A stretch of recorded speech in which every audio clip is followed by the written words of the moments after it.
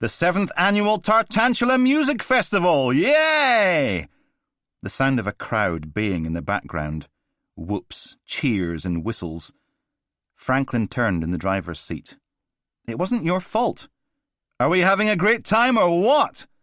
More cheering. Callum frowned down at the cast on his right hand, little pink fingertips poking out of the end.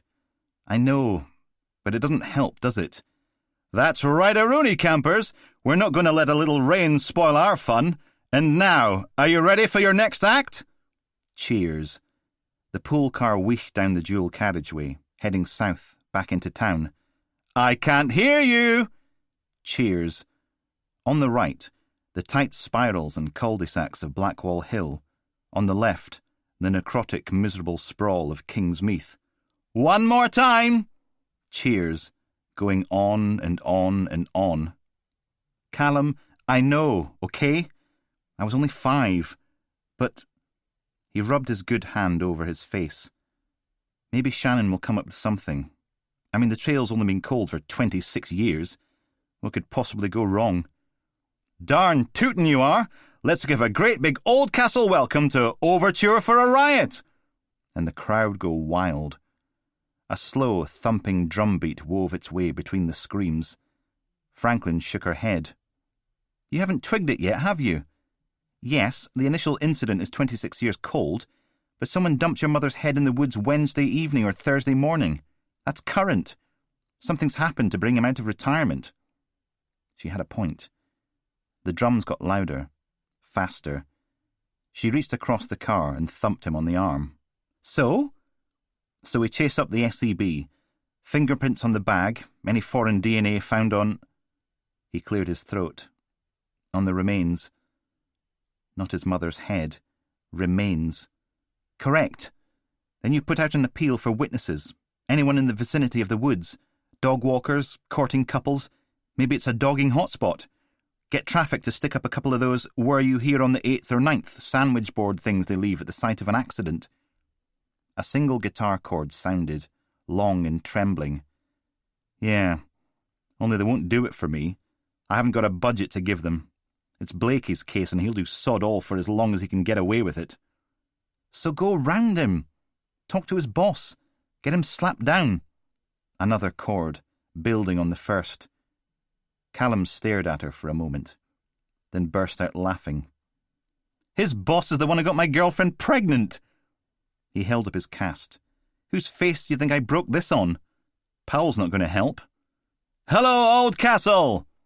Nothing on the radio but cheering. Franklin pursed her lips for a moment, then nodded. You're buggered, then. Might as well get that tattooed across his forehead. Saved time. The Blackborough roundabout loomed up ahead, the library in the middle dark and lifeless, while lights blazed in Montgomery Park, just past it on the right. Marquees and anti-aircraft spotlights, a blimp shaped like a massive tartan spider. Its legs trembled in the rain. Yeah, because that wasn't going to give all the kids within a 3-mile radius nightmares for months. Wicker man, they're dancing while you burn inside. Run and hide. Wicker man, your heart's pumping formaldehyde. Franklin's phone rang, and she dug it out, tossed it across the car to Callum, then killed the radio. Put it on speaker. He did, holding the mobile out and keeping his mouth shut. Rosalind? It's Mother. Where are you? We've been worried. Coming up to the Calderwell Bridge, just heading back to the shop now. Did you get your warrant to search Todd Monaghan's home? Change of plan. I need you at King's Park, east entrance. Pause. And you can tell Callum he can come too. Franklin raised an eyebrow. Callum? I don't... They didn't make me a detective inspector just because I'm pretty, Rosalind. Now, bottoms in gear, children. We've got ourselves a body. Franklin hunched her shoulders, rain drumming on her Crime Stopper's umbrella, picking her way down the gravel path from the car park. Callum limped along beside her, bundled up in a high-vis jacket, sticking close to stay dry. Wet grass glistened in the fading light, big rhododendron bushes lurking in the gloom, leaves just starting to turn on the trees. The fancy sandstone bulk of Dundas House lorded it over the manicured grounds, a massive Brideshead Revisited tribute act, covered with pillars and twiddly carved bits, caught in the glare of a dozen spotlights, making it glow beneath the dark sky. But that was nothing compared to the light show on the opposite side of the river. Montgomery Park was lit up like a Ferris wheel. Marquee's brightest light bulbs, that looming spider dirigible, spotlights raking the low grey cloud, the beams solid in the downpour, the pulsing thump and rumble of drum and bass pulsing out across the water like a giant heartbeat. Which way? Callum pointed. A line of blue and white police tape turned and whirled in the rain, blocking off the path 100 yards further on, where the ground fell away towards the river. They ducked under it and picked their way down the damp stairs to another gravel path, this one bordered by a knee-high stone wall, probably there to stop the dog walkers and joggers from tumbling down the 6 feet of muddy bank and into the King's River. An aluminium ladder was tied to a couple of metal cleats sticking out the far side of the wall. Callum peered over the edge. Down at the bottom of the ladder, 2 SEB technicians in blue Tyvek Smurf suits squatted beside the broken ragdoll figure of a man. He'd lost his T-shirt somewhere along the way and gained a deep gash across his back, but the faded prison tats on his arms and wrists were all the ID needed. It was Todd from Stremure Smokehouse, skin all pale and blotchy in the fading light, face buried in the mud of the riverbank. Franklin's face puckered. That him? Yep.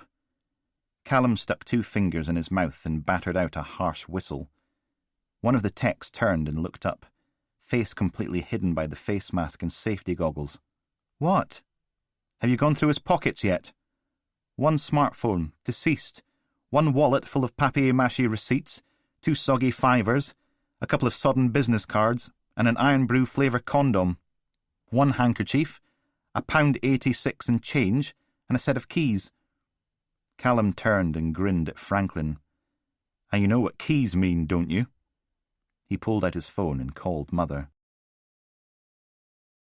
Belfield Road stretched away into the distance, a long straight street of 3-storied terraced granite, no front gardens, just a slab of pavement in front of the slab-faced buildings. A wee shop in the corner was boarded up, tentacles of black soot reaching out across the grey stone. The corner opposite was an aromatherapist's with bars on the windows, and 3 doors down, in a block acneed in satellite dishes, was number 39. It was one of the few buildings with an attic conversion, an ugly Dutch barn-style lump of black slate stitched to the top floor, dirty windows and dirt-streaked UPVC surrounds. An intercom unit hung by a couple of brightly coloured wires, but the flat numbers on the panel still had names attached. Todd Monaghan was printed in green ink next to top floor left. Callum struggled his way into a blue nitrile glove, not easy with 1 hand in a cast, and slipped the keys out of their evidence bag. We ready? Mother and Franklin nodded from beneath the Crime Stopper's brolly. Standing off to one side, McAdams grunted, rain thumping on the wide brim of his brown leather hat. His face was paler than usual, the lines deeper across his forehead and chin, as if yesterday's chemotherapy had been carved there with a Stanley knife. Okay. Keys 1 through 3 didn't work, but number 4 did. Inside, the building didn't live up to its grim exterior. Instead, it was painted a cheery shade of sandy yellow, bright hall lights and fake Tiffany lampshades, pot plants curling out across the landing windowsills. Callum led the way up the stairs. By the time they reached the top floor, McAdams was puffing and wheezing, 1 hand pressed against his stomach, face pale and shiny. Top floor left had a green door with a welcome mat out front and a potted lily growing in a stand. Callum knocked. Mother rubbed McAdams' back as he hunched over. There. It's okay. You just catch your breath. Another knock. Still nothing. So Callum went through the keys again. Number 3 unlocked the green door with a click. He eased it open with his gloved hand. Gloom. Boss? She shook her head. You and Rosalind can go first. Andy and me, we'll wait here for a minute. Rest our old bones. He stepped over the threshold. A small, irregular-shaped hallway with a coat rack by the door, leather jacket, parka with furry hood, dog lead hanging like a noose. "Hello?" A door led off to the right. Bedroom, shrouded in shadow, but clean, tidy, bed made. Franklin looked back over her shoulder. He shouldn't be out here. Who shouldn't? Next door, a galley kitchen, barely wide enough to turn around in. Mugs hanging from hooks beneath the wall units, plates, bowls and glasses lined up in the dish rack on the draining board. Spotless cooker. D.S. McAdams. Why haven't they forced him to go off on the sick? He's clearly not coping. Should be at home or in hospital. He doesn't want to go home. He wants to make a difference before he dies. What's wrong with that? Straight ahead, bathroom. Dancing penguins on the shower curtain. Wooden toilet seat. Splodge-free mirror on the medicine cabinet. The sweet lemony scent of bathroom cleaner. He needs help. Look at him. How is that healthy? Callum glanced down the hall towards the landing. McAdams was still bent double. Mother rubbing his back and talking in a voice too low to make out. What are they supposed to do, suspend him? Even if they say they're doing it for health reasons, it'd be a PR disaster. Police Scotland sack brave cancer hero. He's going to die here. Probably. One door left. It swung open on a living room. Oh. The rest of the flat might have been immaculate, but the living room, not so much. Franklin squeezed past him. Bloody hell. One window gave a view across the rain-slicked rooftops to the vast steel and concrete bird's nest of the city stadium. The setting sun turned everything to fire and darkness as it burned its way through the gap between clouds and earth, painting the living room in warm shades of bronze and amber. The other window didn't give any view at all. It was completely covered in hardcore pornography, sheets and sheets of it, sellotaped to the glass. The couch was pushed back against one wall, clearing a space in the middle of the room for a wooden coffee table covered in plastic sheeting. And right in the middle of that, a mahogany-coloured body, curled up on its side, hands against its chest, knees against them, head bent forward at an impossible angle so the face was hidden. The air was thick with the cosy, enveloping smell of wood smoke. Callum licked his lips. Yeah. Franklin puffed out a breath. Bloody hell. It was him! Todd Monaghan was Imhotep. And now he was dead, washed up on the riverbank, face down in the mud. It was over. No one else was going to die. 43. Ashley's head made a dull ringing noise as it thumped back into the metal tank. She sniffed, blinked, stared up into the darkness. And I'm sorry, Billy. I'm sorry I made fun of your lisp in Mrs. Roslin's class. I'm totally sorry. The rats were asleep again, but they'd hollowed her out. Now the only things left were the jabbing pain in her stomach and the throbbing fire in her skull. It washed against the back of her eyes, like waves on a pebble beach, hissing, in and out, and in, and out, and in, and out. And I'm sorry, Mr. Khan. I'm sorry I used to steal Mars bars from your shop. I'm sorry, I was stupid, and I'm sorry. There weren't many tears left, and the words were getting more and more difficult to make with her scorched earth mouth and sandpaper throat. A tongue like a strip of cork matting, like they used to have in the kitchen before Dad ripped it out. Before he ripped everything out. The words hurt, but what else could she do? Dying. All alone. Here in this tub of manky water that she can't drink without being sick. Dying. In the dark. There was nothing left but to say sorry. Sorry for every horrible thing she'd done in her 13 long, horrible years on this cold, horrible earth. Saying it over and over. Grinding through her life. full of lies and petty hurts and jealousies and spite and spit and cruelty, again and again, remembering new horrors with every repetition, like binge-watching the worst box set ever. "And I'm sorry, Marlene. I'm sorry for everything." She scraped in a deep, gritty breath. "I'm sorry for not being a better friend. I'm sorry for saying you look like a fat minger all those times. I'm sorry for stealing your lunch money in primary 7. I'm sorry for breaking your hair straighteners and blaming it on Sarah McIver. I'm sorry I told everyone you had herpes in second year when it was just a cold sore. I'm sorry for snogging Peter and saying I didn't. I'm sorry for shagging Peter and saying I didn't." A little laugh turned into a sob.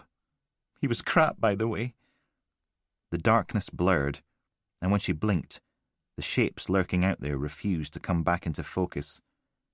Her mother was little more than a fuzzy blob, slumped against the wall, chained tight around her neck.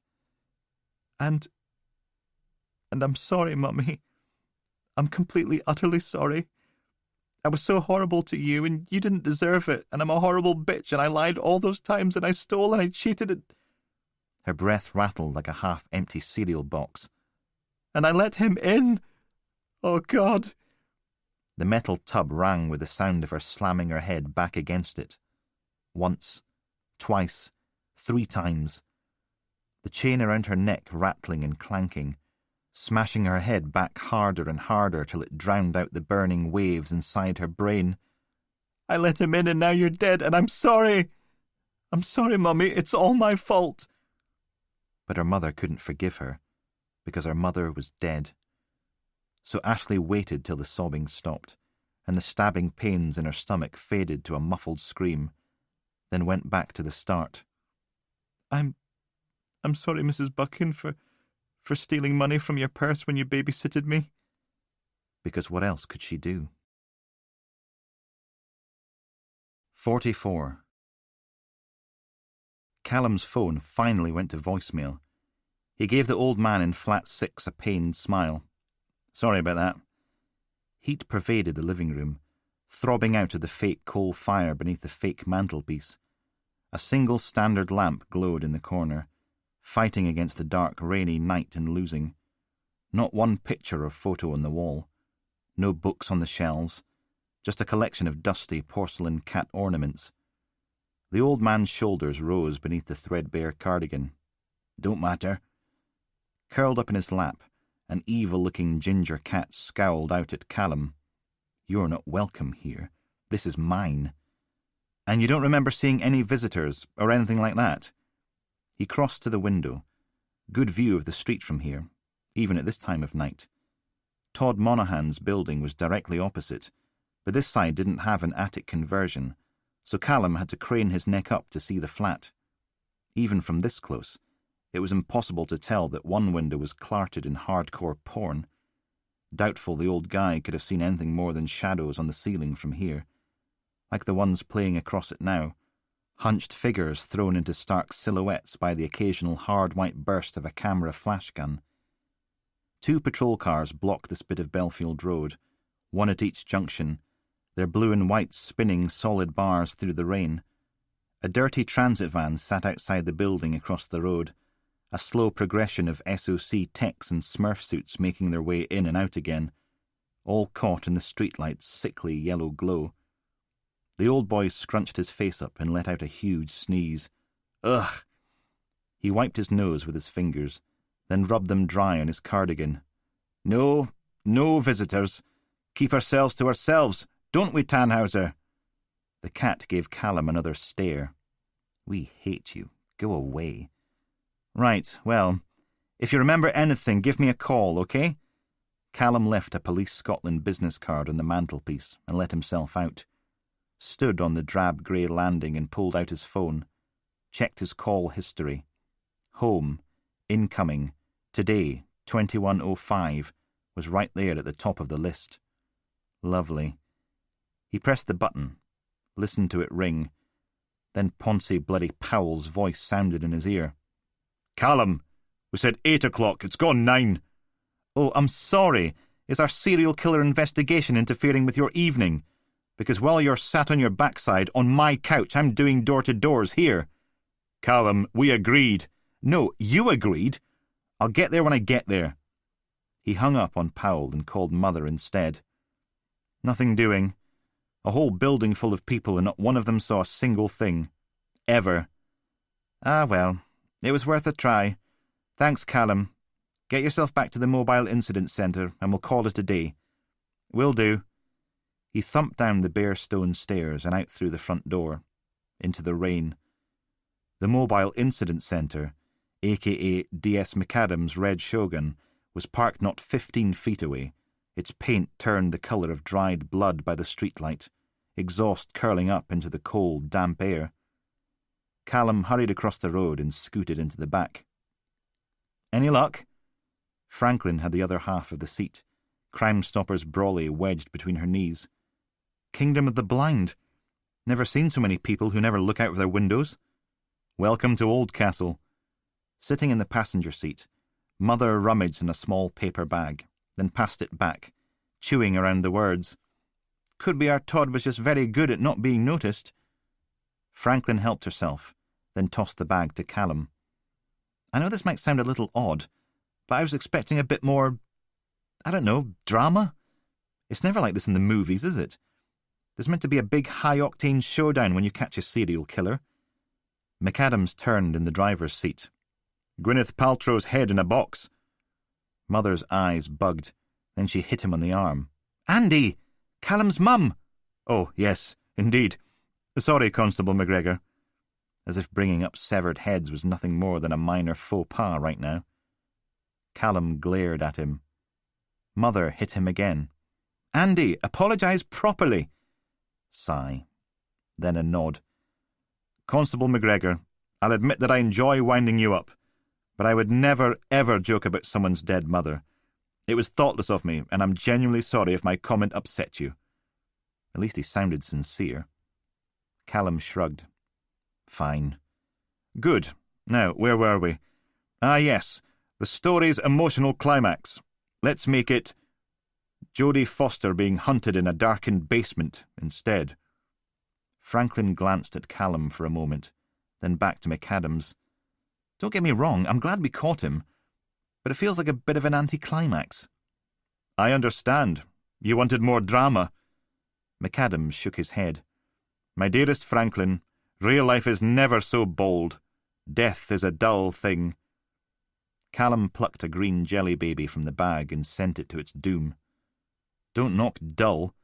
When it comes to serial killers, exciting is to be avoided at all costs. He liberated an orange one and passed the bag to McAdams. Peace offering. Do you remember Ian Zarudi? Gah. McAdams' shudder must have been contagious, because Mother caught it too. Changing the subject, she retrieved her jelly babies. We should go out tonight and celebrate. Franklin scooted forward in her seat. Karaoke? Mother smiled. There's none as fervent as the recent convert, but I don't see why not, if... She pointed through the windscreen. Clap hands, here comes Cecilia. A figure in full smurf had stepped out of number 39 and peeled back her hood. Now she stood in the rain with her face to the clouds, little tendrils of steam rising from her damp black hair. Mother poked McAdams. Give her a toot? He did, leaning on the horn just long enough to make her start, stare, then disappear into the filthy transit van for a moment. When she returned, she was clutching a little red umbrella in one hand and an evidence bag in the other. She wandered over and knocked on McAdams' window. He buzzed it down. 4 bargain buckets, 3 with corn on the cob, 1 with beans, and a Diet Coke, please. Oh, ha, ha, ha. Oh. Her face barely moved. Is this you practicing your curb crawling, Andy, or could you not just live without me? Mother leaned across the handbrake, smiling up at her. Sorry, just wanted to know if you'd found anything, significant. What, other than the mummified corpse in the coffee table? Hopefully.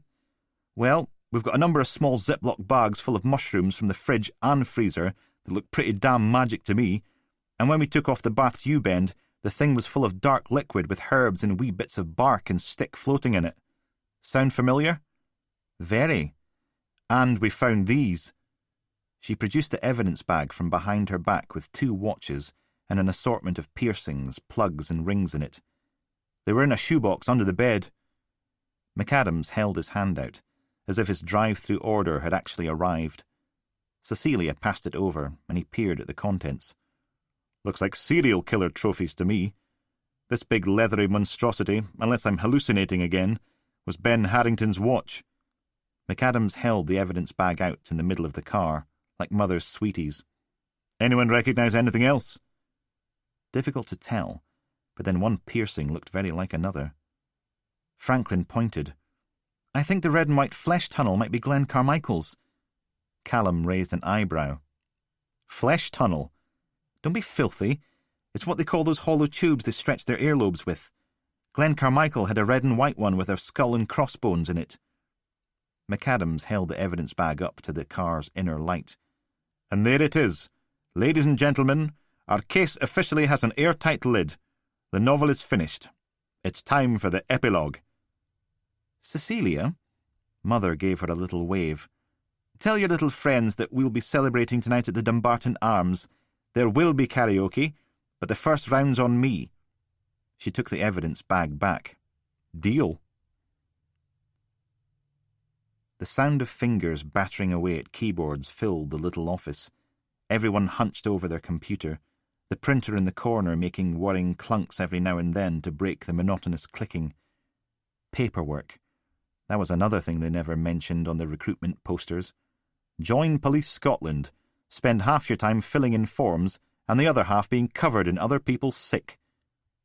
It wasn't easy, typing one-handed, but Callum finished off his final door-to-door report and sent it to the printer. He powered down his computer, stood, stretched. And with that, our handsome protagonist was first to finish. Dotty swore. Franklin and Watt just kept on typing. "Still all to play for, Dot. Silver and bronze aren't as good as gold, but at least you'll be on the winner's podium. It's—" He cleared his throat and nodded. "Detective Superintendent." The woman standing in the doorway had a full-on Kingsmeath facelift. Blonde curly hair scraped back from her forehead and imprisoned in an unruly bun at the back of her head. Her grey eyes narrowed as she tilted her head to one side and stared at Callum. "And the reason you came to an undignified halt just now, Detective Constable McGregor?" He forced a smile. "Just finished my last door-to-door report, ma'am." "And we thought we'd rub that in our colleagues' faces, did we?" The tips of his ears went very warm. "Yes, ma'am. Sorry, ma'am." "Good. Serves them right for being slow coaches." Detective Superintendent Ness held up a hand. "All right, everyone. Hands off keyboards for a moment."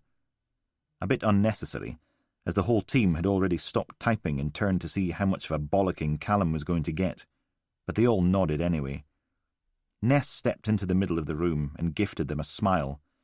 "I've just been in with D.I. Malcolmson and D.S. McAdams, going over Operation Imhotep, and I wanted to stop by and tell you all what a great job you've done.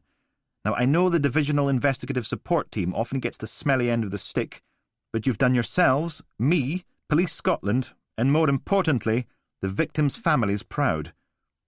Even Watt sat up straight at that one, looking like a cat that had just been offered a spoonful of caviar. "This was a swift and efficient investigation, and you got the right result." A little sideways nod. "Yes, it's a shame Todd Monaghan managed to kill himself, cheating the families of a trial, but the important thing is that he's not going to be hurting anyone else. So well done, all of you." She even gave them a solo round of applause. Dotty grinned. "We'll be happy to do it again, ma'am. You give us another killer to catch, we're there." "Yes, quite. Well, the Chief Superintendent wants to add his congratulations to mine. He's putting on a big press conference tomorrow, and he'll be making sure everybody knows about your invaluable contributions to solving this case." A pat on the back and credit. There would be pigs fluttering past the office window any minute now. "In the meantime, D.I. Malcolmson tells me you're all off to the Dumbarton Arms for a well-deserved drink. First one's on me, OK? OK, good." Ness wheeled round on her heel and marched out of the office. "Just make sure your paperwork's up to date before you go." "And one orange juice and lemonade." McAdams lowered the glass in front of Callum as if it was full of lukewarm urine. "Takes all sorts." Word must have got out about Detective Superintendent Ness paying for the first round, because the BART was hoaching with off-duty police officers, SEB technicians and support staff, all clamouring for their free drink, laughing, shouting, showing off, enjoying themselves. Made a nice change. And at least, with the BART being packed to the walls, Hedgehog didn't have time to corner Callum and demand payment for last night's binge session. Small mercies. Mother clinked her wedding ring against the double whiskey in her other hand, setting the glass ringing. "All right, people, as my dear old gran used to say, hud your wish the minty." The hubbub died down to a muted roar. "That's better." She held out her hand and McAdam helped her up till she was standing on her chair, looming over the crowd. "Now I just want to say," a big voice boomed across the pub, "thank you, D.I. Malcolmson, for getting this lot to quiet down for a change." Everyone turned to face the door, where a massive lump of a man stood in the traditional black T-shirt and epaulettes, a peaked cap tucked under his arm, and a moustache on his face. He held up a hand. "Now, I know what you're thinking. The old man's just here to make sure no one's sloping off early, but that's not the case. Not this time, anyway." A dark, rumbling chuckle. He got a couple of sycophantic laughs from the brown-nosed members of the congregation. Mother forced a smile. "Ladies and gentlemen, Chief Superintendent McEwen." The head of O Division gave a little bow, as if he was expecting a round of applause. He didn't get one. "Today is a proud day for Police Scotland. Operation Imhotep's excellent result just goes to show what can be done with teamwork and the right management support from senior officers. This is the essence of modern policing in these challenging times." Callum's phone launched into its bland, anonymous ringtone. The two officers nearest him pulled pained faces and backed away a couple of paces as he yanked it out of his pocket and hit the button, keeping his voice low. "What?" "Callum? Callum, it's Bob. Bob Shannon? Hello?" "Grasp the nettle and forge a new alliance with the public to ensure not just policing by consent, but by active enthusiasm." He turned his back on the Chief Superintendent. "Bob, hi. Sorry, I can't talk. It's a bit... I know it's late, but I think I've got an ID for your public toilet paedophile.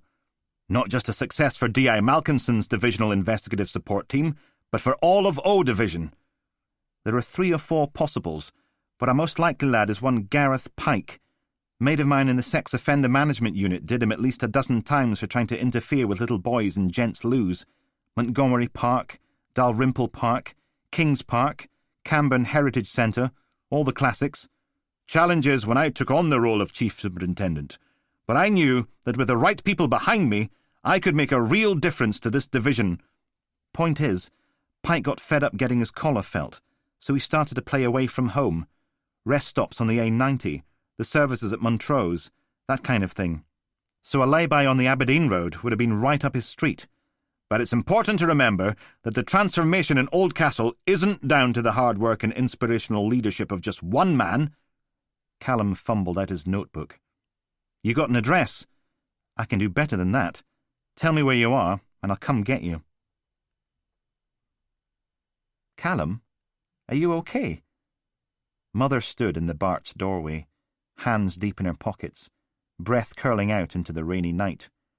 "Yeah, fine." Callum tried a smile. He picked at the lining of his fiberglass cast. Hadn't even been on a day and already the thing was getting filthy, all greyed and blotchy. Getting it soaked at regular intervals throughout the day probably wasn't helping. Elaine and DCI Cockface want me to move all my stuff out. Today. Ah, she winced. "I heard Rhys had left his wife. Didn't know it was for your Elaine. Sorry. She's not my anything." Mother nodded. Water rushed in the gutters like filthy little rivers, washed across the paving slabs, hissed against the sign above the pub door, turned the streetlights into glowing spots, septic and angry. A taxi grumbled past, a couple screaming at each other in the back seat. "Callum, do you want a hand moving? It's not going to be easy with just a bicycle." He looked the other way. "Actually, I thought I might borrow one of the pool cars. Without telling anyone. Better take them on Deo, then. You'll get more in the back of an estate. Thanks, boss. She made a tutting noise, then patted him on the back. Have you got anywhere to store your things? Ah, there was that. Because if Powell and Elaine thought they were keeping all the furniture and kitchen stuff he'd bought for the flat, they could carve that thought on a 6-foot granite slab and shove it up their collective backsides, and there was no way it was all going to fit in Dottie's spare room, never mind all the books. Mother rolled her eyes. Men, you're sweetly pretty things, and we wouldn't be without you for the world, but your little heads just aren't suited to the practicalities of life. She pulled a jailer's bundle of keys from her fleece pocket and worked a small Yale from one of the many rings. Here, my Jack has a lock-up in Cowskillen, 23 Washington Lane, round the back of the processing plant. I'm sure it's all pornography and empty whiskey bottles in there, but try not to make too much of a mess. Callum took the key. Thanks. A small green Toyota hatchback pulled onto the street, headlights shining back from the wet road. It parked 4 buildings up, outside Dougie's famous chipper, pizzas, kebabs and baked tatties too. The Toyota switched off its headlights and sat there with the engine running. And if you finish before midnight, come back and have a proper drink. No more of that orange juice and lemonade nonsense, okay? Okay. Good. Another pat. Better get going. I'm doing something stupid with Andy in a minute. She headed back inside, and 30 seconds later, the car parked outside the chip shop flashed its lights and pulled away from the curb, slid to a halt outside the Dumbarton Arms, right in front of Callum. The driver's window buzzed down, filling the night with Lennon, McCartney and Harrison, imploring a postal worker not to sod off without checking their bag again. Callum hunkered down with his hands on his knees and peered into the car. Can I help you? Ex-DS Bob Shannon smiled out at him, voice raised over the Beatles. Detective Constable McGregor, you and I have an appointment with a child molester. 45. Shannon paused for a moment at the top of the stairs, face flushed and shining. Ugh! The smell! Why does everyone have to pee in the stairwell? Do they not have toilets here? He mopped his forehead with a green and yellow scarf. Callum lurched to a halt next to him, breathing hard. 13 floors of climbing through the eye-watering reek of other people's urine, and his throat burned. The air even tasted of it, sharp and bitter. He better be in after this. Faulkner Heights had to be the mankiest of the 7 tower blocks that enclosed this side of the Blackburn roundabout. Oh, it didn't look manky from the dual carriageway, or the library, because the council had painted the sides of the building that faced that way, but they'd left the other 2 sides as dirt-streaked concrete, with all the windows boarded up on the bottom 3 floors, about as high as a wee scrote could chuck a rock. They hadn't bothered painting the inside either, or dousing it with disinfectant, though to be honest, setting fire to the place was probably the only hygienic option. A pile of bin bags sat by the lift, beneath the out-of-order sign, leaking rancid brown liquid across the floor. A dull yellow stain marked the wall in the corner, flowing down across pale crystalline growths to the ground, the burning stink of fossilized piddle mingling with the bin bag's gritty stench. Graffiti scrawled across the wall, generations of the abandoned, marking their territory in a slightly more permanent way than by peeing on it. Shannon bared his teeth. About time they pulled this block down and stuck up something nicer, like a crematorium, or an abattoir. He pointed at Callum. Before we do this, we need some ground rules. Callum wiped his good hand across his damp forehead. Go on, then. 1. I know you want to kill this guy, but you don't. Agreed? No beating the living hell out of him, no breaking his fingers, not so much as a Chinese burn. No. That can't happen. We're police officers. Or at least I used to be, and that means something. If he's the one who killed your mother, he goes to prison for a very, very long time. He doesn't walk free because you played batter the suspect. Callum blew out his cheeks. Fine. 2, we're going to good cop, bad cop it, and you're playing the good cop. Seriously. Come on, you can't... No! Non-negotiable. If you're playing good cop, you're less likely to twat him one. Callum stared at him, then away down the dull grey corridor with its graffitied walls. Agreed. OK, then. Shannon leaned on the doorbell, but nothing happened. Not so much as a bing-bong from inside. So he drew his fist back and gave the door 3 loud, hard knocks, the kind that let everyone know the police were outside and they were not sodding happy, which was probably par for the course down here, or, strictly speaking, as they were on the 13th floor, up here. Shannon gave the door another 3 bangs. No one came out of the other flats for a gawp. The police hammering on someone's door had clearly lost its novelty a long time ago. Callum checked his watch. Maybe he's out. Doubt it. From what I've heard, Pike's pretty much a shut-in these days. Shannon rolled his shoulders. Think we should kick it in? I've not done that in donkeys. A grin tugged his grey beard out of shape. I was listening to Radio 4 the other day, and this guy from the Met said modern UPVC doors can stand up to a battering ram for over half an hour. This thing, 1 good boot and it's in. He rapped his knuckles against the tatty wooden door. Someone had stolen the numbers off it, leaving just the dents in the paint to spell out 13 to 15. We haven't got a warrant. Thought you wanted to do things by the book. I used to love dunting someone's door in. It was like opening a present on Christmas Day, never knowing what you were going to get. Would it be a selection box, a pair of leather football boots, or a druggie with a shotgun? A sigh. Strange, the things you miss when you retire from the force. Callum raised his left fist to the wood. 1 more go. But before he landed it, there was a thunk from inside, followed by a light flickering on behind the spy hole.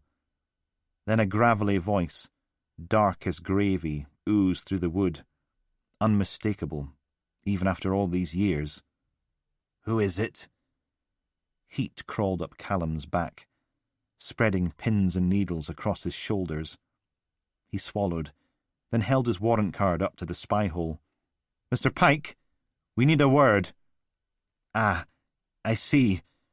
Well, I'm sorry, but it's not quite convenient right now. Not convenient at all. I'm indisposed. Shannon raised his voice a bit. Let's kick it in, right now. Boot the door right off its hinges. No, don't do that. I need my door. Yes, I need it. Please don't do that. Then open up, Gareth. A rattling sigh. Today doesn't seem to be turning out as well as I'd hoped. The clattering sound of a chain drawing back was followed by several loud clicks. Then the door swung open. The man standing in the doorway was stooped over, but his large bald head still came within an inch of the frame. Big, wide, just like he'd been in the car park, only a lot thicker around the middle, and instead of the black overcoat, he was dressed in a stained silk robe, socks, Crocs, an I Heart Oldcastle t-shirt, spattered with what looked like brown sauce, and a pair of polka-dot boxer... Gah! Callum recoiled a step. So did Shannon. Gareth Pike smiled, showing off perfect white teeth, raised his bushy white eyebrows. I did mention I was indisposed. The front of his underwear was tented out, pointing straight ahead at 90 degrees. Now, do you gentlemen still wish to come in? Pike waved a hand at the couch. Sit. Sit. No chance. Piles of newspaper and ready meal containers teetered against the walls. The carpet, if there was one, lay buried beneath a thick layer of hair and filth. Water stains on the ceiling and walls. A drift of scrunched-up tissues spread out from the couch in a fan shape, all crunchy and flaky, their faint bleachy smell mingled with the rancid odour of a man who'd clearly fallen out with soap and deodorant. The only picture on the wall was Mary, cradling the baby Jesus. An old-fashioned Cathode-ray TV was hooked up to a video player, the screen flickering with a close-up of Simon Cowell's sneering face. Pike lowered himself into a greasy armchair, legs spread wide, tent on full display. "Ooh, my knees. Not what they once were." Hard to believe that this was the man who'd given him nightmares for years. Callum crossed his arms, just in case his hands accidentally touched something. "You don't remember me, do you?" Pike's face creased for a moment. Then, "No." Shannon went to sit, but obviously thought better of it.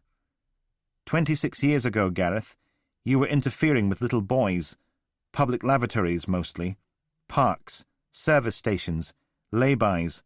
Winter, summer, autumn, spring, there you'd be, fiddling away. A nonce for all seasons." A big fat shrug sent his chins wobbling. "A wise man once said, 'To thine own self be true.' So yes, I admit it, but I've atoned for my sins, repaid my debt to society with 10 years attending to Her Majesty's pleasure at Peterhead Prison."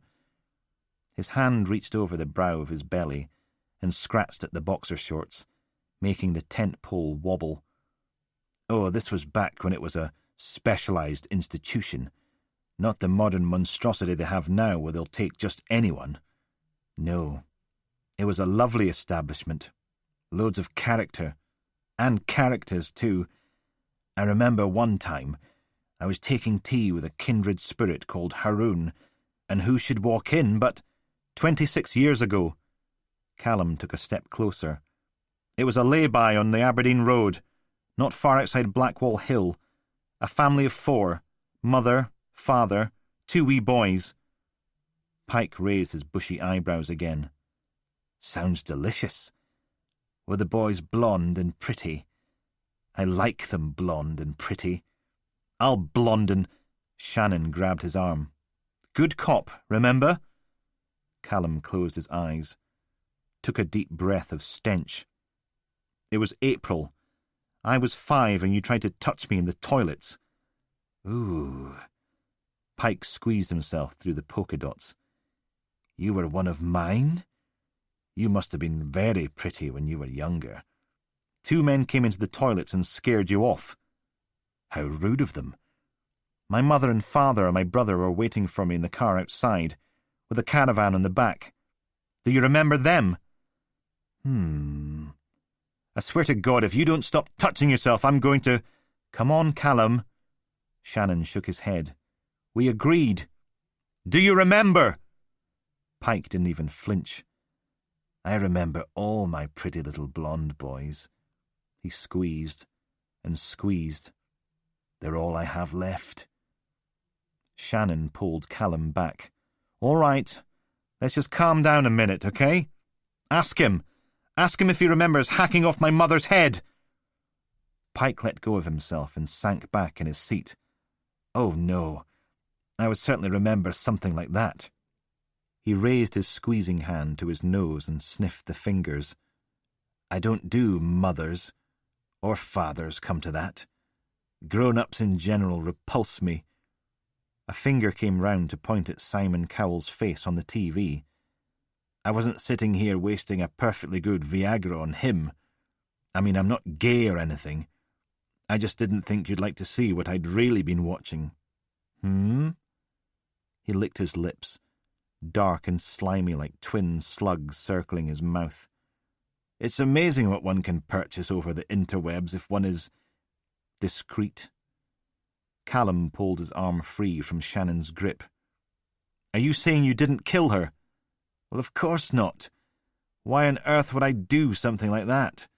Can you imagine how messy it would be? No, I'm a lover, not a fighter." He gave a little shudder. "But I do remember you. You ran off and hid in the caravan, didn't you? You wouldn't come out to play. You said my parents didn't love me anymore, that they'd given me to you. Oh, we could have had such fun, you and I, before you got so old and unappealing." Sigh. "I waited so long in the rain for you. I hope you didn't mind my taking care of myself while I waited, but you wouldn't come out and help." Shannon curled his top lip. "Did you see anything? Anyone else at the toilets?" Would you like to see the video I was watching? It's very good. I know everyone's obsessed with digital technology, but I'm not supposed to have a computer. I do, of course, but there's something so deliciously nostalgic about videotape. His eyes widened. The way it flickers and buzzes. Oh my. Did you see anyone else, or didn't you? Sometimes I like to twist the tracking all out of line, so it's like the old days when a tape's been copied and passed around and copied again and again and again. You don't get that sense of tradition with these modern digital films. Callum unfolded his arms and balled his left hand into a fist. Answer the sodding question, or I'll break the tracking in your head. Oh, yes. I saw someone. I saw things you wouldn't believe, right there in that car park, all those years ago. Pike fluttered his eyelashes.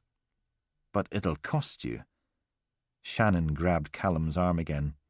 He's just screwing with you. It's what people like him do. Oh, no, no, no.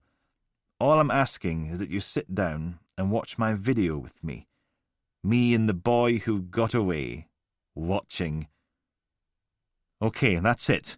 I'm going to kill him. Shannon tightened his grip, leaned in close and whispered into Callum's ear. He puts on the video. You do him for possession of indecent images of children, or whatever they're calling it these days. It's not an illegal search, because he's shown you it voluntarily. Well, my once pretty little blonde-haired boy. Grab the greasy fat slug by the throat and squeeze. Dig both thumbs into his windpipe and squeeze till his eyes bulge and his face goes purple. Squeeze till he judders and gurgles and dies. And never find out what happened. Callum uncurled his fists, forced it all back down again. Go on, then. Pike clapped his hands. Oh, how jolly! He knelt in front of the video player and ejected Simon Cowell, replaced him with a tape and a grey cassette, collapsed back in his seat and grinned. You see, I was so angry when those ruffians burst into the toilets and spoiled everything I was going to slash their tyres. Serves them right. He dug a remote control out from between his seat cushion and the arm of the chair, pointed it at the TV and pressed play. But when I got out, another pretty little blonde boy was right there. I thought it was you for a moment, but he was wearing a different T-shirt. A wall of flickering pink filled the screen. So I thought, well, today's going to end delightfully after all. Look what the baby Jesus has sent me.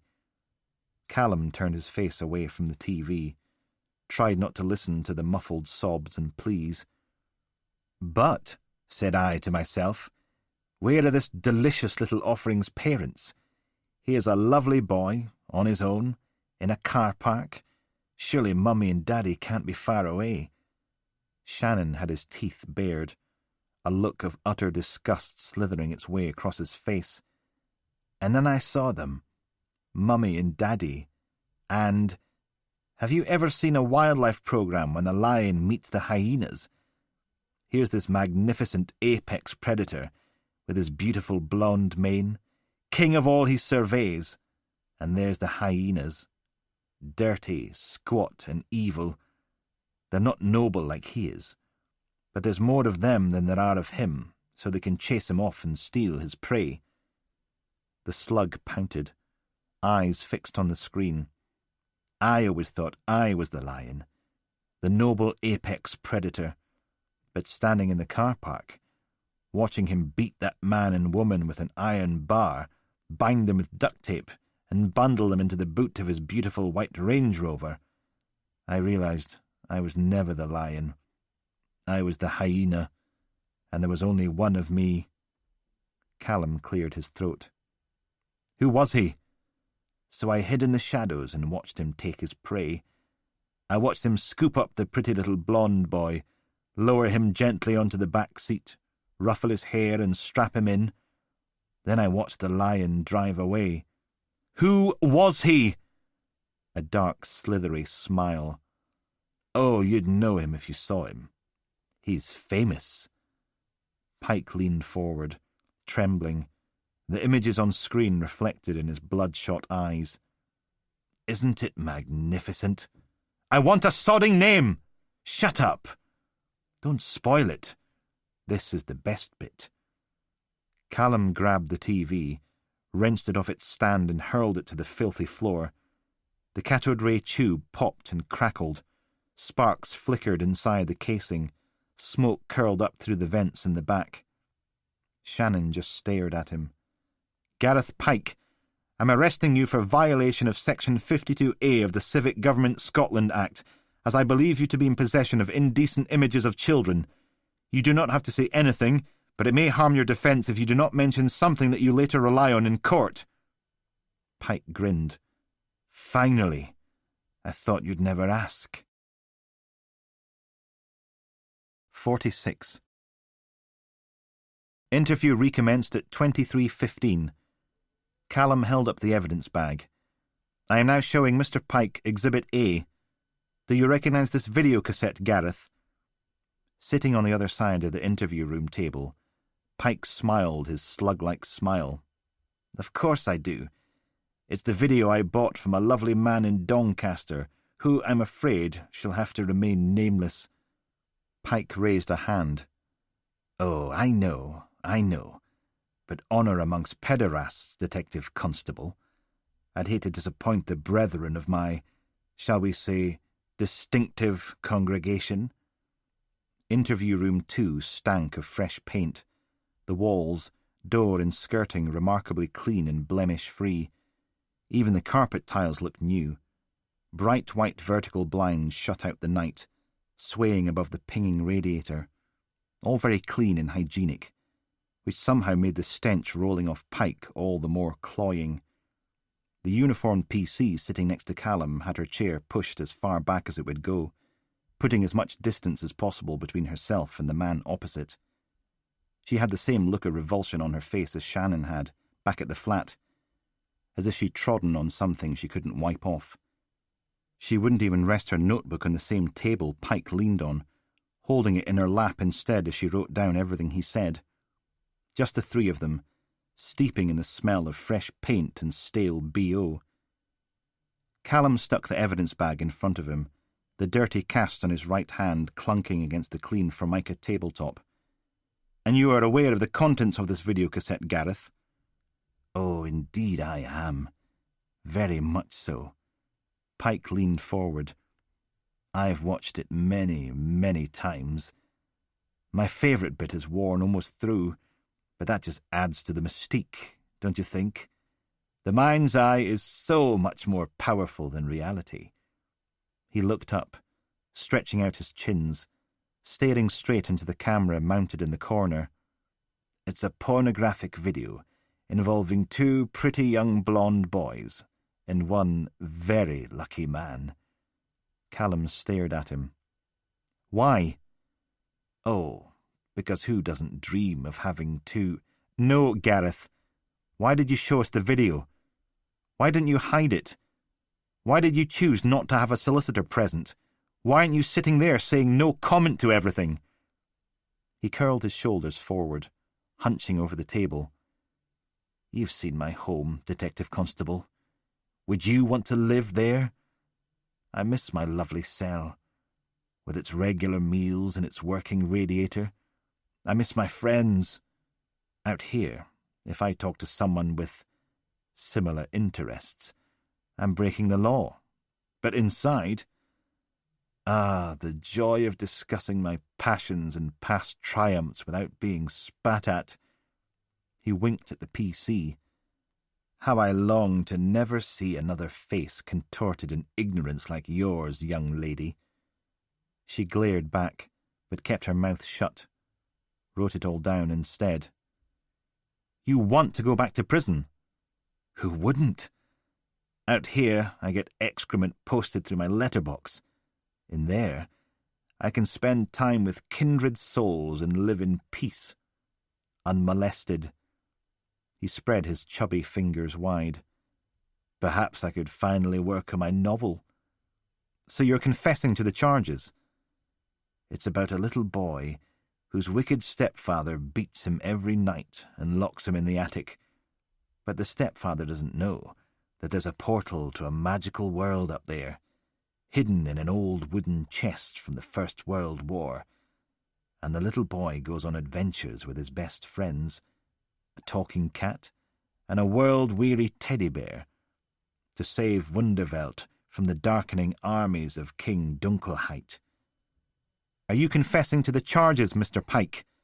Oh, most certainly. A frown. I can't decide if the teddy bear should harbour the soul of the boy's dear departed grandfather, killed in the trenches, I think. Maybe mustard gas. Or would that be too dark? Callum just stared at him. Of course it's semi-autobiographical. I didn't have a talking cat or a haunted teddy bear. But I definitely had a stepfather. I'll leave out the bits where he shared me with his friends, though. No one likes a tattletale, do they? Was that supposed to make him sympathetic? Tough. Callum held out his good hand for the PC's notebook, then slid it across the table, passed Pike a pen. Sign at the bottom there, and date it. I'd like a south-facing cell, if at all possible. He scrawled his name across the bottom of the page, followed by today's date. Would that be possible? You said you recognized the man who abducted my parents and brother. I suppose it all depends on what's available, but it'd be nice to feel the sun on my bars. You said he was famous. Oh, I said many things, Detective Constable. And now, he poked the notebook with its signed confession. I've got what I wanted. So why should I help you with anything? Supply and demand. All I want is a name. I know. And all I want is a south-facing cell. Something on an upper floor, so there's a nice view. If you can't supply me with that, then our business here is concluded. A wink. So why don't you scurry off and see what you can do about my cell? Off you go. Scurry, scurry. Callum snatched the notebook back and returned it to the PC. I can't believe I was afraid of you all those years. You're pathetic. Oh, indubitably. And now I've got power over you all over again.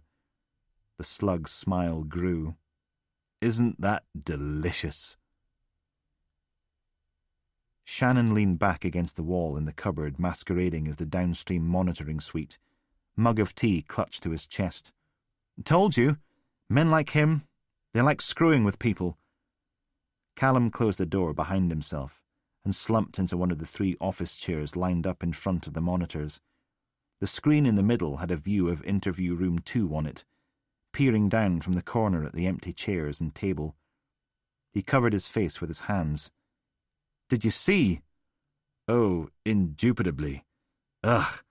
I mean, who uses words like indubitably these days? Dicks, that's who.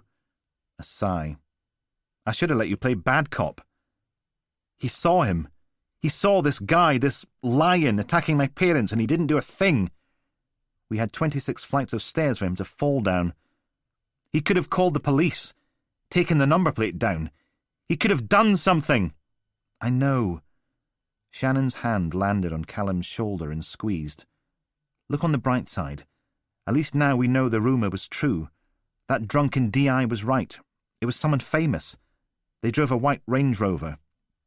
I was terrified of that lardy sack of crap. Callum, it's okay. I'll get my OAPs to go digging through their notebooks and attics and sheds. We'll find out who he is. One last squeeze. But it'll take a day or 2. Meantime, you sod off home and get some sleep. I'll give you a call as soon as we know anything. Callum thumped the Mondeo's door shut and stood on the pavement, in the drizzle, staring up at the 3rd floor. 20 to 12 and the lights were still on in the flat. Home, or what used to pass for it. He pulled his shoulders back and let himself in through the communal front door, ignored the pile of posts on the windowsill at the back, marched up the stairs. The cats had been at Toby's pot plants again. Tough. Callum took out his key and slid it into the lock of 3FA. It didn't turn. and the little brass plaque above the letterbox was gone too, replaced by a white plastic rectangle with R. Powell and E. Pirrie carved into the surface. They hadn't even waited till his grave was cold. So he bunched his left hand into a fist and gave the door the same 3 hard knocks Shannon had given Gareth bloody Pike. The police are here, and they're not sodding happy. Took a while, but eventually the door swung open, and there was Powell, in jeans and a Rolling Stones t-shirt, big white trainers that looked as if they'd never seen the outside world. He didn't seem as intimidating out of a suit, more like someone's dad trying to be trendy and down with the kids, and failing. He scowled out at Callum. "I've been waiting. Where's my stuff?" Pitching it as a challenge rather than a question. Powell closed his eyes and shook his head, then turned and marched back into the flat on his ridiculous white trainers. "Elaine packed everything into boxes." "I'll bet she did." Callum followed him. "And did she pack the TV and the couch and the bed and the microwave and—" "Oh, for God's sake, Callum, will you grow up?" Powell turned, arms out. "Yes. Okay, I get it. You've been betrayed. We hurt your feelings. Everything's terrible, and it's all my fault." Callum's left hand curled into a fist, chest out, shoulders back. "Does that make you feel better, Callum?" "I admit it. It's all my fault." Grab him by the throat and squeeze the life out of him. "But do you think you were so easy to live with? Do you think Elaine didn't struggle every day with your moods and your obsessions and your neediness?" "Kill him." "We fell in love, okay, Callum? We reached out for someone and we found each other." "Kill him right now." Powell's arms dropped to his sides. "She didn't love you, Callum. She was just going through the motions because she didn't want to hurt you. It wasn't a conspiracy.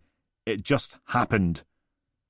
He walked through to the living room, pointed at the cardboard boxes stacked up by the window. "I know, it doesn't help, but I'm sorry." They'd obviously raided the nearest supermarket, because the pile was a mixture of small boxes that used to contain wine, big boxes that used to contain frozen chips, boxes for toilet cleaner, crisps, bin bags, cauliflower florets, and stork vegetable fat, each one sealed with brown parcel tape and marked with black pen, clothes, CDs and DVDs, Lego, and Misk.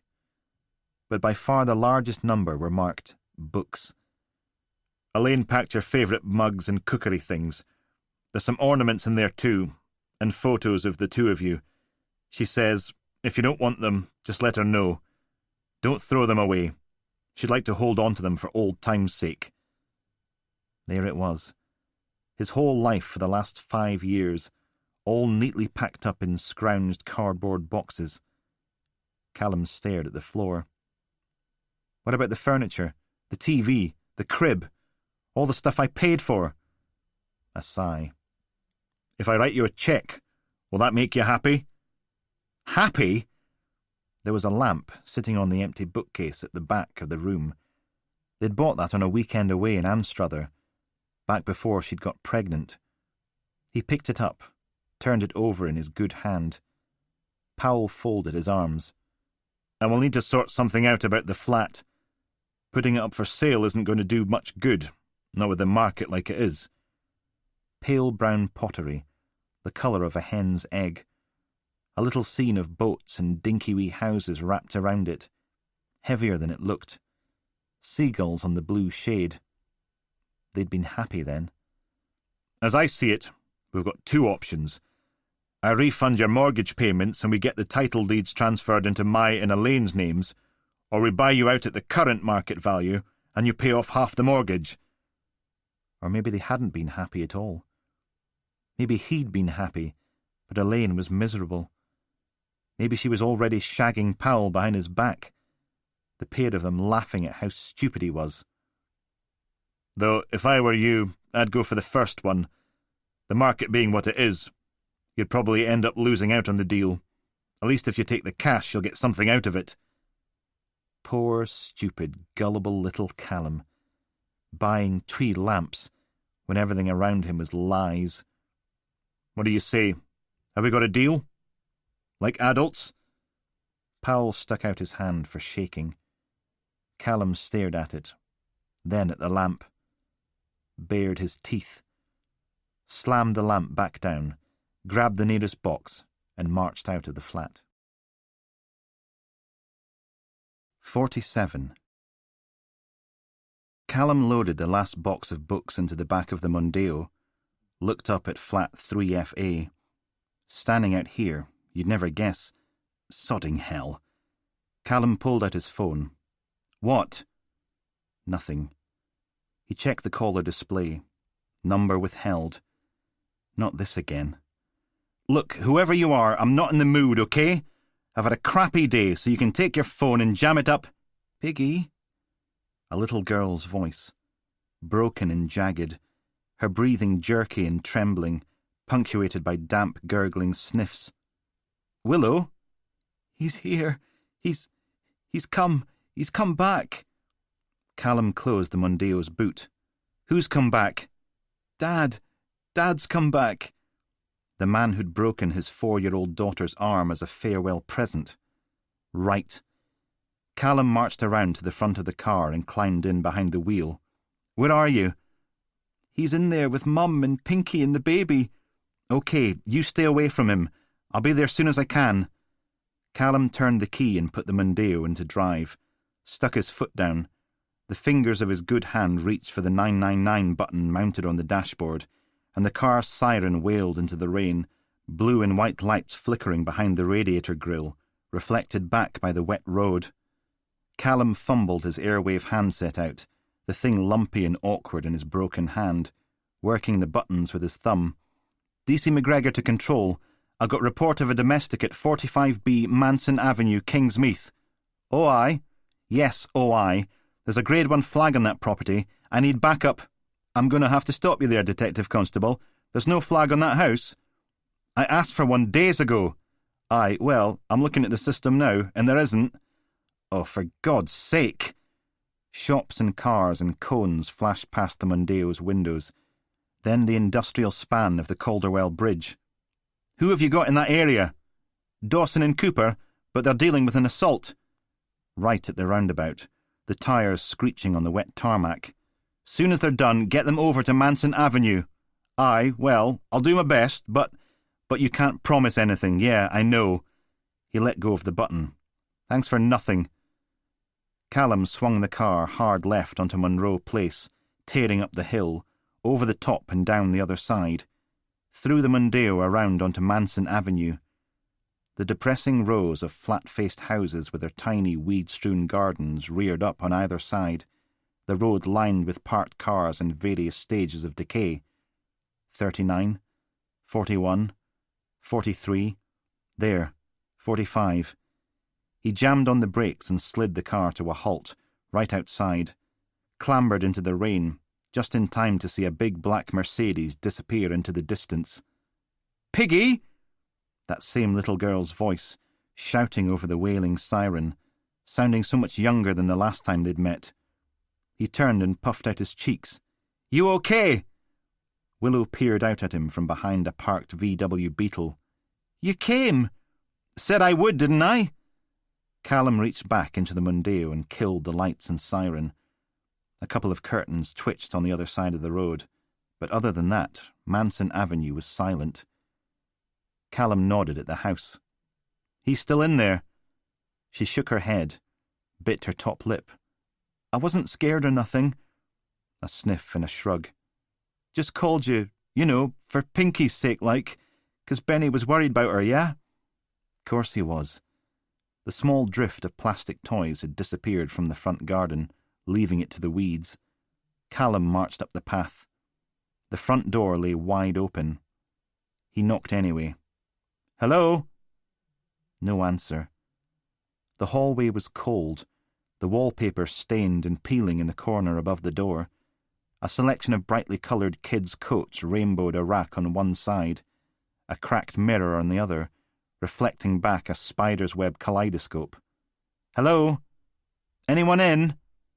Callum turned back to Willow. What's your mum's name again? A shrug.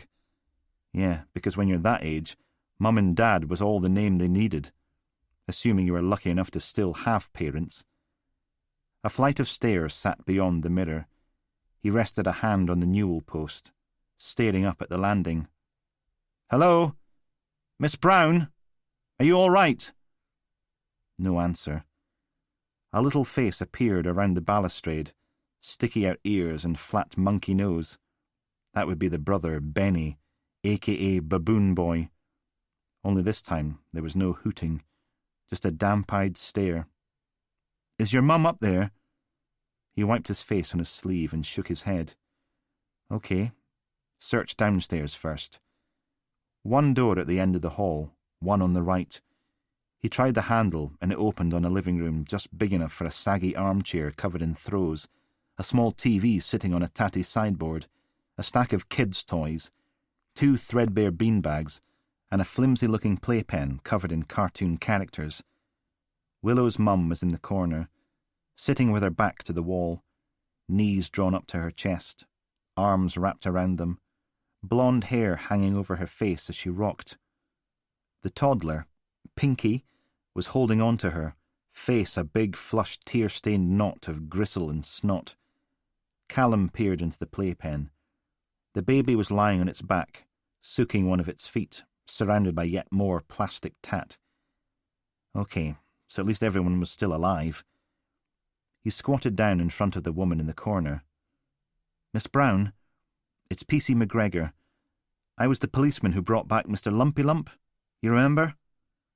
She peered out at him from behind her curtain of hair, looked away. Callum tried a smile. "I came because I was worried about you.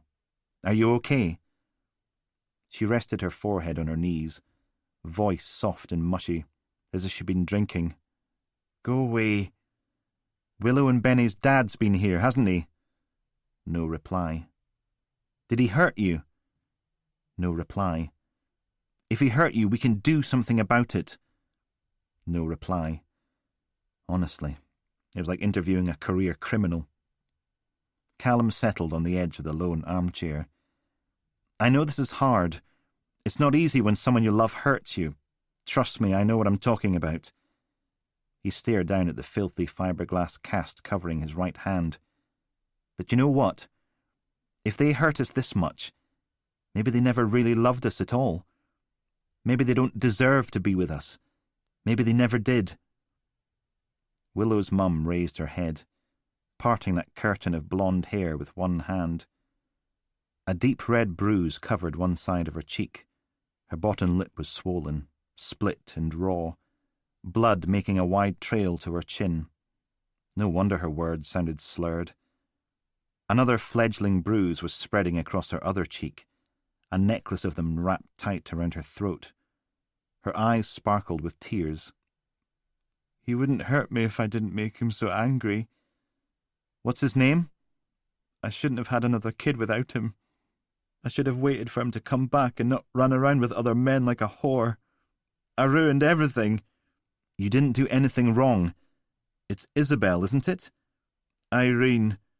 She picked at the knee of her jeans. "And I did. He told me I did." "Yeah, well, you didn't, and he's a dick." Callum pointed at the playpen and its foot-sucking inmate. "You love your baby, don't you?" A little nod. "Well then, there you go." Callum fumbled his notebook and pen out. "Now, the charmer who beat you. What's his name?" Irene Brown blinked at him, then looked away. "I fell. I tripped and I fell, because I'm a stupid, clumsy bitch." "Come on, Irene, you're not—" "Please, just leave me alone." Callum poured boiling water into the 2 mugs. The kitchen wasn't huge, and nothing in it looked as if it had been bought from new, but it was clean and tidy enough. Willow stood in the doorway, watching as he mashed the tea bags against the mug's inner walls with a teaspoon, not saying anything as he fished them out and dumped them in the bin, or when he got the milk out of the fridge. It wasn't till he took the lid off the semi-skimmed and had a sniff that she broke the silence. "We're not scummers, okay, Piggy?" "Never said you were." Both mugs got a dollop of milk. The force of habit. You can't trust a pint of milk in a police station. Never know who's been at it. He took a wee sip of tea. Hot, but bearable. Does your mum ever mention your dad's name? Maybe she's got photographs hidden away somewhere. Willow rolled her eyes and stomped into the room, picked the semi-skimmed off the worktop and stuck it back in the fridge.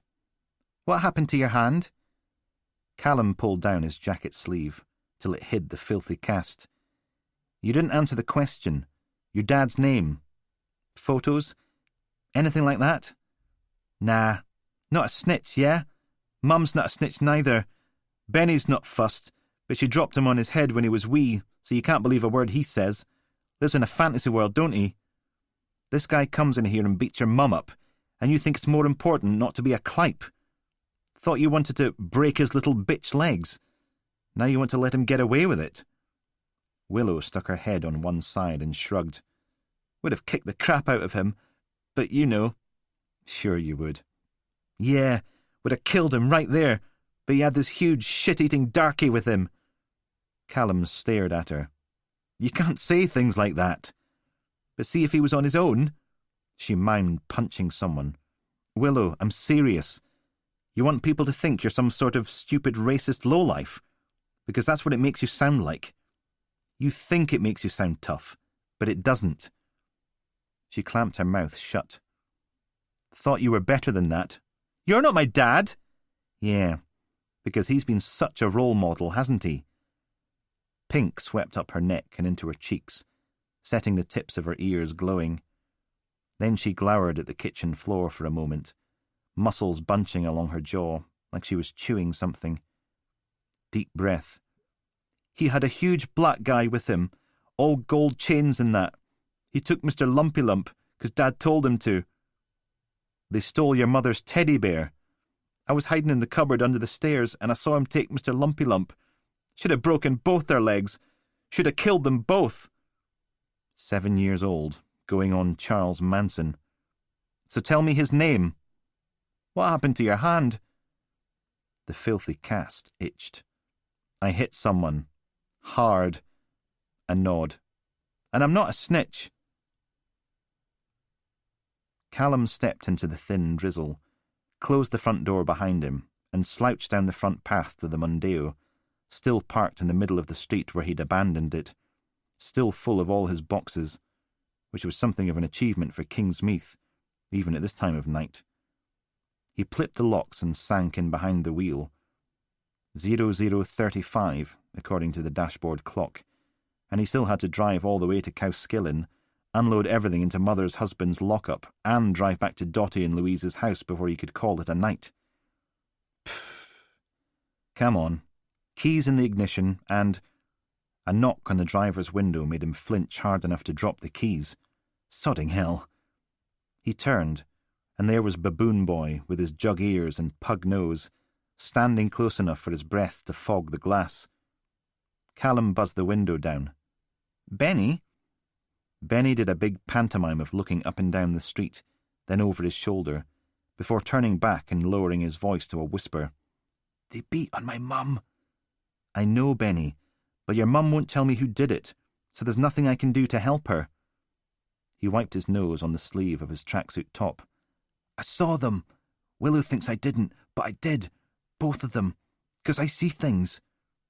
Callum slumped back in his seat. I'm sure you do, but I'm completely knackered, Benny, so... My dad's a rock star. Is he now? He's got a helicopter and a plane and a tiger and loads of bitches. Bitches? Maybe Willow hadn't been lying about Benny being dropped on his head when he was wee. In bikinis and stuff, for the dancing.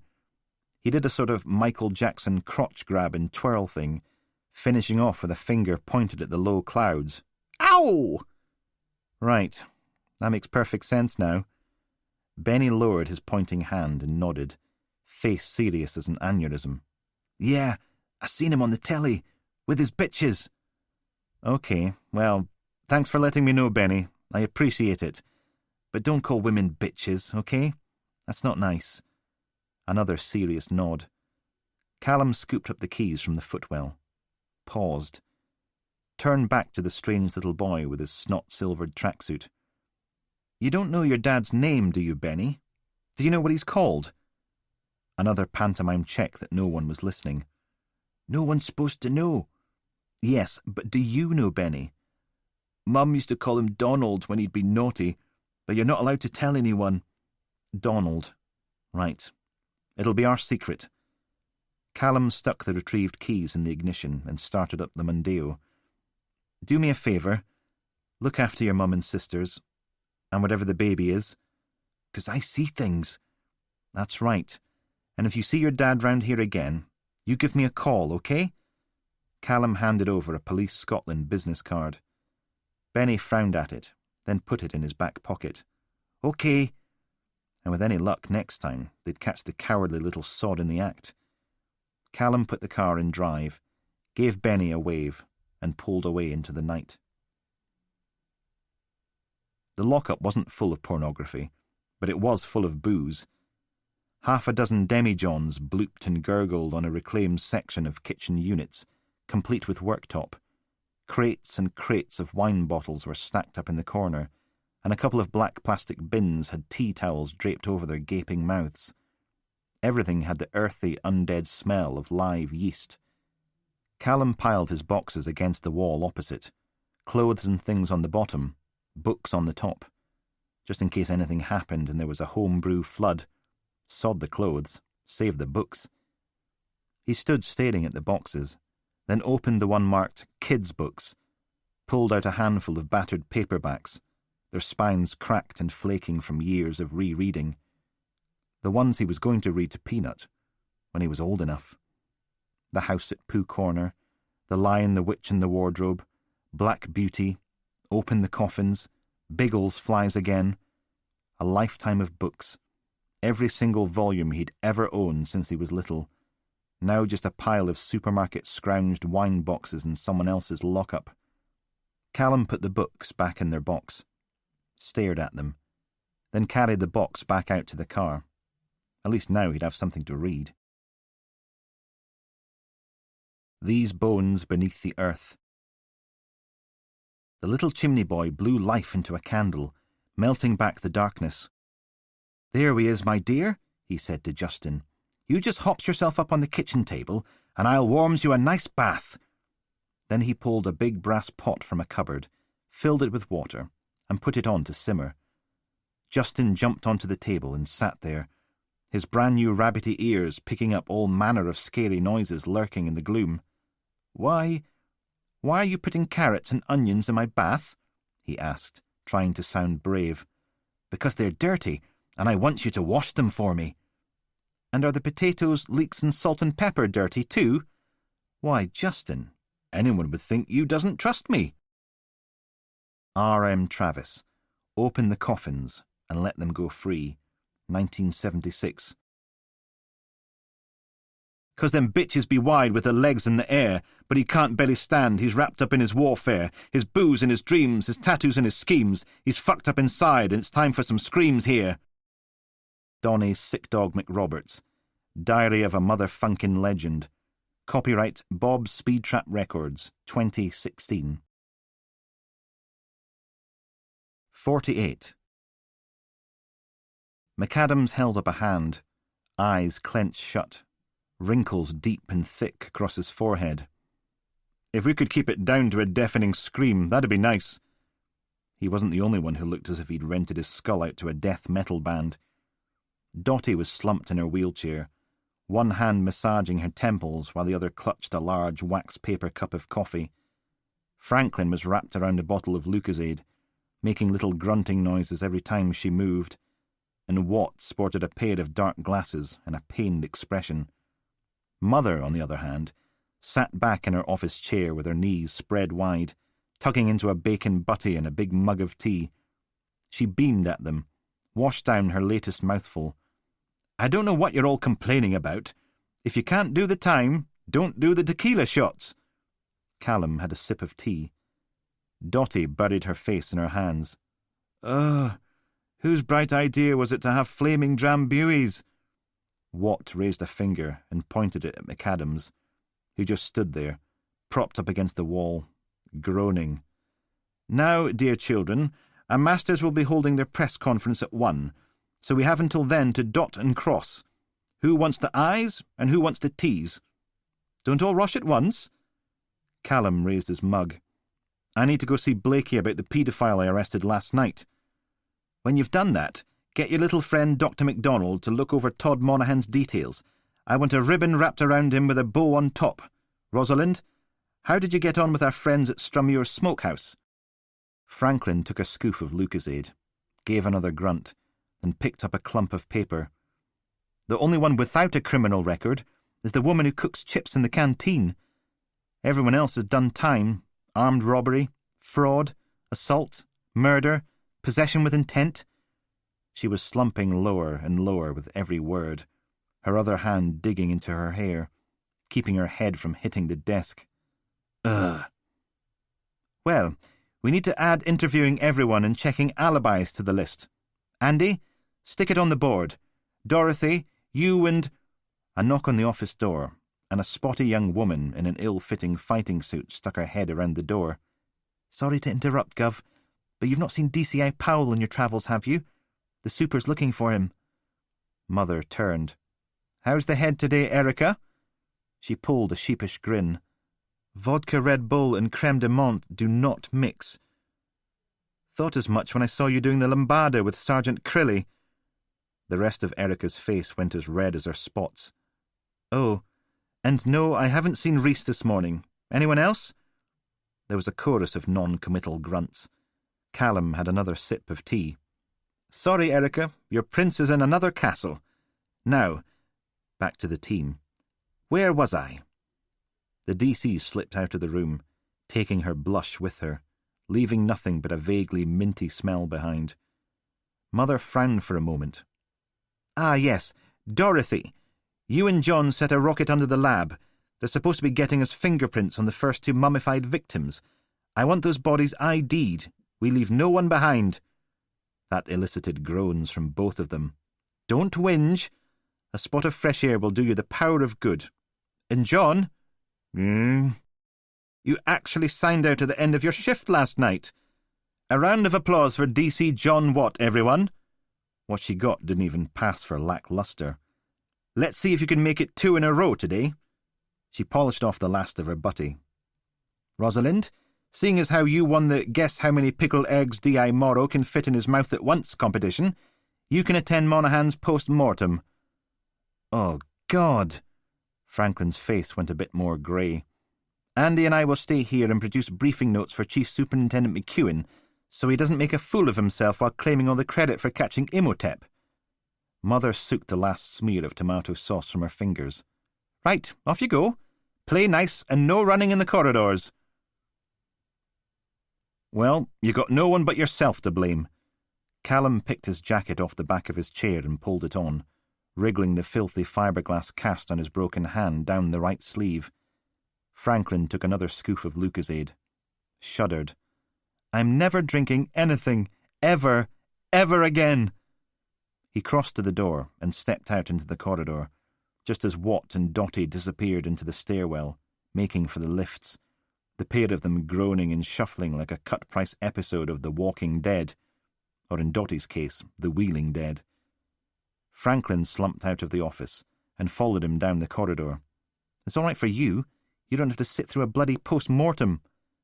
You're an ungrateful sod, you know that, don't you? No one else has to watch them hack Todd Monaghan up into little squishy pieces. He paused with one hand on the double doors at the end of the corridor. Teabag never starts his PMs till 10, so Mother's basically given you a free... He checked his watch. 2 3/4 hours to enjoy your hangover in peace. Enjoy isn't the word I'd use. Diddums. Callum pushed through into the cabbagey reek of the stairwell. Someone on the floors below was whistling the theme tune to Britain's Next Big Star, only flat as an ironing board. Franklin grimaced one side of her face shut and held the Lucozade bottle against it as they started upstairs. This paedophile you arrested last night, it was your slug man, wasn't it? Bob Shannon found out who he was. You should go back to the office and lie down, curl up under one of the desks for a bit. And you went round and... Did he admit to killing your mum and dad? or the disabled toilets on the second floor are a great place for a kip. Well, as long as you don't snore. You don't snore, do you? Callum! No, he didn't admit to killing anyone. Says he saw who did, though. Through the double doors and into the major investigation team's domain. A lot of the officers milling about here looked every bit as zombied as Watt and Dotty. Brains. So who was it then? Callum headed down past the meeting rooms. He won't say. Blakey was in the sergeant's office, scowling away at his computer, elbows on his desk, fingers in his ears. The only other occupant was DS Praying Mantis, still sodding about with his audio file, the volume turned up far too loud. I need you to calm down. Listen to me. Listen. We can't come if you don't tell me where you are. Callum grabbed one of the empty seats and wheeled it over to Blakey's desk, thumped down into it. Have you interviewed him yet? I'm at home. I was on the phone to Ashley and she was answering the door. No response, so he gave Blakey's shoulder a poke. Have you interviewed Gareth Pike yet? Oh, Christ, not you again. A child missing. Franklin settled on the edge of the desk, on the other side, hemming Blakey in, looming. How's the nose, DS Blake? Said she was looking for it, but he... Sobbing belted out of the speakers. Blakey turned, glowering out from behind his plastic nose guard. Will you turn that bloody noise down? DS Praying Mantis stuck out his bottom lip. I'm trying to catch a killer here. Is that okay with you? Callum poked him again. Pike's in the cells right now. He's up before the sheriff at 11 for having indecent images of kids. Get your finger out. Leave me alone. Mum, 223 Johnson Crescent in Shortstone. Please, he's got a knife. Blakey, he was there when my parents were abducted. He saw who took them. On their way. When did it... He dug his fingers into his ridiculous sideburns. I don't have time for this. I've got... I swear to God, if you screw this up, Blakey, I'm going to end you. No, listen. They're on my mobile. The computer speaker screamed. Get off her! Get off her! Get off her! Blakey shoved his chair back, yanked a drawer open, and grabbed a grey stapler from amongst the pencils, pens, and usual office detritus. Don't hurt my baby! I'll do anything you... More screams. He spun his chair around and hurled the stapler at DS Praying Mantis. It clattered into the guy's monitor, bounced and went skittering across the desk, shattering a mug of tea and sending the contents exploding across keyboard, paperwork, and the Mantis's shirt. What the hell? On his feet, staring down at the big beige stain. On their way. Can you tell me your name? Blakey's face was the colour of an impending stroke. If you can't hear, get some bloody headphones! Have you lost your mind?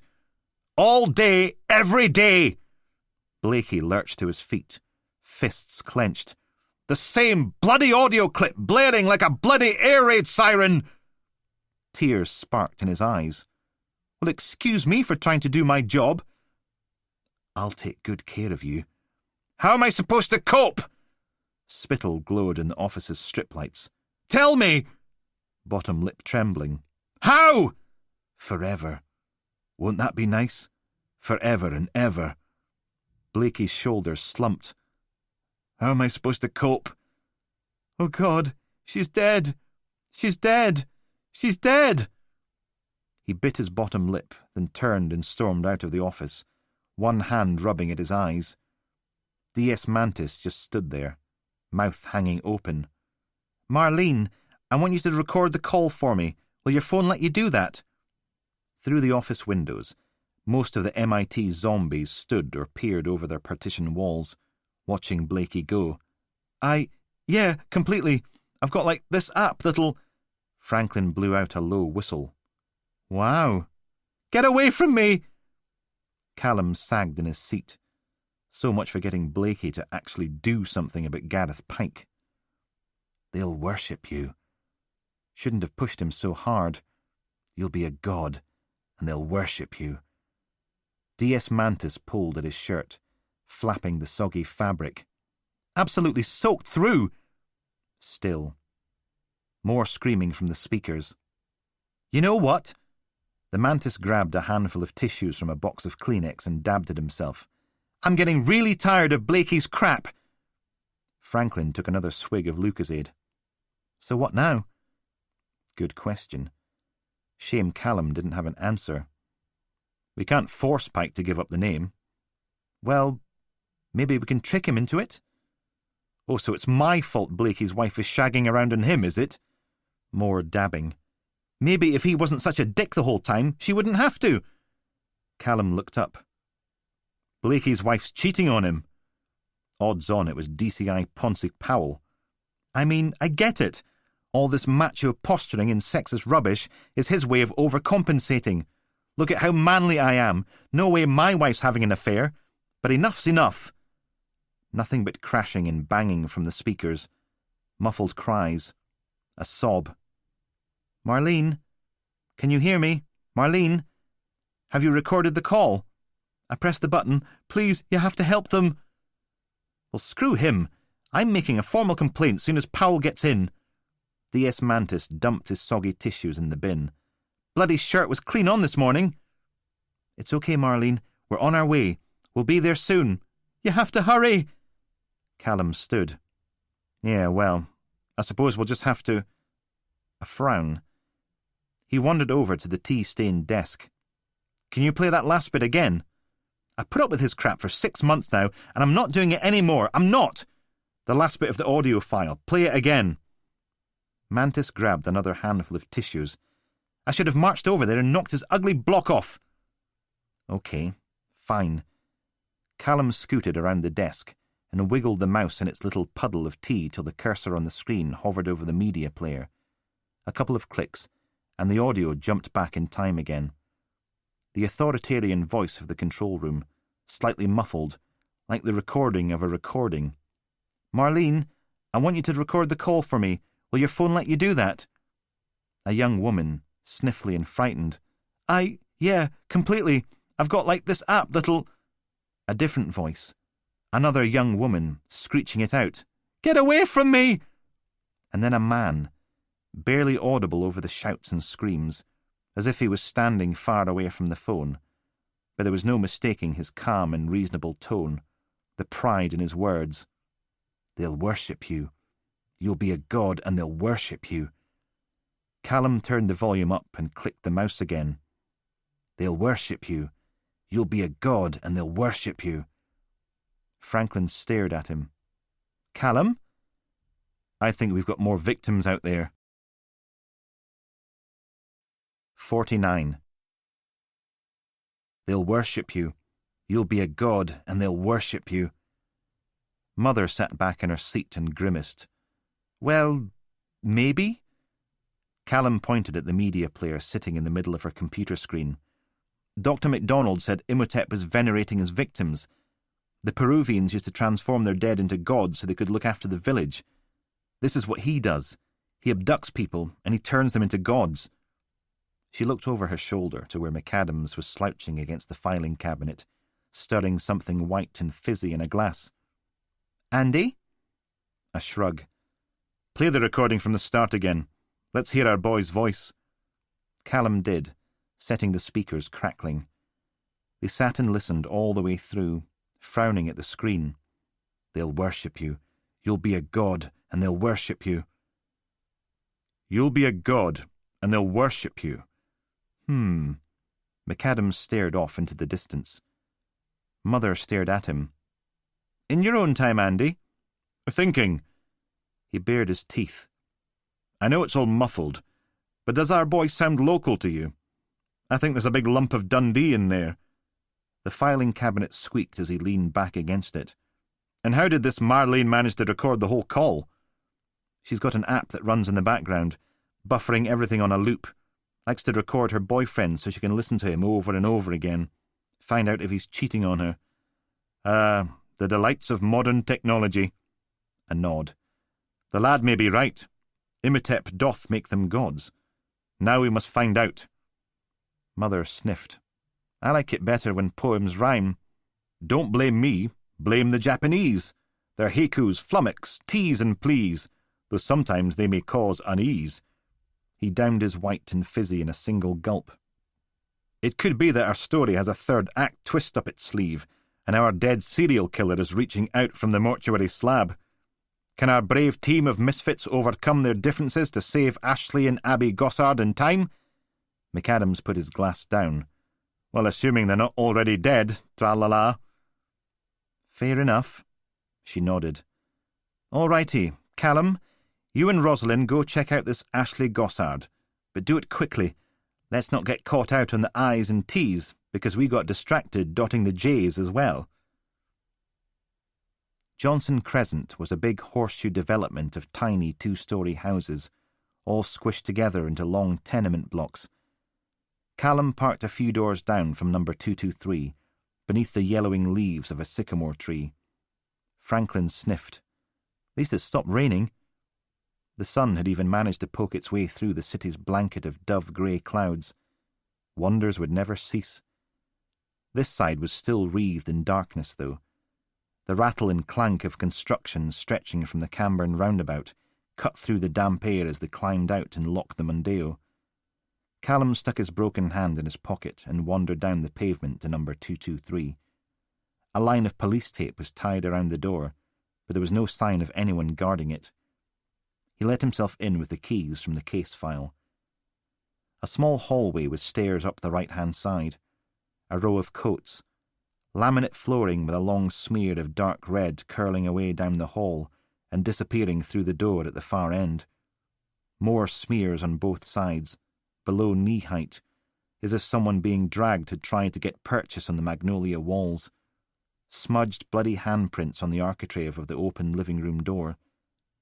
Franklin peered over his shoulder. Should we not be in SOC suits or something? D.S. Macready says the SEB have been and gone. Though it had taken a crowbar to get that information out of the praying mantis, never mind the keys or the case file. Just to be on the safe side, Callum fought his way into a blue nitrile glove and picked his way down the outside edge of the laminate flooring, keeping as far away from the blood smears as possible. The room they disappeared into was a kitchen. Yeah, that's not good. Franklin stood in the middle and did a slow 360. She wasn't wrong. There was blood up the walls, little red dots on the ceiling, shattered jars spilling tea bags and coffee granules, sugar and cornflakes. A small table lay on its side against the fridge, one leg snapped clean off and sitting in a sticky-looking puddle of scarlet. 2 chairs, twisted to splintered bones. Franklin curled her top lip. Why all the blood? Todd Monaghan didn't do this when he attacked Ben Harrington, Brett Miller and Glenn Carmichael. 3 of them, and not so much as a drop anywhere. Why the overkill? Good question. Maybe Ashley and her mum wouldn't eat the magic mushrooms. Nah, you heard the 999 call. He didn't even try. Soon as he was in the house, that was it. Screaming. Callum eased the broken table out from in front of the fridge. The white plastic door was covered in blobs of black fingerprint powder. And he's never attacked women before, has he? All the other mummies are men. And that was a good point. Well, I don't know, do I? Maybe he thought Ashley Gossard was a better bet. You've seen her photo. She's either bulimic or anorexic. Less body fat means less water, means easier to preserve. Assuming Ashley was the target and not her mum. Another good point. Callum sat back in his haunches.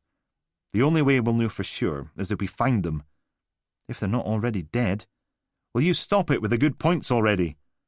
That got him a frown. He waved a hand. Never mind. How did your boyfriend's work go? I'm just saying this doesn't look like Imitep's handiwork. This isn't his M.O. I know. She opened and closed a couple of the kitchen drawers. Apparently the partners kept asking where I was, and he had a miserable time. And it was all my fault, because I wouldn't drop everything and go simper at his side like a little woman should. Callum stood. Want to check upstairs? He's always banging on about how he supports my career, but every time it clashes with his career, suddenly I'm being selfish. There was a pool of blood at the foot of the stairs, a couple of dark footprints on the bottom 3 steps, then a smear down the wall to the ground again, as if someone had made a run for it, but didn't get very far. Callum tiptoed between them and up the stairs. Franklin followed him. You know what I think? I think Mark doesn't want me to work at all. He wants a trophy wife who'll settle down and do some volunteer work between squeezing out 3 kids and baking sodding scones. The landing was clear.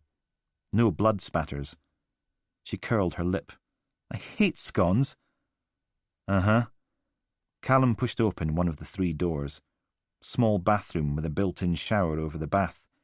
Every porcelain surface was clarted with fingerprint powder. And why should I sacrifice everything to have kids? I like cheese scones. Door number 2 opened on a double bedroom. Nothing fancy. Blue and yellow duvet cover with matching pillows. An array of bottles, jars, makeup, brushes and associated things on a little vanity unit. Scotty dog cuddly toy thing. A few framed prints of famous Scottish landscapes. You can bet if it was men who had to squeeze 3.5 kilos of human being out the end of their penis, they wouldn't be so damned keen on a big family. They're nicer if you toast them. Oh, and lots of butter. She stared at him. Children? Cheese scones, you muppet. Door number 3. A single bedroom that looked as if a drunken baboon had been locked in there and told to go wild with the clothes and underwear. It was everywhere. On the floor, on the bed, poking out from under the bed, on the chest of drawers, hanging from the top of the wardrobe. Shirts, t-shirts, jumpers, tops, jeans, leggings, jeggings, socks, stockings, tights, shoes and flip-flops. Add about 24 bras and pants and mix liberally. Callum sniffed. The harsh chemical taint of deodorant and air freshener. Someone's trashed the place. Franklin rolled her eyes. You've never been in a teenage girl's bedroom before, have you? A collection of posters were stuck to the ceiling above the bed. Pop stars and boy bands. A couple of rap artists. Lots of bare chests, tattoos and flowing hair. One particularly oily-looking git was posing on a motorbike, surrounded by unfeasibly breasty women in bikinis. They were all pouting at him, as if he were God's greatest creation, instead of a wee naff with a shaved chest, stupid facial hair, and a tattoo of a fox poking out from the waistband of his Calvin Kleins. Franklin followed his gaze. Look at them. How are little girls supposed to develop a healthy body image when they're confronted by the size 0 silicon mammary brigade at every turn? Callum settled onto the edge of the bed, between a pink fluffy jumper and a pair of leather shorts, frowned out at the devastation. Long as I live, I'll never understand you lot. Try harder. He picked up a green sock with orange penguins on it. Monaghan raped a guy in Blackwall Hill, but the victim dropped the charges. So? Not sure. The sock got tossed onto the floor so Callum could pull out his mobile phone and scroll through the contacts list till he got to MacDonald, Dr. A. She picked up on the first ring. Hello, Ash? Alice, it's DC McGregor, from the Divisional Investigative Support Team. Oh, I see. Not doing a very good job of hiding her disappointment. Anyway, thanks for sending over the file in Todd Monaghan. I've been through it and compared it to the behavioural evidence analysis we did on the initial victim set. Well, I say initial victim set, but it isn't, is it? I mean, we don't know who the first victims were. We just know about Glenn, Brett and Ben. But then we can't factor in the first 2 without an ID to do a victimology workup from. Does that make sense? Sort of. Monaghan might have grabbed someone else. We've got a crime scene in short stain. Mother and daughter abducted. Blood everywhere. Franklin leaned back against the chest of drawers, arms folded, watching him. To be honest, that doesn't sound likely. I mean, we've got all these other victims, and they're all men, and it's very unusual for a killer like this to cross a gender gap once established, and the daughter's anorexic, and she was on the phone to a friend when it happened. Her friend recorded the whole thing, and right at the end, he tells them, they'll worship you, you'll be a god, and they'll worship you. So I thought, ooh, now that is interesting. It's conceivable that there's someone else going around Oldcastle abducting people and turning them into gods. But it'd be a huge coincidence, wouldn't it? I mean, absolutely massive. So if we work on the assumption that it was actually Todd Monaghan, then we need a compelling reason to justify his sudden change in victim gender selection, because it tends to be pretty consistent with serial offenders. Oh, it's different if they don't differentiate to start with, but when they make a definite choice, they tend to stick with it. But we're not likely to have 2 God-making nutbags on the go, are we? There would have to be a reason for him to suddenly stop selecting male victims, and you shouldn't call people nutbags. These are human beings just like you and me, only wired a bit differently due to their brain chemistry and upbringing. Dehumanizing them by calling them nutbags doesn't help anyone. It doesn't matter how horrible the things they do are. They're still human beings. We should try to remember that. Which was pretty much the same speech he'd given Willow last night. Sorry.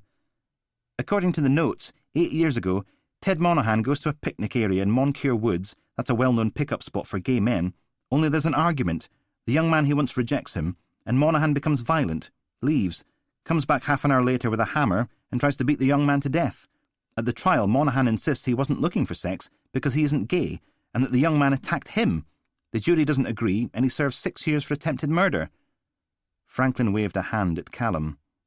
At least put it on speakerphone. Sorry. He pressed the button, and a tiny Dr. MacDonald voice sounded in the pigsty room. 5 months after Monaghan gets out of prison, he's back in Moncure Wood, only this time he doesn't go looking for a willing partner.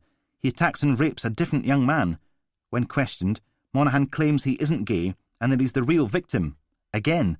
The young man later drops the charges when his car gets set on fire. So we know Monaghan's violent? Well, yes, but when he starts turning people into gods, they're always young men, probably because it's young men that he likes, only he can't admit that, because it contradicts his self-image as a manly man, even though he's been having sexual fantasies about them for as long as he can remember, which is why he hangs out in this bit of the woods where it's easy to find someone to explore his sexuality with. Only he can't reconcile his sexual needs with his strict upbringing and ends up venting this cognitive dissonance destructively, until one day he rationalizes it into something more positive.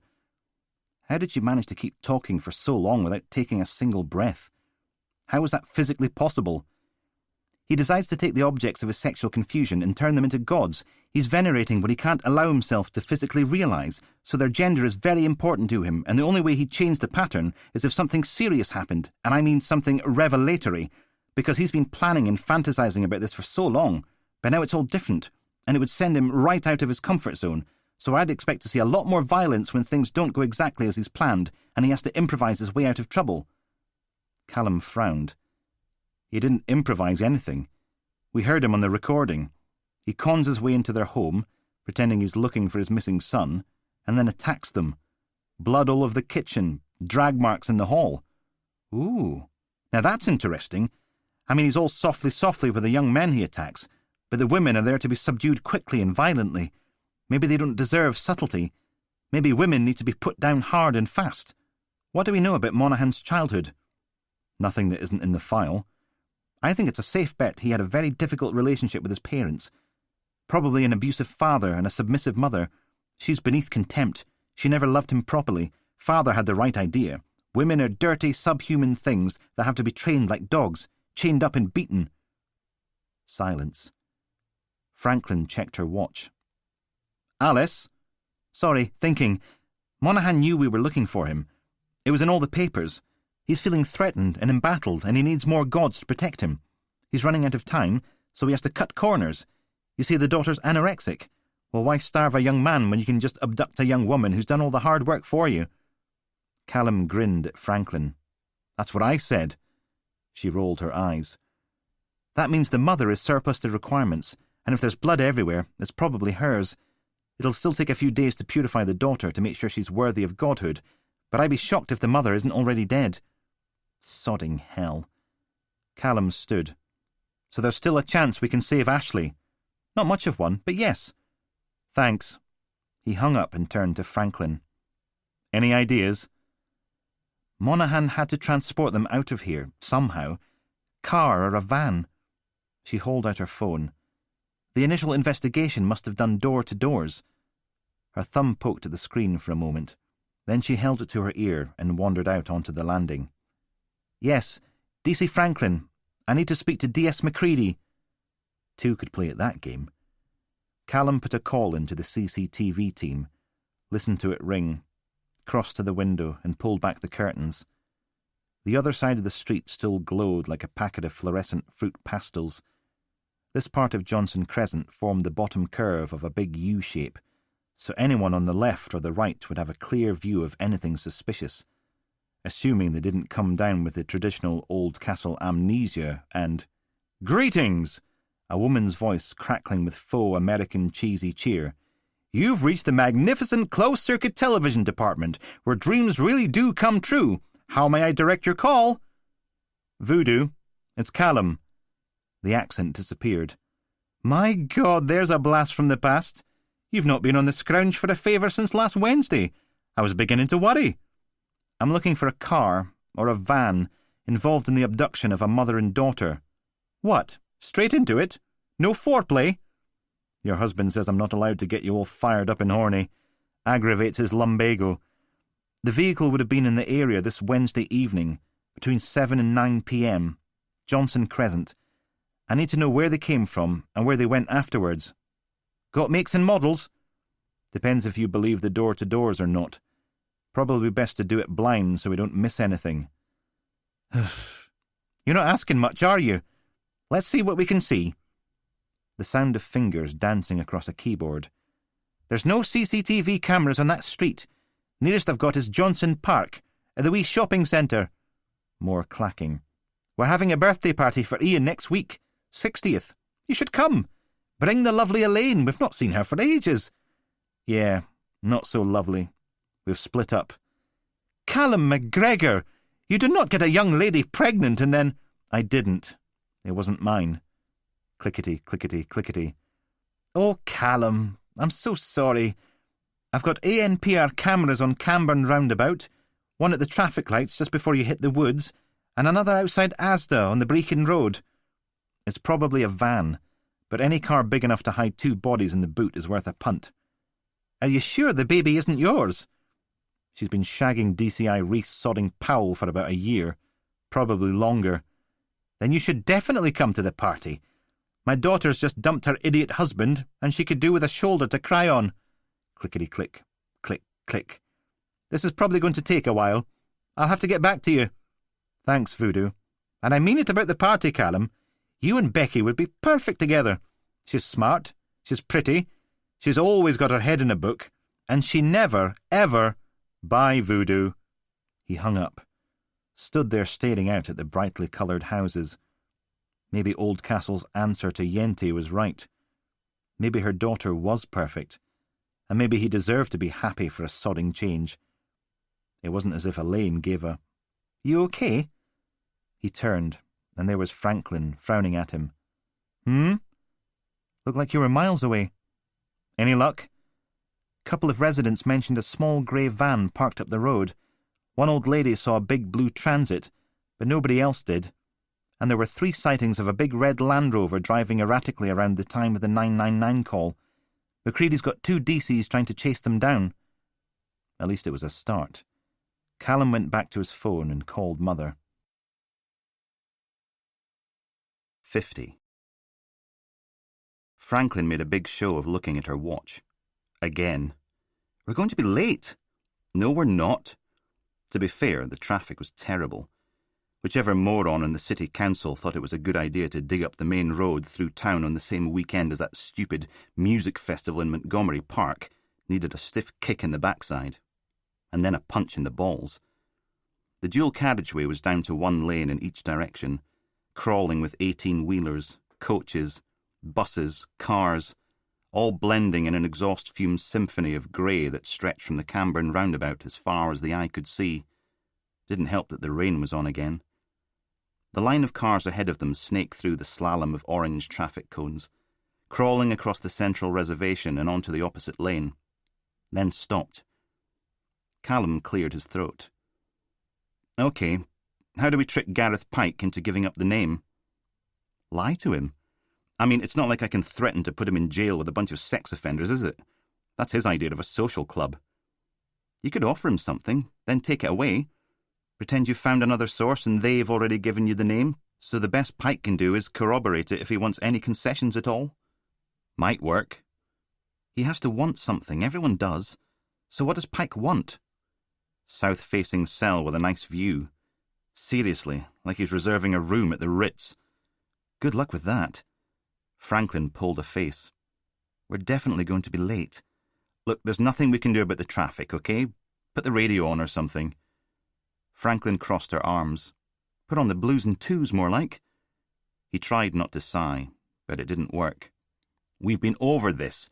You hit the 999 button and the GPS starts recording, and the dashboard camera starts recording, and—" He tapped his fingers against the steering wheel. She turned in her seat. "What?" "Last night, outside Willow Brown's house, when he'd arrived, lights and sirens blaring, that big black Mercedes was just pulling away. Not exactly the kind of car you'd expect to see swanning about King's Meath. No. Drive something like that down there, and you'd be lucky to get home with all the wheels and doors still on it, never mind the hubcaps. So why was it there, on Manson Avenue? Why would— "Callum!" Franklin poked him in the arm. "We're moving." He blinked. The cars up ahead had shuffled forward 20 yards. A horn blared behind him, followed by a rising chorus of angry beeps. He slid the Mondeo up to the car in front's rear bumper. It couldn't have been Willow's dad's Mercedes, could it? He'd gone up in the world if it was. Mind you, since when was being a wife and child-beating scumbag any barrier to success? With any luck, the dashboard cam had got the Merc's number plate before it disappeared around the corner. Then it wouldn't matter how not a snitch Willow and her mum wanted to be. A quick check on the police national computer would spit out the wee sod's name, address, and inside leg measurement. And speaking of PNC checks, what the hell had happened to the one he'd requested on all Irene Brown's old boyfriends? Have to chase that up. Honestly, you had to stand over people beating them with a stick to get anything done. "Sometime today?" He looked up and the gap had opened in front of them again. "Sorry, miles away." Franklin thumped back in her seat. "Knew we should have gone the other way. Everything round Montgomery Park is shut for the music festival. Everything near the park is all tailbacks and diversions. Doesn't matter which way you go, you're just as stuck." Gah! She clicked the radio on, and a throbbing bass line and kick drum beat burst into the car. A woman's voice, rich and dark, amplified over the top. "Come on! Let me see those hands in the air! Yeah!" More drum and bass. Franklin stared out of the passenger window. "What happened when you went to pick up your stuff last night?" "Sing it with me! You are the fish in my sea!" A crowd roared it out, like a football chant. "You are the fish in my sea!" Callum's shoulders itched. You know, the usual. Powell banging on about how we're all adults and they didn't mean for it to happen. "You are the birds in my tree! You are the birds in my tree!" His good hand tightened on the wheel. Said Elaine never loved me. She was just going through the motions. Franklin nodded. He is a bit of a dick, isn't he? "You're the honey in my bee! You're the honey in my bee!" She clicked the radio off again. The traffic crawled forwards. A cough. Then Franklin puffed out her cheeks and sighed. Picked at a stain on the dashboard. Sighed again. "Okay, so Pike wants to go to prison, yes? What if you threatened to take that away from him? We caught him molesting himself to a video of 2 little boys being raped. He's going to prison and he knows it. What about telling him you'll put out a statement about how helpful he's been in exposing whatever ring he's part of? As soon as he gets inside, they'll tear him apart." The traffic crawled forward another 6 foot. "Or how about— Sod!" She hauled out her phone. "DC Franklin?" "Uh-huh." "Hold on, I'll put you on speakerphone." She pressed the button and held the phone up. Dottie's voice thumped out into the car. "Not telling you again!" Watt in the background. "You're not allowed to use a mobile phone while driving. It's illegal. Oh, go bugger yourself with a loo brush." A pause. "Rosalind, we've chased the labs up, and guess what? Fingerprints." "You've already been in one horrible car crash, Hodgkin. Let's not make it 2. Genuinely, it was the most disgusting thing I've ever seen. They soaked the hands in glucose, peeled them off the bones, and got one of the APTs to wear them like gloves. Ugh. I'd like to go home tonight with both my legs, if that's okay with you." Callum raised his voice. "Did they get an ID off the prints?" "Oh, hello, Callum. Can you do me a favour and tell Watt he's being a big girl's blouse?" "Do you two always have to do this?" "What?" "And you can tell her she's being petty, irresponsible, and childish. Traffic laws are there for a reason." He slid the car forward another length. "Dottie, give Watt the phone." "I don't—" Just do it, okay? Please? Watt's voice came through loud and clear. Thank you. It's about time someone... And you can stop being a dick. Stick us on speakerphone. That's right, take her side. Everyone always... Don't be such a Jessie. I'm the one... Oh, for God's sake, the pair of you! You're not 6. Silence from the phone. A gap opened up and Callum slid the car into it, crawling along as the line of traffic snaked back to its own side of the road. A massive road grader growled its way along the central reservation, flanked by soggy-looking men in dripping high-vis jackets and hard hats. The Mondeo thumped over a hard line in the tarmac marked ramp. Still nothing from the phone. Fine, I'm sorry. Dotty sniffed. That's better. You are 6. It's not my fault he always... Did you get an ID off the fingerprints or not? Watt sounded a bit smug, as if he somehow thought he'd won something. I'll answer that one, shall I, Sergeant? Apparently they have to wear the hand in order to flesh out the fingers, so to speak. We got them to run the prints, and they came back with 2 matches. A coach crawled past on the other side of the dual carriageway, full of preteen girls waving homemade placards with things like We Heart Mr. Bones and Marry Me Taylor on them. Franklin scowled at the phone. This isn't Who Wants to Be a Millionaire, Watt. Stop milking it. Sorry, had to check my notes. The body from the tip was one Roger Barrett. Did 5 years for armed robbery. Got out last January. Hasn't been to see his probation officer in 9 months. That smug tone was back. And you'll never guess where he worked. Dotty hammered in over the top. Stromere Smokehouse. I was actually telling them that. Rosalind's right, you were milking it. No wonder Mother went around with a pained expression on her face most of the time. So who's victim number 2? The mummy from the car boot was one Richard Duffy. No criminal record, but his prints are on file because someone broke into his house on Christmas Eve and stole 1,000 quid's worth of electronics and jewellery from under the tree. So his wife got him a last-minute fill-in present, a charcuterie and artisanal curing and smoking course at Stromere Smokehouse. He took it in January. His wife reported him missing in March. Which made sense. Todd Monaghan was a creature of habit, picking his victims from the people he saw at the smokehouse, too thick to realise that it left a trail leading straight back to Stromere. We're on our way to break the news to Duffy's wife now. OK, thanks. Callum grinned across the car at Franklin. And what, Dotty? You did good. You make an excellent team. There was a small pause. Then Watt's voice rang out loud and clear. Don't patronise me! He hung up. Franklin shook her head. You did that on purpose, didn't you? Oh, hell yes. Franklin clambered out into the rain and hurried in through the overflow mortuary's front doors, paused for a second to turn and wave at him, then disappeared inside. Callum sat there with the windscreen wipers moaning, pulled out his phone and called control. What happened to the PNC checks I asked for days ago? Silence. Hello? A woman's voice stabbed out from the speaker. Do you want to try that again, DC McGregor, using words like please and thank you? Prima donnas. Please can you tell me what happened to the sodding PNC checks I asked for days ago? Thank you.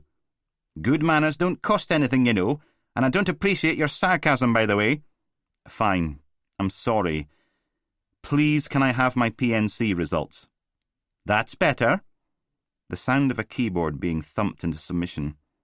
I have 8 names and details all emailed to you the day before yesterday. Thursday. The day they accused him of murdering his own mother. Yes, sorry, It wasn't a good day. I'll check when I get back to the office. See? There was no reason to be all sarcastic and demanding, was there? No. Sorry. Thank you. He hung up, ran his good hand across his face. Well done, Callum. Way to be a complete and utter dick. Ugh.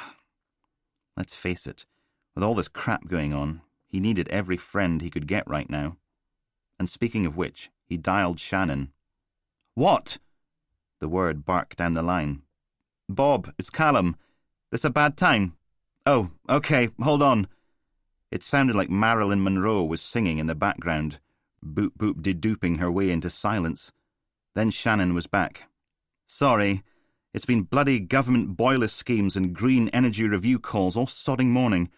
Some people need stabbing in the ear with a trowel. Is it too much to expect to watch a film in peace?" A grunt. "Anyway, what can I do for you?" "Any news on that name?" "The Old Age Police Network needs time, Callum. I know it's important, but these guys are wading through nearly 30 years of junk to get at notebooks and case files, and even then there's no guarantee." Of course there wasn't. "Sorry." He rubbed the fingertips of his broken hand across his brows, trying to massage some life into them. "Pike's up before the sheriff at 11, and he's still not saying anything. He likes screwing with people. It's not like the name's any good to him. He needs Viagra to have a wank, Callum. Screwing with people is probably the closest he gets to a natural hard-on, and even then it's probably just a semi." Now there was an image. "I don't know what to do, Bob. We'll sort it out, don't worry. Now, if you'll excuse me, Tony Curtis is about to change out of his dress and into a blazer." Callum slipped the phone back into his pocket and sat staring out at the rain. Checked his watch. Half an hour and Pike would be making his guilty plea. Then a short car ride to HMP Oldcastle to wait for social work reports and sentencing, taking his secrets with him. And there was nothing Callum could do about it. 51. The old station house in Castle View had a weird, sour, coconutty smell, as if it had got blutered on Malibu the night before and vomited all over itself. Maybe the security monitoring and analysis department like to lube themselves up with suntan lotion of a Saturday morning. Callum parked his backside on the windowsill and tucked his filthy fiberglass cast into his jacket pocket, hiding it away. "What do you think?" The man in the blue hoodie was far too old to be wearing it, or the big fancy trainers, or the half-head Bones and Stones World Tour t-shirt. He'd scraped what little hair remained on his head back into a sumo wrestler's pigtail, glasses perched on top of his shiny scalp. He picked at his soul patch, greying like the eyebrows. Why not? Winston Smith likes a challenge. The Mondeo's digital video drive sat in a little plastic cradle, connected to a silvery tower unit. A few clattering keystrokes and lights on the drive flashed green. A few more, and the thing bleeped and whirred. "Of course, I can't promise anything, yeah? Winston never knows what he's going to see till he sees it." The room was strangely empty. Just the desk and the computer, one very expensive-looking office chair, one filing cabinet, one window, and a radiator that pinged and gurgled like a fat man's stomach. Callum checked his watch. Again. 10 past. Pike would be on his way back to the cells by now. "Right, here we go." Smith's fingers flew across the keys, and half a dozen little windows appeared on the computer monitor, each playing a view from the Mondeo's dashboard camera. Second-hand flickering lights and speeding streets. He fiddled with the mouse, closing all the windows but the one with yesterday's date. The dual carriageway roared past at triple speed, cars and traffic cones flashing by, over the bridge, round the roundabout, up into Kingsmeath. Another click, and the video slowed to normal speed. The car swept around onto Manson Avenue. Froze. Wound back a bit. "There we are. One black Mercedes." Smith tapped the screen, where the back end of the Merc was just disappearing around the corner, partially obscured by an ancient Fiesta. "Now, let's see what being a genius gets you these days." He pecked at the keyboard and the window zoomed in on the car's number plate. The footage ran forwards and backwards a few times, and the frown on his face deepened. "What?" "Well, it's low light, which doesn't help. It's far away, which also doesn't help. And the camera lens isn't the cleanest either. This is as good as we can get." A blurred and lumpy grey and yellow smear. "Can't you do some sort of image enhancement thing on it?" "This isn't science fiction, my friend. Winston is a genius, but he's not a miracle worker. These cameras record the image as a big block of pixels and write them to the hard drive. You can zoom in all you like, but there comes a point where all you're doing is making the pixels bigger. You can't magically wring more resolution out of the system because it just doesn't exist. Oh. Well, that was a complete waste of time. Callum stood. Well, thanks anyway. Ah ha ha! Smith held up a finger. Winston said he wasn't a miracle worker, but that doesn't mean he's incapable of the odd miraculous act. You see, the pattern of blurring we've got here, the lights and the darks, that's been formed by the numbers on the number plate, and the way they combine in a given set of lighting conditions at a certain range. Winston can't make them any less blurry, but he can run a very clever bit of software to blur thousands of different number and letter combinations to see what produce the closest matches. A wink. Told you, Winston Smith likes a challenge. He curled over his keyboard, face inches from the screen as he typed, opening up programs, setting things running, clicking and clicking and clicking. You might want to grab a cup of tea. This is going to take a while. Callum took a sip of scalding hot tea, wandering the corridors. No, I just wanted to see if there was any news. Mother's voice crackled out of the earpiece as if she were on the other side of the planet, not the other side of the river. Well, Dorothy and John are off looking into Roger Barrett. Probably won't add anything to the stew, but it's better to err on the safe side, isn't it? I want us to have a good squint at Ashley and Abby Gossard's movements in the run-up to the abduction.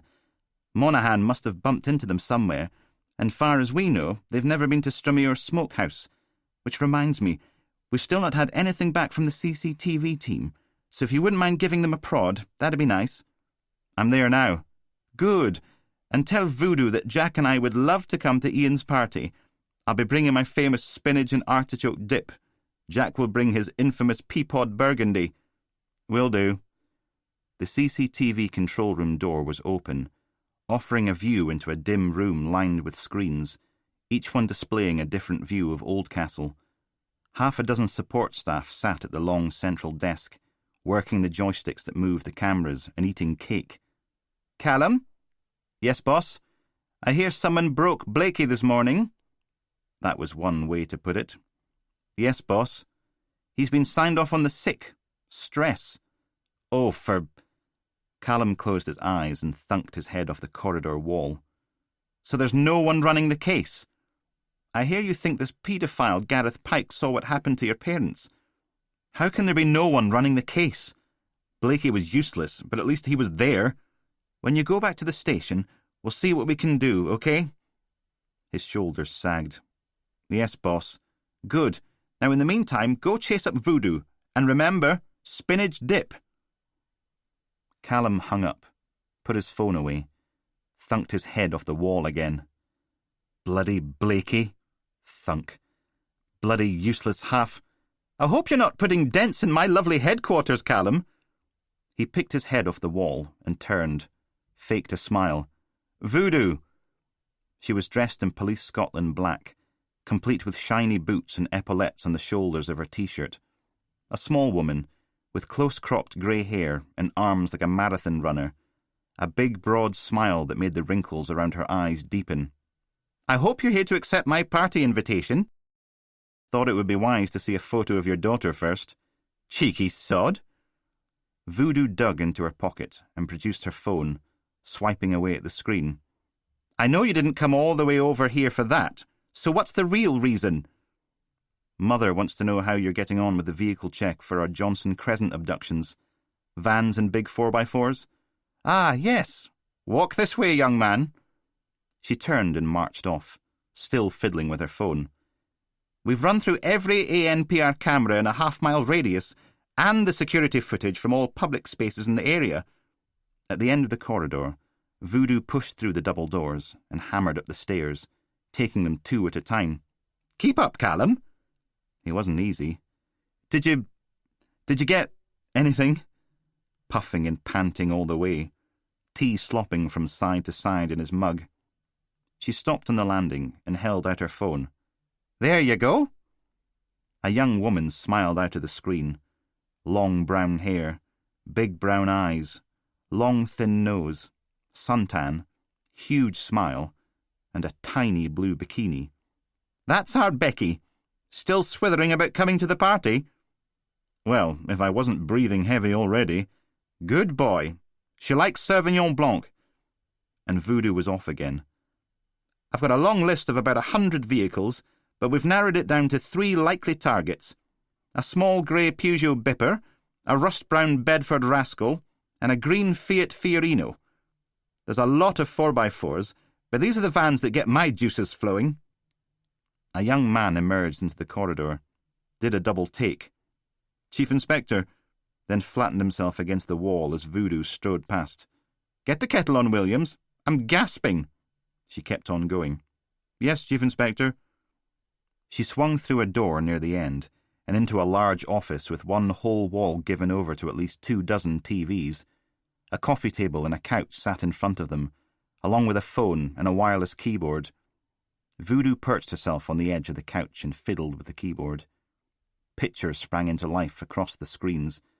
A curling, cobbled street in Castle Hill, the bus station on Dalrymple Street, 3 views of Harvest Lane's rows of nightclubs, the car park just inside the Swinney, 2 views of Camborne Woods, then McKinnon Quay, the school on Preston Row, Montgomery Park with its collection of marquees and big inflatable spider, on and on, peering into other people's lives, like being God, or GCHQ. Take a seat, Callum. You're making my office look untidy. Sorry. He sank into the couch next to her and stuck his mug in the coffee table as she did some more fiddling. Don't suppose any of these vehicles were registered to a Todd Monaghan, were they? No. Oh. Well, it was never going to be that easy, was it? Monaghan would be driving someone else's van, maybe without them even knowing. The monitors divided up into 3 huge pictures, stretched across multiple screens. A green van in one, a manky orange-brown van in another, and a grey van in the third. All small vehicles, nowhere near as large as a transit, and all waiting to go through a different set of traffic lights. The number plates sat in a caption box at the top of each image. We've got them going into the vicinity of Johnson Crescent between 7 and 8, and coming out again between 8:15 and 20 to 9. And by the way, you owe me 6 bags of doughnuts. Getting my team to drop everything and slog through all that footage required bribery. She poked at the keyboard again, and the images on the screen pulsed like a slideshow as each of the vehicles were picked up on various CCTV and ANPR cameras across the city. We followed them as far through the system as we could, but... A shrug. Sadly, the powers that be won't let me put cameras on every street in the city. If they did, just imagine what we could achieve. Constant and total surveillance. An Orwellian nightmare. Only instead of Big Brother, you'd be Little Sister. Voodoo smiled. Sighed. Ah, well, a girl can dream, can't she? Then jogged over to her desk and pulled a sheet of paper from a tray. Held it out. All 3 vehicles registered owners and addresses, plus first and last confirmed locations on camera. Callum stood and took the sheet. Thanks, Voodoo. You're a star. I am, aren't I? She frowned at him. Callum, do you want a little friendly advice? No. You've had a bad run of late. Don't let it colour everything that happens to you. She gave him a small hug. And come to my party. Becky's our yoga instructor. Very flexible. Winston Smith peered out over the top of his glasses. Well, yes, Winston did say you should go away and get a cup of tea, but the key part of that sentence is that you should go away. Callum leaned back against the windowsill again. You're all mouth and no trousers, aren't you? He narrowed his eyes. Winston is very much all trousers, thank you very much. He told you this was going to be a challenge, and he's not going to give up till it's done, but until then you should leave him alone and let him get on with his work. He raised a hand from his keyboard and made shooing motions. Away with you! Winston will call when ultimately he is triumphant. Police Scotland really needed a moratorium on hiring freaks and weirdos. Fine. Callum headed back down to the car, phone clamped between his thumb and the fiberglass cast. Mother? McAdam's voice oiled its way into Callum's ear. She goes to stand firm, at the press conference. The top brass to save. He clattered down the stairs. A simple "she's not here" would have done. Then, "She's not here, you artless spud. And she won't be back till 2 or 3, so if you've got information, spill it. Voodoo's done the CCTV analysis for us." Callum pushed out through the old station doors and into the rear car park, surrounded by an 18-foot-high brick wall topped with barbed wire. They're nominating 3 small vans as possible abduction vehicles. "Good. Return your backside to DHQ. You and I are going visiting." Callum scuffed to a halt 10 feet from the pool car. Maybe you'd be better off staying there and coordinating things? You know, if Mother's going to be tied up at the press conference, somebody needs to be in charge." Fingers crossed. "Nice try, Constable." "Don't give up." "And now I think about it, maybe Dottie or Watt would be better." "Backside. Back here. Now." Sod. 52. Division headquarters was remarkably quiet for noon on a rainy Saturday. No clatter of boots on the stairs, no shouting in the corridors, no drunken singing echoing up from the cells. A couple of PCs were having a heated argument by the coffee machine outside the productions office. But other than that, dead. And there was still no sign of McAdams. "I'll be down in 5 minutes. His arse." Callum pushed through into the stairwell and froze, fingertips of his broken hand resting on the banister. That was Detective Superintendent Ness's voice, wafting up from the floor below. "Problems? For God's sake, Reese, I know you're having a rough time at the moment, but that's no excuse for not turning up for work. This is completely unacceptable." The sound of feet pacing on the concrete landing. "Look, call me when you get this, okay? If we have to rejig your workload till things calm down, well, we'll sort something out. Bye." A loud sigh, then something muttered too low to hear. Callum waited till the door below clunked shut before scurrying up the stairs like a rat, along the corridor and into the misfit mob's office. As if he was going to hang around, getting drawn into a conversation about DCI bloody Powell. No thank you. He scooted into his chair and logged back into his computer.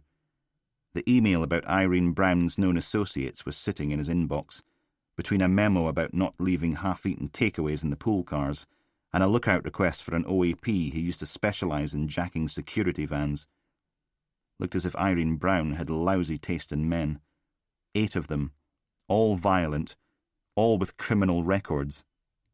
What on earth was wrong with some women? How could they possibly find that attractive? "Oh, you're an aggressive scumbag who steals things and deals drugs. That sounds dreamy."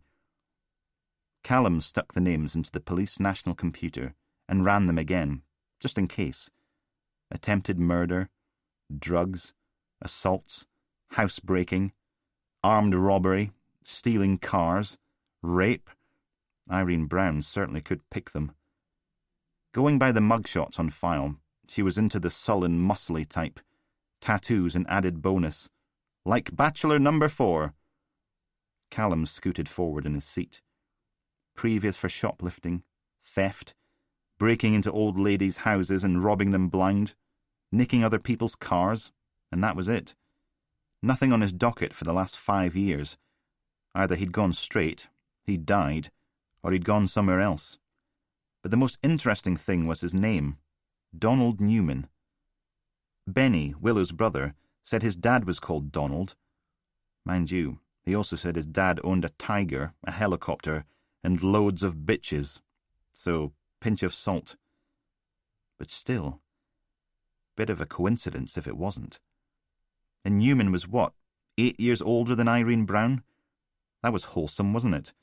A 24-year-old wannabe gangster taking her into bed on her 16th birthday, assuming he even waited that long. Callum scowled at the screen. It wasn't as if they could do anything about it. After all this time, if she was over 16, it was legal, and if she wasn't, try proving Newman was in violation of sections 13, 14 or 15 of the Sexual Offences Scotland Act 2009, 7 years after the fact, assuming she even wanted to press charges after all this time. Still might be able to do him for breaking his daughter's arm. Mind you, even then, how would you prove it beyond reasonable doubt? Might be worth getting in touch with social services, though. Yeah, unless they took one look at Irene Brown and decided her kids would be better off growing up in care. Sod that. Callum slouched down the stairs, out the back door, and into the rain. Hurried across the rear car park and into the dysentery brown Mondeo, wiped the water from his face. Checked his watch. Detective sergeants were a pain in the backside at the best of times, but McAdams took the jammy Dodger. Still no sign of him. And you could bet your last £53.72 that if anyone caught Callum hanging about in the office, doing nothing, they'd find him something unpleasant to do. Much better to hide out here, waiting for McAdams to turn up. And at least he could do something productive while he was waiting. Callum took out his phone and made a call. "Scenes examination branch. Cecilia, it's Callum. I'm calling about the Gossard crime scene, 223 Johnson Crescent. The abduction? Oh, I remember that one. Blood everywhere. Did you get any decent fingerprints or DNA? Still working through the samples, but it's all the victims so far." Sod. A frown. What was it the posh-sounding bloke had said? The one on Dr. MacDonald's phone when they were going through Brett, Ben and Glenn's fixer-up flat. Right. "Did you try under the taps and door handles? He would have been clarted in blood. He's not going to risk being spotted looking like an abattoir's floor. He'll have washed his hands." "Course we did. I got Brian to do it. Hold on." There was a muffled conversation on the other end that escalated into a muffled argument. Then a sigh, and she was back again. "I'll head round there as soon as I've finished my tea." "Thanks, Cecilia. You're a star." Callum hung up, stuck the seat back as far as it would go, pulled open the coffins from his jacket pocket, and settled down to read. A knock on the window made him flinch. He blinked at the dashboard clock. 12:15. A whole 5 minutes peace and quiet. McAdams slithered into the passenger seat and clunked the door shut. Sat there, staring across the car with one eyebrow raised. "Any time you're ready." He'd brought a slightly bitter aroma with him, like pear drops laced with marzipan and vinegar, an unwell smell. Callum turned the page. "Hold on, I'm nearly finished this chapter." "Oh, for goodness sake, not more kiddies' books. I'm beginning to think you've got an unnatural bent, Constable McGregor." He snatched the novel out of Callum's hands, shut it, and grimaced at the cover. "Open the Coffins" as a ridiculous title for a kid's book. "It's a classic. You know Travis stole that from William Blake, don't you? Or was it Milton? No, definitely Blake. And by came an angel who had a bright key, and he opened the coffins and set them all free." Callum grabbed the book back and slipped it into his pocket. "You said 5 minutes, 20 minutes ago." "And he's obsessed. Rabbits as a symbol of male innocence and virility, cats as feminine cunning and treachery." He hauled his seat forwards, started up the Mondeo, and stuck her into drive. The rust-brown Berlingo's closest. Milgarvey and Kirk, plumbing supplies and services, Cowskillen. Justin Nevin gets transformed into a rabbit by the Wicked Witch of the Well as a punishment for his theft. And by the way, she's only stuck down the well because the villagers chucked her in there, but Justin thinks it's okay to steal the apples from the tree growing over the well, even though they're her only source of food. Well, unless a child falls down there, I suppose. Callum slid them out of the car park, right and onto Camborne Road. That's why she's got the apple tree there, so kids will try to steal the apples and fall in the well. And that's something else he's obsessed with. Witches eating children, goblins eating rabbits, monsters eating children, people eating rabbits that are actually children. It's a smorgasbord of trans-species consumption, posing as anthropomorphic cannibalism. But it's really about venal desire. Consume the flesh, violate the body, and absorb it into your own. They skirted the edge of Camborne Woods, steering clear of the main roads. They're kids' books. They're about magic and adventure, not sex. Just because you read a lot, Constable, it doesn't mean you read deeply. skimming across the surface like a water beetle, no idea of the pike swimming through the murky depths below. Past the cemetery on the left, where a yellow JCB was busy digging a 6-foot hole. McAdams turned to watch the graves go by. And what about Justin Nevin's sister, Aria? Nevin is Croatian for innocent. Aria is Hausa for false. So the main female character is literally called False Innocence. Callum took a right, up a street of Victorian houses with railing-guarded front gardens, across the road at the end, and into a narrow cobbled alley. He pulled up outside a small shop with a dusty front window and an 8-foot-high gate wide enough to drive a bus through. Milgarvey and Kirk, family plumbing specialists, in big white letters across the blue-painted wood. You finished? All I'm saying is that you've got terrible taste in literature, and you should feel ashamed about it. Screw you, Sarge.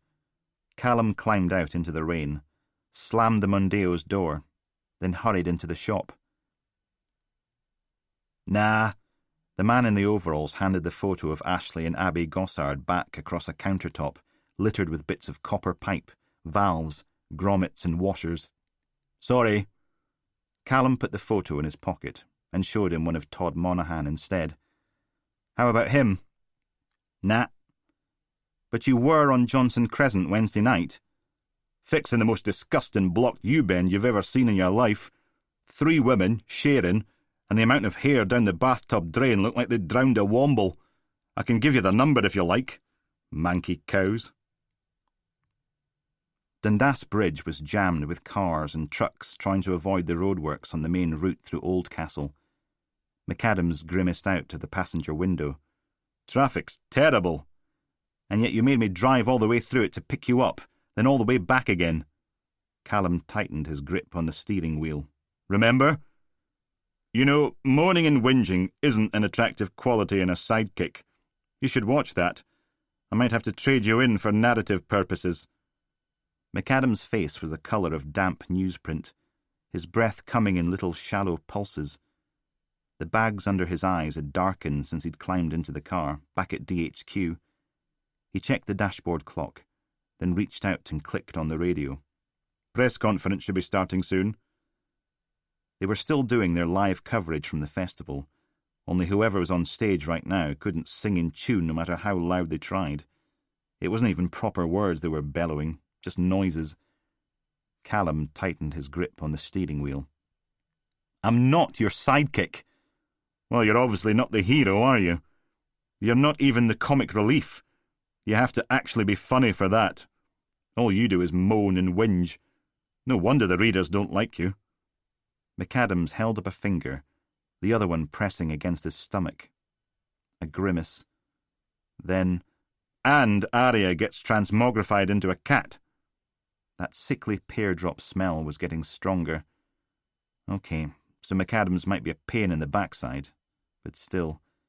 Callum cleared his throat. Are you feeling all right, Sarge? Only you look terrible.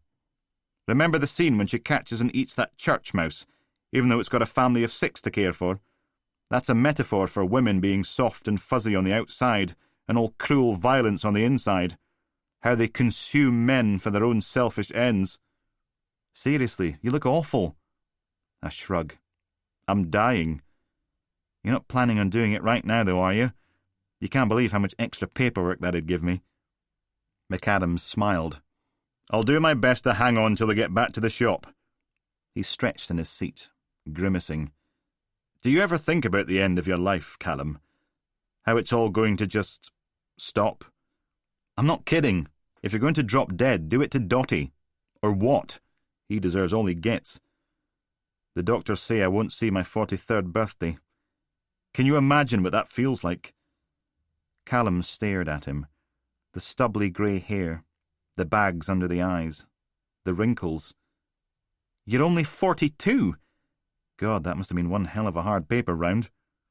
The Reaper reaps all men in time. His hand has come to rest on mine.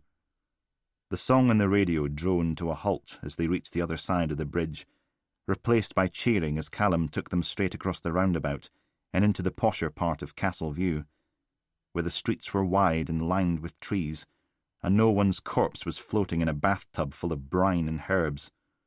"Woohoo! Wasn't that fan-chicken-tastic? That's Mr. Bones there, sponsored by Scotia Brand Tasty Chickens Limited. Let's give them another big hand!" More cheering from a crowd that was either too polite to mention or too drunk to care that the band had been unable to carry a tune in a rucksack. Callum navigated past a chunk of open ground, full of trees, and round onto a car park outside a small line of shops. "And now here's gorgeous Gabby with all your news and weather. Any chance of some sunshine, Gabby?" "Sorry, Chris, but things might be looking up for Sunday. Here's the news. Police Scotland have announced they're not looking for any other suspects in the Imhotep mummy murder case after a man's body was pulled from the King's River outside Dundas House yesterday." He pointed through the window at a florist's, wedged between a domestic appliances shop and a co-op funeral director's. A lumpy green van sat out front. The side door slid back so a young woman in trousers, shirt and tie could load big floral arrangements inside. The number plate matched the one on Voodoo's printout. "Over live to Oldcastle Division Headquarters." The sound of a general hubbub died down, punctuated by the occasional clack whine of a camera going off. Then the chief superintendent's voice boomed out, amplified loud enough to cause a squeal of feedback. "Ladies and gentlemen, I'm pleased to announce that O Division officers have successfully concluded the recent spate of mummification murders." Callum undid his seatbelt, but McAdams stayed where he was, clutching his stomach and grimacing. "Do you want me to call an ambulance?" A shake of the head. Teeth gritted. "It'll be fine. I just need to sit here for a minute. Make sure the press conference goes okay. Tireless work by the officers under my command, preventing further deaths at the hands of a deeply troubled individual. Honk the horn if you change your mind. I can stick the flashes on and we'll be at CHI in 10-15 minutes tops.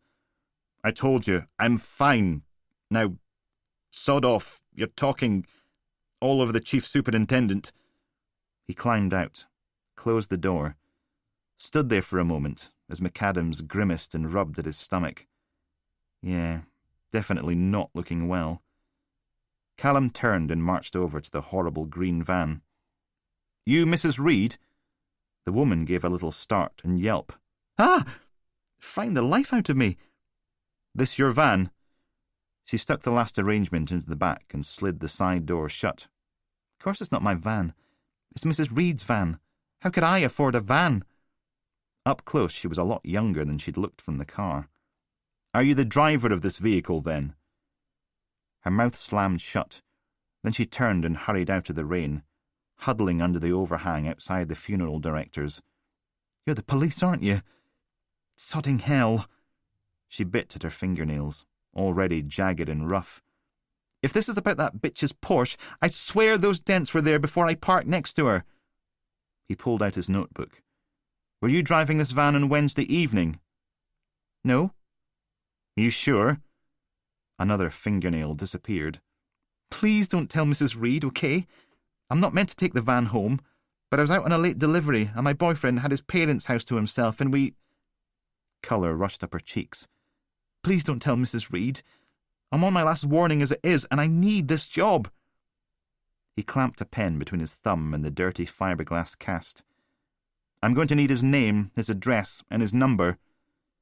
A grey-haired woman emerged from the florist's next door, wiping her hands on a stripy apron. "Is something wrong, Andrea?" She slapped on a smile. "No, Mrs. Reed. This gentleman was just asking if we do funeral wreaths. I was giving him our number." "Well, don't be long. That wedding's at 3, and I want those pedestals all set up by 2 at the latest." She pursed her lips, then nodded at Callum. "I'm sorry for your loss," before disappearing back inside. Callum produced his photographs again. No joy. 2 vans down, 1 to go. 53. "Are you sure this is it?" Callum checked Voodoo's printout again. "Postcode is right." The registered address for van number 3, the grey Peugeot Bipper, wasn't so much a house as a fire-blackened hulk slumped at the end of a track nearly halfway between Oldcastle and Auchterarwen. bordered on all sides by fields with a clump of woods in the middle distance. Its garden was a riot of weeds and grass that looked as if it hadn't seen a lawnmower for at least a decade. No neighbours. The damp undergrowth seeped cold moisture through Callum's trousers. Who's going to buy a second-hand van and register it here? McAdams howked, then spat a glob of yellowy green into the Rosebay willow herb. Oldest trick in the book. Clone someone's number plates, or register your dodgy vehicle to someone else. Doesn't matter if you're speeding or parking on double yellows. The police go after the registered keeper, not you. Callum called control in his airwave. Brucey, can I get a PNC check on a Paul Terence Jeffreys, The Cloisters, by Ochterawen, OC25, 8TX. Head on. McAdams sniffed and leaned on the roof of the car. At least it stopped raining. Overhead, the sky was a looming mass of grey, darkening from dove to charcoal at the horizon. Right, Paul Terence Jeffreys did a sex stretch in the 80s for raping a mother of two, with 3 other offences taken into consideration. Couple of speeding tickets, then nothing since the early 90s. Oh, and his house burned down. Callum stood, looking at the soot-stained walls, blown-out windows and partially collapsed roof. You don't say. I do say, and there's no need to sound so sarcastic. It only happened Wednesday. The same day Ashley and Abby Gossard were abducted. No way that was a coincidence. Thanks, Brucey. He hung up and put his phone away as McAdams fought through the weeds to the front door. Well, where the front door should have been. It was just a yawning black chasm now. McAdams disappeared inside. Silly sod. Callum followed him as far as the threshold, stuck his head in. Is that safe? A smile. I'm dying of bowel cancer. What's the worst that can happen? The walls fall in and spare me 6 more weeks of chemo and a slow, lingering death. I'll take my chances. He wandered down the hall, stepped into another room, and was gone. Just because he had nothing to lose, it didn't mean Callum had to join him. It wasn't safe. Half the roof was still up there, sagging and fire-blackened, ready to come crashing down at any moment. Bang! Crash! Squish! No more police officers. Callum groaned, sighed, then stepped over the threshold and into the burned-out house. It reeked of smoke, the sweet scent of charred wood mingling with the acrid tang of fried plastics and fabric. Every floorboard he stood on creaked. Ugh. McAdams reappeared at the end of the hallway, sauntering across and in through another door, hands in his pockets, whistling. 3 more doors led off the hall, one hanging open, revealing what looked like a corridor, one through into a grubby bathroom, and one leading down into the depths of the earth.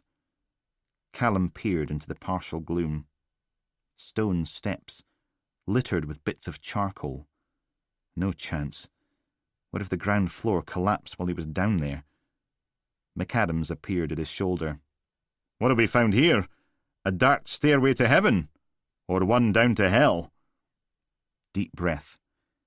He took the first step, then the second, then the third. The floor above didn't fall on his head. You know, you can't just chop a sentence into chunks and call it a haiku. Yes, I can. That's not poetry, it's bad punctuation. Callum eased himself off the last stone step and onto a hard-packed dirt floor. There's a weird smell down here, sort of sweet and tangy, kind of herbal. McAdams limped his way down the stairs, did a slow catwalk turn. Definitely what estate agents would call a fixer-upper. The floor was littered with bits of wood from the floor above. Callum looked up, through the holes in the cellar ceiling and out to the heavy grey clouds. A faint wash of sunlight broke free, infiltrating the dark room, casting a warm golden glow onto the wall opposite. Ah! McAdams sucked in a breath. Do you see what I see, Constable McGregor? 3 sets of chains were fixed to the stonework, each one with a rusty padlock making a noose on the free end. What looked like a melted plastic water bowl beside one of them, the burned frame of a metal bed, mattress gone, springs mottled by the heat, beneath another, an upended bucket by the third. A fourth chain lay in the corner, still attached to the ring and plate that must have fixed it to the wall at one point. McAdams pointed. "Do you want to see it, or will I?" Monaghan hadn't been keeping Rottweilers down here. These were for people. So Dr. MacDonald was right. Women are dirty, subhuman things that have to be trained like dogs, chained up and beaten. The Peugeot Bipper was Monaghan's van, and this was his lair. Callum pulled out his phone and made the call. "Rather them than me." The dog officer sucked his teeth as a handful of Smurfs picked their way through the cloister's burned-out remains. He was a big man, with a list to the left, and hair poking out the neck of his black Police Scotland t-shirt.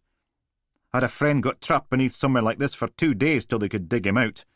Lost his arm in that one. Retired to Portugal." McAdams sniffed. "All right for some. Nah, plagued with hemorrhoids, big as a grapefruit." He swept a hairy hand up and out, indicating another bit of the huge, overgrown expanse of back garden. "Come on, Penguin, off you go, you lazy sod." A black lab in a wee high-vis waistcoat snuffled away into the damp undergrowth, nose down, tail wagging. Callum turned, one hand held above his eyes like the bill of a baseball cap. A horrible little Fiat Panda was lurching its way down the track towards them, bringing a swirling cloud of grey-blue smoke with it. "Mother's here." That got a grunt from McAdams. "£1 will get you 5, that she'll skin us both alive for delving in the cellar of this terrible Jeffreys feller, and risking both our instant deaths.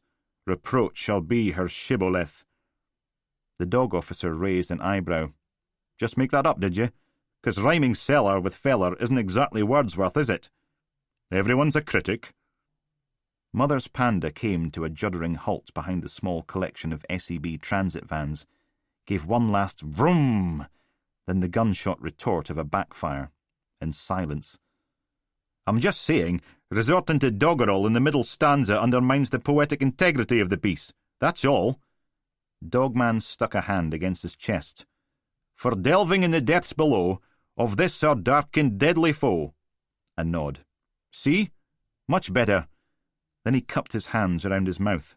"Penguin, where the sodden hell do you think you're going?" The black lab disappeared into a massive knot of brambles, 5 foot high and covering at least a third of the garden. "Sodding dog's a pain in my parliament, if you'll pardon the French." Mother climbed out, sleeves rolled up on her fleece, bare white arms semaphoring in the sunlight as she marched over to the nearest Smurf. McAdams stuck his hands in his pockets. "Save yourself, young Callum. Run away before she gets here. This will not be pretty." The dog officer nodded. "A 686 Heiku. Very avant-garde. Penguin, I'm not telling you again." "Stupid animal." Rustling and crackling came from deep within the brambles, but that was it. No Labrador to be seen. The Smurf turned and pointed in their direction, and Mother was on her way. "Penguin!" A shake of the head. "Tell you, we get all the rubbish dogs in O Division. Anything that can't find its own tail, they send it here." Deep breath. "Penguin! Out here now, you useless wee sod!" Mother rounded the corner of the blackened house, shoulders forward, hands curled into fists.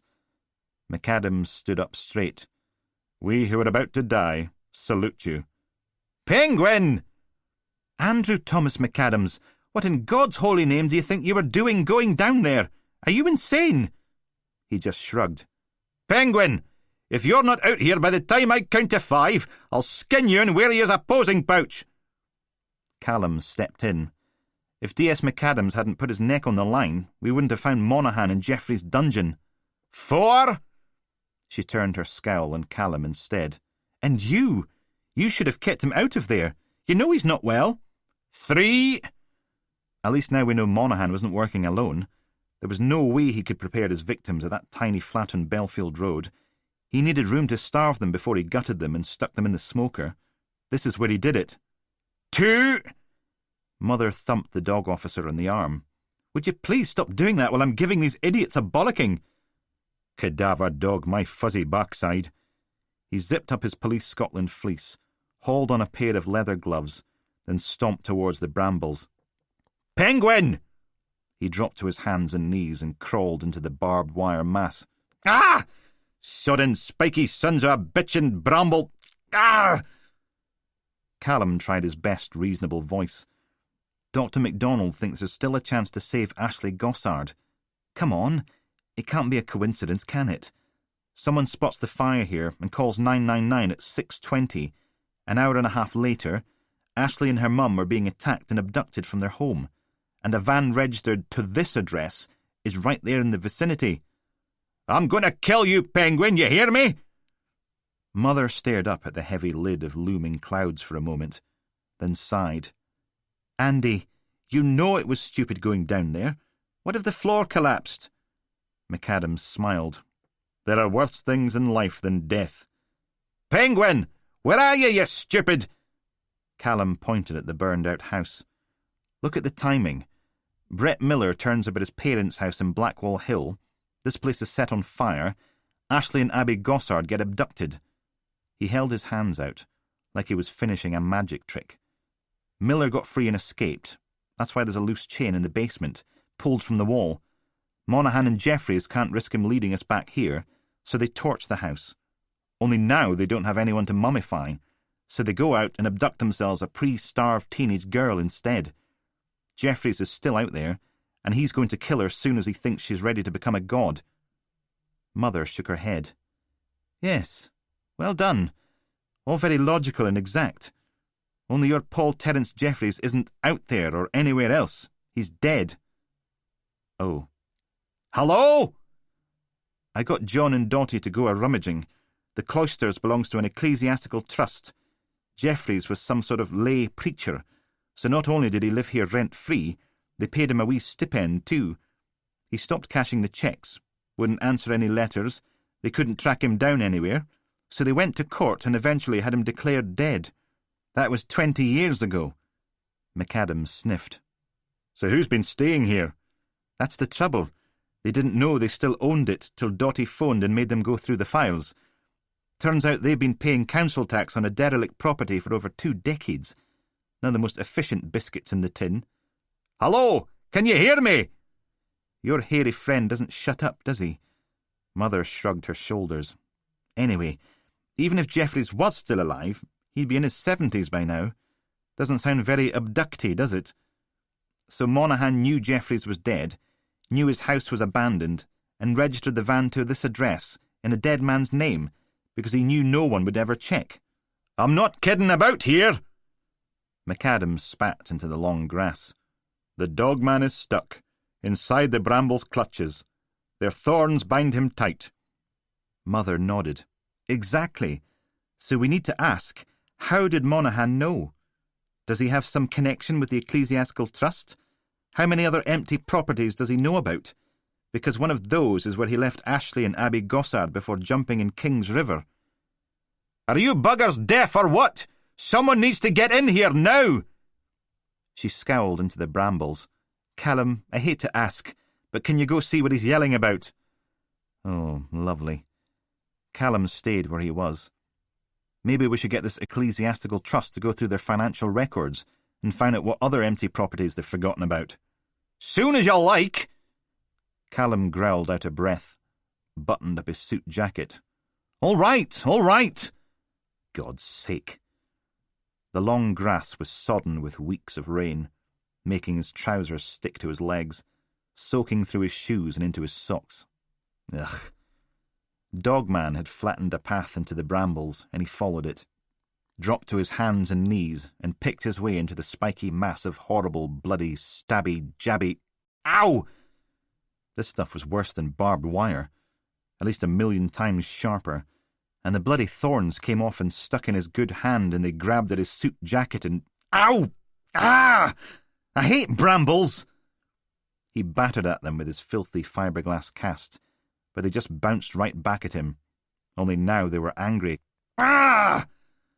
Another 10 feet of horrible, jaggy, stabbing, needle-jabbing horror, and he emerged into a little hollow, ringed with the old yellow-grey corpses of long-dead brambles. Officer Harry, the dogman, was sitting off to one side, but Penguin, the useless cadaver dog, was right in the middle, surrounded by what looked like burrows. Not tiny ones like you'd get with rabbits, but bigger. Maybe a fox or a badger. Penguin was lying down, tail thumping against the earth, dry in here under the canopy of horrible spiky tendrils. Callum sat back on his thighs, still hunched over to avoid their spiny crown. "You better have a damn good reason for dragging me in here, ruining my suit, and look at my bloody hands!" Literally, covered with scratches and puncture marks seeping red, peppered with dozens of tiny brown thorns.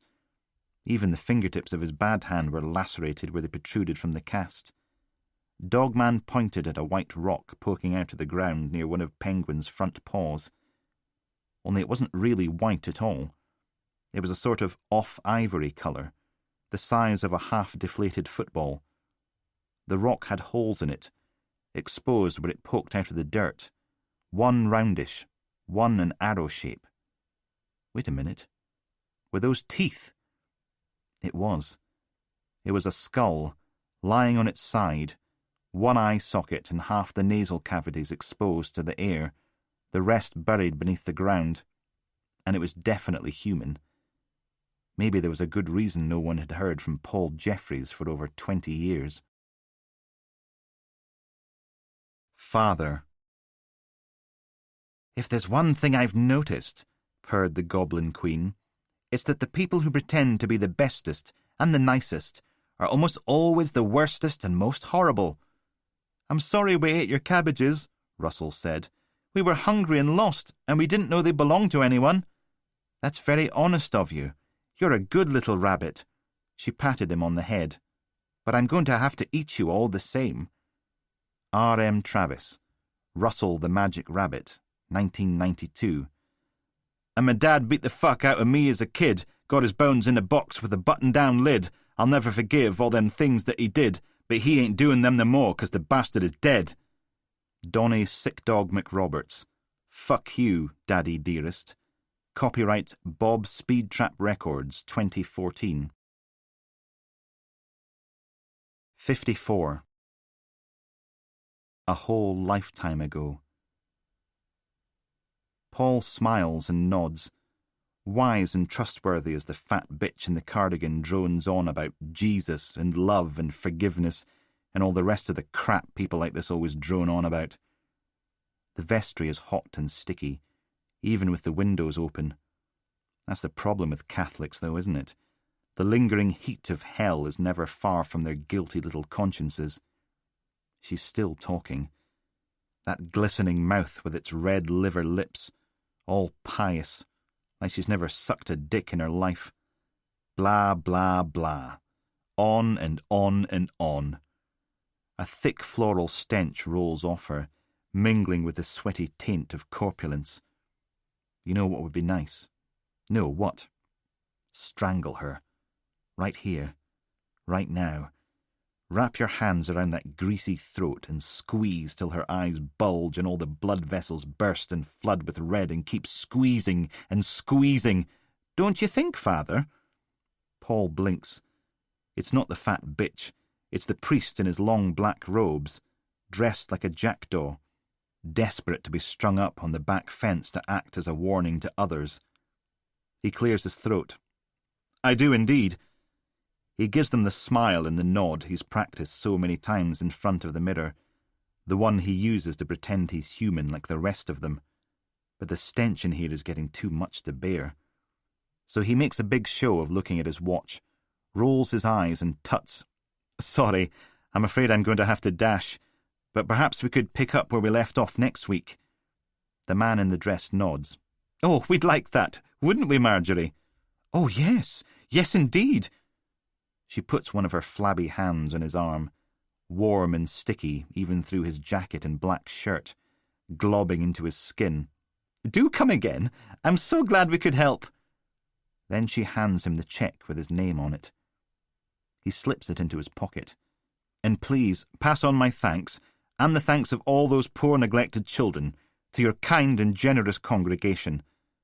The fat bitch stops at the threshold, but Father Crossdresser follows him out into the church.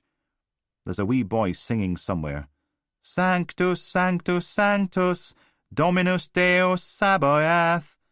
The sound echoes off the walls like an air raid siren for the damned.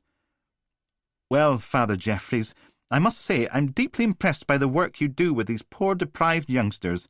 It's an inspiration, it truly is. Pleni sunt caeli, et terra gloria tua, Hosanna in excelsis. Paul gives him a little modest shrug. We all must do what we can. Benedictus qui venit in nomine Domine, Hosanna in excelsis. No, no, damn it, Oliver! The exasperated voice of some poor sod trying to make a kid do what it's told. How many times? It's pronounced excelsis. We're going to stay here and do it again and again until you get it right. Paul turns, and there's his own little burden, sucking his thumb like a baby. 5 years old, and he's still sucking his thumb. How is he ever going to be a man, acting like that? So Paul raised his voice over the wailing chorister. Justin, thumb out of the mouth, eh, champ? He forces a smile. You're a big boy now. Going to have to beat that out of him. He'll never learn otherwise. Beat it out of him till he learns his bloody lesson. After all, it never did Paul any harm, did it? The back garden sways and lurches as he... Why is he out here again? Oh yeah, right. A swig of beer from one hand, while the other fumbles his cock from his trousers. Used beer splashes into the compost bin, adding its steam to the heaps. Dark out here, just the light of the moon filtering through clouds, watching everything. Never mind God and Jesus and all the rest of that crap. Moon was what they should be worshipping. Like the old days with virgins and sacrifices and... yeah. Bitch in the basement, crying. Always crying, especially afterwards. Pfft. He's not a bad man. No, he's a priest. A proper one. Not a shepherd. No. He keeps his flock in line the old way, proper way, under the moon's eternal eye. A wolf. Paul takes another hit of beer and throws back his head and howls out his devotions. That's very generous. Thank you so much. Paul takes the cheque and smiles, even though it's barely half what he got here a year ago. Doesn't do to burn the goose, even if it is only laying silver eggs right now. The Romanian orphanages will make good use of this. The skinny bitch in the twin set shows off her dentures, stained with dark red lipstick. I'm so glad we could help. Protestants. Just as bad as the Catholics, only without the sense of theatre. Holier than thou on the outside, deviant scumbags on the inside. Now, we must get a photograph for the church newsletter. He sighs and shakes his head, puts a hand on her revolting shoulder, among those nasty little flakes of dandruff. I'm just his humble servant. I don't deserve all that limelight and praise. Oh, but no, you should take the credit, Mrs. Ingram. After all, you're the one who raised all this money. I'm just the one who's lucky enough to spend it on a very good cause. Lies and liars. All of them. Paul takes the last swig from his tin of special, crumples it in his fist and hurls it into the corner. And morons! The living room sways slightly, the wallpaper twisting like the tattoos on a topless dancer. Boy! Justin or whatever! Give me another beer! After all, can't celebrate without beer, can you? No. And whiskey. He takes a swig of Glenmorangie, straight from the bottle. It tingles on the way down like 1,000 little watchfires, flickering in the darkness. Boy! And there he is, the horrible little snivelling boy, standing there in his stupid shorts and cartoon t-shirt, eyes all big and shiny, like he's going to burst into tears any moment. Pathetic. He's 6 for Christ's sake. Far too old to be acting like that. He holds up a tin of special, dew beading on the outside, and Paul snatches it off him. About time! Sorry, Father. That annoying, wobbly little voice. You should be happy! Paul grabs him by the back of the neck and pulls him close. I saved you, boy. You know that, don't you? Thank you, Father. Damn right. He pushes the little shite away. I saved you from the grey, from the beige, from all the crap they shoveled down kids' throats. He rips the tab from the beer and swigs down a mouthful. Your mum didn't love you, Justin. She would have killed you and eaten you. I know. I've seen it before. Thank you, Father. Better. Bit of respect for his elders and betters. Paul swills beer between his teeth. After all, he's a rich man. He deserves respect.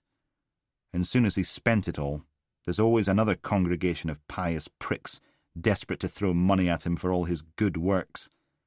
He toasts the crucifix on the wall. His generous benefactor. Oh yes, today is a day to celebrate. Boy? Yes, Father? Tell your new mummy to wash herself. She's going to be blessed tonight. And if you're a very good boy, I might even let you watch. 55. Callum turned his back on the garden, the thumb of his broken hand poked into his right ear, phone clamped to the other. Sorry, Cecilia, can you say that again? The roar of small petrol motors battered back and forth, screaming, then falling, then screaming, then falling as 3 smurfs with brush cutters fought against the thicket of brambles, chopping it down to the ground. Making good progress, too. Half of it was already gone, the curled, jagged stems carted away, leaving the ground grey and bare. I said, we've finished our second sweep with the Gossard house.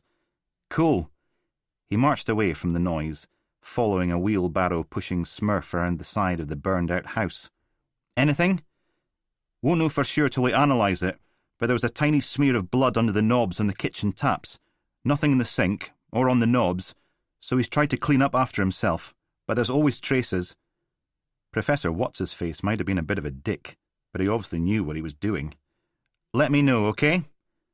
Wheelbarrow Smurf tipped his load of bramble clippings into a skip parked outside the house. I heard about Elaine. Great. Callum ran his fingertips across his forehead. Can we not do this just now? I just think it's a good time to tell everyone the truth about who really cocked up that crime scene. Who's going to take me seriously? They'll all think I'm lying to get back at her for shagging Powell behind my back. Don't make me stage an intervention, Callum. Bye, Cecilia.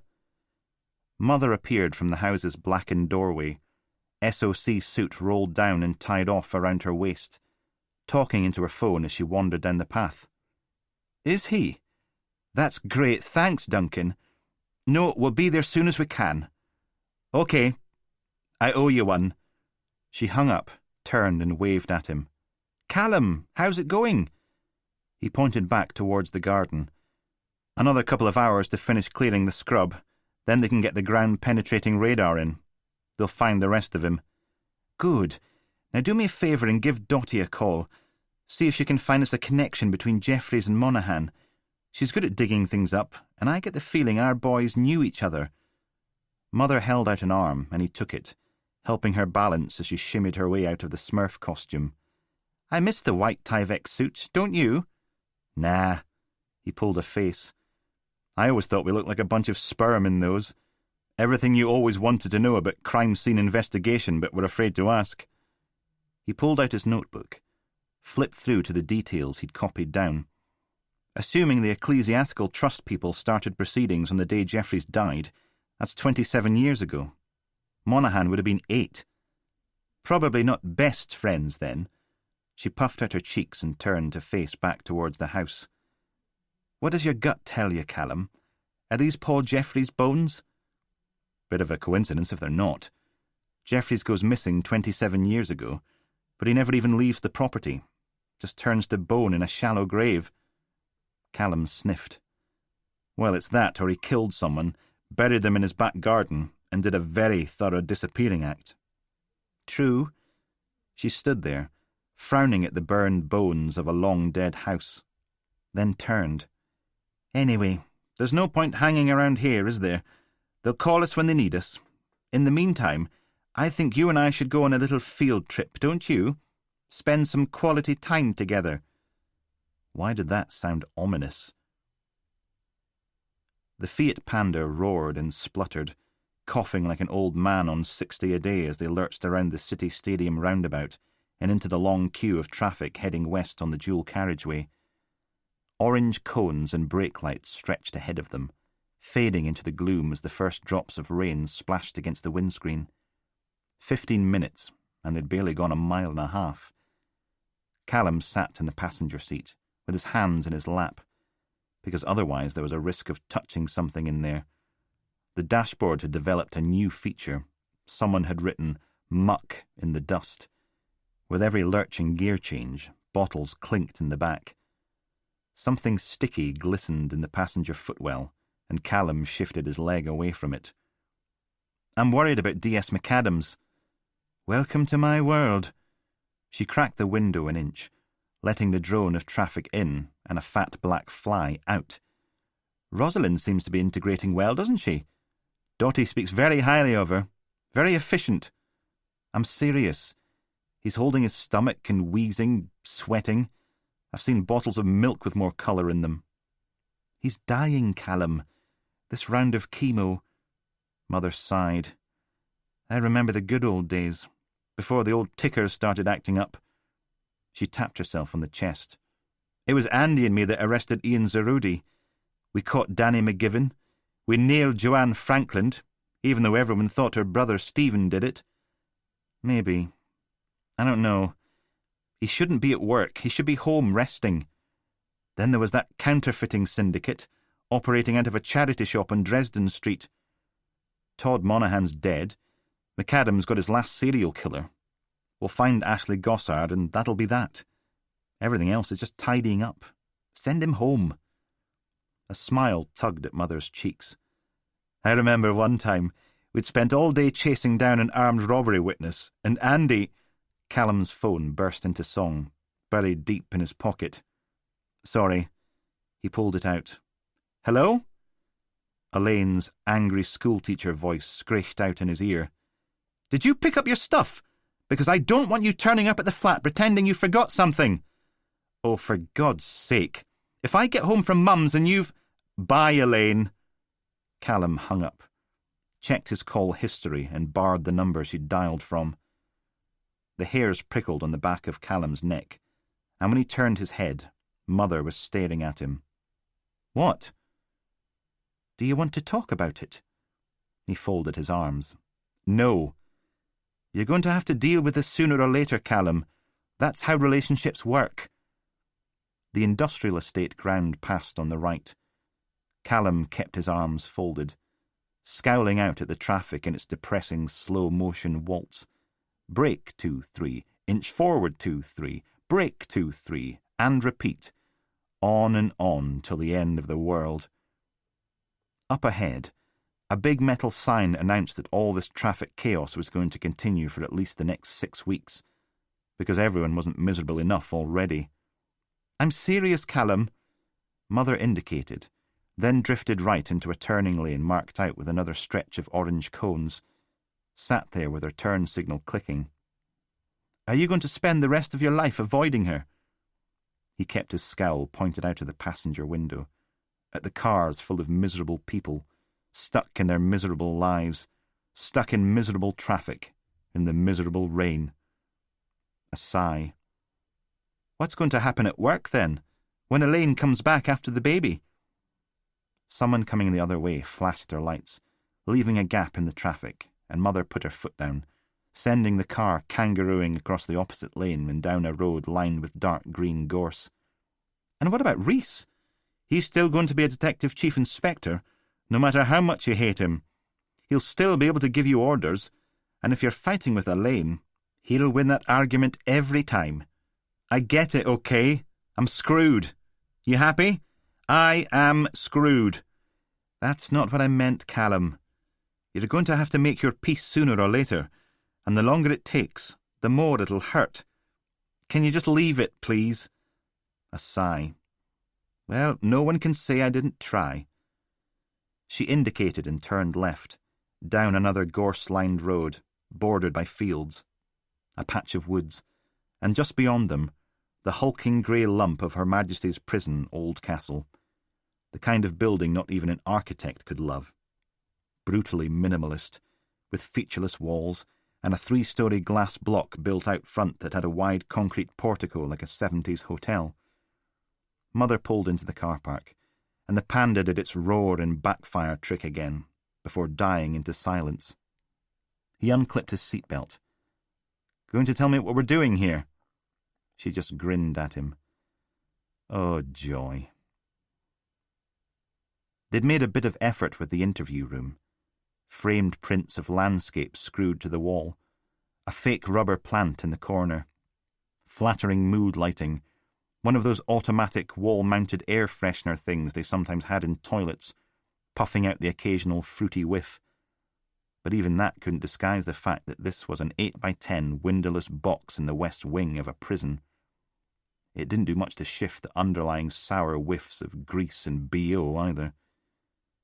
Mother sat at the interview table, chipped and scarred, with initials and swear words scratched into the formica. She poked away at her phone, playing Candy Crush by the looks of things. Callum stood by the radiator, drying off his damp, bramble-ruined trousers. Still don't know what we're doing here. Good things come to those who wait. You just have to have faith and patience and... The interview room door opened, and a small, balding man in thick-rimmed glasses and an ugly jumper sidled into the room. Flora! It's lovely to see you again. I was so shocked to hear about your incident. I trust you're fully recovered now, yes? Good. Excellent. Yes. A nod for Callum. You must be the young man Flora's told me so much about. Nice to meet you. He stuck out his hand, surprisingly warm, strong and dry when Callum shook it. Mother put her phone away. Is he ready, Duncan? Oh, yes, indeed. Duncan clasped his hands together. Now, I know you've been here before, but there are a few formalities to take care of. You're not to give the inmate anything. You're not to take anything from him. That includes messages to and from the outside world. You're not to let him use your mobile phones. We disapprove of physical contact, and a staff member will be present at all times. Okay? She spread her hands wide. How can I refuse? Good. Yes, well, let's get started, shall we? Duncan stuck his wee baldy head out into the corridor. You can bring him in now, Rachel, thanks. Gareth Pike had to duck to get into the room, his rounded shoulders brushing the door frame. His pale scalp gleamed like a freshly polished cue ball. He paused and pulled on a slow, sticky smile. Constable McGregor, how delicious to see you again. Are you here about my south-facing cell? Pike.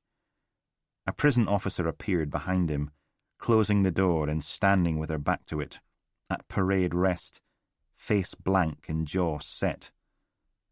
Hello, Mr. Pike. Mother pointed at the chair on the other side of the table. Or can I call you Gareth? This one's new.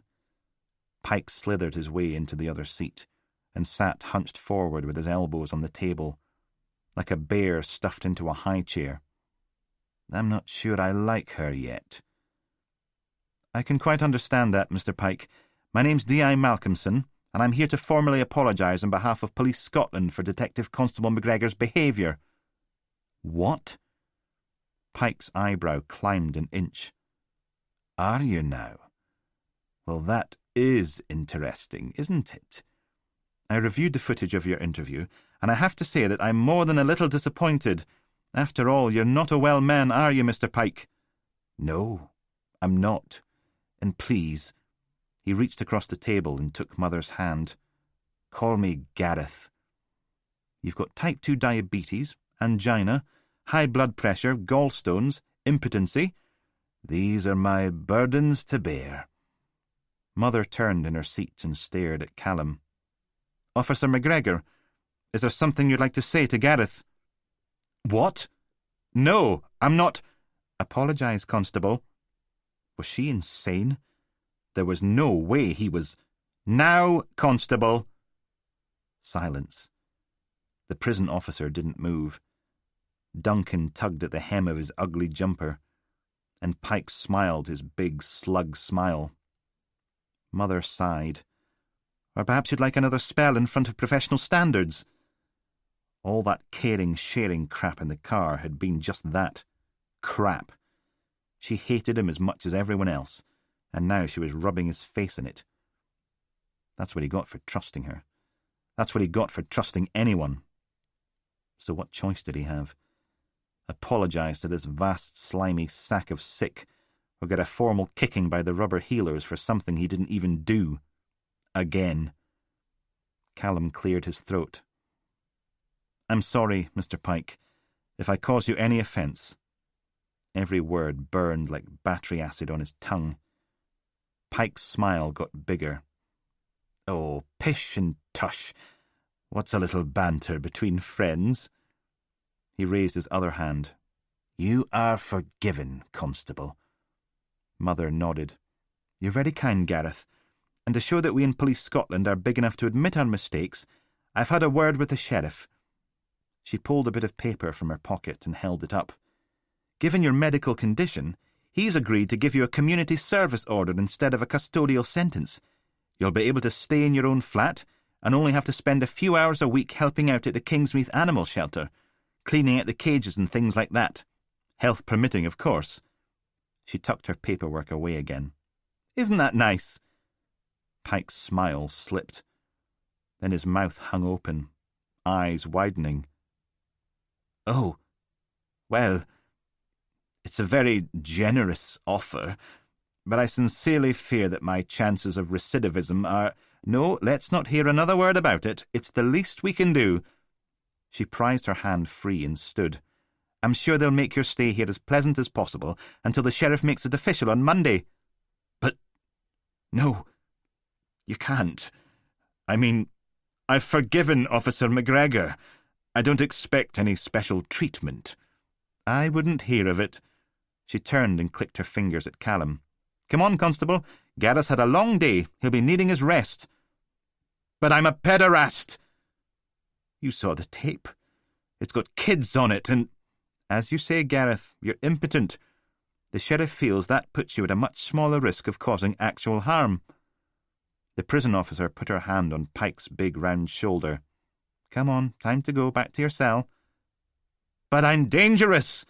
He stared at Callum. Tell them how dangerous I am. I tried to abduct you." And now it all made sense.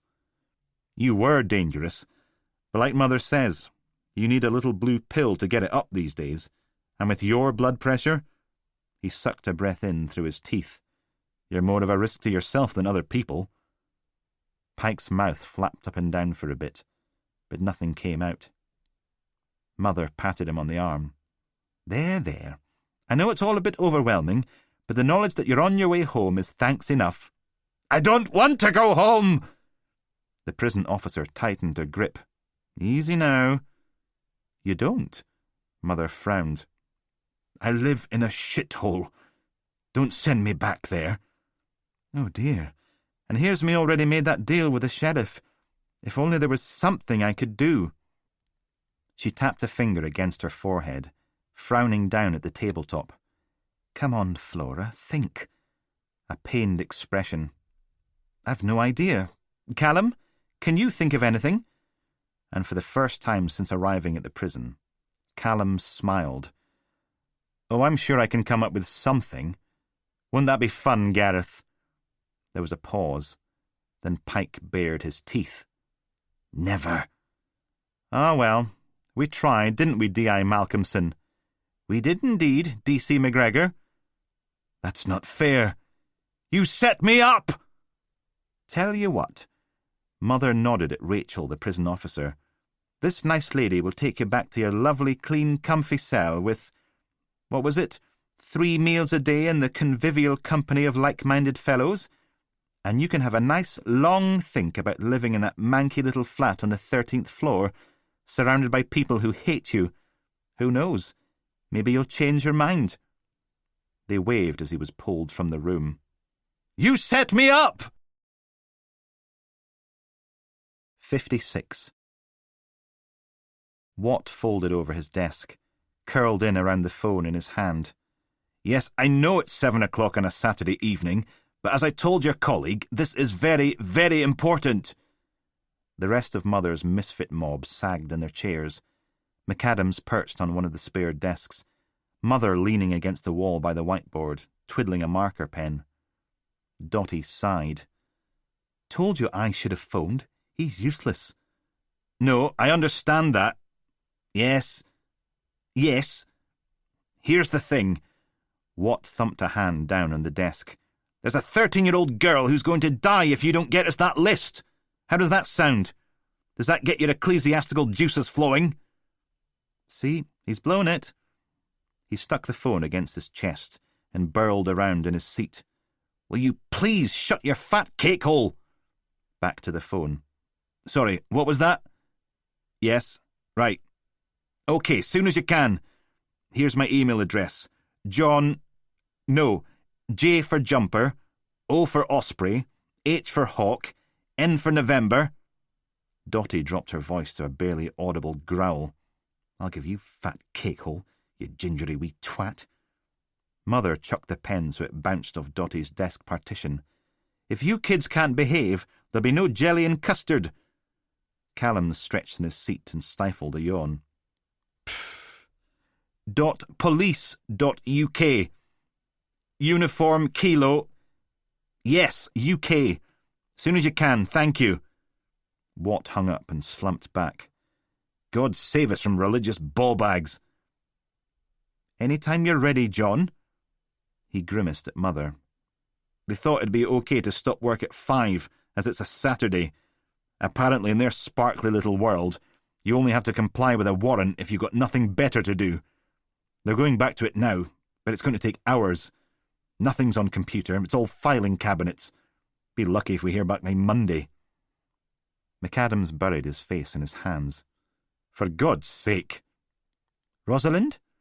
Mother wandered over and collected her hurled pen. Every traffic car, community warden, uniform and special constable is keeping an eye out for Monaghan's grey Peugeot Bipper. He must have parked it somewhere, but so far no one's spotted it. Dorothy? He shouldn't have called me fat. It's not my fault I'm in a wheelchair, is it? You try exercising when you're stuck in one of these things. Please, Dorothy, we're all tired. How did you get on? The council sent through a list of all properties currently registered as empty for council tax purposes. It doesn't include buildings considered uninhabitable. What about some sort of Monaghan-Jeffreys connection? Still looking. Callum? He pointed at his screen. I've been through the planning department's records, and there's no sign of anyone applying to build a new smokehouse for over 40 years, and the last one was converted into, and I quote, a stylish 4-bedroom family home with off-road parking, outdoor hot tub, and a well-appointed garden 2 years ago. Callum frowned up at the map of Oldcastle pinned to the wall above the kettle. Look, according to Voodoo CCTV search, Monaghan's grey Peugeot Bipper came from somewhere east of Cavan Street, Logansferry, and disappeared somewhere north of the Royal Williams Hospital in the Wind. We could try narrowing our search by getting rid of anything in between. Franklin pulled a face. Risky. He might have dropped them off en route. True. Mother thumped down into the only vacant chair. Ashley's going to be dead by the time we get there, isn't she? Assuming we ever find her. The only sounds were the humming computers and someone squeaking past in the corridor outside. In the end, it was McAdams that broke the silence. We'll find her. We just have to hope she can hold on till Watt's religious time-wasters get back to us. He hopped down from the desk. In the meantime, we go home. Get some rest. There's sod all we can do here till we get that list. 57. Ashley's head rolls back against the metal tank. The chains clank and click.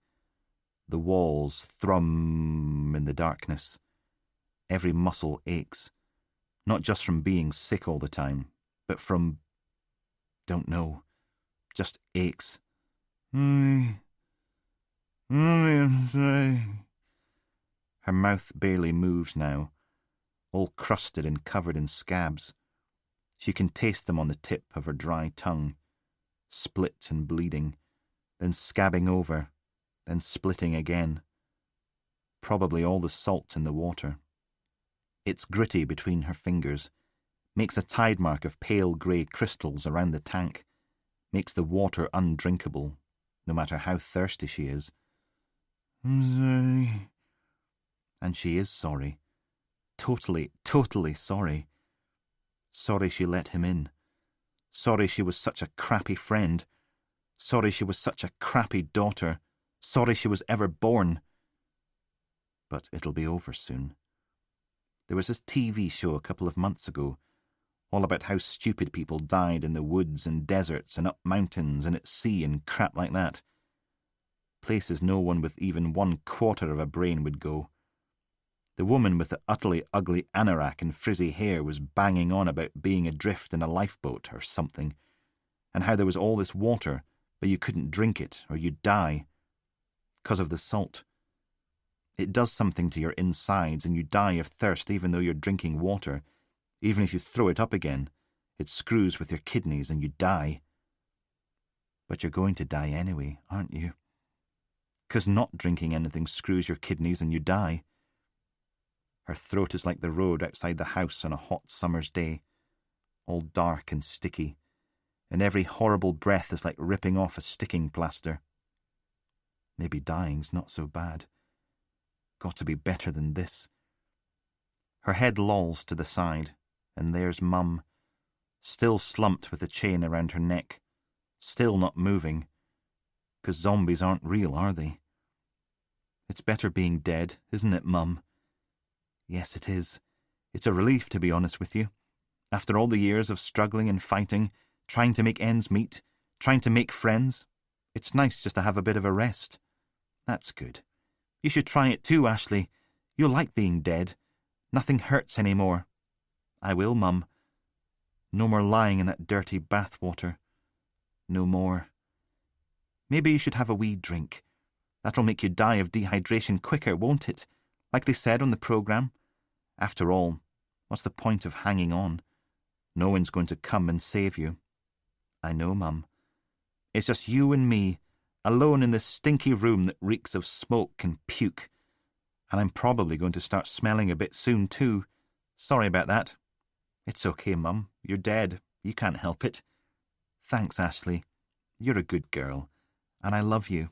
I always have. Now why not have a little drink? So thirsty. It's okay. No one's looking.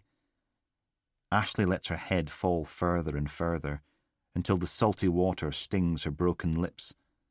It's bitter and horrible and wet and sour and fiery and soothing, and her stomach clenches and the water sprays out again, frothing from her mouth, burning out of her nose. A hacking cough rattles her back and forth against the metal tub. The chains clink and jitter. The water slops around her in waves. And finally, the coughing fades and she sags, panting in those sticking plaster breaths in her hot tarmac throat. Then, like someone turning on a kettle, whatever's in the water pops and fizzes through her, getting louder as it boils, pushing up into her skull and making the insides float, up and up, until all the colours sound the same. He said she was going to be a god, but then he left and never came back. She's not going to be a god. She's going to be trapped here for all eternity, in the dark, in this filthy metal tub, with this chain around her neck.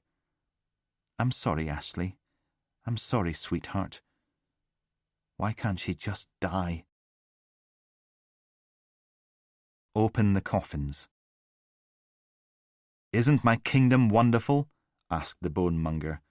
All these graves and mausoleums and charnel pits, just waiting for someone to wake up their slumbering guests.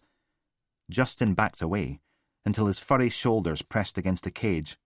"I won't do it!" he shouted defiantly. "I won't, and you can't make me!" "But, my dear little rabbit boy, if you don't, your sister cat will sleep forever beneath my darkening ground. R.M. Travis, Open the Coffins and Let Them Go Free, 1976. All them bones in the dark, and he's proud as can be, 'cause he'll open the coffins and let them go free, and you better believe he's as sharp as a church key. He'll cut you to shreds and swallow you whole, see? Donny Sick Dog McRoberts, Little Rabbit Boy, The Bone Monger's Waltz. Copyright Bob Speedtrap Records, 2015. 58. "OK, thanks, John." Callum hung up and slipped his phone back in his pocket. Thin morning light seeped through the battleship clouds, making the back garden mud glitter and shine. Would have thought, after all this rain, the smell of smoke would have dissipated, but if anything, it was stronger than ever, oozing from the burned-out house like fog. The brambles were gone, but a little village of blue SOC tents had taken their place, arranged almost at random across the garden, each one with Property of SPSA Scenes Examination Branch, Oldcastle, stencilled in white on the side. The nearest had Tent F added to the end. Callum pulled up the flap and ducked inside, his blue Tyvek suit rustling and crinkling. Inside, a small diesel generator growled away in the corner, hooked up to a handful of high-powered work lights on stands. They glared down on a pit in the middle of the tent, 5 foot deep and roughly rectangular. All the soil was piled up to one side, a couple of smurfs on their knees in the hole, troweling more into a black bucket. McAdams stood at the head of it, staring into the depths, the hood of his SOC suit thrown back, arms folded, face pale and shiny. That was what? Callum stopped at the opposite end of the trench. The Ecclesiastical Trust must have pulled an all-nighter, because a list of every property they own just arrived in his inbox. All 600-odd of them. They've got some marked as unoccupied, but given they were clueless about here... A shrug. McAdams didn't look up. "Have you ever contemplated your own mortality, Callum?" He's doing some spreadsheet thing so he can combine their list with the data we got from the council tax people. At least then we'll know what's officially sitting empty. But again, the trust were paying full whack for an abandoned building, so who knows? Ever stood at the edge of a grave and thought, this will be mine soon? Maybe not this one, but one just like it. We're going to need a whole heap of bodies on it. Visit every single property the trust owns and see what we can see. For what is man but doomed to die, and here within the earth to slumber, till naught but bones remain of him, the merest breath of gods gone by. That's cheery. Pam Ayres again. Stephen P. Dundas, you ignorant spud. He squatted down and tossed a little clump of dirt at one of the Smurfs. Well? How? The Smurf turned, clutching its head with a purple-gloved hand. What the hell was that for? Have you found anything yet? Looks like female remains. He pointed at twin lines of pale grey, just protruding above the black earth. That's a forearm, radius and ulna. Going by the scarring, she broke her wrist at least 6 times. See how it's a bit zigzaggy? That's because it wasn't treated, just left to heal on its own. McAdams grunted, nodded. Any buttons or zips? Bits of clothing? No. If she was wearing anything when she went into the ground, must have been all natural fibres. It's long gone. Same as all the others, then. McAdams stood, dusted off his hands as he marched out to the tent. 7 female bodies, 1 male. All the women went in naked, but there are buttons and zips in with the man's remains. The women's bones are covered in scars, but not his. What does that tell you? Callum closed the tent flap. He was a rush job. Show you're working. They are all in deep graves, 5 foot down at least, far as we can tell. He was about 2. That's probably why the badgers got at him. The women were prepared for burial, stripped, probably washed. He was just tipped in, fully clothed. I'll buy that. McAdams unzipped his SOC suit and stood with his arms spread wide, steam rising from his chest. "I want x-rays of all the skulls. See if we can get a match off dental records, and get them to run stable isotope analysis too. How long have they been buried here? How long were they kept here before that? Where did they come from? Then we go through every missing persons report till we find a match. I'd put money on the male remains being Jeffrey's, but let's widen the net a bit, just in case. Sarge." He let his arms drop and turned, staring out at the SOC tents. 7 women. Can you imagine what it must have been like for them? McAdams shook his head. I don't think they were prepared for burial. Those chains in the basement have been there a long, long time. They were shackled down there, naked in the dark, beaten, raped and brutalized for months, maybe even years. A depressing thought, but probably right. And then, when he was bored with them, he didn't bother stopping. He kept on going and beat them to death, then buried them in his back garden and went out to get a new one. Because that's what women are to him. Disposable. Sounds lovely, doesn't he? Callum kicked at a little knot of brambles, still clinging on to the muddy ground. You think maybe Monaghan grew up here? That's why he turned out the way he did. Who knows? Maybe it was always in him. Or maybe you just can't live through something like that and not come out broken. A frown. Suppose it doesn't matter in the end. McAdams pulled out his phone. I'll tell Mother. You go get the car warmed up. Major Incident Room 2 buzzed with a low murmur of voices. A dozen officers sat at the desks, half in uniform, half plain clothes, all staring towards the front of the room as Watt pointed his wee remote at the projector on the ceiling. The screen behind him filled with a spreadsheet, all bars and colour-coded bits and numbers and addresses. This is every property NETH own within a 15-mile radius of Oldcastle. I've ranked each by distance from where Ashley and Abby Gossard were abducted, where the grey Peugeot Bipper appears on the CCTV system, and where it disappears off again. McAdams leaned over and whispered in Callum's ear, breath sticky and sour, because colouring it up like a rainbow is going to sodding help. As you can see here, Watt poked a button on the remote, and a little red dot shone onto the screen. I've cross-referenced the dataset with council tax records. Everything marked with a grey arrow is currently registered as vacant. I bet he was touching himself when he put that together.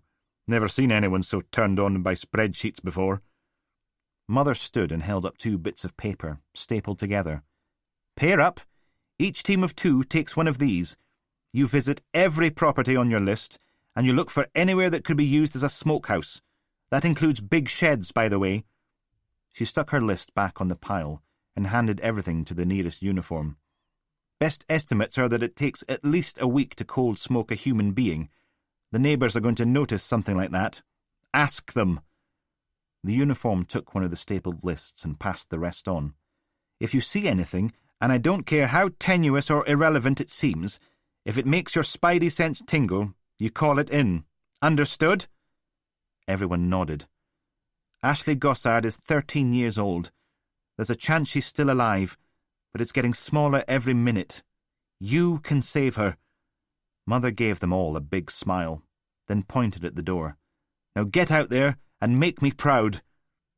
Callum, Dotty, Watt and McAdams stayed where they were till everyone had filed out. Soon as the door closed behind the last 2-person team, Mother slumped back into her chair and rubbed at her face. Someone tell me it's all going to be okay. McAdams picked up one of the remaining lists. How many properties are we looking at? Tell me we're not just clutching at ghosts here. North East Ecclesiastical Trust Holdings Limited owns 624 properties all over Scotland, from a block of flats in Kirkcaldy to a B&B in Cromarty, via a chip shop in Oban. Watt weaked his laser pointer across the screen again. I've marked commercial properties with a skull and crossbones, 52 of them in total. A grunt from McAdams. Assuming Monaghan had access to their list of properties at some point, assuming he's been smoking them locally and not off up the coast in Buckie or Fraserburgh, assuming he hasn't just built himself a DIY smoker somewhere deep inside Moncure Wood or the Swinney or Holborn Forest. Assuming. Mother let her arms fall by her sides. Thanks for that, Andy. I feel much better now. Glad I could help. Does anyone have anything constructive to say? Any ideas at all? The floor's open. Franklin was sitting at the back, arms and legs crossed, face tight and angry. Public appeal. Any suspicious behaviour? Have you seen smoke coming from your neighbour's shed on a regular basis? She bared her teeth. Heard any screaming lately? Mother frowned at her. OK. Well, I've got a media briefing at 10, and that's on the list. But you know what's going to happen. Every well-meaning citizen, idiot, and attention-seeking special little snowflake will be ringing up within the hour, and they're only giving me 10 support staff to man the phones. So that'll be fun. Back to the rest of the room. Anyone else? I will literally consider anything at this point. Dotty held up her hand. I've been looking for any connection between Monaghan and Jeffries, and if there is one, I can't find it. So how did Monaghan get access to all these northeast god-bothering trust properties? Even they didn't know what they owned till we made them look. Watt rolled his eyes. He doesn't have to have access to all of them, just a couple, obviously. Don't you obviously me, you gingery wee. Children, that's enough. Mother stood. We stick with the plan, till someone comes up with something better. Rosalind, you and Callum take a list. Dorothy, you and John clearly need to spend some quality time together. Oh, sodding hell. Dotty folded her arm over her head. Watt bared his teeth. I'd rather staple my scrotum to a leaky tumble-dryer full of angry wasps. Give you a chance to bond, and maybe act like grown-ups for a change. Wouldn't that be nice? Mother clapped her hands together. Off you go. Ah, fine. Dotty wheeled herself from the room. But if I end up killing him, it's your fault. Mother waited until Watt snatched a stapled list from the pile and stomped out after her, before grimacing at the ceiling, both hands curled into claws. Ah! Oh, you'll love it, really. Our book is reinvigorated. We have fresh leads to follow. The readers know a big reveal is coming soon and are relishing every page. McAdams picked up the last remaining list. Want to take your car or mine? She sagged. I can't. I've got a dozen of DCI Powell's cases to review, teams to organise, updates to hear, rotas to organise, overtime to authorise, budgets to work up, etc., etc., etc. Mother scrubbed a hand across her face.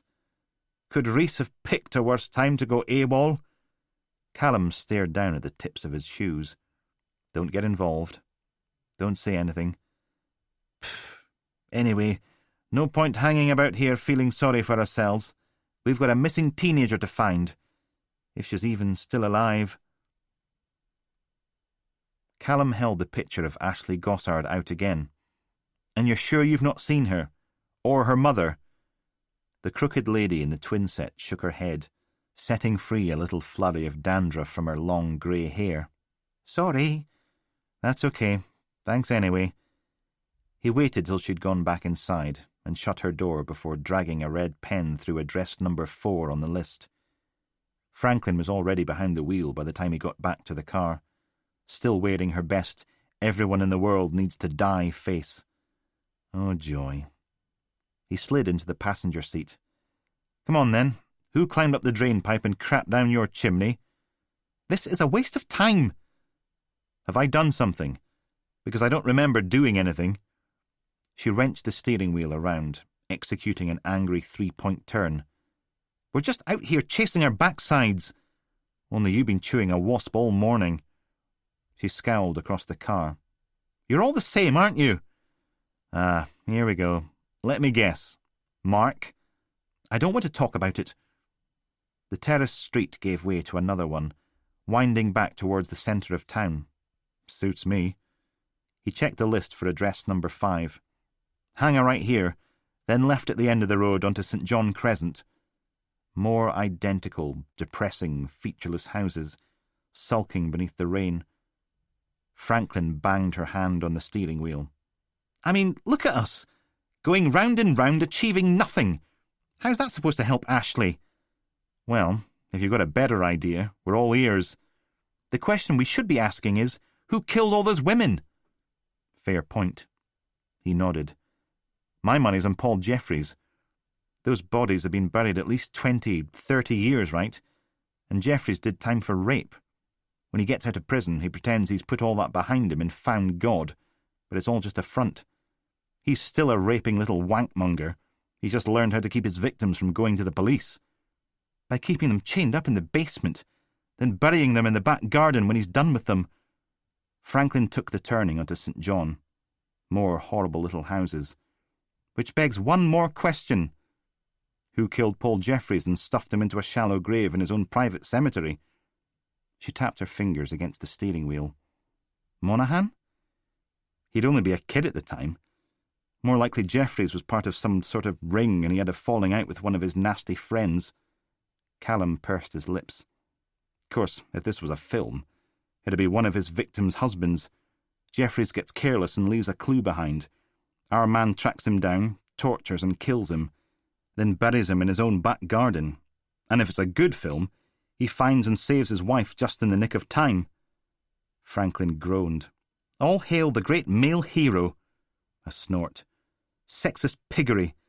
Why can't it be one of the victim's sisters doing the rescuing? Or maybe one of the women escapes and gets revenge on her abuser. Why does it always have to be a man saving the day? True, we are horrible. A smile. Just look at your mark. And just like that, the muscles in Franklin's jaw were clenching again. Yeah, probably shouldn't have done that. Seemed like fun at the time, but he was the one who'd have to suffer the ensuing foul mood. Callum flicked through Watt's list of properties. 4 down, 16 to go. 6 teams of 2, plus them, plus Dotty and Watt. 8 teams, 20 buildings each, 160 houses and or businesses, plus whatever odds and sods McAdams was looking into. NETH Limited have got a lot of interest in Oldcastle, and over 600 properties Scotland-wide. Must be worth a fortune. Millions. Franklin just chewed on her sulk, glowering through the windscreen. Right, opposite the chip shop. She thumped the steering wheel again. I mean, where does he get off, dumping an ultimatum like that on me? Didn't think there'd be so much money in religion. Callum stuck the list back in his pocket. Why don't they just liquidate the lot and give the proceeds to the poor? What the hell happened to... Your career is every bit as important as mine. Mind you, it's a trust, isn't it? Do you think it's all priests' pensions and bishops' investments? Are you even listening to me? A shrug. Thought you didn't want to talk about it. All the sodding same. She took the turning at the chip shop. I get it. Your boyfriend Mark is a dick who thinks whatever he wants is more important than what you want. The houses were getting bigger with every street. And do you know why he thinks that? Franklin scowled straight ahead, mouth clamped shut. Because he's a dick. Callum turned in his seat. And do you know what? He's a merchant banker. That was your clue, right there. Take a left at the roundabout, and it should be about halfway down. He wasn't a dick when I met him. Yeah, well, you know the old saying, some men are born dicks, some have dickishness thrust upon them, and some achieve dickosity all on their own. He gave her a smile. I'm paraphrasing a bit. I am not giving everything up to be a bloody housewife with a bloody pinny, 2.4 bloody children and a cocker bloody spaniel. Callum knocked on the passenger window. That's us there on the left, number 32. She pulled into the curb. I'm not! Number 32 was one of Watt's Grey Arrow properties, all the windows sealed with chipboard. The garden looked almost as bad as the cloisters, only without the constant parade of smurfs, brambles and body bags. Callum undid his seatbelt. So ditch him. Tell him you've had enough of his crap. She chewed and chewed and chewed. Someone I know gave me a very good piece of advice once. You want to hear it? No. You can just sit there playing the tragic jilted hero. He climbed out of the car, turned and stuck his head back in. Or you can get off your moaning backside and do something about it. Absolutely sod all. Well, except for the fact I haven't throttled Detective Sergeant I-do-nothing-but-moan Hodgkin. That's an achievement all in itself. Callum winced as Dottie's voice scraped out in the background. Oh, you think you're such a delight, do you? You sour-faced, pew-bearded. Go roll yourself under a bus. I'll roll my boot right up your... For God's sake, do you two never stop? He swapped the phone to his bad hand, freeing up his left to massage the ache growing between his eyebrows. Mother deserved a knighthood. She genuinely did. A manky old Renault parked itself next to the Mondeo, a chubby bearded bloke and a thin blonde rock chick type getting out and having a stretch in the drizzle before hurrying off across the lay-by, making for the burger van that lurked along a bit from the public loos. Dottie was the first to break the silence, obviously trying to sound light and cheerful, and failing. What about you and Rosalind? Not for 7. Thought we were onto something with a derelict house in Cowskillen, but nothing doing. Well, there's plenty of time, isn't there? Ashley's still alive. We'll find her. Don't be naive. I'm not being sodding naive. And they were off. Again. Todd Monaghan's been dead for 3 days. Unless he left her with plenty of food and water, she's already died of thirst. She could still be alive. Can we not go 2 minutes without you pair? All the other victims got starved and dehydrated before he stuck them in his smoker, so he's not going to leave her a 14-inch ham and mushroom with extra cheese and a big bottle of Diet Coke in case she gets peckish, is he? Use your head. I have had just about enough of your bloody lip, Constable. Blow it, Sergeant. Genuinely, out your arsehole, like a trumpet. What was the point? One last go. I'm asking you both nicely. Can you try? That's it. Get out of my car. It's not your anything, so get out of my bloody car. Silence. Franklin emerged from the lady's side of the public loos, wiping her hands on her suit trousers, face wrinkled and sour. Get out! Fine, great. You know what? I will. Go on then. I am. Some clunking and rattling. Here. Don't you throw stuff at me, you... It's your half of the list, you moron. Then the coffin lid thunk of the car door slamming. And good riddance! The sound of an engine revving, then growling, getting louder as she worked through the gears. Gah! Franklin turned her collar up and marched over, weaving her way between the pothole puddles. That man drives me totally insane. He's impossible. Dottie, everything's an excuse to moan and be sarcastic and nip, nip, nip. Franklin hauled open the driver's door and threw herself in behind the wheel. Shuddered. God, that toilet is disgusting. You know what I should do? I should turn this sodding car around and drive right over the top of him. She pointed at the phone in Callum's hand. Anything? He pulled on a grimace. Don't ask. You heard what he said to me, Callum, didn't you? You heard. Look, you can't just abandon him. You're police officers. You need to work. Should turn right round and squash him like the turd beetle he is. Leave nothing but a skid mark behind. You see if I don't. He can... Callum held the phone against his chest. Dottie's thrown Watt out of the car and driven off without him. Children. A big sigh. Then he went back to the phone. Never hated anyone so much in my whole sodding life. Not even the wee shite who cost me my leg. He's that bad. Yeah, well, maybe he only does it because he's secretly in love with you. Ugh! Think I just threw up in my mouth a bit. You're welcome. Now turn round and go pick him up. We've got a little girl to find. Detective Constable John Watt. I hope your sodding wheels fall off. John steps out into the middle of the road and slams the palm of his left hand into the crook of his right arm, punching his fist up as DS moron drives off into the rain. Woman's a bloody disgrace. No way she made sergeant on her own merit. No, must have been a bribe to stop her suing the force after the crash, which was probably her own fault anyway. John hurries back onto the pavement, stands under the awning outside a tat shop and has a squint at his watch. 11:30. Could head back to division headquarters, put in a formal complaint about his useless DS. But what good will it do him? No way they'll fire her, no matter how crap she is. So the only option is to outshine her, show them how a real police officer does things. He pulls the other sheet of paper from his pocket, the other half of their list. D.S. Hodgkin is such a moron. Did she actually think he'd printed all those addresses out at random? That he hadn't done a Bayesian statistical analysis based on the property's location and the location of the victims and ranked them in order of likeliness, and having gone to so much trouble that he wouldn't keep the best ones for himself? She could have just ridden his coattails to glory, but no. Hodgkin had to be the thorn in his toilet paper, the nettles in his underwear, the razor blade in his sock, the bleach in his eye drops. John scans the list. Definitely going to need a car to get round all these. That's okay, though. Just grab a taxi back to Camborne Road, where he parked this morning, collect the Clio, and head out to save the day. Goodbye, D.S. Dorothy, pain-in-the-arse Hodgkin. Hello, promotion. And speak of the devil. Her crappy wheelchair-mobile drifts down the road again, windscreen wipers going, stupid fat face peering out through the rain-streaked glass. John ducks down behind the little blue van parked outside the tat shop. Off you go, Hodgkin. Keep on driving. There, that's much better, isn't it? Bye-bye. Don't let tomorrow's headlines hit you in the arse on the way past. Police hero John Watt saves missing teen.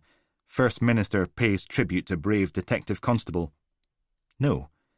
Prime Minister awards knighthood to newly promoted hero cop. Yeah, that's better.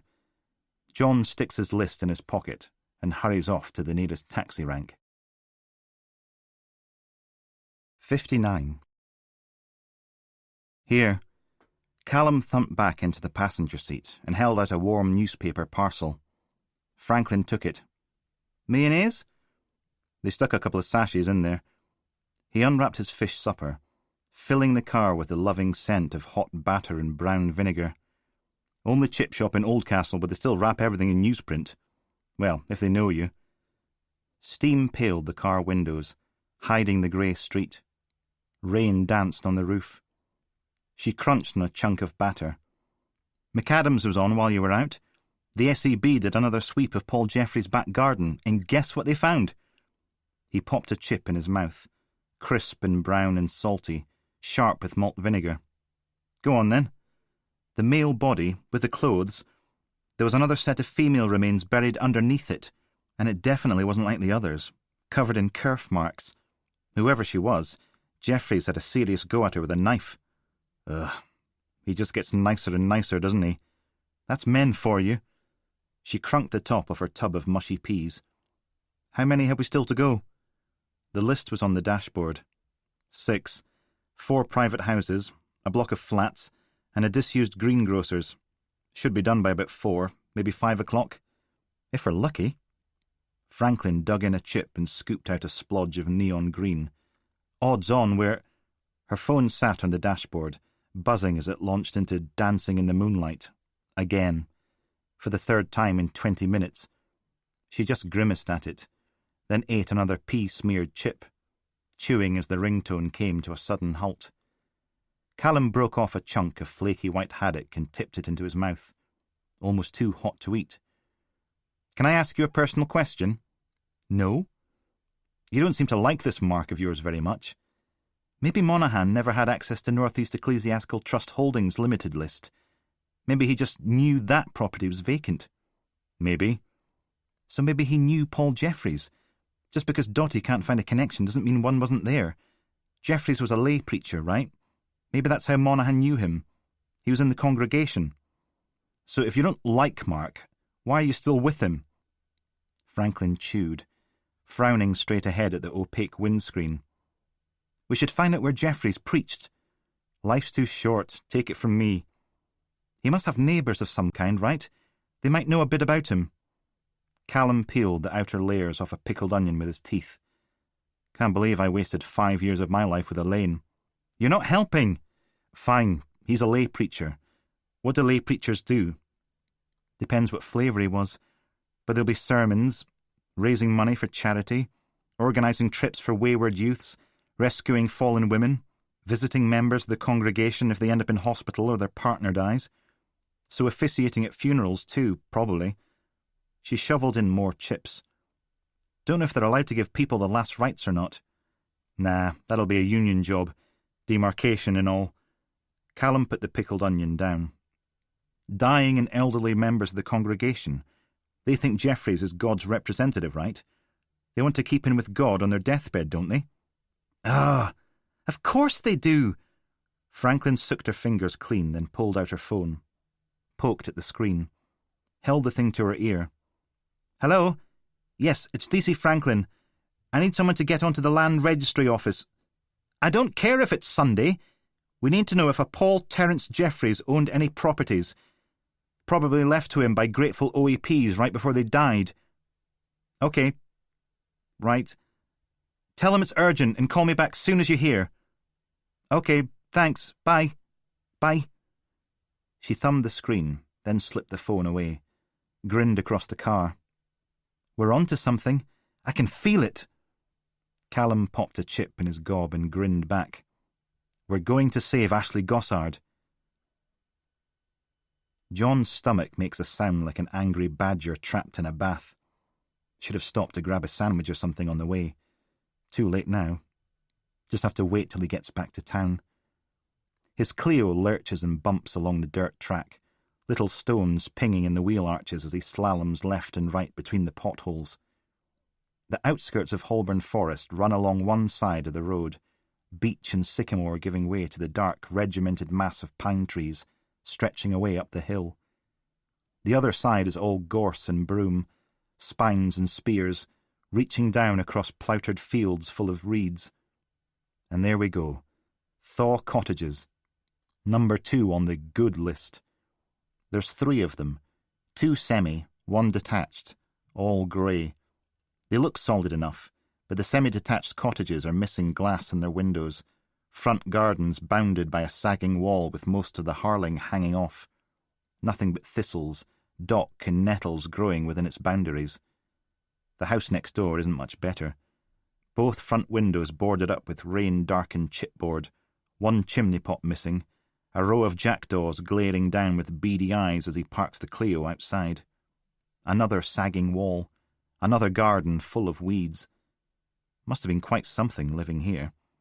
Probably monumentally crap in winter, trapped halfway up a hill, at the end of a long winding track, wolves roaming the woods behind the house. Okay, so maybe not wolves, but no way anyone comes anywhere near the arse end of nowhere like this with a snowplough. The view, though, that's something. The hill runs down, past a tumble-down church and its crumbling graveyard, then out along the River Wynd, nestling in a valley that opens up as it hits the outskirts of Oldcastle. Can see most of the city from up here, lurking beneath a blue-grey lid of heavy cloud tinged with gold and purples. John zips up his jacket and reaches back between the seats for the umbrella, scrambles out and opens it with one fluid movement. Pop! Those 2 years of contemporary dance were not wasted. Rain drums on the umbrella skin. Might as well check the conjoined cottages first. No sign of a path beaten through the weeds to the front door, but the road hooked around the back of the buildings. Probably garages and things there. He hops the broken gate and pushes his way through the soggy, horrible nettles, holding his elbows up and out to keep both hands away from the stinging leaves. The front door isn't locked, just tied shut with orange string, the kind farmers wrap around bales of hay. He unties it, pushes on the wasp-stripped wood, and steps inside. Callum drew a red line through property number 15, a 2-up, 2-down on a housing estate in Blackwall Hill. Checked his watch. 5 to go. Franklin started the engine again and pulled away from the curb. I know there's no point just sitting about till we hear back, but this is such a waste of time. We've been over this. Where's next? Gordon Crescent, Kingsmeath. Back down to the junction, then right at the roundabout. The car's windscreen wipers grunted and moaned. Callum's phone joined in the general noise. Hello? Ah, yes. Is Winston Smith addressing Detective Constable McGregor? Because today hadn't contained enough weirdos. He is. And does Winston have something for DC McGregor? Indeed he does. Rows of squat little houses slid by the Mondeo's windows, all slumped beneath the rain. Would he care to tell DC McGregor what it is? Winston told you he would be triumphant, and triumphant he is. his software identified 1,315 possible three-character number plate suffixes that would provide a reasonable match to the car on your footage. He then ran that through the DVLA's dataset via a method he'd rather not discuss right now, and narrowed it down to cars that conform to the manufacturer and make shown on your footage. The Mondeo climbed the hill, over the railway bridge and down the other side, slowing as Franklin took them left at the roundabout. And will Winston be getting to the point sometime soon? This cut the number of hits to a mere 290 across the UK. He then took those and hammered the ANPR system to see if any had been spotted in the vicinity, and lo, his genius was rewarded. From here, the entirety of Blackwall Hill stretched away down to the river, the garish goings-on in Montgomery Park standing out like a grenade in a kid's sandpit, especially that massive inflatable spider. Callum's dying of old age here, Winston. Those last three characters are the letters DWG and form the climax of a personalised number plate, currently appearing on a black Mercedes, registered to Bob Speed Trap Records Limited, and insured for the use of one Donald Newman. So Newman hadn't died or gone away. He'd gone legit, or at least as close as passed for it in the music industry. Okay, thanks. You don't seem to grasp the celebrity status of the gentleman in question, D.C. McGregor. Donald Newman's stage name is Donnie McRoberts, a.k.a. Sick Dog, the rap sensation and creator of such modern top 10 classics as Rock, Paper, Shotgun and I'm a Spittin' Yo Grave, Irene. You sure it's him? Winston does not make mistakes, and he has that very vehicle on camera entering Kingsmeath via the Blackborough roundabout not 30 minutes earlier. A sniff. Now, he takes it your business here is concluded, Detective Constable, and that you will be providing him with a cost centre to write his time against. Thanks, Winston. I'll get back to you. Callum hung up before there were any complaints, then checked his watch again. So Donald Newman was Donnie Sick Dog McRoberts. Maybe Willow's brother had been right about the helicopter, tiger, and loads of bitches. Well, Donald was in for a very nasty shock as soon as Callum caught up with him, which probably wouldn't be any time soon. No way they could abandon the search for Ashley Gossard to go rattle Newman's teeth for him, no matter how much he deserved it. Franklin took a right to the traffic lights and onto the dual carriageway, heading for Kingsmeath, but he really sodding deserved it. The house is dry and dusty inside, littered with ancient manky furniture riddled with little holes, and the drifts of tiny black tic-tacs all over the floor explain why. There's mould on the walls by the empty windows, ancient flock wallpaper curled and stained dysentery brown. John picks his way through to a bedroom, complete with rusty bedstead and sagging mattress, a wardrobe full of old lady clothes and more mouse droppings. The bathroom is clean, but dusty. The kitchen cupboards still have tins in them, but they're bloated and furry with dark brown flakes, as if someone just walked out years ago and never returned. The kitchen window is dirt-greyed, almost opaque. John huffs a breath on the glass and clears a patch with the side of his hand, revealing an overgrown garden and a collapsed shed. Looks as if next door's is much the same, only there's a greenhouse full of dead brown stalks in there too. Past the garden is an old bothy, stone walls, corrugated iron roof, and an ancient wooden barn surrounded by chunks of farm machinery, slowly disappearing under thistles and brambles. Okay, so finish up in here, check the other two cottages, and then... What the sodding hell do you think you were doing? John freezes, licks his lips, forces a smile and turns. Sarge, what are you doing here? D.S. McAdams is standing in the kitchen doorway, arms folded, face creased into a pale glower. Oh, don't look so surprised. I knew exactly what you were up to as soon as you ditched Dottie. Oh, crap. John's mouth clicks shut. Have you any idea how much trouble you're in right now? I know exactly what you were just, Detective Constable Watt. His head falls back and he stares at the ceiling. Why me? It wasn't my fault, Sarge. D.S. Hodgkin threw me out of the car. Why do I even bother? You know what she's like. Incompetent and chippy. I'm dying of bloody cancer here. I should be lying on a white sandy beach drinking margaritas, not standing in a manky wrecked house in the middle of nowhere, shouting at you!" John retreats a couple of steps, pulling on his best righteous indignation face. "I was only trying to find Ashley Gossard before something happened to her." McAdam's shoulders droop, and he runs a hand across his wrinkled eyes. "You want to know how I found you? You left a USB stick with your spreadsheet on it in the incident room computer. I went digging. Dottie threw me out the car. It's not my fault she's hormonal and mental. I always knew you were a devious wee shite-what. And you're not the only one who understands Bayesian statistics. I saw what you did to the spreadsheet." He pulls out a sheet of paper, fiddling the ordering so all the highest probability properties were last to be printed out, so you could take them for yourself. John sticks his chest out. "I'm trying to save a little girl's life here." "You couldn't give a toss about Ashley Gossard." A deep breath, and McAdams presses a hand against his stomach. "God damn it, what? If you wanted to save her, you would have prioritised those addresses and we'd have sent a team to each one first. You don't care if she lives or dies. You just care if you can grab all the credit and glory for yourself."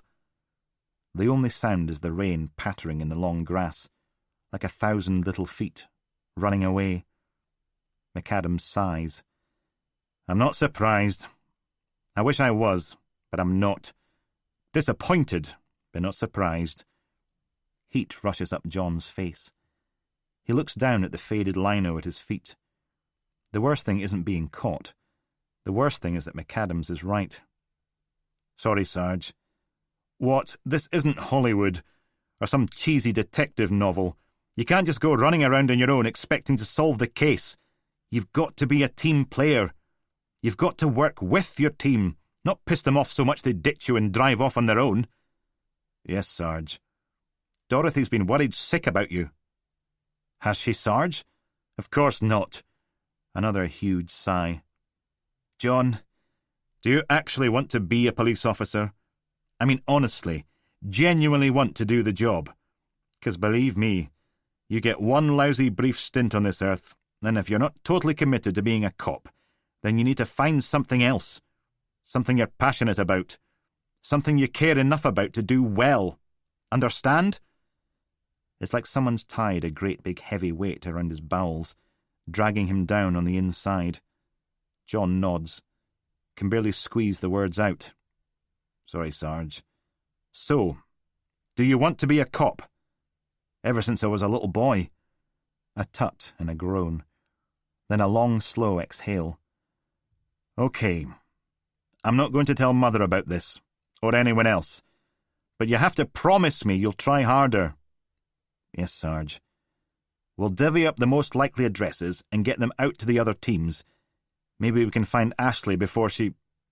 Well, we can only do our best." He spreads his printout on the wobbly kitchen table. "Which ones are most statistically significant?" John points them out, ranking them in order, most to least, and McAdams nods, marking them up. "Good. If anyone asks, you called me and told me these were the best chance. Everything else never happened." He pulls his phone out and turns for the door, then stops. "Have you finished in here?" "Only just started." "Okay. Well, give it a proper search before you leave. She's got to be out there somewhere." "Yes, Sarge." The smile looks pained, but at least it's there. "What?" "You're a bright kid. You were honest enough to turn your old team in for being corrupt. That takes guts. You've got the makings of a good copper in you. Don't let the petty stuff get in the way." "Yes, Sarge." "Good boy." McAdams sticks his hands in his pockets. "And please, in the name of all that's holy, sign out at the end of your shift." Then he limps away down the corridor and out the front door, disappearing into the rain. John sinks back against the work surface and groans. It's like every report card he's ever had. Must try harder. Outside, the dark rumbling roar of a 4x4 sounds, then fades away. Come on, search next door. Then the detached cottage on the end. Then the Bothian barn. Then on to the next address on the list. After all, He can always claim credit for putting the list together in the first place. That's got to be worth something, right? And with any luck, even if he isn't the one who actually finds her, someone will get to Ashley Gossard before it's too late. 60. Hold on a minute. Callum nipped down the corridor and into the stairwell. The flats weren't bad. A clean 6-storey block in a development of 3. Landscaped gardens and a row of private garages. There was even a sculpture out front. The god knew what it was meant to be a sculpture of. Looked like a jellyfish having sex with an OXO cube. Hello? McAdams sounded even more tired than usual.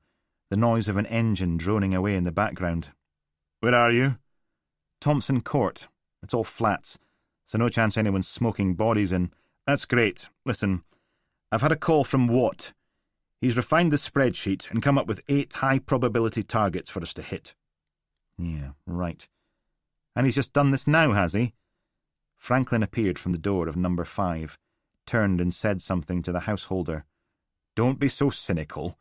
The important thing is we've got a real chance of saving Ashley Gossard. Oh, no, I get it. He fiddled the list, didn't he? Kept all the likely properties to himself. Silence from the other end. The door clunked shut, and Franklin headed down the corridor towards him. I'm right, aren't I? It's not as if you've never done anything wrong, is it, Constable? Franklin stopped in front of him, both eyebrows up. Callum pointed at the phone. It's McAdams. I'll be down in a sec. Then, as soon as she was out of sight, he turned his back on the stairs. How many times? I never took a bribe. Is that clear enough for you? A sigh. I know. Do I have to tattoo it in 6-inch letters on my forehead for you to... Wait, what? Cecilia told me weeks ago. Your girlfriend messed up the crime scene and you took the blame so she'd still get maternity pay. You knew? Can we get back to the topic at hand? I'm on my way to a disused warehouse in Cowskillen now. I need every team en route to the other 7 properties, ASABFP. Emphasis on the BF. Then why the hell have you been treating me like something you trod in? Because I like screwing with you, Constable McGregor. You're the gift that never quits. Down below, the flat's communal front door clunked shut, and Franklin appeared through the window, hurrying along the path towards their cholera-coloured Mondeo. You're an arsehole, you know that, don't you? I'm a dying man, Callum. I take my fun where I can find it. Now you and Rosalind get your pert little backsides over to number 6 Creel Lane. It's Kettle Docks, so you can't be more than 2 minutes away. And try to keep the sexual tension to a bare minimum for the next few pages. It distracts the readers. Thanks a lot. Callum thumped down the stairs, scowling out the stairwell window at the rain hammering down on the drab grey houses. Did you not maybe just think that things were hard enough with everyone else treating me like crap? Didn't need you piling in. If it makes you feel any better, I'm sorry. This time the sigh was long and rattling. I shall add that to my pile of regrets. He pushed the door open and stood beneath the portico, just out of the rain's reach, grudging every word. Are you okay? There's so many things I'll never get to do, Callum. I'll never sing in a rock band. I'll never climb Mount Kilimanjaro. I'll never win the Booker Prize. Hell, I'll probably never even be published in my own lifetime. Franklin was staring out of the driver's window at him, pointing at her watch. I spent so much time in the procurement of material things that I forgot to live. Grab every opportunity you get, Callum. You put them off, thinking they'll always come round again. But they don't. One brief spin, and we're gone. Now that was cheery. Is this us bonding now? Maybe. A small laugh. Yes, well, now that we're besties, you can tell me what the hell I'm going to do with what. He means well, sometimes, when he's not being a gargantuan bellend. You gave him a good bollocking. Thought he was going to cry at one point. I'm not surprised, just disappointed. Got to love the classics. Franklin leaned on the horn, and a loud beep blared out through the rain. Do me a favour. Keep an eye on him, Callum. He's his own worst enemy, but it's not for the want of trying. There's a good cop in there somewhere. Help him dig it out. Callum licked his lips. Are you sure you're okay? Anyway, I've got the other teams to phone. You and Rosalind hightail it over to Creel Lane. Do me and Mother proud. And he was gone. Yeah, no way that didn't sound like a last will and testament. Collar up, Callum jogged for the car and slid into the passenger seat, ran his good hand through his hair and flicked the water off into the footwell. That was McAdams. He says Watt has, and I quote, refined the list. Franklin groaned and rolled her eyes. He rigged it, didn't he? So he'd be the one who found Ashley. Doesn't matter. He's done the right thing now. Callum hauled on his seatbelt. And you and I have got a new address to search. Kettle Docks. And this time let's have a little mood music to help us on our way. He reached out and poked the 999 button on the dashboard, setting the Mondeo's siren wailing and its lights flickering. She grinned at him. About sodding time. Creel Lane, narrow and cobbled, lined on both sides with ancient, thick-walled buildings, 3 and 4 stories tall. The windows were small, the walls coated in harling and painted various shades of crumbling beige. The road curled away to the right, following the line of the river. One set of buildings facing the water, the other crammed in between the road and a steep hillside, with another set of houses above that. All very quaint and picturesque in the sunshine, but in the rain, claustrophobic and grim. A couple were cloaked in scaffolding, probably on their way to becoming extremely expensive flats. Number 6 wasn't. It was on the inland side of the road, a flat-fronted building with an archway in the middle, big enough for a transit van, sealed with a heavy wooden gate that went all the way up, all the windows boarded up. An official-looking notice scowled out from the wall. Warning, property is unstable and dangerous, in big, unfriendly letters. Franklin killed the siren and parked right outside. What do you think? Maybe. Callum hopped out and pulled on his high-vis jacket, the one with police on the back, hurried around to the gate as Franklin joined him. He pointed at a big brass-coloured lump of metal securing both sides of the gate together. That looks like a brand new padlock to me. She snapped on a pair of gloves and ran a finger along the hasp. Don't suppose you've got a crowbar? He snapped on his own gloves. Kick it in? Kick it in. She braced herself. In 3, 2, 1, go! A booming thump rattled out into the rain, but the door didn't budge. Right, wait here. Franklin turned and marched across the road to the nearest scaffolding-clad building. She was back a couple of minutes later, clutching a claw hammer. Might want to stand back. Boom! Boom! Boom! The metal head battered down on the padlock, achieving exactly sod all. Then she flipped the hammer round and dug the claws in behind the hasp and yanked it down. Wood splintered. Metal groaned. Come on, you wee bugger! Putting her weight into it. And they were in. The detached cottage is empty. Well, except for the dust, and the mouse droppings, and the massive wasp bike in the kitchen, which only leaves the bothy in the barn. John picks up the brolly and does his elbows out march through the long grass and nettles in the back garden, clambers over the dry-stained dyke at the bottom, and brushes himself down on the track. A bent piece of thin metal pipe is hooked through a hasp on the bothy door, keeping it shut. The wood's pale blue paint is crackled and flaky, the guttering's missing, and this is a sodding waste of time. He pulls out the pipe and pushes into the bothy. Dark in here, and the floorboards look about as trustworthy as an angry toddler. John creeps inside, testing the way before committing each foot. It'll be just his luck if the floor completely... Ah! Sodding hell. He drags his phone out and the music gets louder, flips it open and presses the button, takes a deep breath. Hello? What? It's D.S. Hodgkin. Maybe it'd be better if the floor did collapse and swallow him. Sarge, I got a call from D.S. McAdams. He says you came up with a new priority order for the houses. Yeah, this isn't... He rubs a hand across his forehead. McAdams was right. Don't let the petty stuff get in the way. Yes. I'm sorry about earlier. See? That didn't hurt, did it? Do you want to meet up and be a team again? John puffs out a breath. You've got to work with your team, not piss them off so much they ditch you and drive off on their own, no matter how much of a pain in the ring they are. You sure? Course I am. Not as if I can do a lot of searching on my own, is it? Not in a wheelchair. Cool. Where are you? Shortstane Business Park, the Chandler's Yard. Give me 5 minutes to finish searching. Maybe 10 minutes to get there if the traffic isn't too bad. Call it 20 minutes tops. We'll find Ashley. You and me. Heroes. I know. Be there as soon as I can.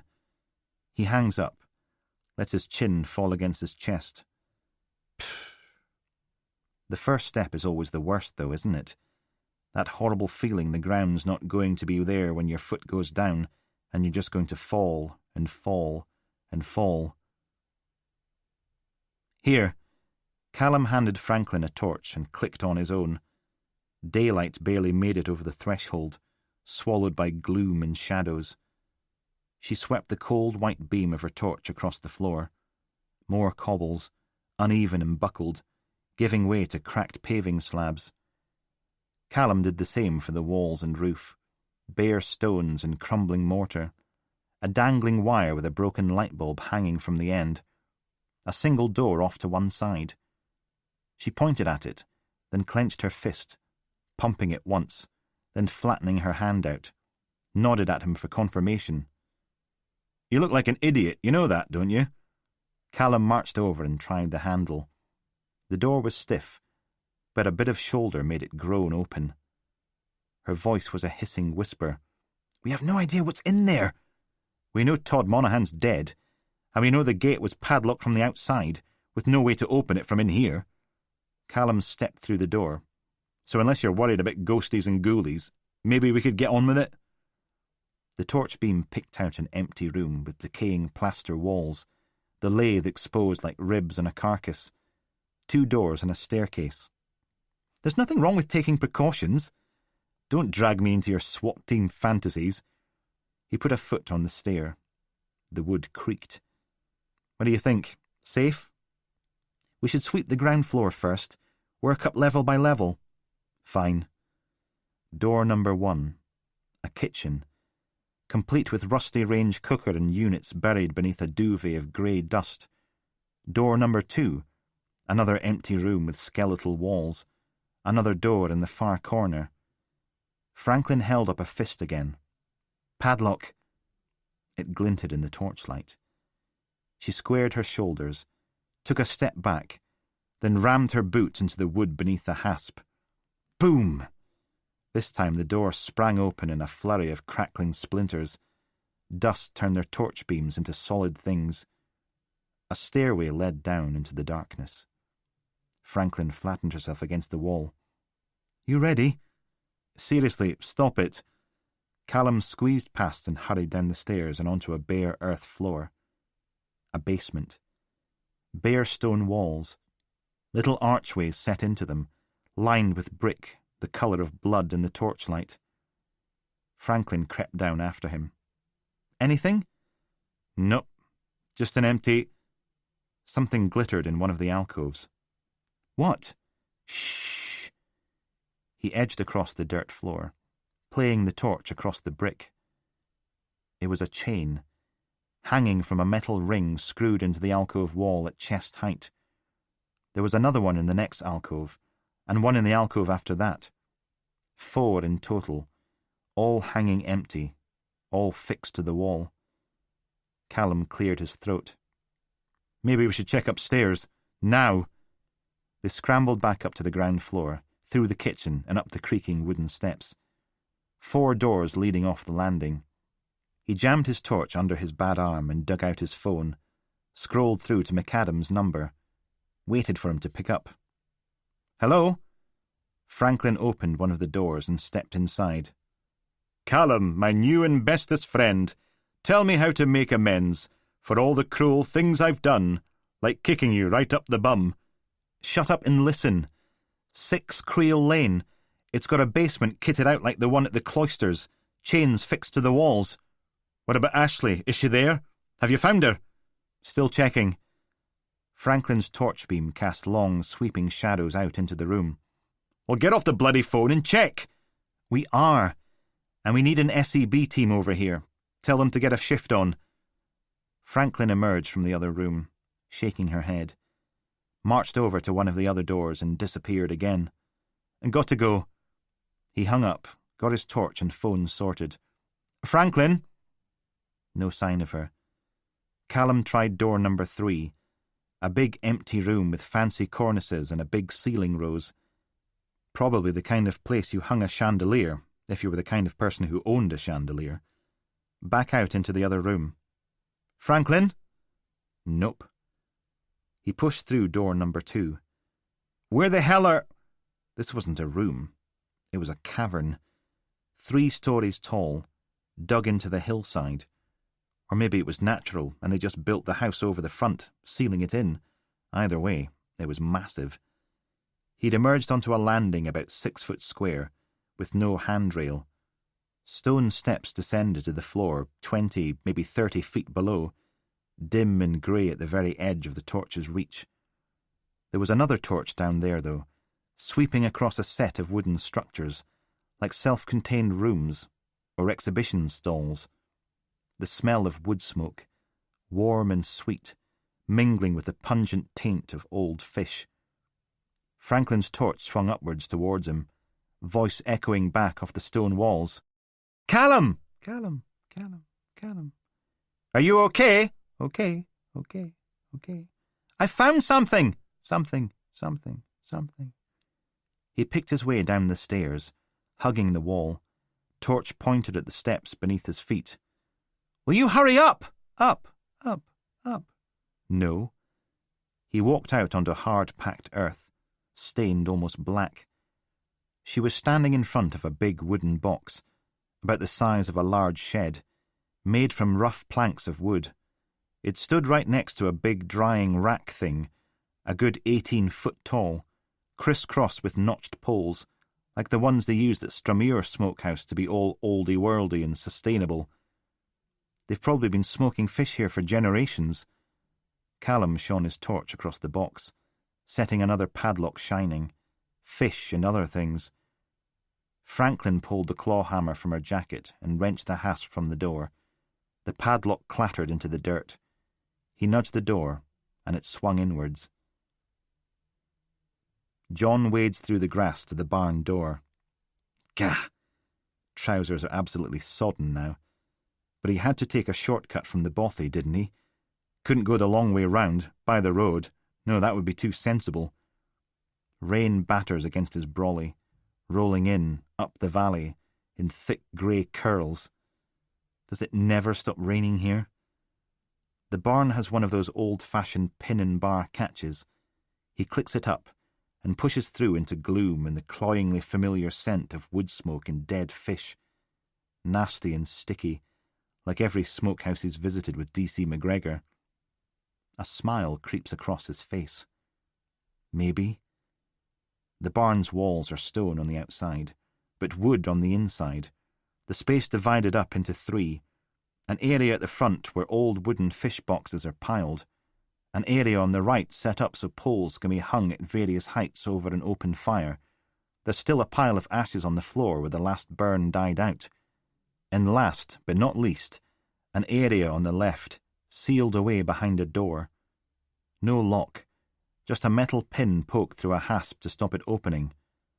Prime Minister awards knighthood to newly promoted hero cop. John takes a deep breath, pulls out the pin, and steps inside.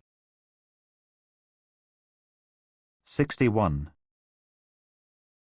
Callum edged inside.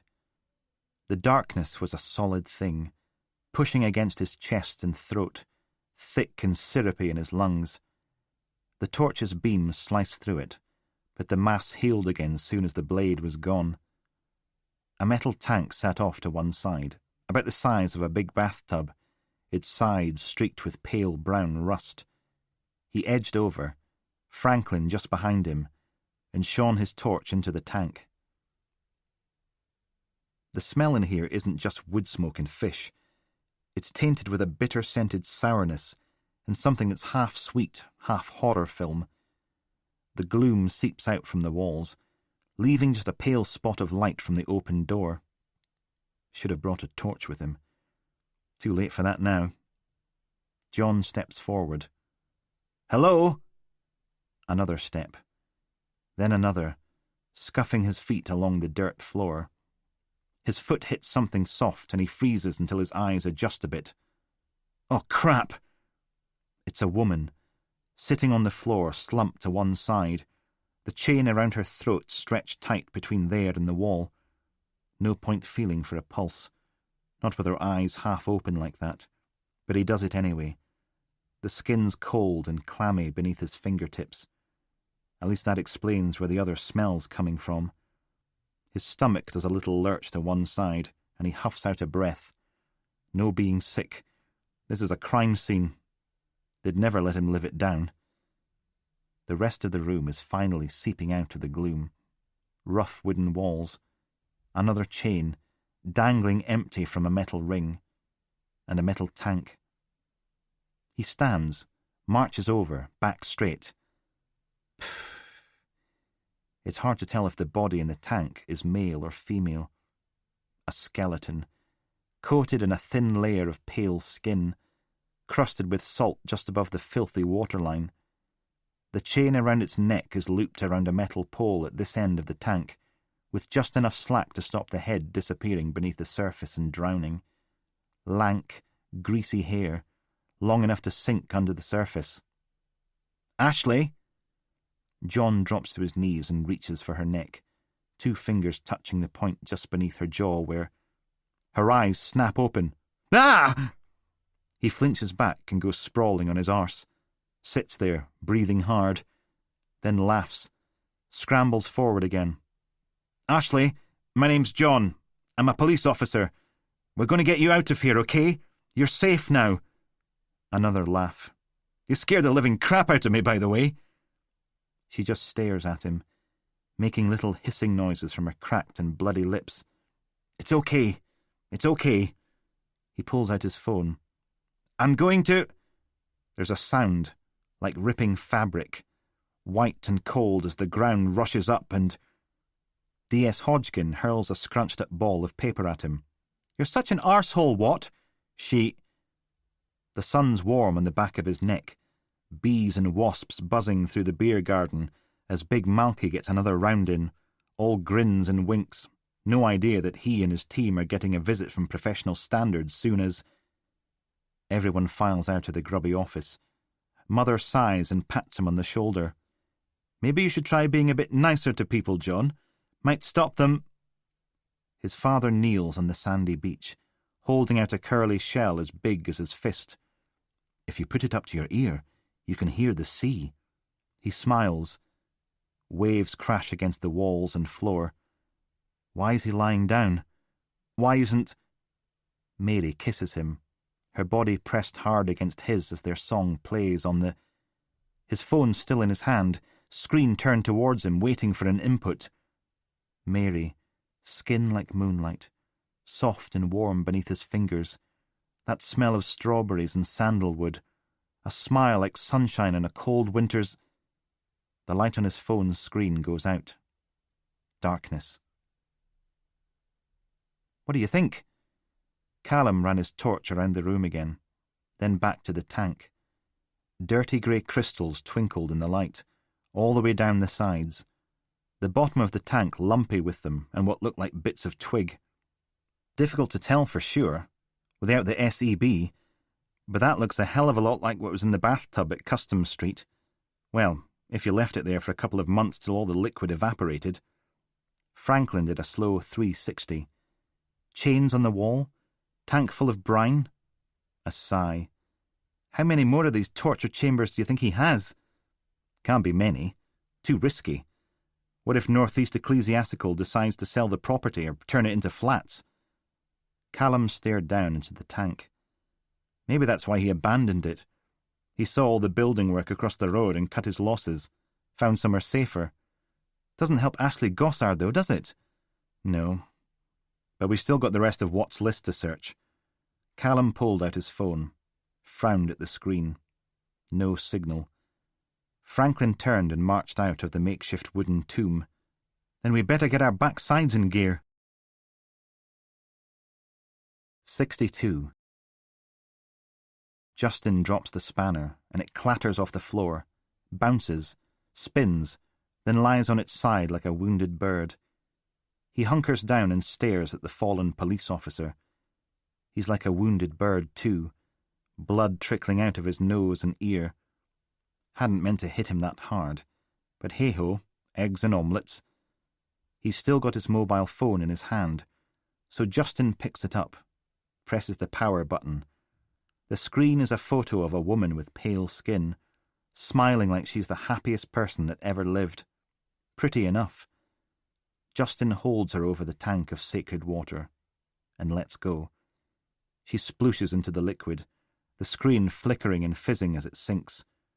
That's the trouble with modern electronics. Nothing's built to last. He grabs 2 handfuls of the poor lad's jacket and drags him over to the wall, where new Mummy is, or at least where she was. She's gone now, leaving nothing but a shell behind. Poor new Mummy. Justin wipes his hands, then kneels and brushes the hair out of her eyes. Blonde and pretty, just like father once. Wanted. Whatever. He shuffles a foot or two to the side, then lies down with his head in her lap. Cold and soft. Just starting to smell. Shame. It would have been nice to just rest here, sleep with her hand resting on his chest, the two of them joined together in fear, waiting for father to wake up and the nightmare to start all over again. He clears his throat. "Can you hear me, Ashley?" A faint hiss sounds in the gloom. "You're almost there, sweetheart. Soon you'll be a god." Silence. Justin curls his knees up, wraps his arm around new Mummy's legs. "Once upon a time, there was a little boy, and he had a happy life, full of ice cream and adventures. And he had a brother, and a mummy and daddy, who loved him very, very much. Then one day, everything changed. Once upon a time." "Here you go, champ." Father hands him a burger, all wrapped up in greaseproof paper with Wimpy written all over it. Seagulls wheel and scream overhead as Justin takes a big bite. The sun smiles down on them like a happy god. Father sits on the bench next to him and wraps an arm around his shoulders. "We're going to visit Mrs. Mason after lunch. That'll be nice, won't it?" She smells of wee and cats and shouts because she can't hear anything and never gets out of bed, but Justin nods anyway. Soon as she signs the will, we're in the money. New car, maybe even a holiday somewhere nice. He lets go of Justin's shoulders and ruffles his hair instead. "And you're not going to do anything to cock it up for me, are you?" The burger turns to gravel in his mouth. New Mummy shudders and sniffs, holding in the sobs because she's a brave little soldier. Her naked back and shoulders quiver, one arm clutched to her front. Justin creeps down the stairs, pausing with every step to stare up at the cellar ceiling, ears stretched like a bat's for any noise from upstairs. But the only sound is father snoring. Justin gets the blanket from the corner and carries it over to new Mummy. She flinches as he wraps it around her shoulders. Then she blinks up at him, biting her lip and nodding. Her eyes are red as a sunset, tears all over her cheeks and snot dripping from the end of her nose. The bruises had almost healed from last time. Justin takes the corner of the blanket and dabs at her face, drying it. "Shh." It's meant to be calming, but it's a warning too. Don't wake him up. She stares down at the twisted, lumpy bits between her elbow and her hand, skin all purple and red and blue and yellow, like a rainbow, only more horrible. Justin climbs up onto the bed next to her, curls up in his side, with his head in her lap.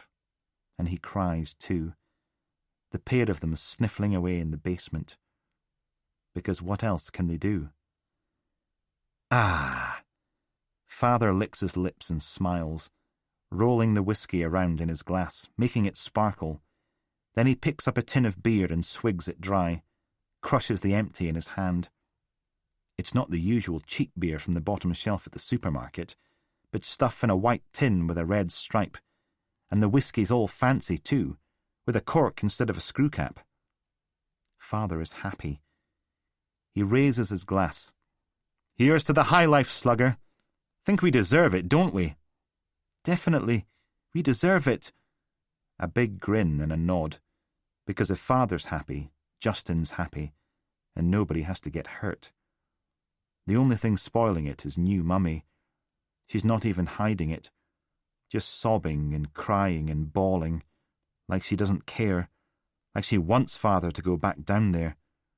His face turns into an angry dog's snarl, and he stamps his foot on the floor. I'm not telling you again! The screaming doesn't stop, but it goes all muffled, like she's stuffed something in her mouth to kill the noises. Father holds the crushed empty out to Justin. How about another beer, kiddo? Justin takes it and runs into the kitchen, yanks open the fridge, grabs another fancy striped beer and runs back to the living room. It's nice and cold. Father cracks the ring pull and drinks. Think it's about time you got a new mummy, don't you, champ? He takes a deep breath. One that knows how good she's got it! Another drink and he nods. A nice new mummy. He smiles at Justin. There's this little blonde piece works in a garage outside Ellen. Very sweet. You'd like that, wouldn't you? Justin tries not to move. Stares at his shoes. Father, can't we keep this one? I like her. She's nice to me. The others were all angry all the time. Father stares at him. Stares, and Justin's going to pee himself, and then the shouting and hitting and kicking and... Why not? Father reaches out and ruffles his hair. Just for you. We're celebrating, right? He raises his tin. Here's to Mrs. Mason and the stroke that carried her off. Thanks for the house and all the savings. May you burn in hell, you stinking corpulent bitch. Father grunts. His trousers are all muddy and dirty, the ribby bits in his shoes clogged up with earth. He's taken off his shirt, showing off the faded blue tattoos and the little white curly hairs that grow through them. Black soil under his fingernails, grey dust on his arms. He's lined his empty tins up on the coffee table in front of him, like little soldiers waiting for orders. Father throws back the last mouthful of beer and hurls the empty at them, sending his soldiers running for cover, scowls as they clatter and click. Boy! Beer! Justin grabs another tin from the fridge and holds it out. He snatches it, scowls at it, scowls at everything. Downstairs, new Mummy is screaming again, because she knows what's going to happen. She knows why Father has been digging that big hole out in the garden. So she screams and sobs and moans. Father cracks into his new soldier and throws back a mouthful of beer. The words start out squeezed between his teeth and end up making the whole world tremble. Does that bitch never shut up? Now the scowl comes round to rest on Justin. Father's eyes are narrow and pink, one squinted up tighter than the other as he wobbles in his chair. You. Justin backs up a step. His voice goes all high and whiny. Oh, please, can we keep her? I promise she'll be good. She's so nice to me. He attacks the soldier again. I kept her because of you, and she never shuts up. Father stamps on the floor. All the bloody time! Shut up! Stop crying! But new Mummy keeps on sobbing. Father bares his teeth. I should never have indulged you. I'm too kind, that's my problem. Too soft. This is how it starts. The first rumble of thunder that brings the storm. Well, I'm done being soft. You hear me? He swigs at his beer. I should never have rescued you. I should have left you with your stupid mother and your stupid father. The smile is cold and cruel. That's right. You're not even my real son. Did you really think something as ugly and stupid as you could come from my cock? You're just some stupid kid I kept, because I thought it'd be a laugh. You're a joke, Justin. Father sits forward and laughs in his face. That's not even your real name. You don't deserve a real name. Father drinks from his beer, then hurls the nearly full can at Justin. You're nothing but an embarrassment! A snivelling, worthless, useless little baby! Justin doesn't move as the beer soaks into his jumper. No wonder no one ever loved you. He does not move, and he does not cry, because crying only ever makes it worse. Doesn't matter how much the words hurt, the beating will hurt even more. Father curls his lip, then spits on the carpet. Get out of my sight.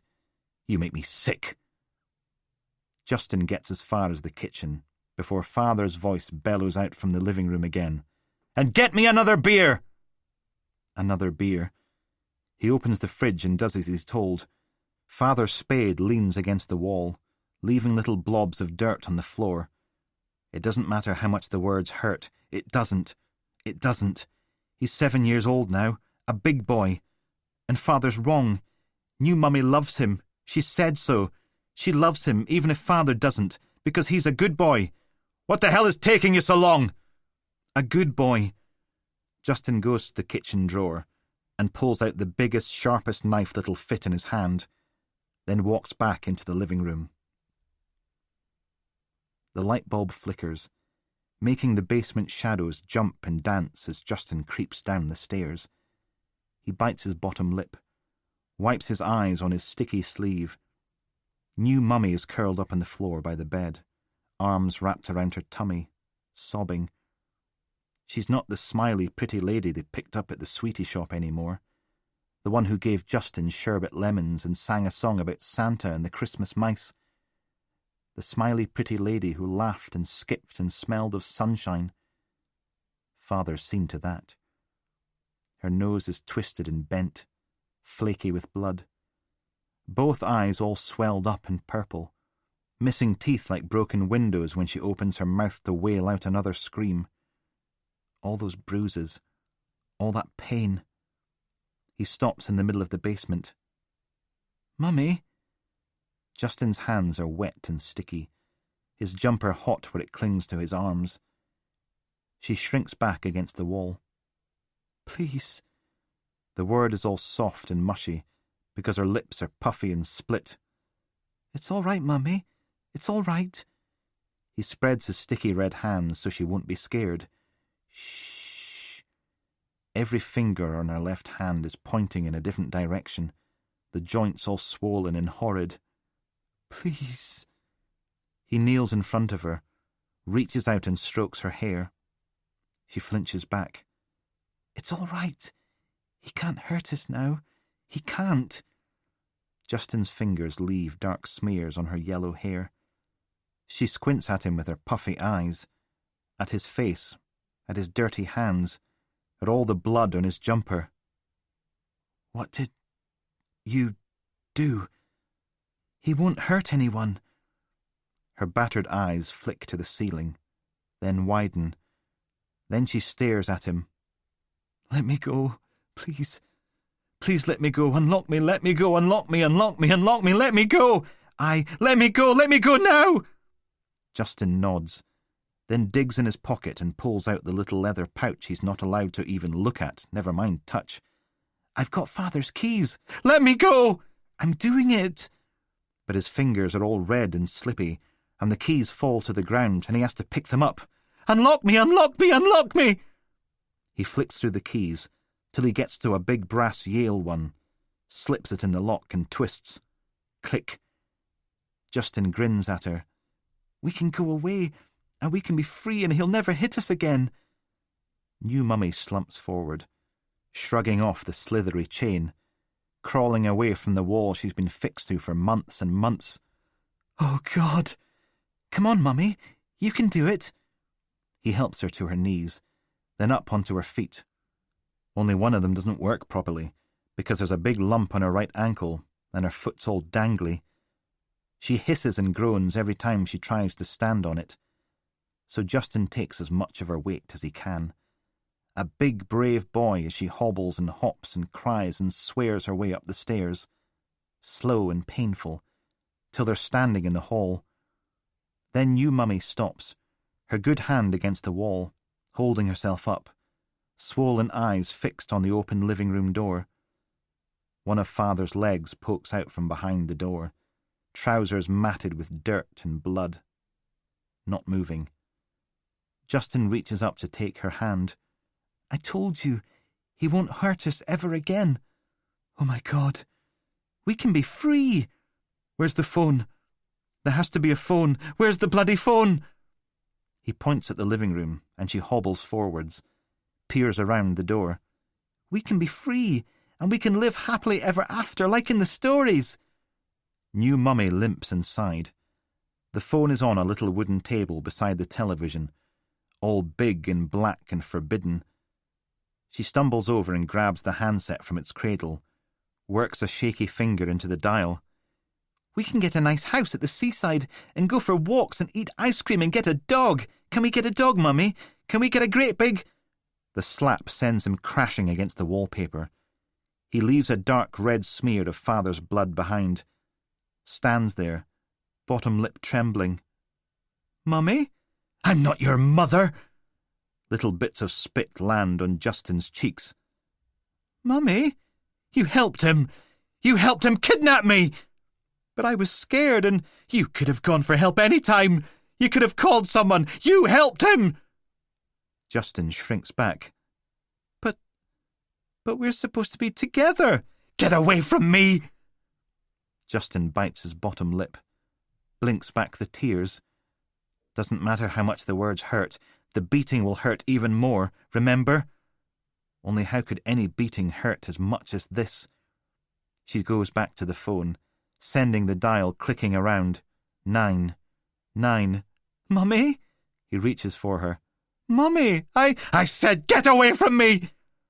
She shoves him away with her good hand, hard enough to send him tumbling across the blood-stained carpet. The knife is right there, right at his slippy, sticky red fingertips. Justin picks it up. The sun peeks over the hills, turning the sky to blood. The birds are singing, making sure everyone knows they're awake and ready to do whatever it is birds do. Sweat drips off the end of Justin's nose as he heaves another shovel of soil into the hole. It took a long time, dragging new Mummy out to the garden and into the hole Father dug for her, then shoveling in some earth, then hauling Father out and dumping him in there too, then more dirt, till the hole is full up to the top again. Probably should have dug another hole for Father. New Mummy wouldn't like him sleeping on top of her for ever and ever. And maybe if she'd loved Justin, he'd have dug a new one for Father and she could have been all alone in the ground. But she didn't, so he hadn't. If she'd loved him, they could have had a house by the seaside and a doggy and ice cream and everything would be nice and happy and they'd sing songs and walk on the beach. But she didn't. He wipes his soggy face on his dirty jumper. Father's lawn is all scuffed and flattened, with nasty red scrapes from here to the kitchen door. He'd have hated that. And now Justin is all alone. So in the end, nobody gets what they wanted. He leaves the spade and trudges back into the house, locks the kitchen door behind him. Tomorrow he'll have to decide what to do, but for now he's going to curl up in the naughty cupboard and sleep, and sleep, and sleep. It's been a busy day. 63. Callum jumped back into the car. Nothing doing. Franklin scored address number 17 off the list. 3 more to go. 236 Banks Road. Next right, then onto the roundabout and left. It was the same in every direction. Bland grey houses for bland grey people living bland grey lives. Callum let out a sigh. Checked the list again. Fancy some music or something? Yeah, okay. They both reached for the knob at the same time, their fingers touching, then flinching back as if they'd been burned. Sorry. No, it was me. Franklin's cheeks darkened. Callum cleared his throat, buzzed his window down a crack. Definitely getting hot in here. Do you want me to? I don't mind. Because we don't have to, if you... Yes, it's okay. She kept her eyes fixed on the road. Right.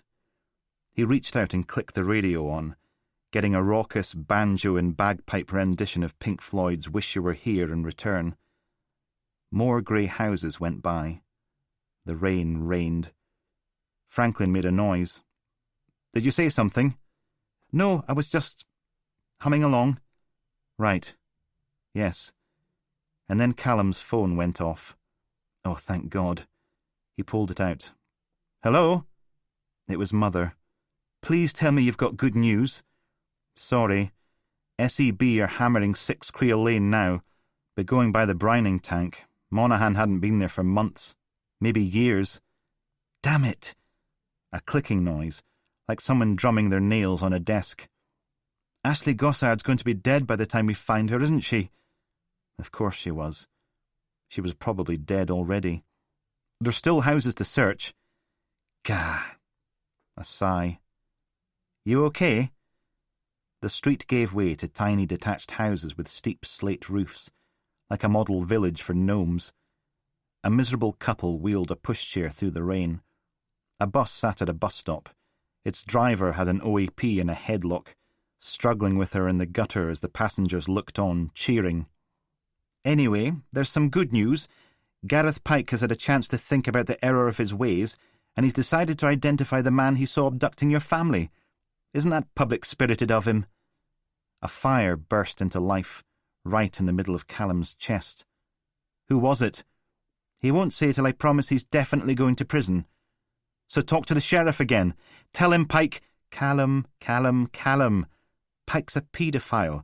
You caught him with a horrible video and got a confession. There's no way he was ever not going to prison. Do you really think we'd let him walk free? But you had a thing from the sheriff at the prison. I saw... No, that was just a parking ticket. Should probably get round to paying that. More noddy Toy Town houses. Then a community centre. So... None of the other teams have found anything, by the way. Andy's running round like a mad thing, which is definitely not good for him. Dottie's sulking, and God knows where John's got to. Honestly, some days it's like trying to get an angry Ginger Tom into a pair of lycra cycling shorts. What about Gareth Pike? Franklin took a left at the roundabout, heading up towards the railway bridge. Where now? Make a right after the post box. Back to the phone. Boss? I'm sorry, Callum, but Gareth Pike will have to wait till we've done all we can for Ashley Gossard. And don't moan and whinge. You know as well as I do. He curled forward until the seatbelt cut across his chest. We need to get it out of him tonight. Soon as he finds out he's got what he wants, that he's going to prison anyway, he'll keep his mouth shut just to spite me. This is fun for him. We'll get him, Callum, I promise. Now you get out there and you do your best. There's a scared little girl hidden away somewhere, dying. Find her. The little old lady frowned out the back door as Franklin disappeared into the shed at the bottom of the garden. Are you sure she's all right in there? Unsupervised? It's just procedure, ma'am. Callum stayed where he was, huddled inside the porch, out of the rain. And you're sure you haven't seen either of these women? He held up the photos of Ashley and her mum again. Only, you know what these coloured people are like. It's always them in those London riots, isn't it? And shooting people. It took a lot of effort, but Callum managed a smile. I can assure you, Detective Constable Franklin isn't like that. And the majority of rioters were white, by the way. What if she steals my lawnmower? A sniff. And they're so touchy these days, aren't they? You can't say anything or it's a hate crime. She's not going to steal your lawnmower. When I was a wee girl, they were called nignogs, and no one ever complained. If you ask me, that Enoch Powell had the right idea. He stared at her. Yes, well, these are more civilized times, aren't they? We don't just accept casual racism, and we don't call people nignogs. Callum fingered the tin of pepper spray in his jacket pocket. We do not live in a police state. We do not live in a police state. Should send them all back where they came from. He pointed. She's from Glasgow. A nod. There you are, then. As if that ended the argument. Franklin emerged from the shed, and it didn't look as if she'd stuck the old cow's lawnmower under her jacket to make a clean getaway. Instead, she shook her head, brushing cobwebs from her jacket as she marched up the path to the back door. Thank you for your cooperation. Mrs. Enoch Powell smiled at her. Not a problem, dearie. I'm only too glad to help. She followed them through the kitchen, down the hall, and out the front door, keeping both eyes fixed on Franklin. Mind how you go now? Callum sank into the passenger seat and clicked on his seatbelt. And that's us. He drew a red line through their final address. So what's next? Franklin pulled away from the curb, heading back towards the town centre. The little old racist stood on her front step, watching as they drove away, probably expecting Franklin to pull a handbrake turn and steal everyone's lawn ornaments. Chase up the land registry office? Worth a go. He took out his phone and called control. Brucey, Callum, I need you to light a fire under the land registry office. Tell them there's a little girl's life on the line here. Your usual slayer's got a day off, has he? Don't be a dick, Brucey. You know it'll sound better coming from you. More official. Aye, right. A sigh. I'll give them a shugle. Thanks, Brucey, you're a star. He hung up, tapped the phone against his chin. There's nothing else we can do for Ashley right now, is there? Franklin shrugged. Not till the registry gets back to us. Exactly. He called Mother as the housing estate gave way to a short line of shops. We're not for 21. Anyone else? I should be so lucky. A voice in the background sounded like McAdam's. What? I'm not kidding about here. Call me back soon as you get this. Trouble in paradise? None of the other teams found anything. Not so much as a smoked sausage. McAdams got louder. I trusted you, you wee shite. I thought we had an understanding. The windscreen wipers squeaked and squonked their way back and forth. The gutters were overflowing at the bottom of the hill, making a loch that stretched all the way across the road and about 20 foot long. We're heading back to the shop now. Mother groaned. I think we've blown this one, Callum. Where the hell are you? It was always going to be a long shot. I know. When I get my hands on you, Watt, I swear on my oncologist's grave, I'm going to... Andy, for goodness sake, enough! Franklin slowed for the water feature, sending arcs of dirty grey splashing up and out. There was silence from the phone, then a sniff from McAdams. Fine. Call me back, Watt. And don't look at me like that. You know it's not good for your blood pressure. Callum cleared his throat. Boss, you know you said we had to do everything we could for Ashley Gossard? Her voice was flat as an ironing board. You want to talk to Gareth Pike. Only we've been through our list. We've got a request in with the land registry office, and there's nothing else we can actually do right now. Callum, I've got half a dozen of DCI Powell's cases sitting here on my desk, just waiting for someone to... Boss, please. I need to know. A sigh. All right, but if something comes up, not a problem. You shout, and we'll come running. And with any luck, by then they'd be one step closer to catching his mother's killer. The interview room was every bit as depressing as last time. Callum sat at the table, left leg twitching and jumping away to itself, waiting. Franklin checked her watch. What's taking so long? He'll be dragging it out as long as he can. He's lost, and he knows it. Keeping us waiting is the only way he can exert power. She paced to the fake rubber plant and back again. Even if he gives you a name, there's no guarantees. A lot can happen in 26 years. Will you sit down? You're making me itchy. And what if he's just messing with your head? Did you think of that? Maybe he didn't see anything at all, and this is just him playing games. I'm not kidding. Sit your backside down and... Callum sat up straight as the door swung open, and the little man in the ugly jumper came back in. "Now, I know you were here yesterday, Detective Constable McGregor, but this bit is like the safety announcement on aeroplanes. We have to do it." Duncan took a deep breath. "You're not to give the inmate anything, and you're not to take anything from him. That includes messages to and from the outside world. You're not to let him use your mobile phones. We disapprove of physical contact, and a staff member will be present at all times. Okay?" "Okay." "Okay." A smile. "Now, please make sure your seats and tray tables are in the upright position." He poked his head back out into the corridor. "All right, Rachel, bring him in." And there was Gareth Pike again, ducking to get in through the door, lowering himself into the seat opposite like a shaved bear, sitting with his shoulders forward and his back hunched, lights reflected in his bald head. His mouth turned down at the edges, as if he'd just swallowed something nasty. "Before we begin this exercise in completely unfair manipulation, I want it made clear that I am only providing this information under the most terrible duress." Callum reached into his pocket and produced a sheet of folded paper, laid it on the table between them. "You're looking well, Gareth. Have you been polishing your head? Furthermore, I must protest in the strongest terms about being kept waiting for so long. I'm not a well man, and the stress is harmful to my conditions." "You have a name for me." The mouth turned down even further. "I want assurances that I will not be given a community service order."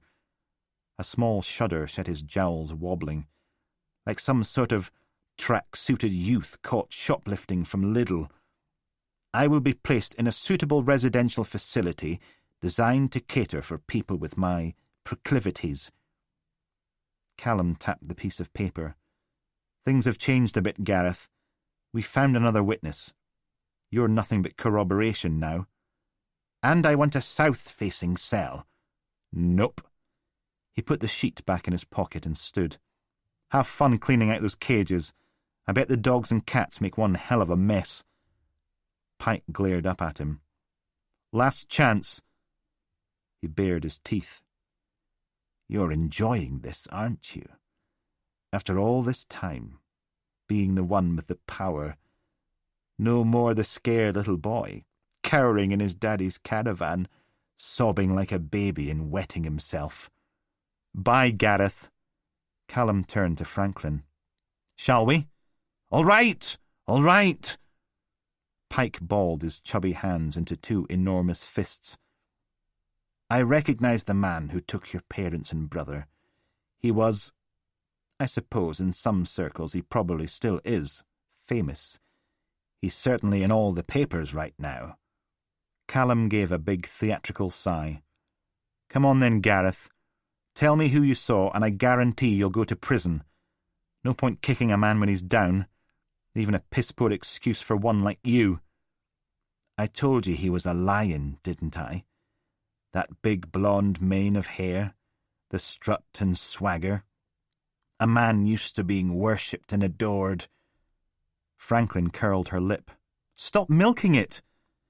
Pink flooded Pike's cheeks. "His name's Leo McVeigh." "No." She stared. "Wait, the rock star?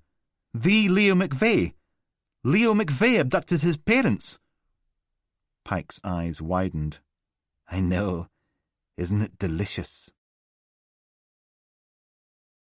64. "Wow!" Mother made a hissing noise. "Leo McVeigh! The Leo McVeigh!" Callum tightened his grip on the phone. "That's what Pike said. Said he attacked them with a length of metal pipe and forced them into the boot of his Range Rover." "Wow! Can you stop saying that? It's not like this is a claim to fame here." Franklin took them over the Dundas Bridge, windscreen wipers on full pelt.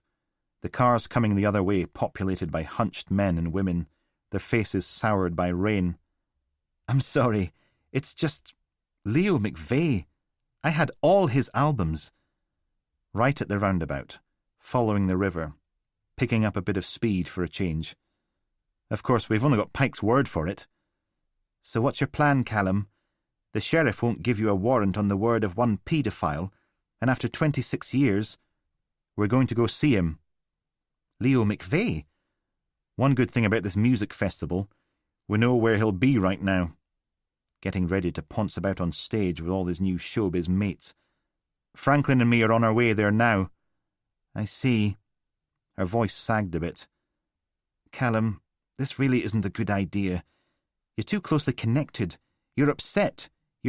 Pike saw him. Silence. A golf course drifted by on the right, trapped between the road and where the river Wind emptied into King's River. The fairway was more or less a lake now, punctuated with bunkers and the occasional flag. Boss? A sigh, then. Put me on speaker. He did, and her voice crackled out into the car. Rosalind, I'm relying on you to keep this under control. You don't leave Callum alone with Leo McVeigh. You don't let him say or do anything stupid. And most importantly, you don't get me hauled up in front of the PIRC. Agreed? Franklin nodded. We'll tread lightly. Make sure you do. And if there's one thing the 70s taught us, it's celebrities sue, even when they're guilty. Yes, boss. The man at the porter-cabin door curled his top lip and stared down at Callum. You're kidding, yeah? He had to be at least 6'5", with a crew cut, black bomber jacket, black jeans and Doc Martens, hate tattooed on one massive set of knuckles, and mum tattooed between the other. A line of metal barriers sealed off this chunk of Montgomery Park from the rest of it, covered walkways keeping the important people's feet out of the shoe-sucking mud and their trendy haircuts out of the rain. 2 lines of yurts and teepees were broken up by fancy-looking portable loos and outside broadcast vans. A marquee with plastic windows was laid out as a fancy-pants dining room, tablecloths, waiters in black tie, and a real-life chandelier. But this side of the barricade, the park was a litter-strewn swamp, full of muddy people in ponchos, bouncing up and down to whatever band was currently on stage and belting folk rock out through the PA system. And above them all, that massive inflatable tartan tarantula waved its legs in the rain, none of which seemed to register on the big lump in the bomber jacket. You're not getting in. Now hop it. Callum checked his warrant card, then held it out to Franklin. Does this look like it came free in a box of Rice Krispies? She folded her arms, eyeing King Kong up and down. Are you interfering with a murder investigation, sir? He stuck out his chest. You're not on the list. You're not coming in. I'll tell you what's on the...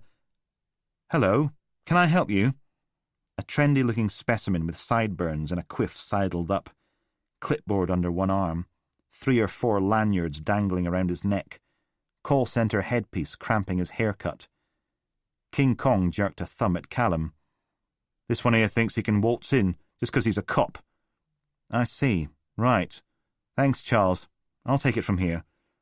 Mr. Clipboard clasped it to his chest. Now, how can I help? We're here to see Leo McVeigh.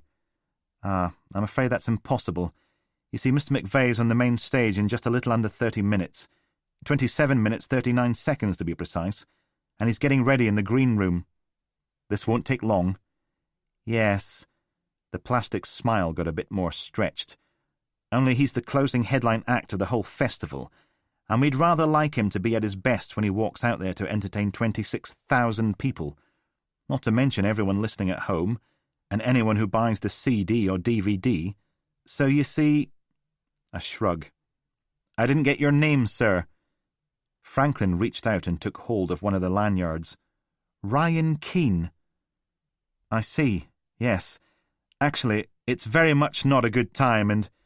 Have you ever seen the inside of a police cell, Mr. Keane? He licked his lips. Mr. Not-So-Keen stopped outside the door to an oversized yurt, like a cake made of brightly coloured canvas, topped with a big pointy hat.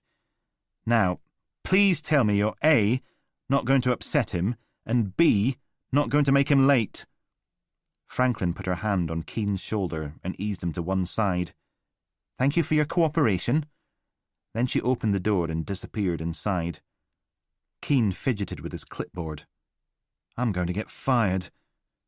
Callum followed her into the cake. Inside, the sweet, sweaty scent of incense mingled with orange and apple. Oriental rugs overlapped across the floor, and a row of fairy lights twinkled their way around the outside of the large open space.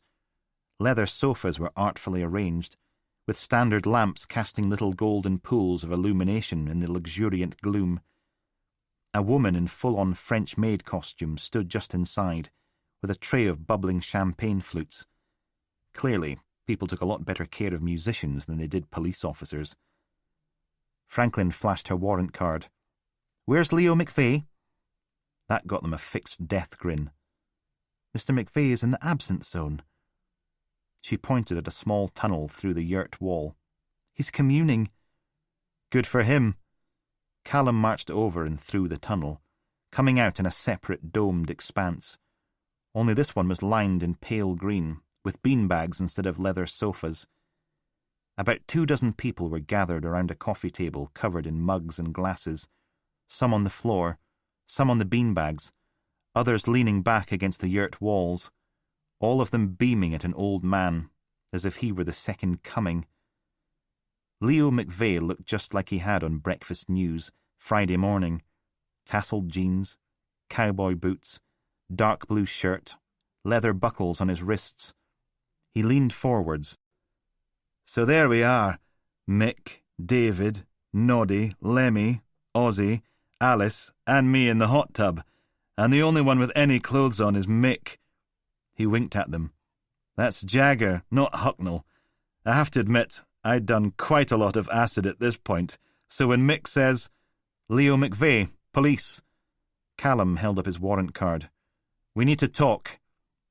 McVeigh's smile grew. Not quite, but you're close, Officer McGregor. Now let's... Hey, cop! One of the acolytes stood, right shoulder forward. The other drooped, leather jacket hanging open to show off a shaved chest, and a fox tattoo sticking out of the waistband of his underpants, where they stuck out of the waistband of his baggy jeans. A golden dollar sign dangled around his neck on a shiny chain. Elaborate moustache and goatee decorating his chin. Both hands circled gangster signs, pumping himself up with every word. You better stop, 'cause this man rocks, and you pair of cocks better hit the bookshops and learn some respect, 'cause you incorrect. I checked and he ain't no goddamn suspect. A very large black man in a blue tracksuit nodded, an American accent so thick you'd need a chainsaw to cut it. Word. Franklin put one hand in her pocket, the one she usually produced her collapsible baton from, like a very violent magic trick. I'm going to need you to sit down, sir. Gangster boy gave her a good hard leer. Damn, bitch, you be fine. Word. She narrowed her eyes. What did you just call me? He limp-swaggered closer. Bitch, you know I like my women like I like my coffee. Strong, sweet, and black. Word. I'll give you strong, you pasty. Ladies, gentlemen, chill, yeah? McVeigh stood, both hands out as if he was about to bless them all. Donnie, it's okay. I got nothing to hide from these nice police officers. I've not packed a stash since the noughties. But Donnie just stood there, with his hairless chest puffed out. You sure, Leo? 'Cause I can open up a can of righteous deliverance on these sons of bitches. Say the word and they gone. Another nod from the massive sidekick. Word. You're very, very kind, but I'll be fine. McVeigh smiled. Now, officers, any chance we can get this over with? I'm on in 20 minutes, and my bladder's not as young as it used to be. He threw his apostles a peace sign. Chill here, guys. When I get back, we're going to rock this city's socks off. They gave him a round of applause and some whoops. Then Keane took McVeigh by the elbow and led him out into the main yurt, nearly bent double under the weight of his own obsequiousness. I'm sorry about this, Mr. McVeigh. They assure me it won't take more than a couple of minutes. We'll get you out on that stage bang on time, don't you worry. You're going to be magnificent. It's cool. McVeigh wandered over to the hospitality table and helped himself to a bottle of beer from the fridge, cracked it open, then pointed at a door, hidden away in an alcove. "Shall we?" Callum followed him into a section of decking set out with deck chairs and tables, beneath an awning covered in sponsors' logos. McVeigh took a swig and settled his elbows on the railing. "Amazing, isn't it?" toasting the view with his bottle. From here, the park sloped away towards the main stage, a big tessellated hemisphere surrounded by lights and speakers, flanked by a pair of screens 3 stories high.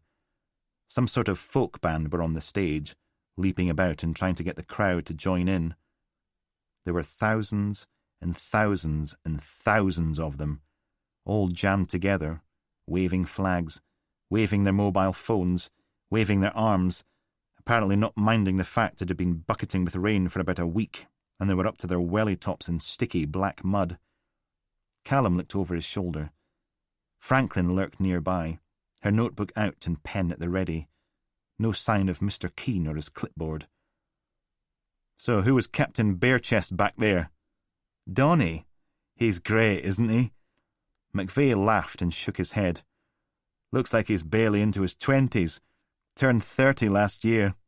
Suppose healthy living and Botox will do that for a man. Well, that and a facelift, a nose job, and 3 hours a day with a personal trainer." Another swig of beer. "But you didn't come here to talk about Donnie's sick dog McRoberts," a.k.a. Donald Newman, Willow's dad, the man driving the black Mercedes, the man who broke a little girl's arm, the man who beat his ex-girlfriend and stole her sodding teddy bear, the man in serious need of a stiff bloody kicking. But not quite yet. Callum reached into his jacket and pulled out his father's wallet, flipped it open. 26 years ago, there was a family of 4, just back from a fortnight in Lossiemouth. And there's a lay-by on the Aberdeen Road, just outside Blackwall Hill. Still listening, still not understanding. They were attacked, Mr. McVeigh. Mother, father, and a 5-year-old boy were abducted, never seen again. He shook his head, took another swig of beer. Life can be pretty horrible, can't it? Where were you on Wednesday evening, Thursday morning? This week, or 26 years ago? A shrug. Because if it was this week, I was in Brussels with the band. We've not toured in about 15 years. Got the feeling we'd be a bit rusty, so off we lurched to the continent to get our swagger back. He counted them off on his fingers. Hamburg, Friday. Berlin, Saturday. Dusseldorf, Sunday. Amsterdam, Monday. Rotterdam, Tuesday. Brussels, Wednesday. Cologne, Thursday. And back to dear old Blighty on Friday, 'cause I was on Breakfast News. And you can prove this, can you? McVeigh laughed, shook his head. Take a look online.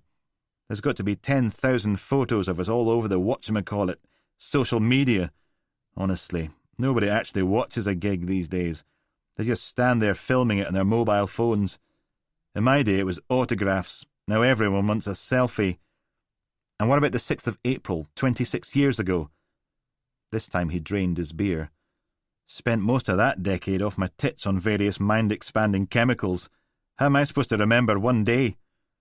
Because you were seen, Mr. McVeigh, at the lay-by. You were seen assaulting the husband and wife with an iron bar. You were seen gagging them and tying them up with duct tape. You were seen loading them into the back of your Range Rover. You were seen abducting the young boy. Doesn't sound like me. You were seen! Nah.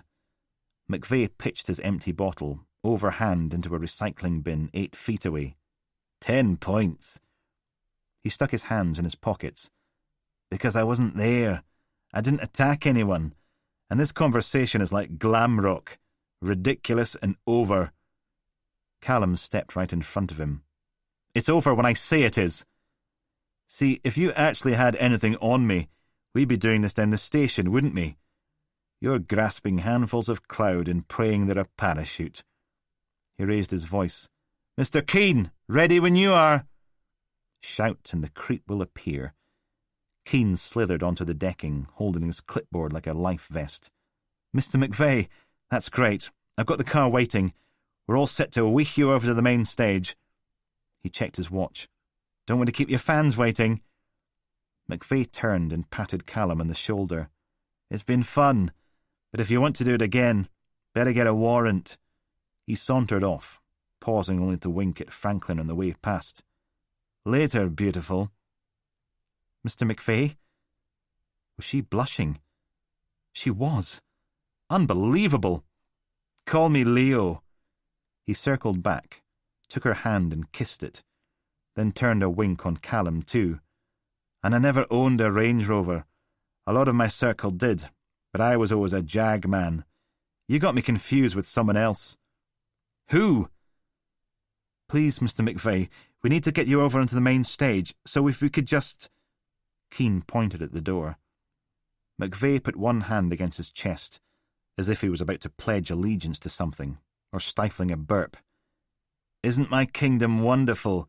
Asked the bonemonger. All these graves and mausoleums and charnel pits, just waiting for someone to wake up their slumbering guests. He performed a little bow, then followed Keane out the door and away. Franklin took a deep breath, flexed her kissed hand like the fingers were brand new. I'm not sure how I feel about that. Just because he's got an alibi for dumping my mother's head in Holborn Forest doesn't mean he didn't abduct them 26 years ago. I mean, 18-year-old me wants to never wash this hand again. Feminist grown-up police officer me wants to rinse it in boiling bleach. And what was that bit at the end supposed to mean? Maybe Pike was lying all this time? He knew he was going to prison anyway, so he's just causing as much trouble as possible. Maybe he didn't see anything at all. He said, the bonemonger, so it's from Open the Coffins. But...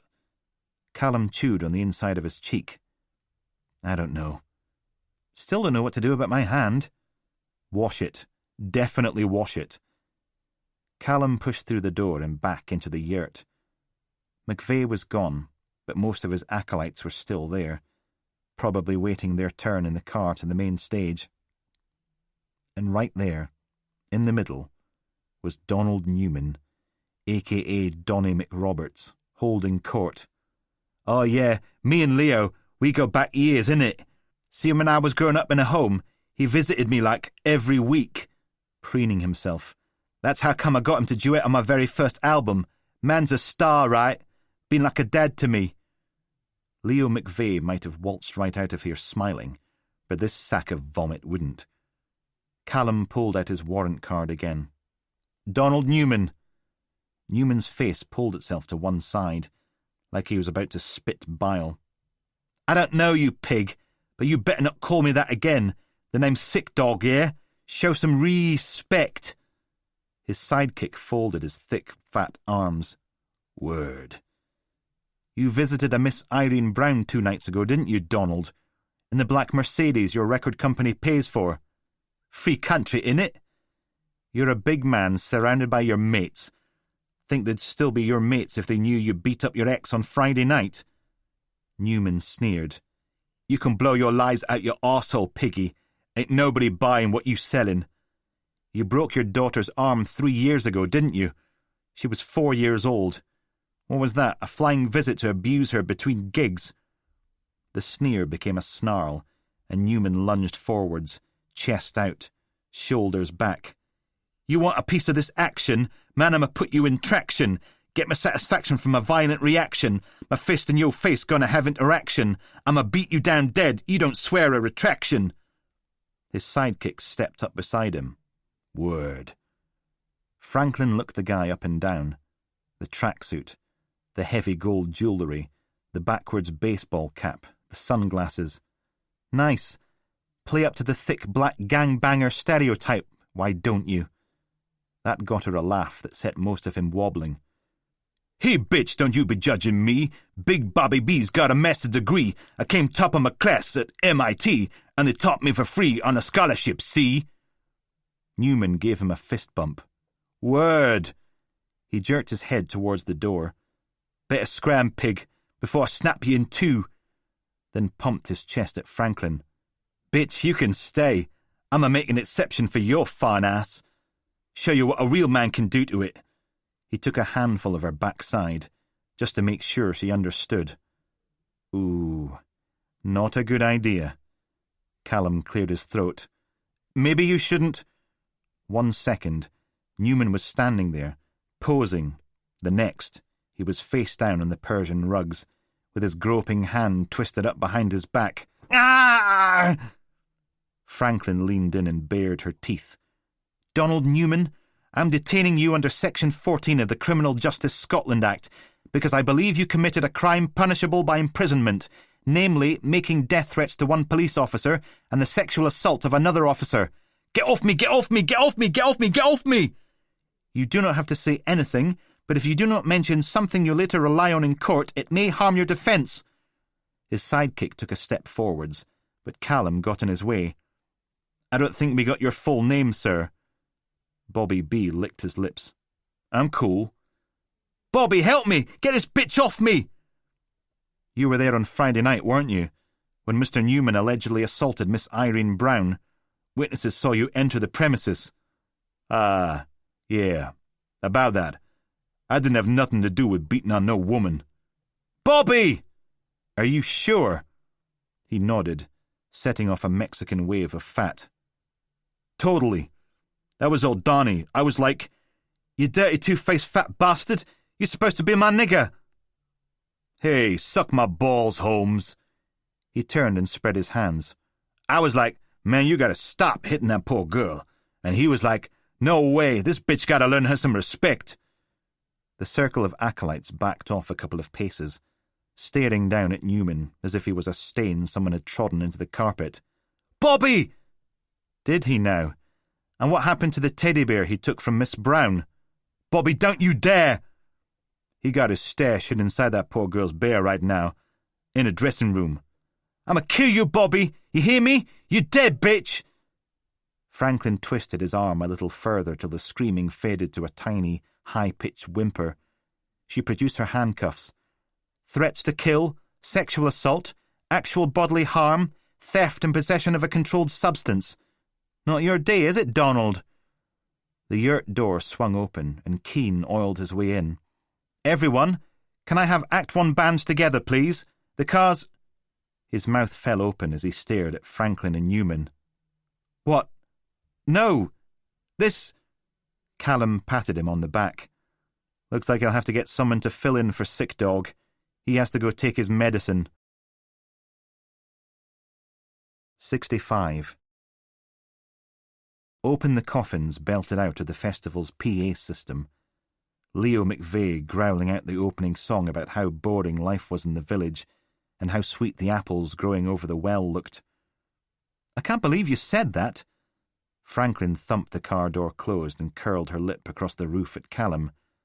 Sick Dog has to go take his medicine. Genuinely?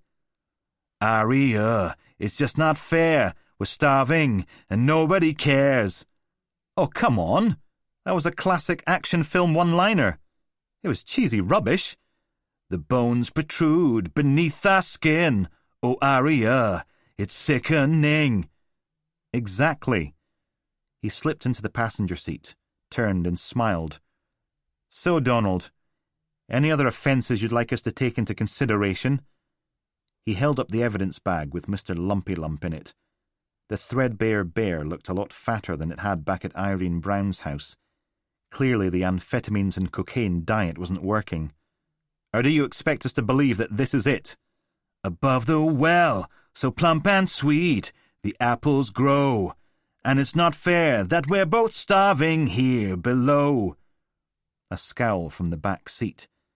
Newman was hunched forward against his seatbelt, both hands cuffed behind him. Nothing to say for yourself. You recognise me, Piggy. You know who I am. Ooh, and there it is. Don't you know who I am? Callum grinned.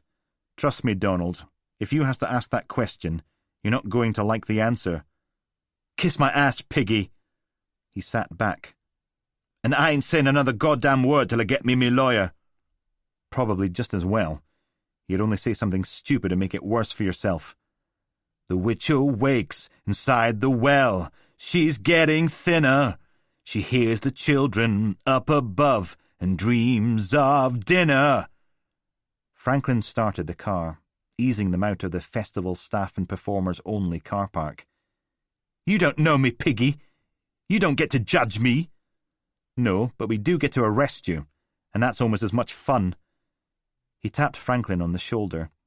Take a left here, cut through Blackwall Hill, miss out most of the roadworks. Hey, you think it's easy? All them people worshipping you and kissing your ass, and you got to get up there and, perform, man. Don't matter how crap you feel, you got to make that goddamn stage come alive. You broke a little girl's arm. I grew up in a care home, Piggy. I got pain you ain't even heard of. The junction took them out on a road lined with shops. She was 4 years old. I got beat every day I was growing up, and that leaves scars in your soul, yeah? You want to see some emotional scars? He shuggled in his seat, struggling against the seatbelt, then used his cuffed hands to raise the hem of his leather jacket. A patch of buckled skin, veined through with pale shiny bits, sat in the small of his back, about the size of a dinner plate. Bitch round the place didn't like the way I washed up the dishes, so she throws a pot of boiling tatties at me. I was 7. Oh, you grew up in care. Boo-hoo. We all grew up in care. Franklin shook her head. I didn't. My mum's a doctor, and my dad worked at BBC Scotland. All right for some. Yo, bitch. Newman was round the right way again. You dislocated my shoulder. Like it rough, do you? Like a bit of angry between your legs. That make you nice and moist. She glanced at him in the rear-view mirror, voice like a razor blade. Do you want me to stop the car? Because I will. Donald Newman licked his lips, then shrank back in his seat. Nah, I'm good. Yeah, I thought not. Officer Franklin. A grin spread across Callum's face. Stop flirting with a prisoner. You're... His phone burst into song in his pocket, and he pulled it out. Hello? Callum? Mother. Silence. Okay. At the end of the street, Franklin took the main road west. Montgomery Park shrank and disappeared behind them, until only the huge inflatable spider crawled above the rooftops. Boss? Are you still there? I need to ask where you were Friday night between 9 p.m. and 3 a.m. What? Why? Callum, please, just answer the question. Hold on. He dug out his notebook and flicked through it to the right day. 9-ish we were doing door-to-doors on Belfield Road. We just searched Todd Monaghan's flat and found the mummified body. Then we went back to the station and did paperwork. Then we went to the Bart for a celebratory drink. Then I got a call from an informant and arrested Gareth Pike in Kingsmeath. What time? Stopped interviewing him about 11:30. Then I went round to the flat and collected my stuff. Then midnight, I got a call and went to a domestic on Manson Avenue. Franklin and I have just made an arrest on that one. And was DCI Rhys Powell at your flat when you collected your belongings? Callum frowned out of the window. Blackwall Hill sloped down towards the river and a patchwork of houses and small parks, all of it grey and miserable in the rain. What's all this about? Was Rhys there? Well, yes, of course he was. Don't think they'd trust me there on my own, do you? I might have taken a crap on the carpet and spray-painted a few home truths on the walls. Now what the hell's going on? Callum, DCI Powell was found in Camborne Woods an hour ago. Someone tried to kill him. He's in surgery now. Oh. The breath curdled in Callum's lungs. And you think, what, that I did it? I need you to come back to headquarters, Constable McGregor. I need you to come back right now. Chief Inspector Gilmore sat back in his seat and peered over the top of his evil scientist glasses. I see, yes. Sitting in the other chair, Mother just shook her head. Some idiot had turned the interview room radiators up full, making sweat prickle between Callum's shoulder blades. He glanced up at the camera's dead black eye, then down again. Of course it wasn't me. Why would I do something like... He pointed at the photograph sitting on the scarred Formica tabletop. That! DCI Powell lay sprawled on his back, in some undergrowth. Bushes behind him, the roots of a large tree to his left. His face was a mess of scarlet and purple, lumpen, swollen and misshapen. More bruises on his arms, hands and wrists where they poked out of his t-shirt. The same Rolling Stones one he'd been wearing that night in the flat, only now the graphic was smeared with blood. His never-been-worn white trainers, filthy and scuffed. Gilmore took off his glasses, huffed on them, then polished them with a hanky. "Do you need me to list the reasons, Callum?" Mother put another photo on the table, next to the first. A head-and-shoulders portrait of Powell, lying on a hospital trolley. Up close, the damage was even worse. It looked as if someone had driven over his head, repeatedly. "It wasn't me! Your girlfriend was cheating on you with Reese Powell. He got her pregnant. You were paying for everything because you thought the child was yours. He told you about the affair the same day you learned that your mother had been murdered. You assaulted him that night and broke your hand."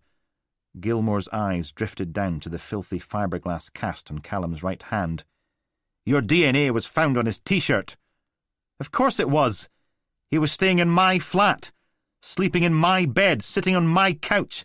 Of course he's covered in my DNA." Gilmore popped his glasses back on again. "Then there's the question of your crime scene indiscretion. I hear rumours that you now claim it wasn't you who messed up the evidence, it was Elaine. You took the blame so she wouldn't be blamed and fired. You destroyed your career to protect her maternity pay, so you could afford a baby that wasn't even yours." He shrugged. "Perhaps you can see why you come top of our list." Callum gritted his teeth. "It wasn't me. He was found an hour ago by two young girls out playing in the woods. Can you imagine how horrible that must have been for them? And even worse for DCI Powell. The SEB think he'd been lying there for at least a day and a half. Outside. In the rain. I didn't do it. Oh, don't get me wrong, I wanted to do it. I fantasized about doing it. But I didn't do it." Mother folded her arms. "I was just getting to like you as well." "How many times do I have to say this?" Gilmore leaned forwards. "You were there, at the flat, the night DCI Powell was attacked. You had very good reason to attack him. You'd already attacked him the night before." "It wasn't me!" Callum wiped a hand across his sticky forehead. "I'm not the only one who—" A frown. "Dugdale. Ainsley Dugdale. It must have been him." "Ainsley Dugdale?" Mother leaned in. "Big, bald, bad-tempered, runs loan sharking and protection rackets for Big Johnny Simpson. He'd threatened Powell.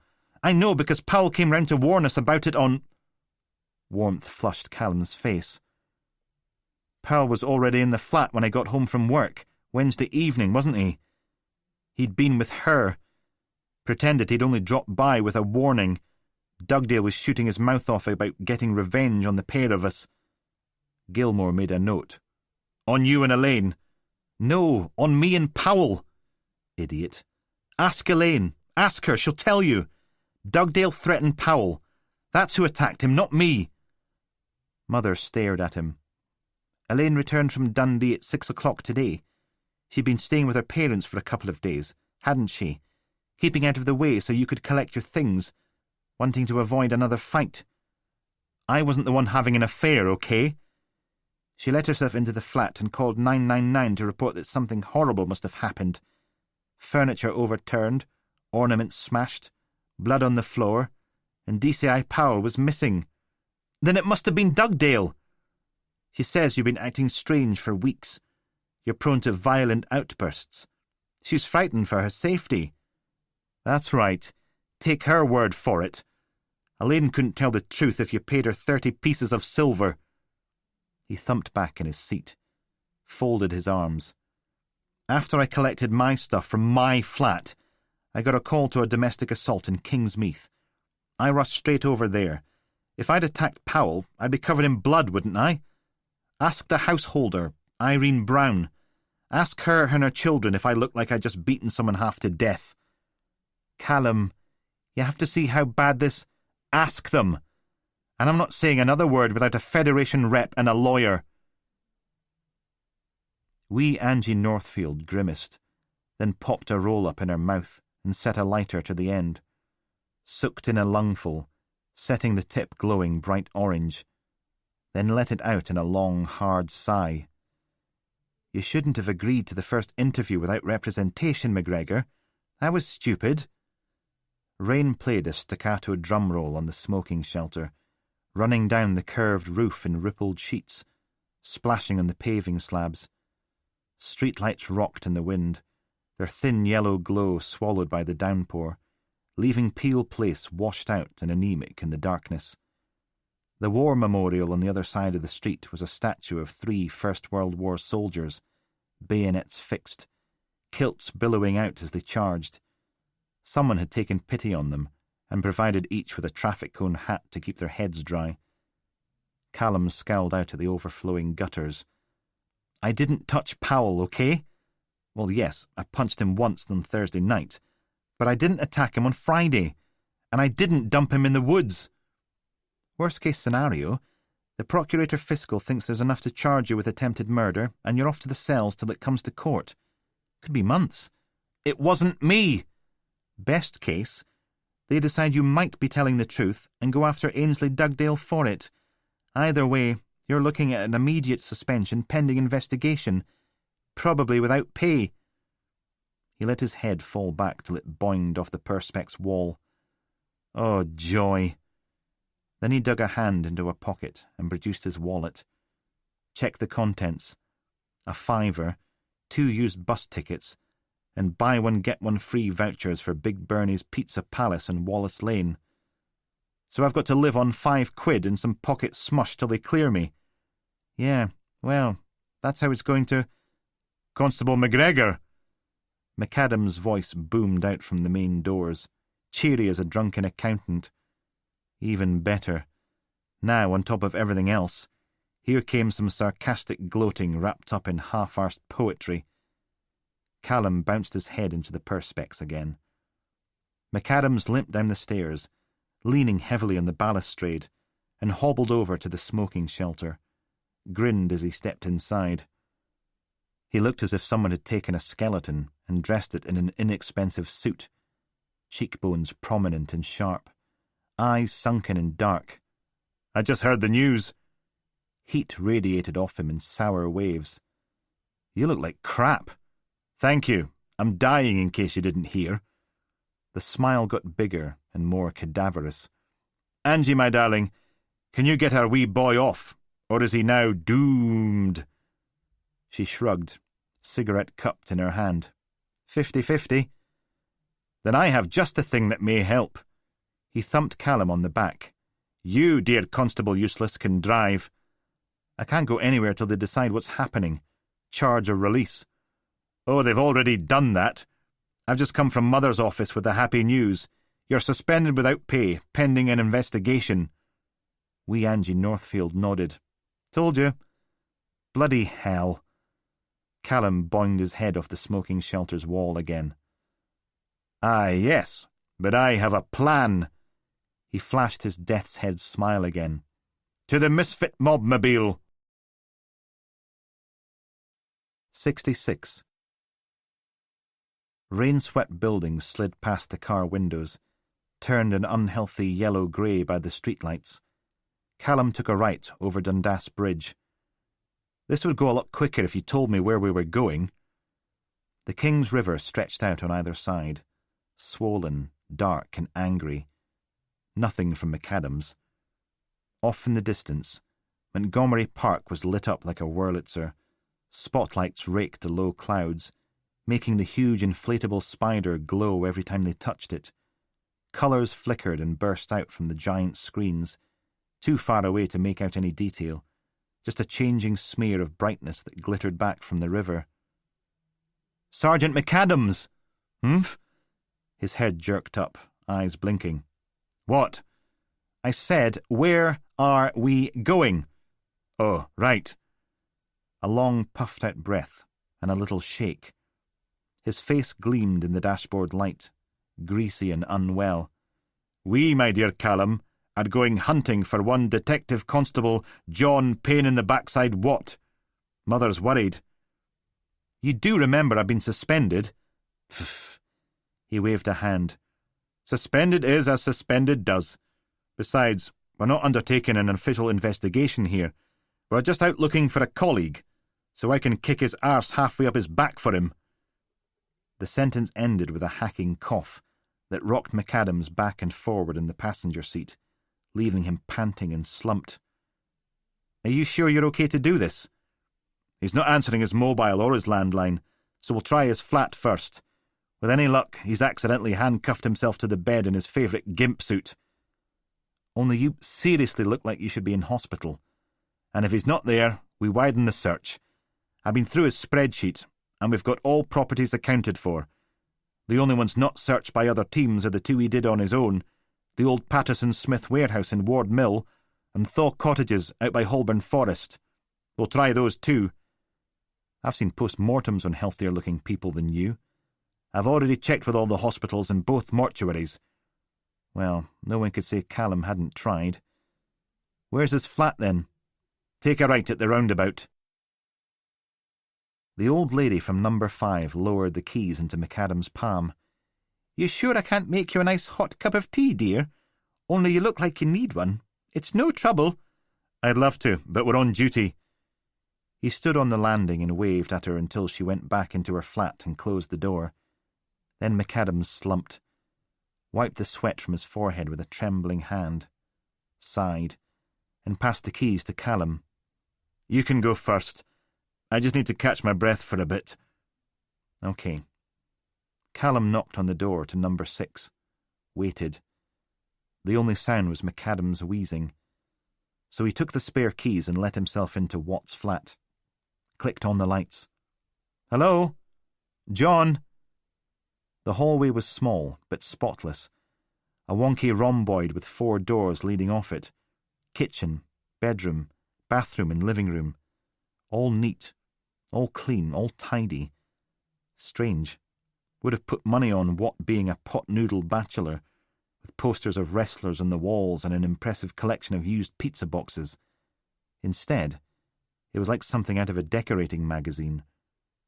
A row of sympathy cards were lined up on the mantelpiece in the living room, beneath a cheesy posed photo of Watt and a woman so pale she was almost see-through. Callum picked up one of the cards. "We were so sorry to hear about Mary. Our thoughts and prayers are with you always. Bill and Aggie." He put it down again, as if holding it any longer would make it grubby. The answering machine flashed a red light in the corner. Callum pressed the button. "Have you had a bank loan or credit card in the last 6 years? Unsure if you're due PPI compensation? Well—" He hit delete. Marched back out to the landing. "He's not here." Callum's torch beam wandered across the large breeze-block wall, catching the faded lettering. Patterson-Smith, quality furniture you can depend on.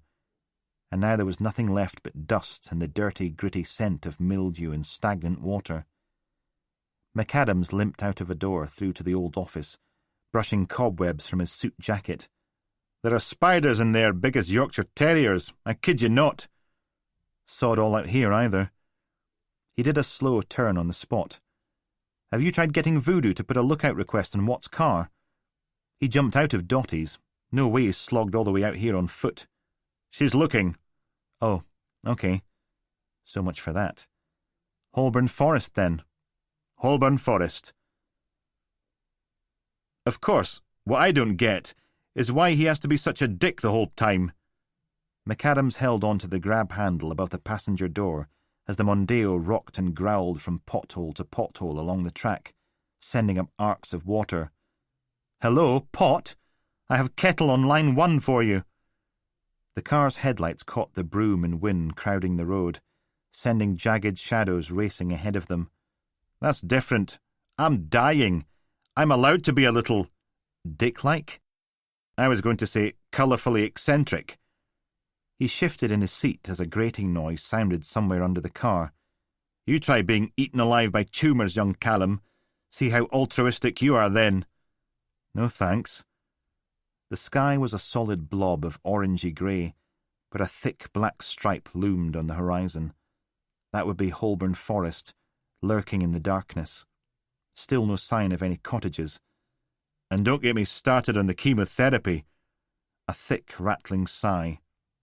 You know, I wish I hadn't. Started on it, I mean. I could be dead by now, instead of lurching about like a broken clothes horse. He nodded. But Beth won't let go, so I've got to hold on too. The headlights pulled tree trunks from the gloom as they reached the forest's edge. The track disappeared into it, but another track sat at right angles, skirting the boundary. McAdams pointed. Left here. It's at the end of the road. Callum took the turning, thumping through another set of waterlogged potholes. Off in the distance, the city lights glittered through the rain. A blanket of stars draped across the landscape. Ah! The Mondeo lurched like a roller coaster, setting free another grinding scrape from beneath their feet. Be lucky to have any bottom left on the car after this. You want a bit of advice, Callum? Not you as well. Why did everyone think he needed their sodding opinion? There, up ahead, a line of 3 cottages, sitting between the track and the forest. Grass shone in the rowans. One of the chimneys looked on the verge of collapse. The gardens were full of weeds. Live your life like the future's never going to happen, because before you know it, plop. It isn't. He shook his head. Spent my whole life doing the right thing, being responsible, working hard, when I should have been out there enjoying life. Thought there would always be time for that later. Now look at me. McAdams sighed. I'm down to my last few chapters, Callum. I don't think I'm going to make it to the end of the book. 3 cottages, 2 semi-detached, one standing on its own. Callum parked outside it, killed the engine, and sat there as the hot metal pinged and ticked. The rain got louder, battering off the car roof. We should probably check the graveyards. McAdams unclipped his seatbelt. You'd think, if someone buried him, they'd invite us to the funeral so we could dance on his grave. There were sympathy cards in his flat. You ever hear him talk about someone called Mary? To be honest, I don't know anything about his home life. He's always too blech to spend that much time with. If she's died recently, he could be visiting her grave, or out getting hammered somewhere. A nod. Definitely worth a try. Then McAdams levered himself out into the rain. Are you coming then? Callum grabbed his high vis from the back and hauled it on, hunched his shoulders as he followed McAdams up the path to the front door. He's definitely been here, pointing at a line of trampled grass and weeds leading around the side of the building. Of course he was. I saw him here, remember? Honestly, nobody pays any sodding attention.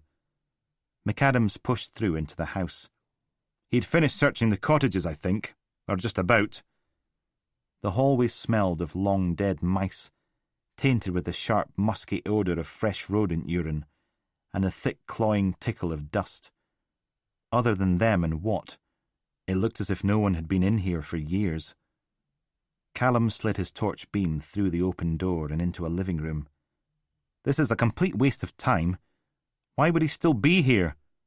Well, I don't know, do I? McAdams limped past, playing his torch across the peeling wallpaper. It was all I could think of to do. He's not at home. He's not at the station. Dottie's not seen him since she turfed him out of the car. He's got to be somewhere. The bedroom floor sagged towards the corner, where a hole as big as an armchair was rotted through the floorboards. A pair of dark, shiny eyes glittered in the torchlight, then disappeared. If you're that worried, send out a lookout request. Get the media department issuing statements and posters. Mobilise the night shift. It's probably nothing. You know what Watt's like. Law unto himself, that one. Thinks he's too good to check in with anyone or clock off at the end of the day. McAdams disappeared down the corridor. Nothing in the bathroom. The other bedroom was empty too, and the kitchen. Callum's torch picked out manky worktops and kitchen units, little trails of footprints scrawled through the dust and mouse droppings. It sparkled back from the window above the sink. He opened the back door and ran it around the garden. There's outbuildings, a bothy and a big shed barn thing. I don't understand him, Callum. I honestly don't. You? You're a simple soul. A bran flakes and marmalade kind of guy. But what? Screw you! I'm plenty complicated. He stepped back out into the rain. I thought I'd finally got through to him. Don't be a dick, I said. You need to work as a team, I said. Oh, yes, he says. I promise I'll be a good boy from now on. McAdams spat into the wet grass. Dick. The bothy was a squat, blocky thing with a rusty, corrugated roof. Something had been at the mortar, eating it away, exposing the rocks that made up the walls. It smelled even more of mouse than the house had. McAdams followed him from room to room. See when I get my hands on what? I'm going to throttle the life out of him. You're going to have to alibi me. Kidoni was already dead when we found him. An ancient kitchen with a lumpy range that was like a solid heap of decaying metal, floral wallpaper smeared with mildew. The ceiling had collapsed, exposing the roof beams, leaving chunks of plaster all over the floor. No, I won't throttle him. I'll tie him to the back of the car and make him run all the way back to divisional headquarters. Maybe drag him for a couple of miles too. That'll teach him to do what he's bloody well told. A line of swallow or house martin nests lined the join between ceiling and wall in the next room. Stacks of old tiles and the rotting remains of kitchen units, probably dumped here when they did up one of the cottages decades ago. McAdams wheezed, leaned against the horrible wallpaper, let his head hang. Callum checked the last room, about the same size as the kitchen, only without the charm. Someone had drawn crude pornographic figures on the walls in crumbling chalk, and there was no way half of it was physically possible. But no sign of what. Back in the hall, McAdams hadn't moved. Right, soon as we check the barn, I'm dropping you off at the hospital. I don't want to go to the hospital. Tough. You think Mother's upset about what going AWOL? How do you think she'll feel if I let you snuff it out here? I'm not going to the sodding hospital. Keep telling yourself that. Callum marched back out into the rain. Another trampled path led through the grass and weeds to the barn. So Watt had searched it too. He took the path anyway, right up to the barn door, flicked the catch open, pushed the door and stepped inside. Stopped. Everything stank of wood smoke. McAdams! Deep breath. McAdams! In here! The room was split into two bits. One set out with a wooden frame above a pile of ash and burnt logs. The other was a little room, built of rough-hewn wood, just like the smokehouse they'd found at Creel Lane. A pile of old wooden fish boxes sat in front of it, still fresh enough to ooze the acidic tang of old seafood. McAdams! Callum struggled his good hand into a blue nitrile glove and crept over to the sealed-off section. The door was slightly ajar. He eased it all the way with his foot, then lurched back a couple of steps, covering his mouth and nose with his fiberglass cast. The billowing, unmistakable, greasy stench of death collapsed out of the room. Behind him the barn door thumped. "Callum? Over here!" He took a deep breath and stepped over the threshold. A rusty metal tank gleamed in the torchlight. There must have been water in it, because it sent reflections sparkling across the wooden roof. He swung the beam right. Okay, that explained the smell. A woman's body was slumped on the floor by the wall, held upright by the chain around her neck. Callum set the beam on her dark, swollen face. Abby Gossard. Definitely dead. Bastard. McAdams appeared in the doorway. "I found Watt's car parked out back. What's... Oh, Christ! Is that smell what I think it is? We've found Ashley's mother." He ran his torch across the floor around the tank, then back towards Abby Gossard. There was another body, lying against the wall, part hidden by a tarpaulin. Please don't be Ashley. Please don't be Ashley. Callum inched closer, picked up the edge of the tarp and folded it back. It wasn't Ashley. If anything, it was worse. Detective Constable Watt lay on his side, one knee drawn up, head lying on his arm. Something black had dried in a thin line from his nose to his cheek, another line down the side of his neck from his ear. His skin was so pale it fluoresced in the torch beam. "What, you silly sod!" McAdams cleared his throat. "Is he—" Callum knelt beside Watt, laid the torch on the dirt floor, and pressed 2 fingers in his jaw. "Well?" A tiny quiver pressed against Callum's fingertips. Then another, faint, but definitely there. "Call an ambulance. Call it now!" 67. Mother barged through the double doors, scattering a couple of paramedics in her wake. "How is he?" "Watt's in surgery." Callum hitched a thumb over his shoulder at McAdams, slumped in a plastic waiting chair with his elbows on his knees and head in his hands.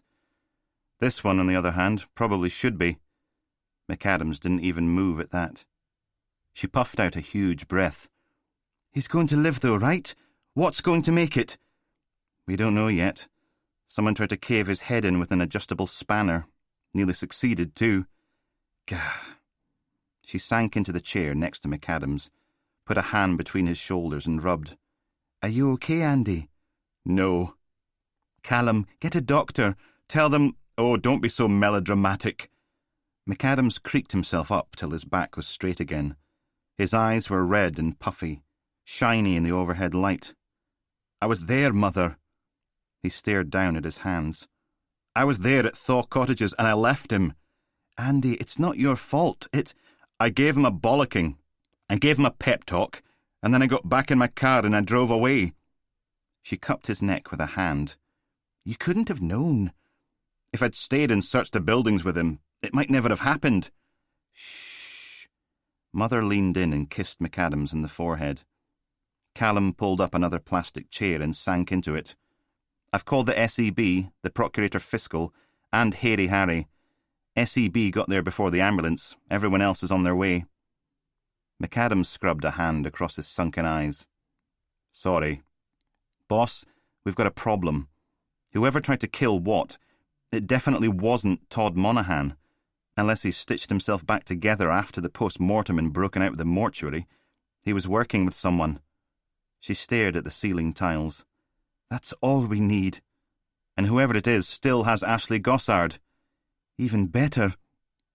"So, what if Paul Jeffries didn't die 20-odd years ago?" Callum scooted his chair closer. "What if the male remains in the shallow grave were another victim? Not someone to sexually abuse, but someone to take the blame.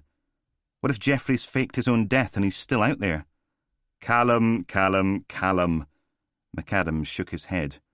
"Do you have any idea how many shades of stupid that is?" He held up a hand before Mother could do more than open her mouth. "And I mean that with the greatest respect. 1, if you're faking your own death like that, you need someone to actually find the body. Otherwise, what's the point? 2, Jeffries would be in his 70s by now, remember? And 3, he was a sex offender with a thing for abducting and raping women. Why on Satan's shiny earth would he suddenly change to abducting young men to starve, brine, smoke, and turn them into mummies? Think it through." Yeah, it was a bit of a stretch. Callum shrugged as heat bloomed in his cheeks and ears. "Just playing devil's advocate." "Of course you were." McAdams sighed, then stood. "The brass aren't going to like this, not after the triumphant press conference and all the drinks. We're going to need a scapegoat, a statement, and another public appeal." Now it was Mother's turn to curl up into a ball in her seat. "They're going to blame me for this, aren't they?" "Tell them it was my fault." McAdams patted her on the shoulder. "It was, after all. I should never have left Watt on his own."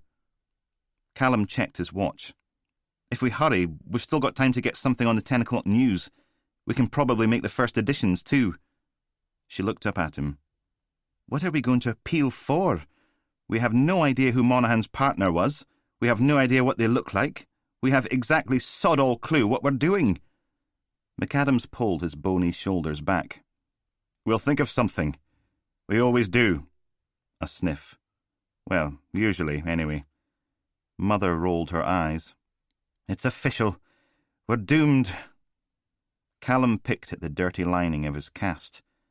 "There's got to be something we can do. What about Brett Miller?" He's still off his face on prescription meds right over there, isn't he? He nodded at the windows lining one side of the corridor. Across a darkened courtyard, the merciless Victorian bulk of the secure psychiatric ward was just visible through the rain. We get a warrant, and we force them to pump him full of something to bring him back down to earth. Then we sweat him until he tells us what the hell happened in that flat. Andy? They wouldn't give us a warrant yesterday or the day before. Mother gave them a pained smile and a nod. Let's give it one more go, then. Good. Callum pulled out his phone. I'll call the... Actually, she looked away. Maybe you should leave it to us. But, Callum, you can't go ordering warrants if you're suspended from duty. I'm amazed you managed to get the SEB, pathologist and PF to go visit Thaw cottages. The sheriff's not going to be that understanding. Oh. His shoulders slumped. I appreciate the thought, though. She stood, rubbed at the small of her back. Right, Andy, let's get cracking, and see if you can drum up a uniform to stand guard at John's hospital bed. I don't want anything else happening to him. Yes, Mother. She smiled at Callum. Go home. Read a book. We'll let you know if anything happens. He stood there, grinding his teeth as they walked away. Mother McAdams disappeared through the doors, and that was it. Abandoned again. Lovely. All because of DCI Reese sodding Powell. And Ainsley Dugdale, of course. Callum ran his good hand across his face, straightened up and marched out. Through the double doors, down the corridor past waiting rooms and treatment cubicles and shuffling old people. A large woman in a flowery blouse and pencil skirt emerged from a door up ahead. Stethoscope around her neck, sleeves rolled up to the elbows. She stepped into the middle of the corridor, hands on her hips, then marched away from him, shoving through the doors. Mr. McAdams? Callum hurried after her, through into the reception area, lined with posters about healthy eating and venereal diseases, packed with miserable-looking people in various stages of despair, waiting their turn. Mr. McAdams? She was still going, stout little legs pumping, trainers squeaking on the pale grey floor. Callum caught up to her as she pushed out of the main doors and into the night. She stopped there, under the hospital canopy, hands on her hips again, staring out into the rain. Mr. McAdams! But there was no sign of him or Mother. Oh, for God's sake! Some people just... She clicked her mouth shut, looked Callum up and down. Can I help you? I work with D.S. McAdams. Gah! She rolled her eyes. Then can you do me a favour and ask him, no, tell him, force him to call my office and set up an appointment. He's not impressing anyone with this He-Man routine. Okay. And you are... She dug into the pocket on her blouse and produced an NHS Oldcastle card. Dr. Fitzpatrick. And I'm not kidding about. He needs to call me and make a frigging appointment. Cancer isn't something that just goes away on its own. Callum frowned down at the card. Is this about his chemotherapy? It would be, if he'd actually turn up to his clinical appointments. She pinched the bridge of her nose. Please, just talk to him, okay? He won't answer any of my calls or texts. We need to get him in, and we need to get his treatment started. He's going to die otherwise. And I'm not talking in some obscure theoretical sense. He will literally die. But I mean it. He'll die. Yes, of course. I'll talk to him. Thank you. She spun around on a squeaky heel and pulled out her mobile phone, poking at the screen as she thumped back into the hospital. Angie, I need a CT scan for Mrs. Stoltzman. Either she was helping herself to the contents of the medicine cupboard, or something very wrong was going on. Callum hurried out into the car park, but the thing was huge, stretching all the way from here to the maternity hospital, broken into various chunks along the way. No way of telling where Mother would have parked her manky Fiat Panda. So he ducked into a bus shelter and scrolled through the contacts on his phone, clicked on the one marked DS Crap Poetry. It rang for a bit. Then McAdams was on the line, his voice muffled, almost drowned out by the grumbling engine. Are you missing me already? That's sweet. I just bumped into a friend of yours. Did you now? A Dr. Fitzpatrick. The only noise from the other end was the engine. You still there? No. She says you've not been going to your chemotherapy sessions. Well, that is interesting. Hold on, I'll have to text that information to you. Yes. What the hell are you going on about? No, don't worry about it, not a problem. OK, bye. He hung up. Callum stared at his phone. Dr. Fitzpatrick wasn't the only one raiding the medicine cupboard. He dialed McAdams again, but it went straight through to voicemail. You've reached Detective Sergeant Andrew McAdams. I'm sorry I can't take your call at the moment, but... Callum killed the call. 5 seconds later, his phone buzzed and dinged an incoming text. What you playing at? Can't talk in front of Mother. She's got enough to worry about already. He leaned back against the bus shelter and poked out a reply. The doctor said you've not been going to chemo. You told us you were. Ding! Bzzzt. I'll call you when we get back to DHQ. Don't be a dick about this. Oh, so Callum was being a dick, was he? You're the dick. Why aren't you taking your chemo treatment? Do you want to die? Ding! Bzzzt. Yes. Oh. The Mondeo was where Callum had left it, double parked across a pair of matching 4x4s. He unlocked the door and slid in behind the wheel. So McAdams was skipping his chemo and didn't want Mother to know about it. Fair enough. It was his life. What was left of it.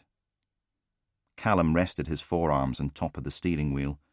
Rain bounced off the car's bonnet, clattering on its roof, made a small river in the gutter, overflowed into a spreading loch in the car park.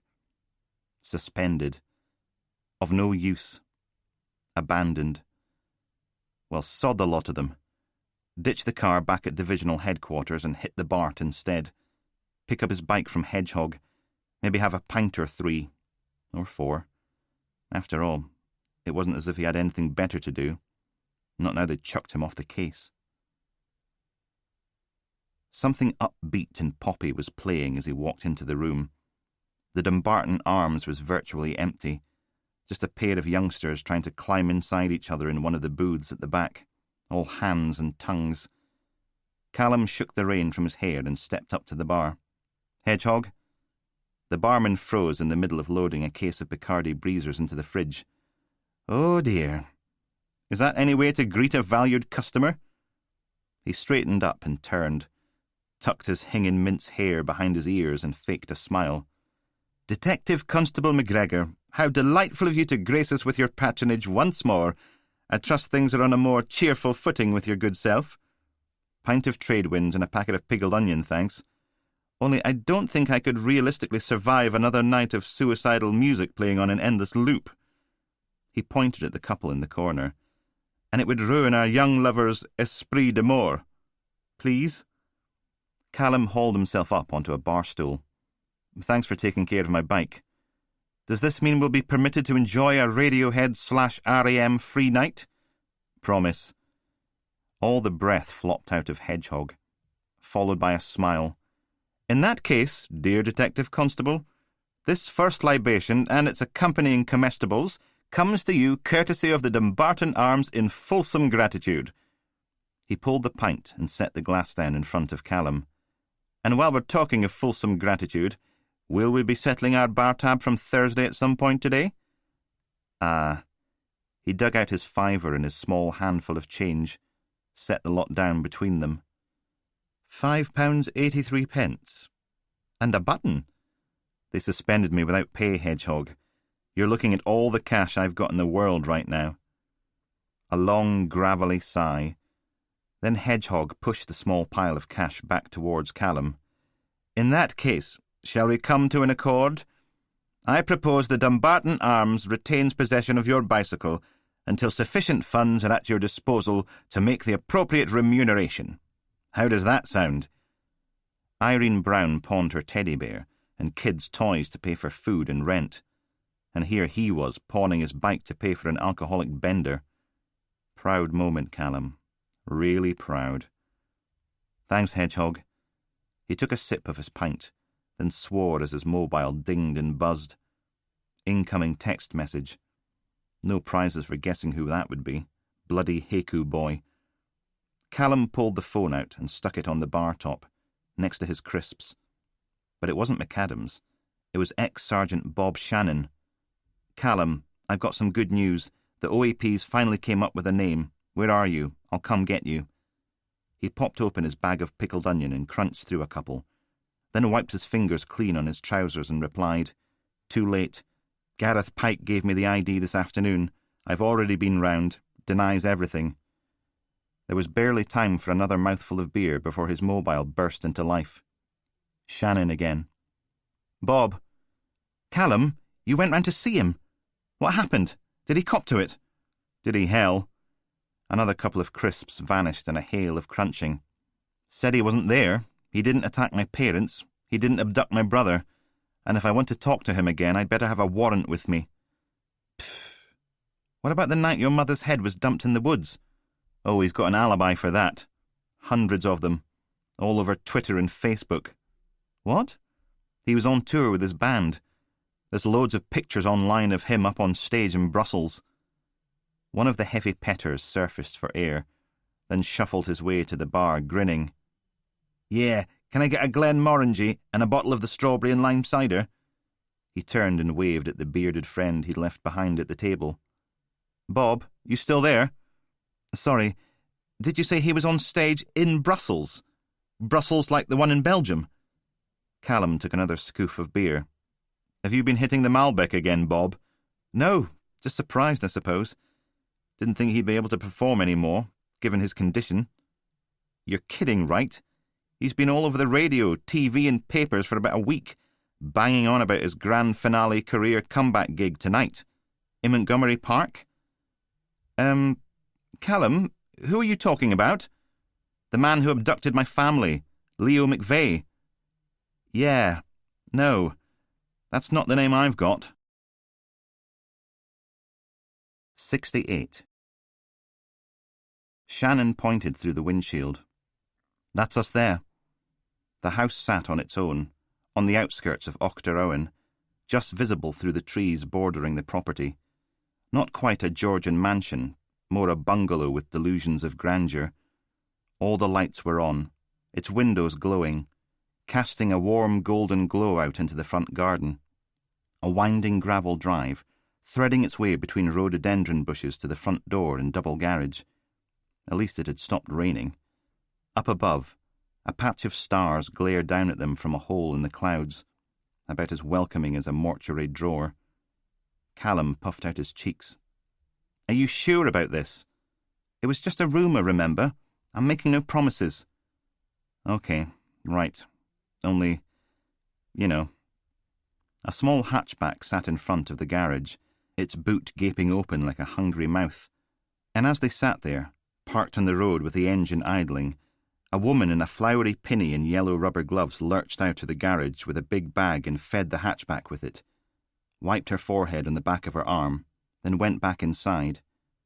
Shannon nodded. "We don't have to do this if you don't want to."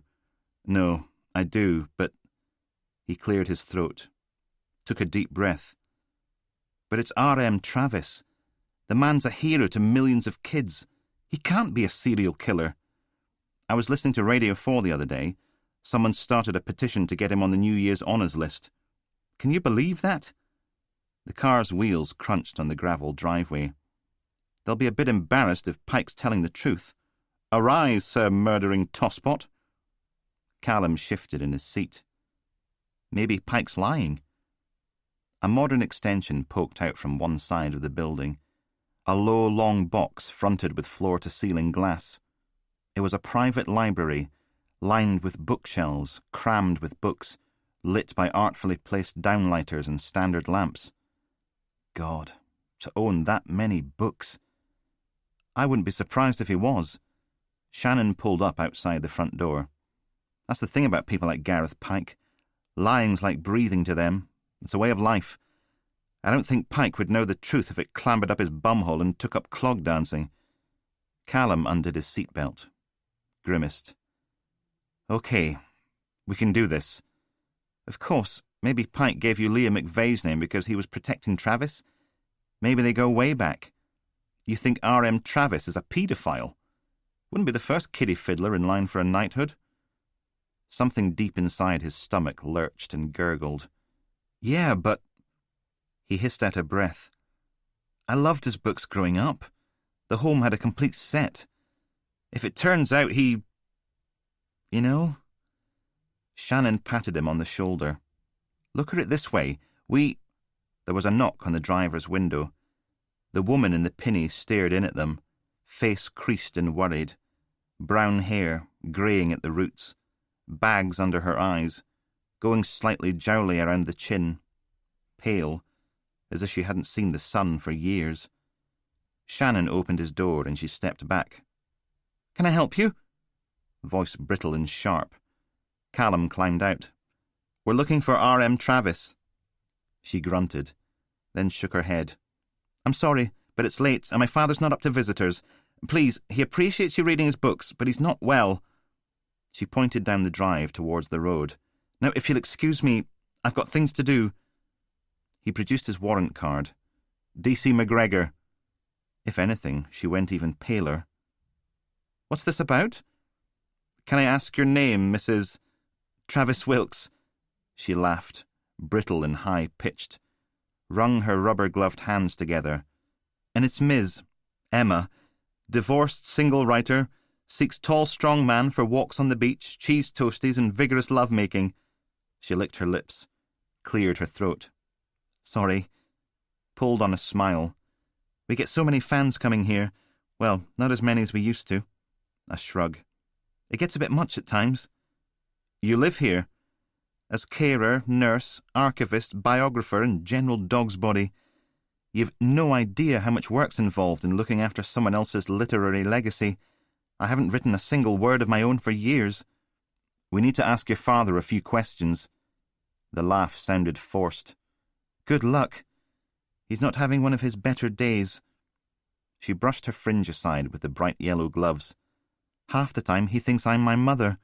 The other half, he hasn't got a clue who I am. Emma pointed back towards the garage.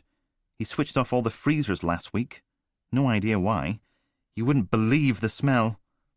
We'll try not to take too much of his time. Wouldn't be quite so bad if he didn't have enough rubbish in there to survive a nuclear winter. Sounding more bitter with every word. I swear on the bonemonger's grave, he hoards leftovers like some people hoard money. We've got pot roasts in there going back to Margaret bloody Thatcher's. Emma cleared her throat, straightened her pinny. Sorry, I shouldn't be talking about him like that. It's been a long day. She sighed, pulled on another smile. Anyway, shall we? She snapped off her gloves, stuffed them in the pocket of her pinny, and unlocked the front door, ushered them into a wide hallway covered in framed book covers, most of their titles barely recognisable in foreign languages. Öffnen Sie die Ziaga. Zagiravani Krolik Russell. Les monstres qui sont venus dîner. El cubo de basura milagroso de Imelda. I need you to understand, his grip on the real world is tenuous. Down to the end of the corridor and left. More book covers. He goes off on these rambling discussions where he's playing all the parts, arguing with himself. I used to just let him get on with it. Then I sat down and listened to what he was actually saying. She looked over her shoulder as they passed a big kitchen with gleaming work surfaces. I was trying to get him to talk about his childhood, but he was going on about how the Goblin Queen was rebuilding her army in the depths of the forest. A door at the end of the corridor opened on the library. The comforting smell of books mingled with the chemical floral whiff of air freshener. It was like he was writing another Russell the Magic Rabbit book, only instead of battering it out on his old underwood, he was living it all in his head. The bookshelves weren't just around the outside of the room. They made islands in the middle of the space, too, dividing it up into discrete areas, some with armchairs, others with little tables. How rich would you have to be to own something like that? It was like heaven, nirvana, and Janat al-Khuld all rolled into one, a Valhalla for bibliophiles. So I started recording him. Sometimes it's about Russell, sometimes it's Imelda, sometimes it's Justin and Arya, sometimes new stuff, sometimes just retreads of the books already published. The only person he never talks about is Ichabod Smith, for some reason. Over in the far corner, at a desk piled high with books and papers, was the bent-over figure of a man. White hair circled a shiny bald patch speckled with liver spots. He was curled around a piece of paper, one arm shielding it, like a small child trying not to let the cheat at the next desk copy off him, scribbling away. Sometimes I wonder if it's because, writing the books, the characters and worlds he creates are more real to him than what happens out here with the rest of us. They say people with dementia find it easier to remember stuff from 50 years ago than this morning. He remembers them instead. She took a deep breath. "Dad?" The man at the desk kept on scribbling. Emma lowered her voice. "Just don't be surprised if it all goes a bit surreal. Sometimes he's him. Sometimes he's one of his creations. He was the bone monger for nearly a week once. That was disturbing." Callum took out his phone. "Thanks." She walked over and patted her father on the shoulder. "Dad?" He flinched, turned, blinking up at her. "Sophie?" "No, Dad, it's Emma. Remember? Emma?" She turned and held out a hand. "These nice police officers want to have a chat with you, okay?" "I'm busy. Tell them to come back tomorrow." He went back to scribbling. She pulled a face at Callum, mouthing, "Told you," then back to her father. "Come on, Dad. It'll only take a minute. Do you need anything? A cup of tea? Some juice?" "Sophie, I can't find my hat." "Okay, I'll leave you to it then." She kissed him on top of the bald spot. "I've got manky freezers to clean out." A small shudder, then she was gone. Callum pulled out the chair on the other side of the table and sank into it. "Mr. Travis?" No response, just more scribbling. He produced his wallet and opened it, laid it on the table between them, turned so the McGregor family photo was the right way up for Travis. "Do you recognise these people?" "There's no point wriggling, little rabbit boy. You're for the pot whether you like it or not." "Look at the photograph, Mr. Travis." "Don't eat me. Please don't eat me." A mother, a father, and 2 little boys. "Don't be silly. I'm hungry." "And you're a tasty little morsel, all plump and delicious." "Mr. Travis!" "But you can't eat me. I'm full of venomous poison. If you eat me, you'll swell up like a massive balloon and pop." Shannon sighed. He's not even in the room. "You'll pop, and there'll be bits of ogre all over the walls and ceiling, and your heart will turn black, and the crows will take it away to the bone garden." "Travis!" Callum slammed his hand down on the tabletop. The old man flinched, head snapping up like a trap, eyes wide. "I don't know you. Why are you here?" "Do you recognise them? This family right here, 26 years ago." "Where's Sophie? Where's my wife?" He blinked, frowned at Shannon, then back to Callum. "I don't want to die." For God's sake. Now that he was sitting upright, the sheet of paper he'd been scribbling on was visible. He'd drawn a long-eared rabbit in the middle of it, then surrounded it with the same words over and over. Kill and eat, destroy and consume, sin and innocence. McAdams was right. Travis was obsessed.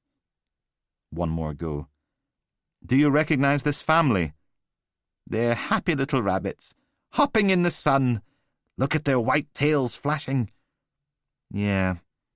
Shannon sucked air in through his clenched teeth. "I'd suggest throwing him down the stairs a few times, but I don't think it'd help." "They run and they frolic beneath the happy summer skies. Mummy Rabbit, Daddy Rabbit, and little Justin." Callum closed his wallet again, stuck it back in his pocket. "You're getting your books mixed up. Justin was a little boy before he got cursed by the witch. He never had a rabbit mum and dad. They were people." "Into the pot you go, little rabbits." "Sorry." Shannon put his hand on Callum's shoulder.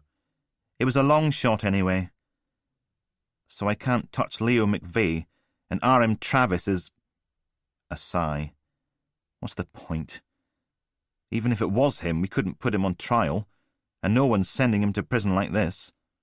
Please don't eat us. We promise we'll be good.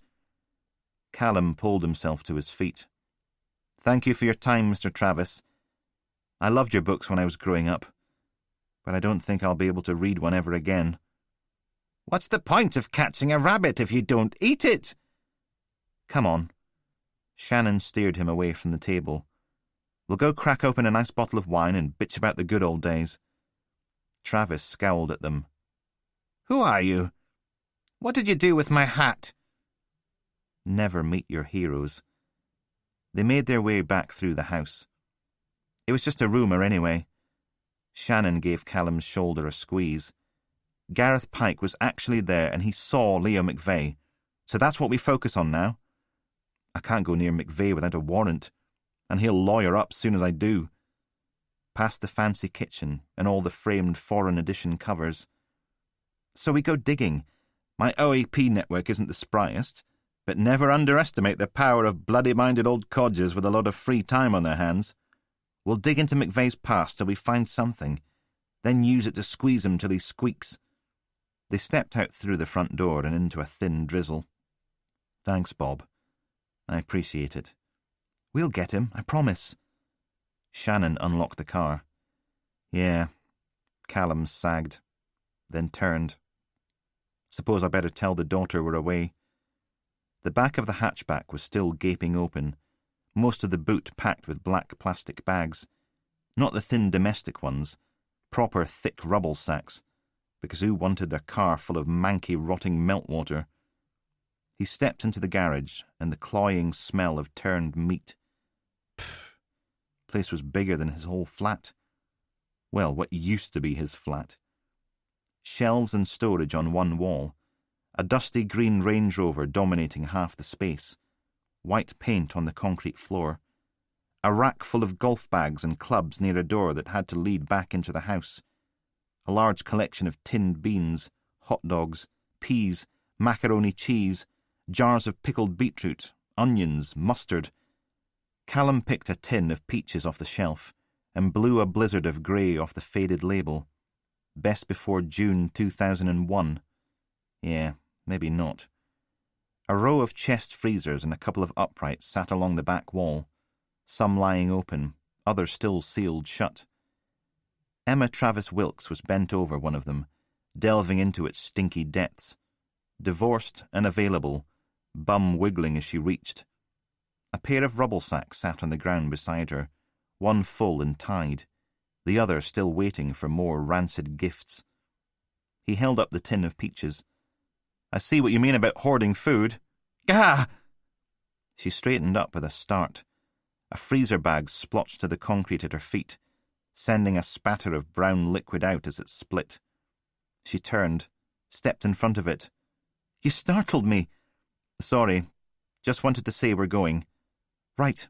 Okay. Well, thanks for letting me know. She eased the freezer lid shut behind her. Sorry about the smell. How was he? Confused. Callum took a couple of steps closer. Did he ever mention anything about a family of 4? It would have been about 26 years ago. They were in a lay-by just outside the city. No, nothing like that? What about Leo McVeigh? They used to be close, didn't they? Yes. They hung out all the time. Got stoned and drunk, trashed hotel rooms on every continent, cocaine, groupies, and rock and roll. No wonder Mum left him. Another couple of steps. Did he ever say something about McVeigh that made you suspicious or worried about him? Something that didn't sound right? No. Thick as thieves, that pair. Uncle Leo could have crapped in the fish tank and Dad would have sworn it was the cat. And you don't want to hear the stories of when they went to Las Vegas. Emma snapped off her rubber gloves and closed the gap. Stuck out her hand. I'm sorry you had a wasted trip. Me too. He handed her the peaches, pointed at the rubble sack. I can dump that in the car on my way past. I'm going that way anyway. No, you don't have to. You wouldn't believe how strange it was, questioning your father. I was such a huge fan when I was a kid. Callum marched over and grabbed the sealed rubble sack, heavier than it looked, and the underside was pale and gritty with frost. Eh? Why would defrosted leftovers be cold enough to... Something solid slammed into the back of his head, and the world erupted like a million fire alarms had just gone off at once. Yellow and black spheres popped and crackled across the garage, the freezers, the rubble sacks. He reached out to steady himself, and the something solid slammed down again. Then Callum's knees buckled, and the concrete floor welcomed him with open arms. 69. The tin of peaches gave a dull bang as it hit the concrete and buckled. Bright red covered the sell-by date, leaching colour back into the ancient label. It rolled around a lopsided circle and came to rest against Callum's chest. Garage floor should have been cold, all that concrete, but it wasn't. Warm and cosy, soft and comforting. Emma's boots appeared right in front of his face. Then she squatted down, stroked his forehead. "I'm so very sorry." Her bottom lip trembled, eyes sparkling as the tears welled up. "But I can't." The boots faded into the distance. He blinked. She was unloading the golf bags from the rack by the door, dumping them on the ground. In the gap behind where they'd been was a tall, thin metal locker, fixed to the garage wall. Warm and comfy, lying sprawled on the cosy concrete floor. She pulled a bundle of keys from her pocket, sorted through them and unlocked the door. Pulled out a shotgun. "It wasn't meant to happen like this." A clack sounded as she broke the shotgun open. "But that's life, isn't it? One minute everything's fine, and the next you're standing in front of the freezer looking down at a human head. And it's looking back at you. And everything you've ever known about everything is a lie." Emma wiped her eyes on her sleeve, then rummaged in a large leather satchel, slid 2 red shells into the shotgun's breech, flipped it closed again. Clack. A dull throb bloomed at the back of Callum's skull, spreading out in jagged waves. "But you just have to cope, don't you? What else can you do?" She nodded to herself, then walked out through the open garage door. Shannon's voice came from outside, ramping up from normal person to police officer in the space of 6 words. "What the hell are you—" "No! Emma, don't do anything stupid. We can talk about this. Put the gun—" Boom! The squeal of tearing metal, the patter of shattered glass hitting the gravel drive. "Callum! Callum, I'm—" Boom! Silence. She stepped back into the garage, sobbed, stood there bent almost double beneath the weight of it. I didn't want this. I didn't." Clack. Emma broke the shotgun open again, and the 2 spent cartridges spun into the air, twirling as they fell, leaving thin trails of smoke behind, pinging as they bounced off the concrete. This was it. He was going to die here. She dipped into the cartridge bag for another couple of shells, slid them home.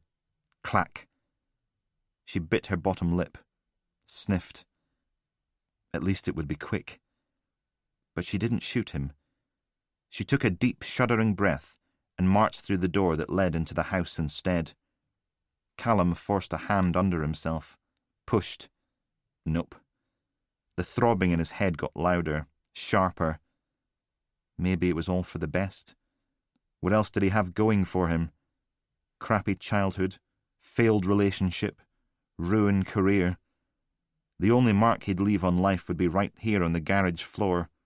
8 pints of blood, and 20 minutes with a mop and a bucket of bleach would soon get rid of that. A muffled boom sounded from somewhere deep within the house, followed by another one. "So get up! Get your useless, lazy, good-for-nothing backside off the ground and do something! What if Shannon was still alive? What if he was lying out there bleeding to death because Callum was too busy wallowing in self-pity to get off his arse and help him? Gah! He pushed himself over onto his front, then back and up till he was on his knees. The garage whirled and roared all around him, like being drunk on the waltzers, making his stomach churn. Be sick later. Get up now. Emma reappeared through the door, her face flushed and shiny, tears glistening on her cheeks, arms wrapped around the shotgun like a teddy bear. Why does nothing ever turn out the way I want? Tell me that. Why has it always got to be everyone else? She rubbed at her eyes again, then curled her shoulders forward and sobbed. Get up, get up, get up, get up! Do it now, while she's distracted. But his legs just didn't want to.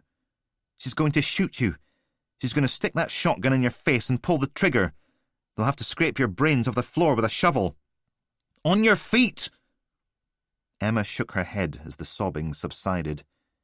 She blew out a shuddering breath, wiped her eyes, sniffed, turned back to the gun cupboard and dipped into the shell bag again. I'm sorry. Callum grabbed the chest freezer and pulled himself up to his feet. Clack. He held a hand out as she turned back towards him. Emma, you don't have to do this. Why? She stepped closer, raised the gun. Why did you have to come tonight? Why couldn't you wait till tomorrow? Emma, the man you shot, Bob, there might still be time to save him. It would all have been gone by then. Emma, please, this can still end up okay, I promise. Closer. The twin barrels of the shotgun were huge and dark. She wiped her eyes again. It would all have been gone. Goodbye, cruel world. Callum nodded. I understand. I'm sorry, Emma. His eyes went wide, staring over her shoulder. Bob! Smiling as he stumbled forwards a couple of inches. She turned, and Callum lunged, shoved the shotgun to one side and hammered his fiberglass cast into her face, hard.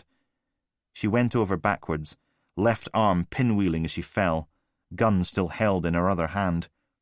It went off as her head cracked into the floor, a deafening roar that ripped a huge hole in the Range Rover's driver's door, shattering the window, tearing out through the roof. He half jumped, half fell on top of her, pinning her gun arm to the ground, smashing his cast into her face again, and one more time for luck. Reared back as the shotgun clattered free of her limp fingers, grabbed the dented tin of bloody peaches, and raised it high above his head, ready to crash it down. A little bubble of scarlet popped from her squint nose. She coughed and more spattered out of her mouth, leaving her teeth stained dark pink. Callum let the peaches fall back to the garage floor. She shook beneath him, eyes screwed shut, tears dribbling down the side of her face. I'm sorry. I'm sorry. Wiped a hand across his mouth. Emma Travis Wilkes, you're under arrest. I'm so sorry. He dragged out his handcuffs. There's no point crying, little girl, said the bonemonger with his scissor-sharp smile. No one will hear you, and nobody cares. Callum lurched out of the garage and onto the driveway. The drizzle was like a soft kiss, cooling and fresh against his face.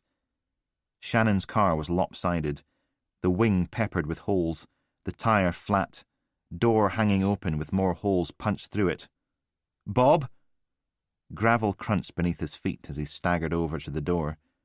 Shannon lay on his back across the front seats, one leg in the passenger footwell, the other dangling out of the car. Bob! A large dark stain covered the front of his yellow T-shirt, spreading across the word Norwich. Sodding hell. Callum clambered around to the driver's side, hauled open the door and felt for a pulse. Swore, dragged out his phone and called 999. Officer down! I repeat, officer down! 70. And we're all done. The doctor dropped his needle into the kidney dish. Excellent stitches, even if I say so myself.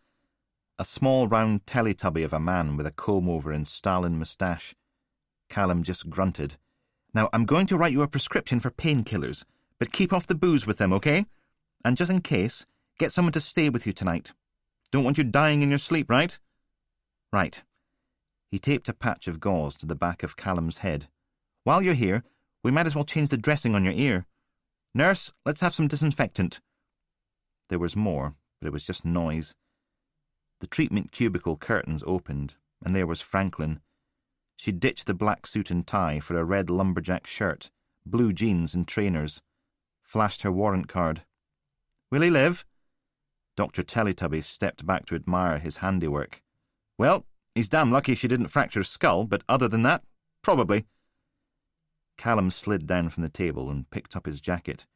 The sleeves and back were stained brown and black. Some of it his blood, some of it Shannon's. What about Bob? Franklin grimaced, shook her head. They did everything they could. Great. Dr. Teletubby pointed through to the reception area. Go park yourself for 10 minutes while I sort out your pills and get you discharged. Callum followed Franklin back to the rows of plastic seating and the buzzing vending machines. She pointed. You want a cup of tea or something? Any word on what? I'll get your tea. Soon as she was gone, Callum folded forward till his chest rested against his knees, wrapped his arms around his head, pressing them into the gauze taped to the back, squeezing, making the stitches scream a sharp, bitter song. Shannon was his fault. He should never have accepted that lift out to R.M. Travis's house. Should have made his own way there. Should have insisted. Bloody hell. Why did everything have to turn to shite? Why did it always have to... Callum? Are you okay? Franklin settled in the chair beside his, the warmth of her body seeping through his dirty shirt. No. Do you want me to get the doctor back? He blew out a breath. No. Thanks, but no. Another sigh and he sat back up. Sorry. Here, drink your tea. The plastic cup was scalding hot, and the contents tasted every bit as bitter and foul as he was inside. Franklin put her hand between his shoulder blades and gave them a little rub. You didn't shoot him. Emma Travis Wilkes did. She killed her dad, she killed Shannon, and she would have killed you too. It wasn't your fault. A nod. More horrible tea. She gave a little laugh, shook her head. This has been a great first week at work. He turned in his seat and smiled. Welcome to the misfit mob. Oh, Callum, you're a poor sod, aren't you? I'm a bloody disaster area. No, you're not. You're a good man. And Elaine was an idiot for throwing that away. Didn't know a good thing when she had it. Franklin's hand was warm against his back, her thigh warm against his, her smile warm and soft, her lips. He leaned in, breathing in the scent of her, lemons and jasmine and rosemary, closed his eyes. Ah! Jesus!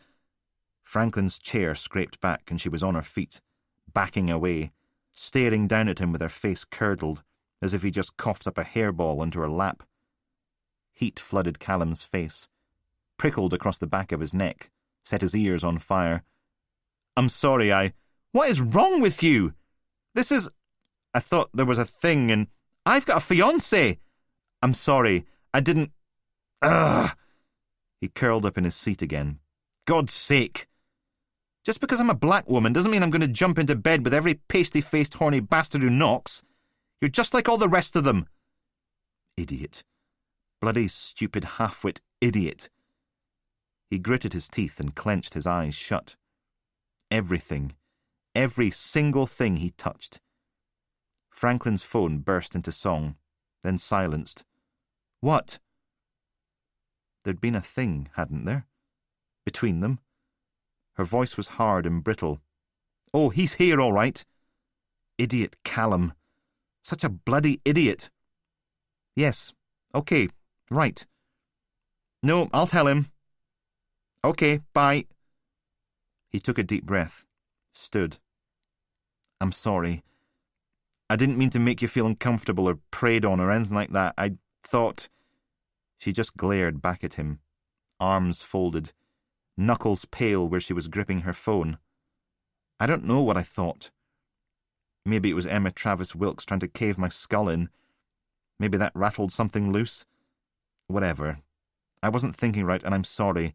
I'm 100% genuinely sorry. I thought you were different, Callum. Yeah, well, apparently I'm a moron, like every other man on the planet. He struggled into his filthy jacket. Couldn't look her in the eye. It's okay. I'll get a taxi. Thanks for coming. You don't have to stay. A nurse squeaked up, clipboard in one hand, small white paper bag in the other. Callum McGregor, I've got some painkillers for you. She held out the clipboard. Just sign there with the X's. A frown. Is everything all right? No. I just made a complete and utter dick of myself. He scrawled his name in the appropriate box, accepted the paper bag. Thanks. Then turned and limped out through the doors. Franklin followed him. He kept going, out from beneath the canopy and into the rain. Stopped. Turned. Both arms held out. I'm sorry, okay? My life's turned to shit, and I'm sorry. That wasn't about you. It was about me being fucking useless. Cold and damp seeped through his filthy jacket.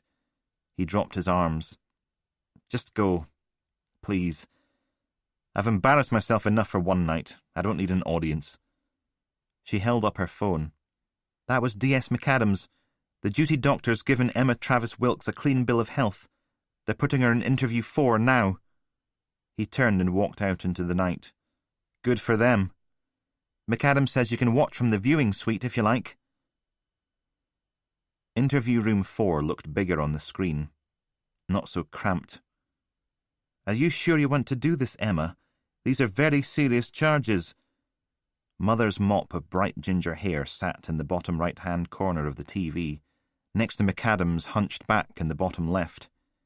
Emma Travis Wilkes shifted in her SOC paper oversuit, sperm white rather than smurf blue, and glanced at the man sitting beside her.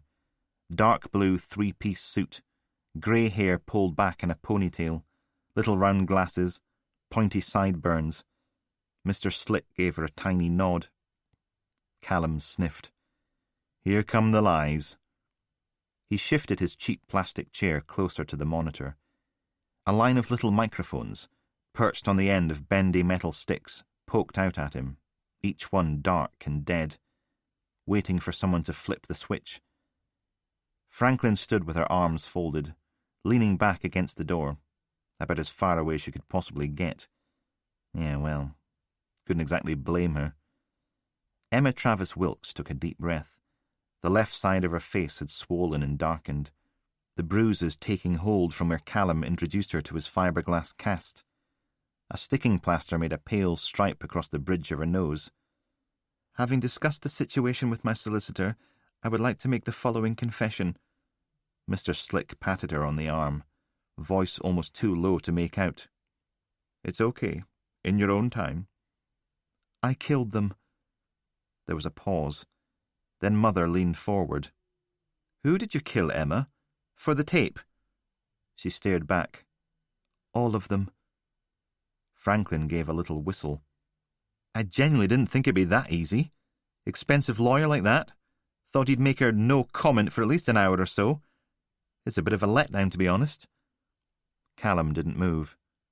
She's lying. All of who, Emma? I killed the police officer in his car. I shot him once in the stomach and once in the chest. Then I went through into the library and shot my father. Once in the... She cleared her throat.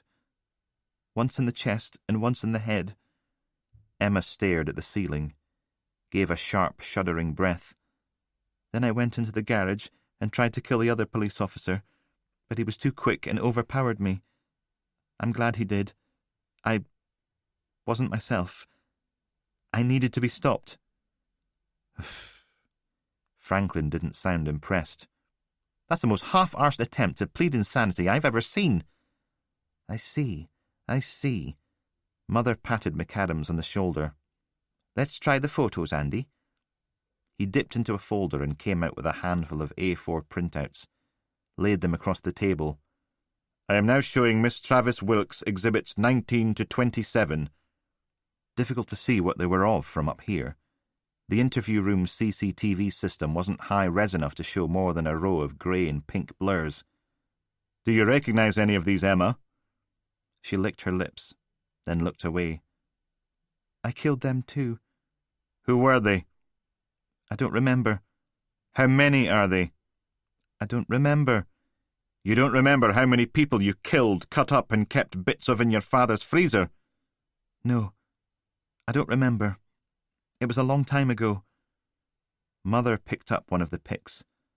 That's a human hand right there, Emma. A human hand, severed at the wrist and put into a freezer bag. There's even a date on the label. April 4th, 2015. That's not so long ago, is it? I don't remember. Here's a bottom jaw, complete with lip, tongue, teeth, and part of the throat. November 2006. Who was he? Travis Wilkes swallowed. I don't... Please. Here's a severed head. We found it last week behind some bushes in Holborn Forest. Do you recognize her? Travis Wilkes stared. Strange how much can change in just 1 week. Oh, for God's sake, Dad, it's everywhere! Emma jabs a finger at the kitchen worktops. Tomato sauce. Everywhere. He splattered it all over the toaster and the wall, making bloodstains down the units, scarlet puddles on the floor. I told you I'd make you something. Dad doesn't even answer, just sits there at the breakfast bar, eating his cheese and ketchup sandwich, chewing as he squints at that morning's paper. Could you not have waited 5 minutes? Look at this mess. He picks a pen from his pocket and circles something on the front page. Are you even listening to me? He circles something else, head on one side, as if he's a cat considering whether or not to pounce. I said, look at this mess! She marches over and snatches the paper off him. Body found in Castleview Flat sits above a photo of an ugly, soulless block of flats. There's another picture set into it. 3 people standing outside the building. A pretty black woman, a grey skeleton in a grey suit, and a man with a bruised face. He's the one Dad's drawn a circle around. Another around the name, D.C. Callum McGregor, 31. Her daughter looks up at her, then over at the blood-smeared kitchen units, frowns, stands, and stalks from the room. Emma hurls the paper down. I'll just stay here and clean up after you, shall I? God's sake, he just gets worse. Don't you walk away from me! She storms after him, through into the double garage with its fallout shelter's worth of antique tinned goods, jars, and all those sodding freezers. Dad's got one of them open, leaning in to rummage through the contents, picking things from the deep frozen depths and dumping them on the concrete floor. Tupperware boxes, freezer bags, carrier bags, lumpy tinfoil parcels thick with frost. They clatter and skitter away.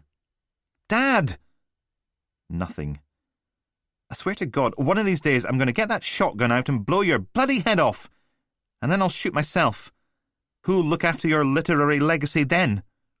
He digs and rummages. I'm not your skivvy, Dad. I'm your daughter. Then he straightens up, closes the chest freezer, places something on the lid. Listen to me! He blinks at her. Sophie? Then frowns. No, Emma! Emma! My name is Emma! She was never as beautiful as you, Sophie. A grin. But oh, how she screamed. Emma takes a step back. Okay. I can't find my hat. He turns and walks back into the house, leaving her to clean up after him. Yet again. God's sake! She gathers up the nearest frozen chunks, marches over to the freezer and stops. Stares at what he's dumped on top of it as her mouth goes dry as a library shelf. Dad? Oh, Jesus. It isn't, is it? It can't be. But it is. The Range Rover growls into the forest car park, headlights raking the surrounding trees, turning their bark monochrome. Emma parks as far away from the entrance as possible, sits there, trembling.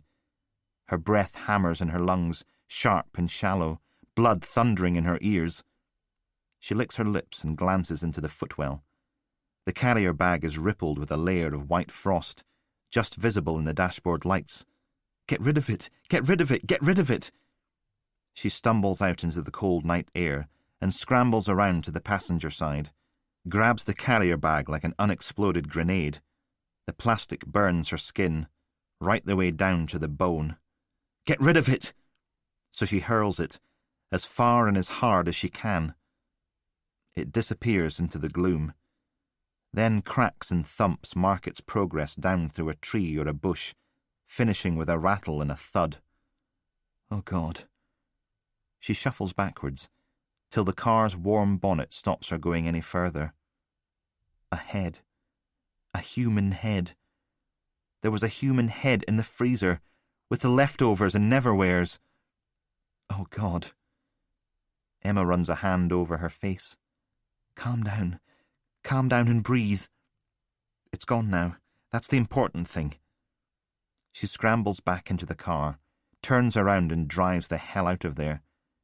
The forest ripples past the Range Rover's windows, caught for a moment in the headlights before vanishing forever.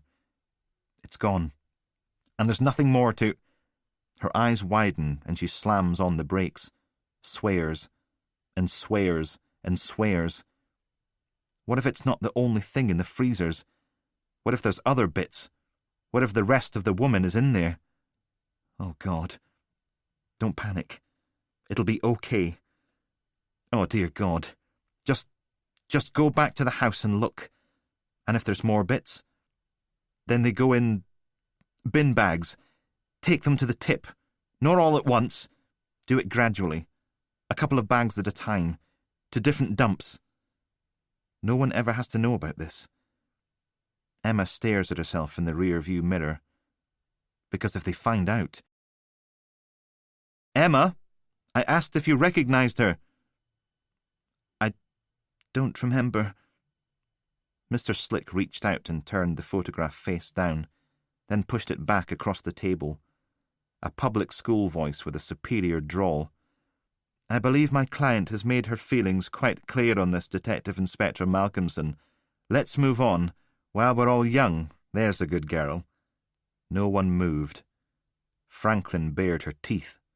Sexist tosser! He did it on purpose to rattle her. It didn't seem to work, because Mother just let out a big long sigh. Emma, Emma, Emma. I don't believe you killed all those people. Oh, you killed Bob Shannon and your father, and you tried to kill D.C. McGregor, but the rest of them? No. I killed them all. You see, I think your father killed them. I think he's been killing people for a long, long time.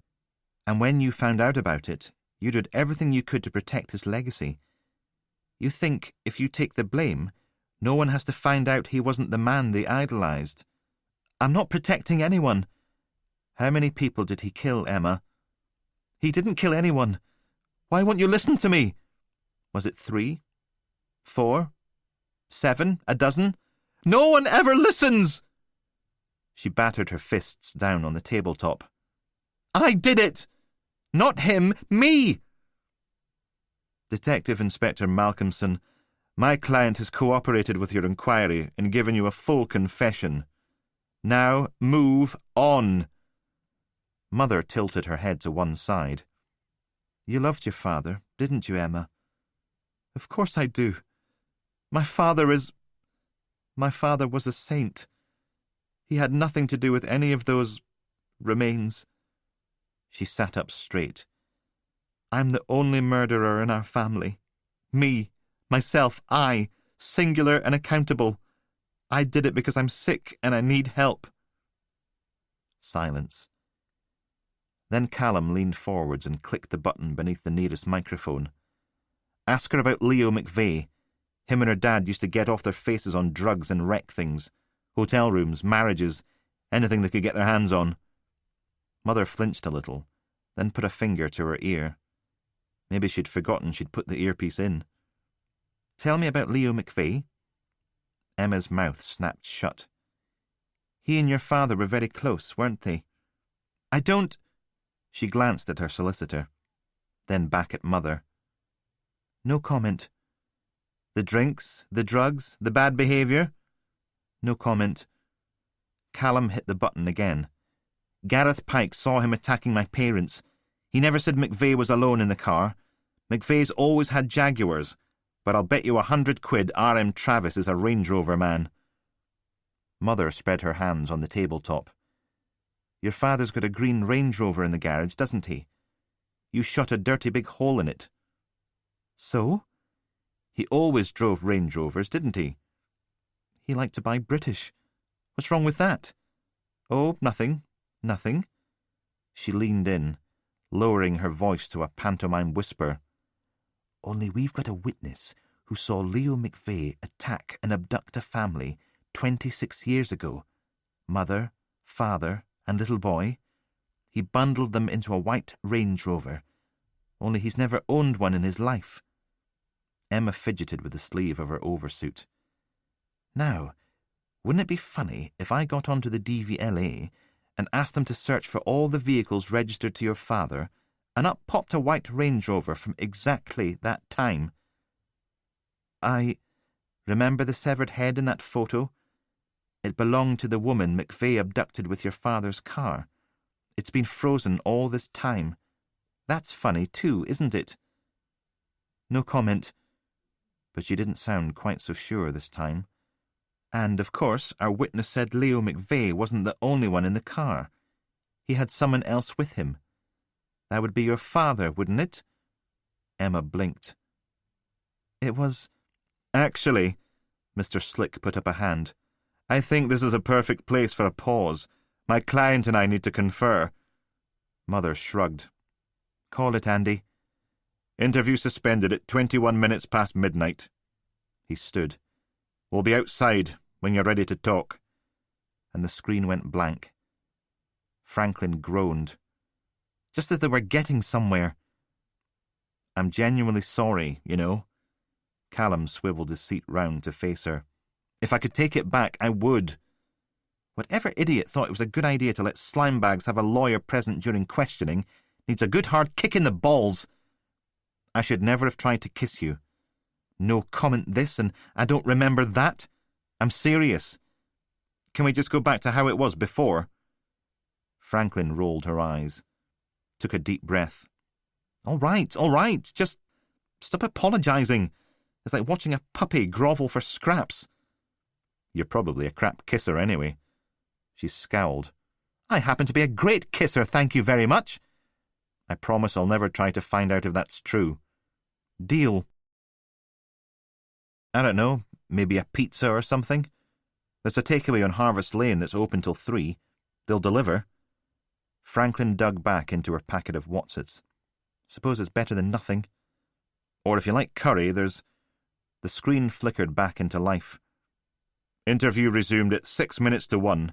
Present, Detective Inspector Flora Malcolmson, D.S. Andrew McAdams, Miss Emma Travis Wilkes, and Mr. Reginald Flynn. McAdams sat back in his chair. Mother nodded. Well, Emma?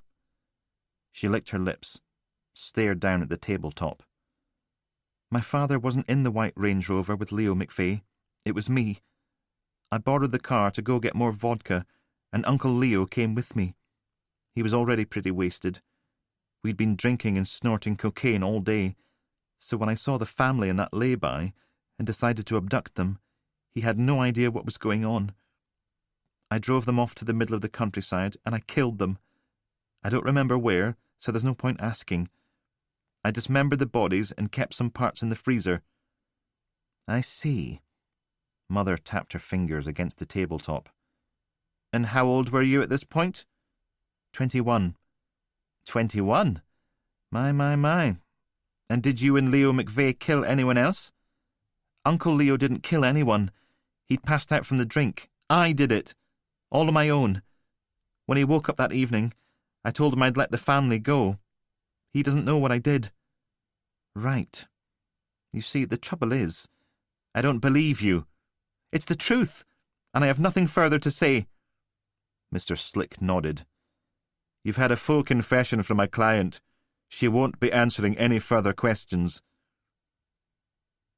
The custody area was nearly deserted, but the sounds of singing and swearing echoed through from the cell blocks, an after-midnight serenade fueled by cheap lager and low IQ. Callum shuffled in and up to the desk, an oversized pulpit decorated with computer monitors and public safety posters. A stick insect in an ill-fitting wig sat behind it, leaning over a copy of the Castle News and Post, propping up his long, thin face on one fist. He didn't look up, so Callum banged a hand down on the countertop. "Shop!" A flinch. Then he raised his head and pulled on a pair of oversized glasses. "Ah, Constable McGregor. We've been expecting you." Silence. "Can we make this quick, Sarge? Only it's been a really long day." "Of course we can. It would be my most delightful pleasure." He rescued a mouse from beneath a stack of paperwork and wriggled it, clicking away. "Ah, here we are. 2 things.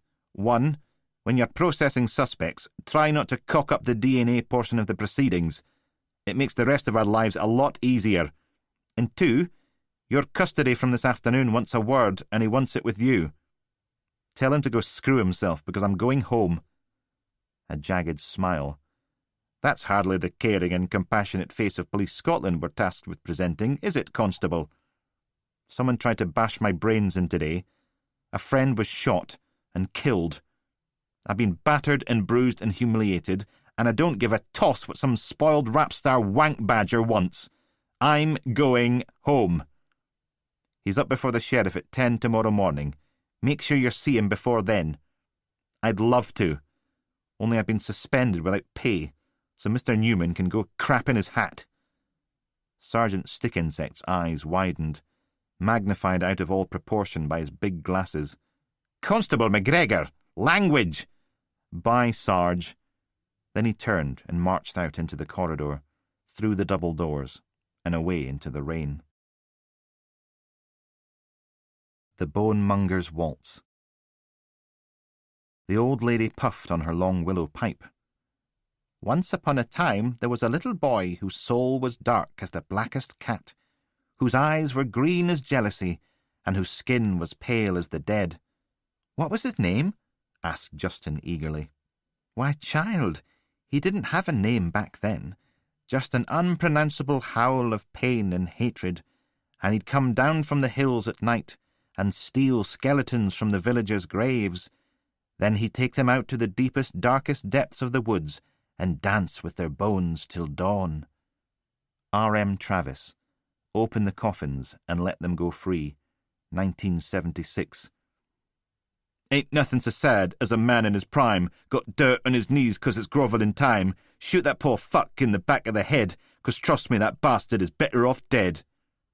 Donny Sick Dog McRoberts. Walter Peck, the Bug Fucker. Copyright Bob Speedtrap Records, 2016.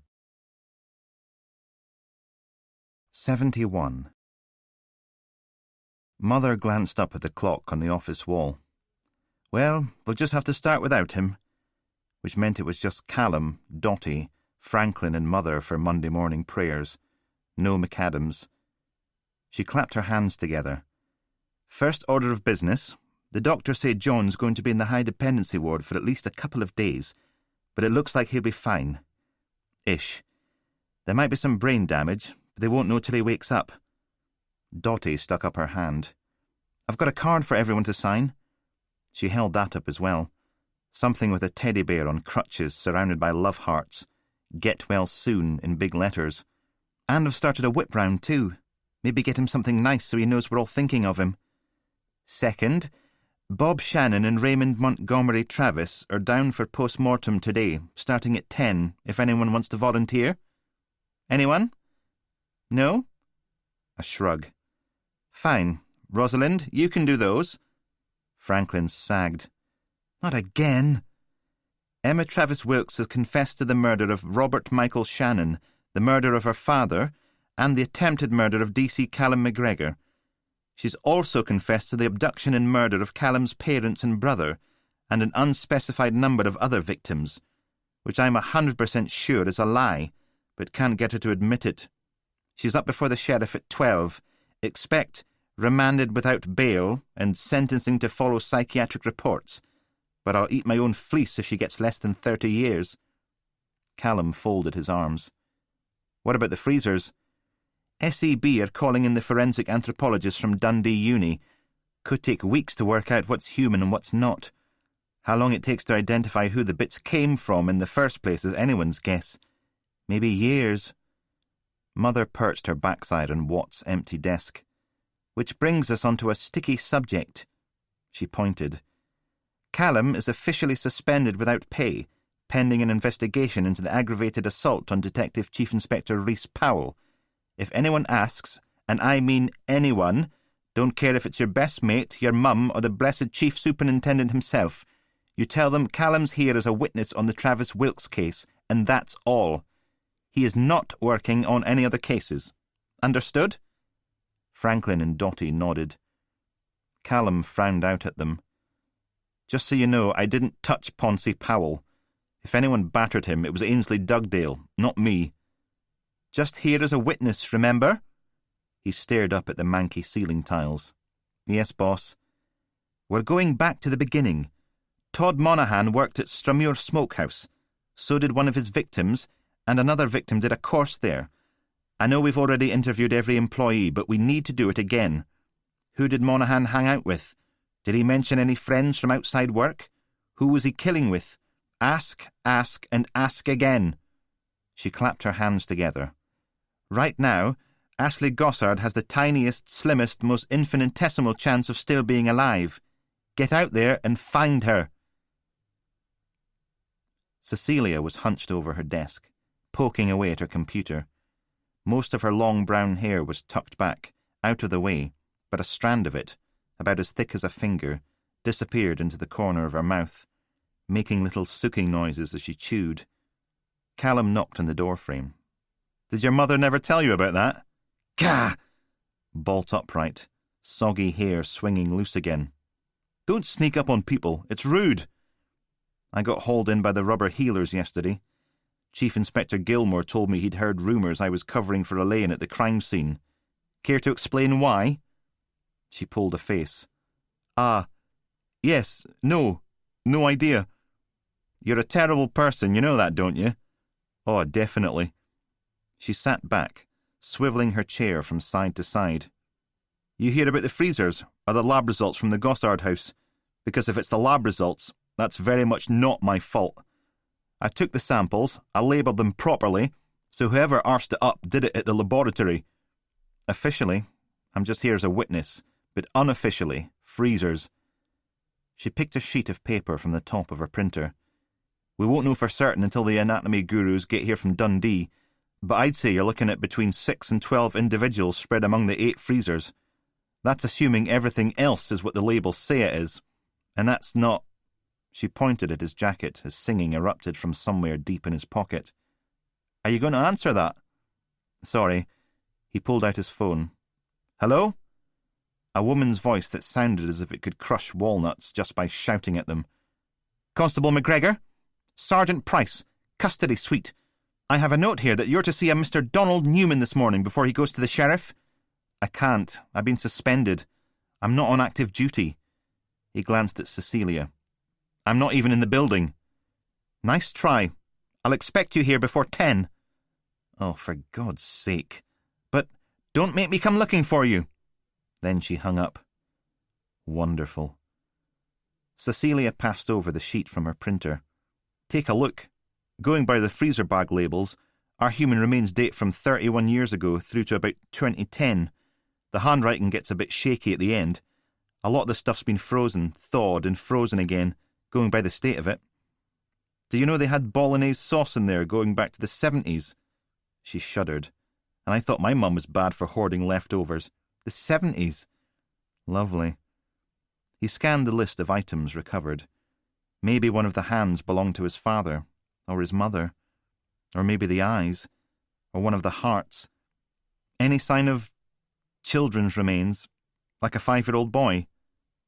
Alistair, the bumhead, in his cartoon fox t-shirt. Cecilia shook her head. But then I'm only going by the bits that are instantly recognisable. Who knows with the other stuff? Thanks. Now go away, I'm working. He backed out of the room. And stop sneaking up on people. Callum wandered back along the corridor and through into the stairwell, frowning down at the list. 12 victims over a space of 31 years. Not the most prolific killer Oldcastle had ever seen. Not even the same league as someone like Jeff Ashdale. But still.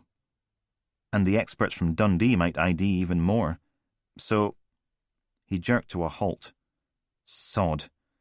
Detective Superintendent Ness was standing right in front of him, jaw set, shoulders back. DC McGregor? Super.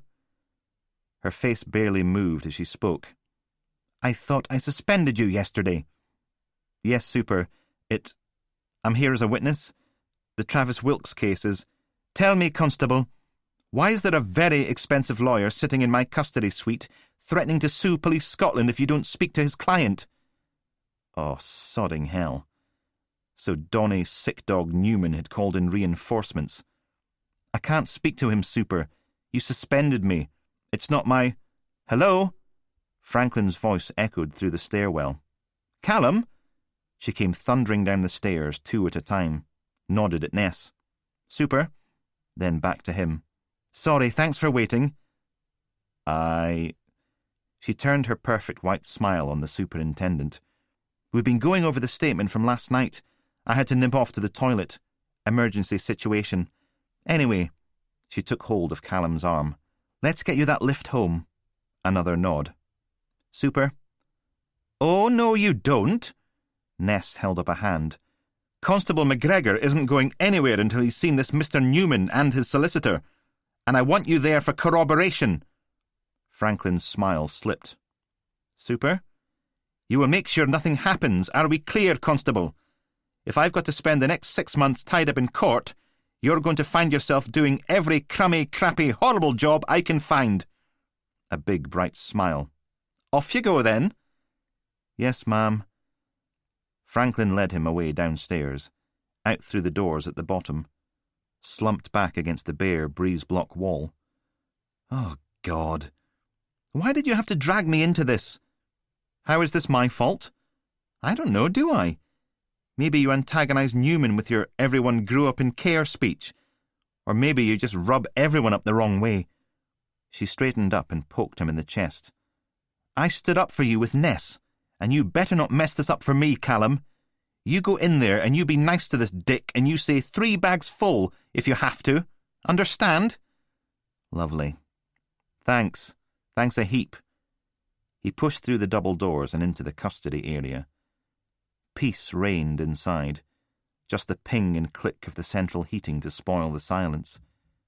Last night's stick insect had been replaced by someone who would have looked more at home on the rugby pitch or a boxing ring. That would be Sergeant Price. She had her brown hair pulled back in a ponytail, a pair of half-moon glasses perched on the end of her nose as she passed a form across the custody desk to Mr. Slick, Emma Travis Wilkes' lawyer. So Mr. Slick had got himself another celebrity client. That was quite the portfolio he was building. A murdering liar, a misogynist scumbag druggie. All he needed was a kiddie-fiddling TV presenter from the 1970s to complete the set. Slick took a fountain pen from inside his pocket and signed. Thank you, Sergeant. She pointed off to a row of easy-to-hose-down plastic seats. Make yourself at home, and I'll give you a shout, soon as Miss Travis Wilkes is ready. The room's only other occupant was a chunky middle-aged man in a rumpled suit, head a combination of Yorkshire Terrier meets pickled egg, bags under his eyes, stubble on his chins, fingers stained turmeric yellow from too many cigarettes.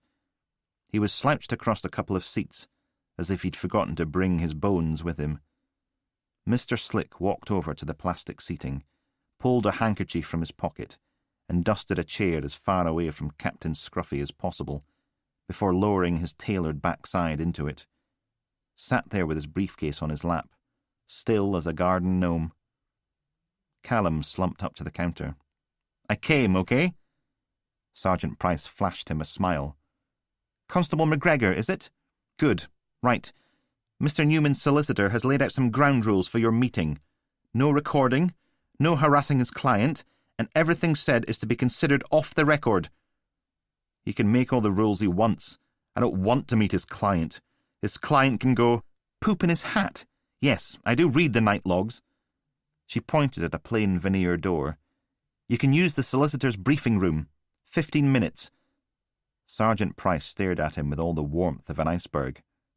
Do we have a problem, Constable? And there was that walnut-crushing tone again. No, Sarge. A deep breath. A sigh.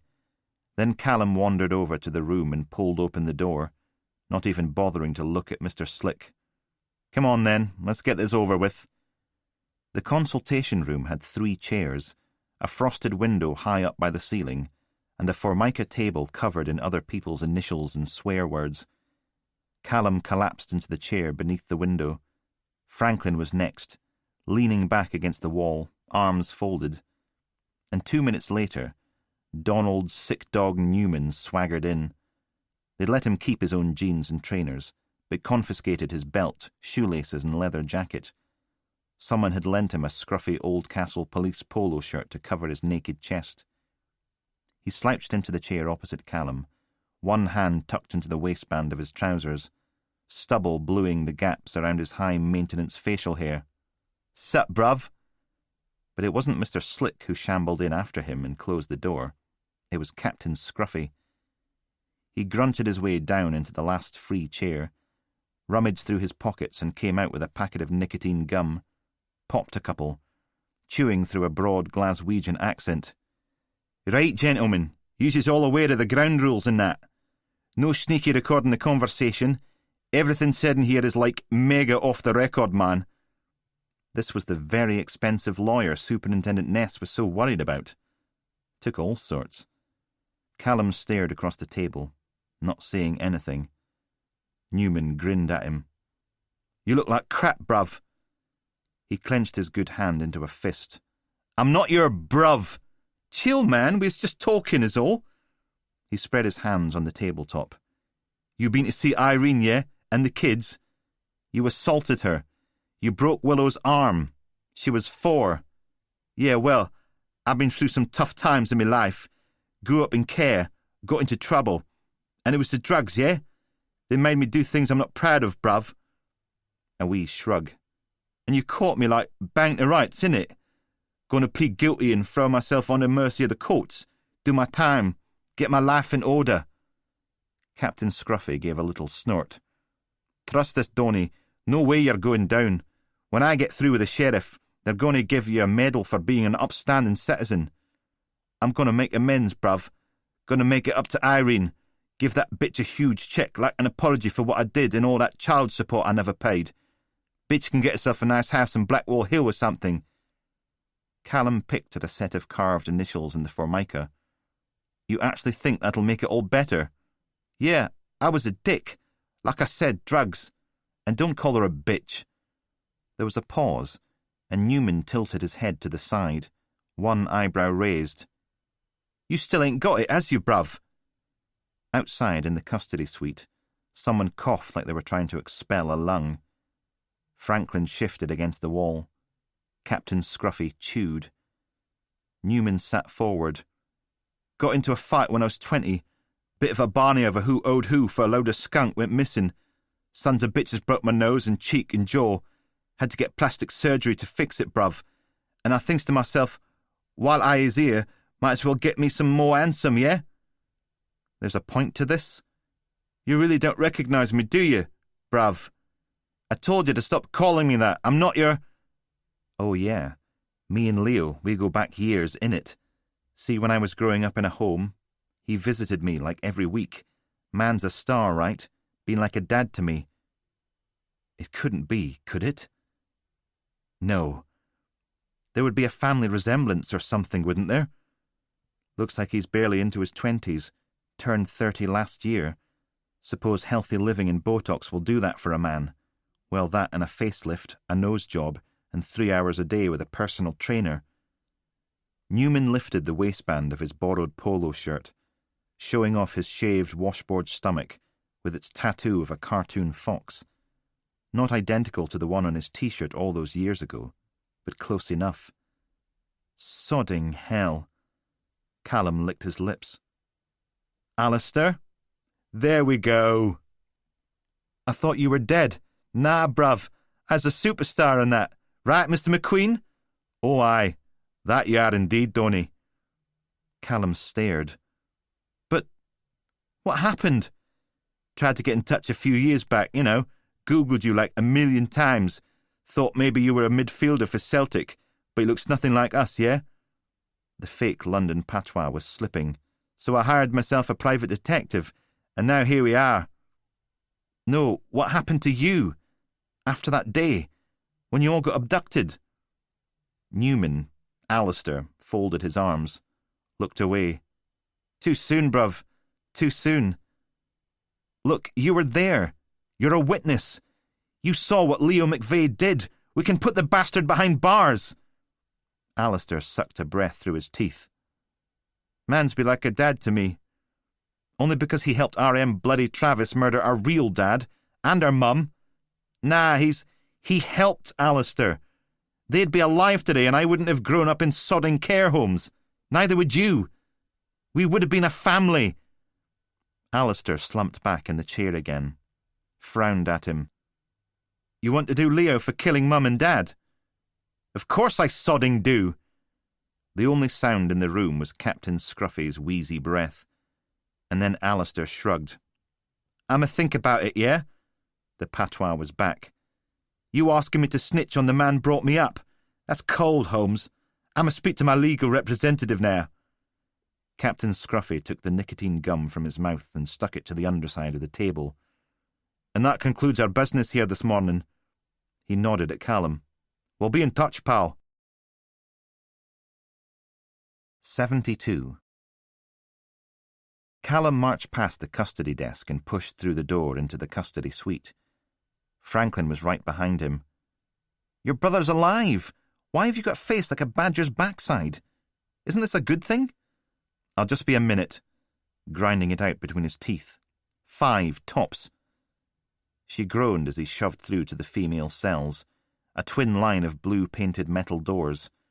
Please tell me you're not doing what I think you're doing? Of course I sodding am. He pointed at the hatch mounted on the door of each cell. Help me look. She's in here somewhere. Callum, you're a witness. Worse, you're a victim. She tried to kill you. You can't just rock up and have a cosy wee chat with Emma Travis Wilkes. The Procurator Fiscal will do her nut.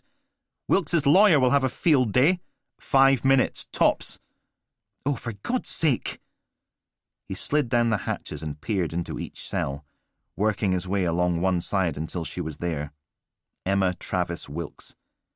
She was sitting on the blue plastic mattress, with her back against the wall, legs folded into the lotus position, forearms resting on her knees, a calm smile on her face, even with all the bruises. Nice to see someone was enjoying themselves. Callum thumped on the door. Hello, Emma. Remember me? How's your head? She turned the smile up a bit. I'm sorry I had to hit you. This lawyer of yours, Flynn, he's not from around here, is he? His suit's worth more than I make in a year. My publisher's organised everything. I phoned my publicist, said I've just killed my father, and the next thing you know, ta-da! She unhooked her legs and stood. I wanted to thank you for arresting me, for stopping me. Oh, don't worry, that was a real pleasure. Emma padded across the concrete floor on her bare feet, placed a hand against the door. Do you know what it's like to live in the shadow of a famous parent? No, of course you don't. Sorry. She shrugged. Believe me, you were lucky. Living with someone like my father, looking after him and his bloody legacy. Did you know, just last week they were talking about putting him on a stamp? On a stamp! How is anyone supposed to compete with that? She closed her eyes and took a big breath. God, I'm finally free. I can write again. My own words. Ooh. No more adult nappies. No more spoon-feeding him on bad days. No more watching him crumble like a sandcastle as the tides of time rush in. But you didn't kill my mum and dad, did you? It was him. What does it matter? He's dead, isn't he? He can't do... A frown. His legacy is more important than a few dead bodies. Oh, not to you, I get that. But to the world. If he was some sort of monster, parents wouldn't buy his books, would they? Generations of children would miss out on Russell the Magic Rabbit. No one would ever read Open the Coffins again. So you're taking the blame to protect his literary estate. I'll be free. How much did they offer you?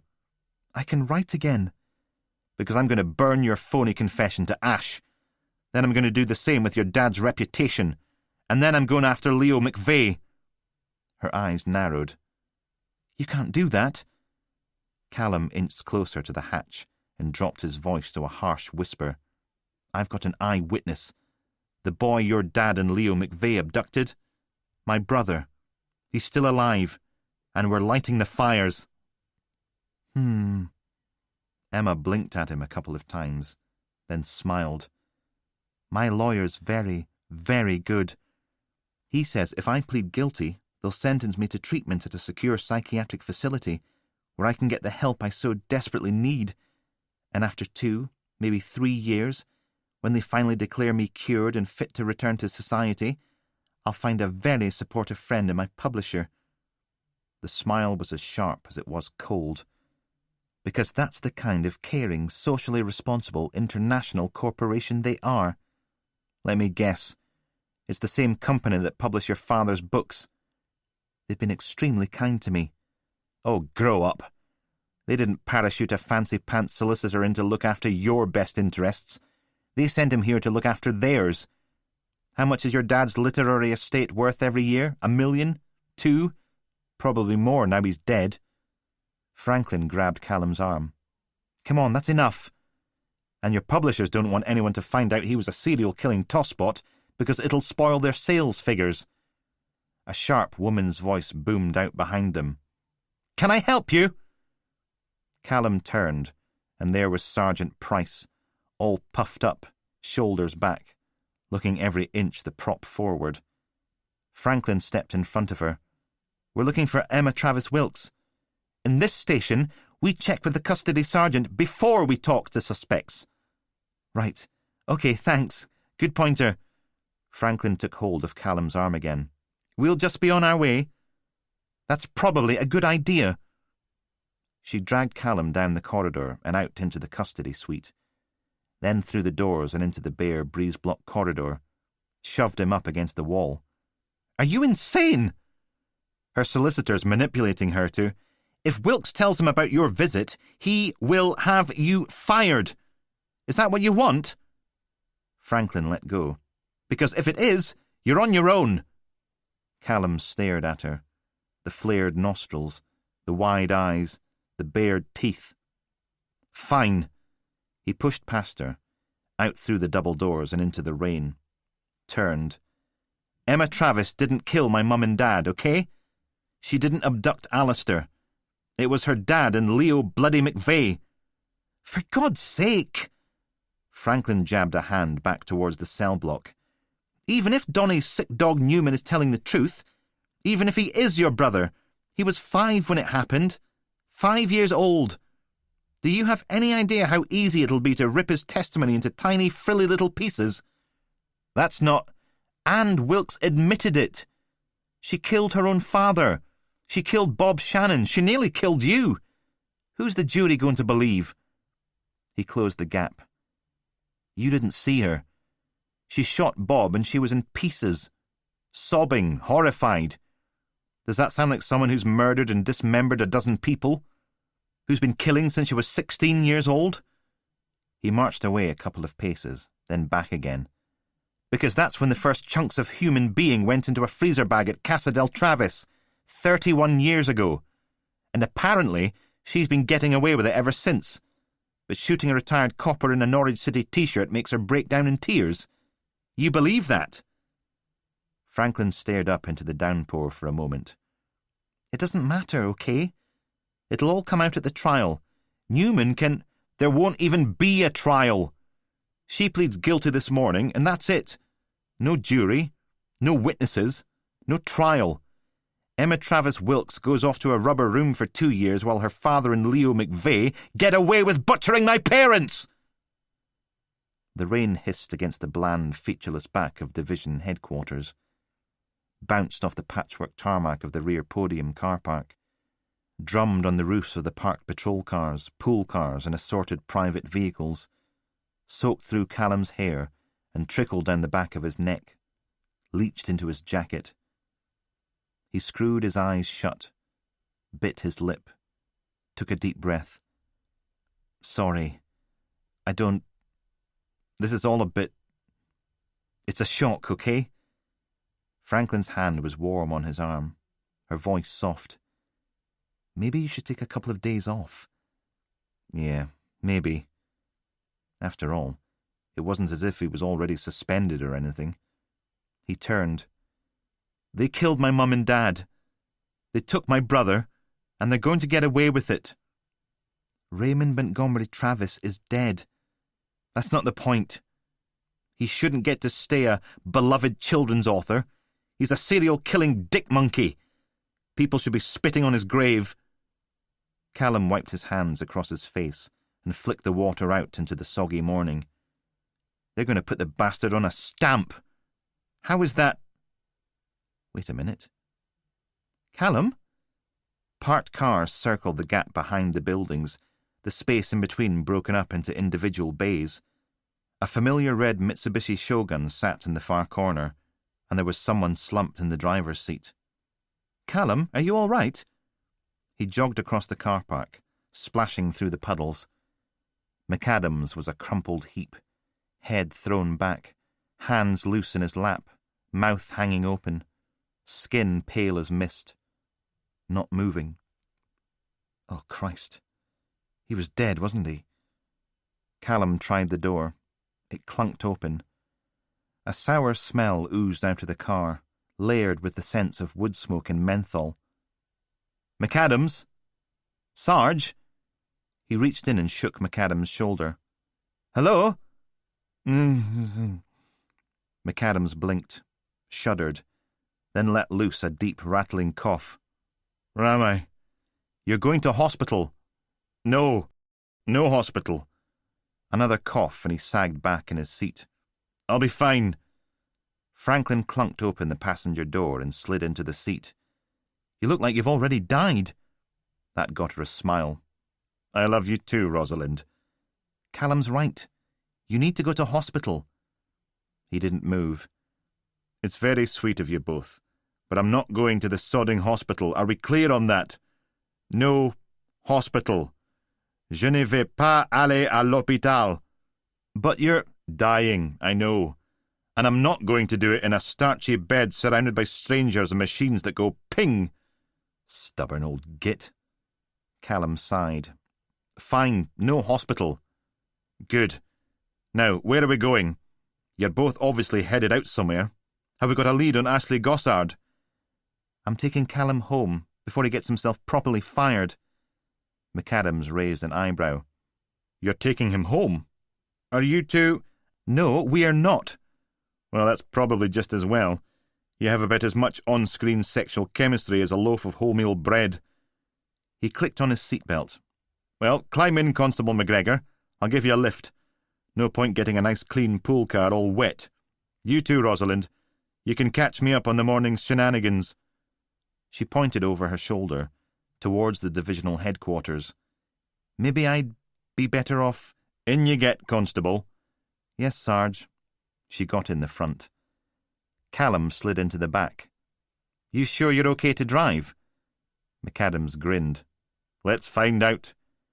He cranked the engine, setting it roaring, then slid them down the ramp and onto Peel Place. Some civic-minded soul had removed the traffic cone hats from the war memorial opposite and given the 3 bronze figures Oldcastle warrior scarves instead, the blue fabric hanging limp and dark in the rain. "Come on then, Rosalind. Shenanigans." "Callum's brother Alistair's alive, only now he's calling himself Donald Newman, a.k.a. Donny McRoberts, a.k.a. Sick Dog." McAdams slammed on the brakes, and the Shogun slithered to a halt on the damp tarmac. "Really? Congratulations, Callum. That's—" He turned and raised an eyebrow. "Didn't you peer arrest him yesterday for beating up his ex, sexually assaulting a police officer, making threats to kill, and possession of Class A drugs?" Heat bloomed in Callum's cheeks. "What a jolly family reunion that must have been. Still, at least you'll know what he is for the next 6 to 8 years. A wink. Then McAdams faced forward again, driving them past the front of division headquarters. A crowd of media people jostled by the main entrance, sheltering beneath umbrellas, doing pieces to camera and taking photos. Behind them were a group of protesters, waving placards with things like "Bring back hanging," "Father killing bitch," and "You murdered the magic." More people drifted in off the street. By lunchtime there'd probably be a full-on lynch mob. McAdams pointed. "It's been on the radio all morning. Tributes to R.M. Travis from all his celebrity chums. Someone started fundraising for a statue." A sniff. "Morons." Callum poked McAdams in the shoulder. All bones. "Your oncologist wants you to make an appointment." After all, why shouldn't he share the misery? "Not this again." "You need to start your chemotherapy." DHQ faded in the rear-view mirror, swallowed by the rain. "Have you ever tried it?" "No, didn't think so." McAdams took a left, past a squat grey church and its peeling "Thou shalt have no other gods before him" posters. "So don't tell me what I've got to do. I'm not having another round of bloody chemo, and that's final." "Your oncologist—" Callum sat back, frowned. "Your oncologist told me you've not even started this course of therapy." "It's my life, and it's my death too." "But you were on the phone. You called from the hospital wanting an update on the smokehouse searches. I heard your nurse in the background." McAdams flashed a smile over his shoulder. "Good, wasn't it? I recorded 4 or 5 of them last time round. Now all I have to do is hit play, and people don't bang on about me not going to chemo. It stops Mother worrying." Not just a stubborn old git. He was devious too.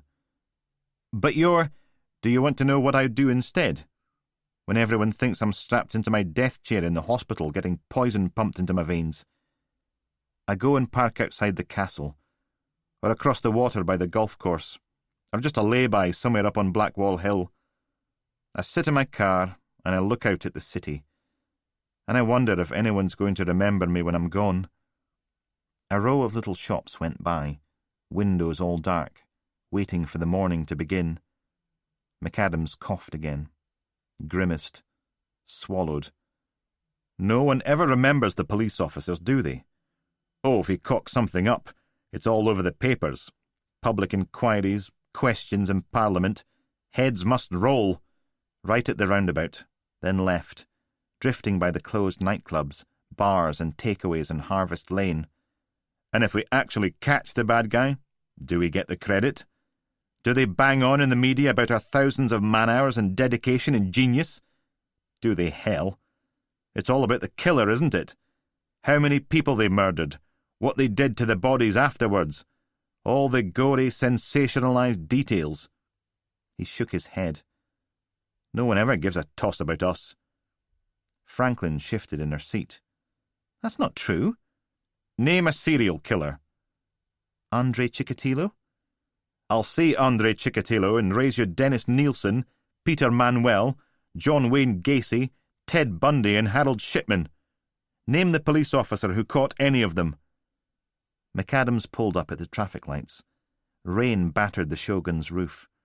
Outside, an old lady lumbered through the downpour, dragging a tiny terrier along on the end of its leash.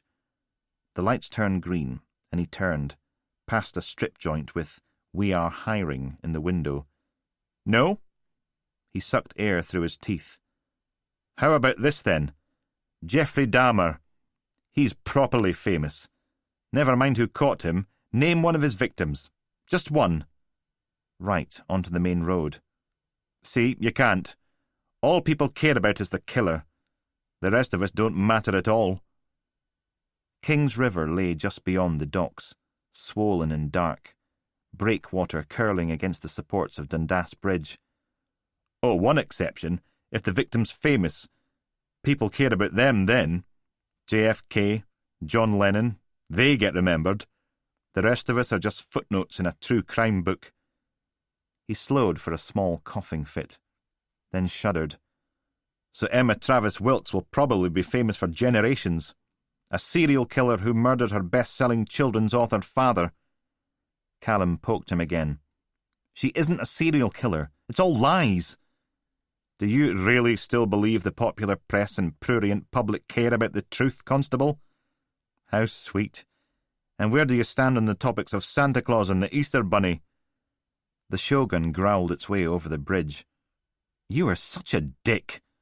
Oh, no doubt. McAdams gave a small, sour laugh. You know what I did this morning? I went up and I sat in the barn behind Thaw Cottages. I shouldn't have left Watt there. Franklin turned to him. Mother says he's out of surgery and they think he'll be okay. Do they? Oh, that's good. He nodded. That's something. Of course, he might have brain damage, but... Sod. She pulled out her ringing phone. DC Franklin? Right. No, put them through. Yes, thanks. Franklin held the phone against her chest. It's the Land Registry Office. Back to the call. Hello? Right. Yes, hang on a second. She produced her notebook, pinning it against the dashboard. OK. 14 Lehman Road, Blackwall Hill. Yes. Wrinkles appeared between her eyebrows.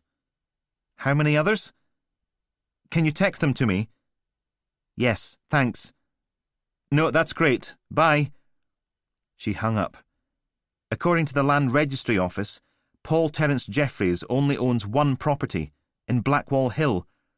He inherited it from a Mrs. Georgina Mason, but before that he was left another 4 houses from various old biddies. And guess who he sold them all to? Callum had a stab at that one. Northeast Ecclesiastical Trust Holdings Limited. Remember when you asked if NETH was some sort of pensions and investment pot for the clergy? But he kept Mrs. Mason's house. Franklin reached across the car and patted McAdams on the shoulder. Change of plan, Sarge. We're off to Blackwall Hill. Then she was poking at her phone. Holding it to her ear as it rang. Mother? Rosalind. I think we know where Imitep's keeping Ashley Gossard. 73. McAdams threw the Shogun around the roundabout, siren wailing over the squealing tyres, lights flashing, reflecting back from the wet tarmac.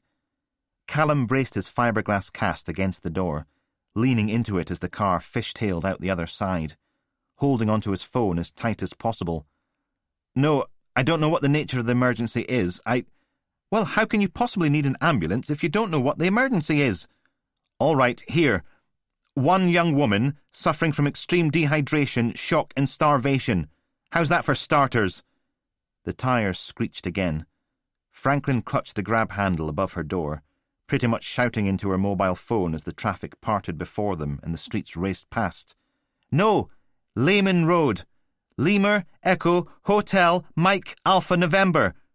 Yes, I need a firearms team there as soon as you can. An ambulance should be with you in about 20 minutes. No, not 20 minutes, now. Well, what use is that? No, that's not good enough. There's a young girl's life at stake. Tell them to get their guns loaded and their fingers out. Tell you what, I'll get every available ambulance to open its doors and turf at whoever they've got in the back, shall I? Just get one there as soon as you can. Assuming Ashley Gossard was still alive. He hung up. Ambulance is on its way. Yes. Thanks. OK. Bye. Franklin turned in her seat. We're not getting a firearms team for at least half an hour.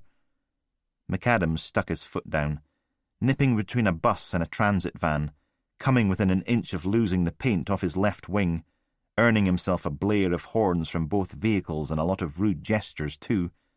Well, that's no sodding use, is it? That's what I told them. Apparently they've got to get all the way back to DHQ to get tooled up before they head out again.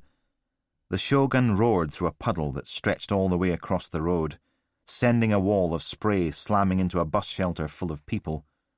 What's the point of having firearms teams if they don't carry firearms on them? Might as well deploy a crack team of Morris dancers. Callum's phone went off again. "Dotty? We're about 10 minutes away. Maybe less if this sodding school bus will get out of the bloody way." The sound of a blaring horn cut through the engine noise. "Move it, Princess!" "You got Mother with you?" Some hissing, fumbling noises, and Mother was on the line. "Callum, tell Andy he's not to wait for us, understand? You kick that door in and you save Ashley. If there's any flack, that's on me. Priority 1 is saving that little girl's life." "Yes, boss." "For God's sake, Dorothy, look out for that lorry. Ah!" More blaring horns. "I'll have to call you back, Callum, if we survive. Oh, God, I can't look." And they were gone. McAdams wrenched the wheel left, and they drifted sideways around the corner, under the railway bridge, and out the other side. "Ha ha ha ha!" "Mother says we don't wait, we go straight in." "Excellent." McAdams grinned over his shoulder. "Dig into the boot, young Callum. Should be a couple of stab proofs and a bit of MOE gear back there. I might have forgotten to sign them back in after we searched Todd Monaghan's pied-à-terre of mummified delights." Callum fiddled with the back of his seat until the other side folded down, letting him drag stuff out to the boot. "Heads up!" He passed a stab-proof vest through the gap between the front seats. Franklin took it, pulling at the Velcro fasteners. He did the same with his one, pulling it up like a tabard before sticking it over his head and fighting the front part in under the seatbelt as McAdams slid them around another corner.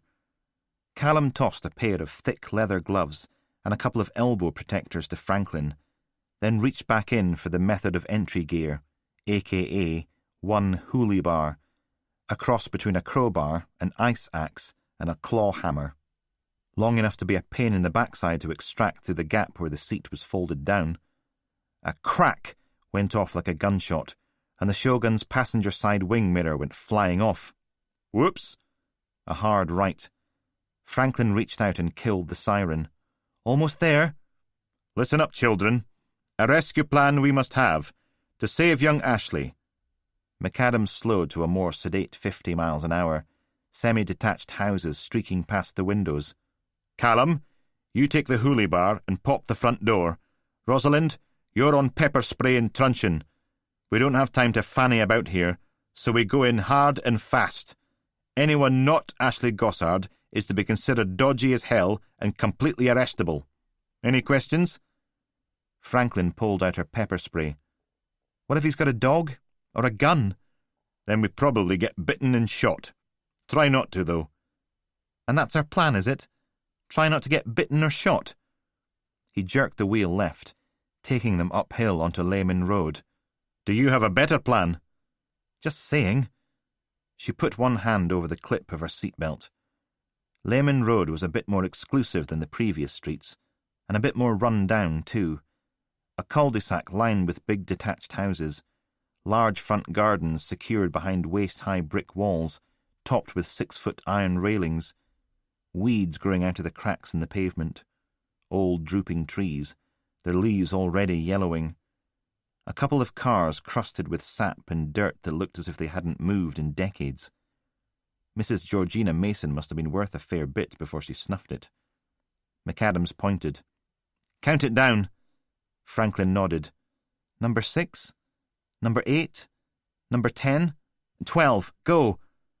The Shogun put on a burst of speed, the front end swinging to the right, up across the pavement and onto the weed-strewn blockwork driveway, screeched to a halt right in front of the house. Bang! Franklin was out.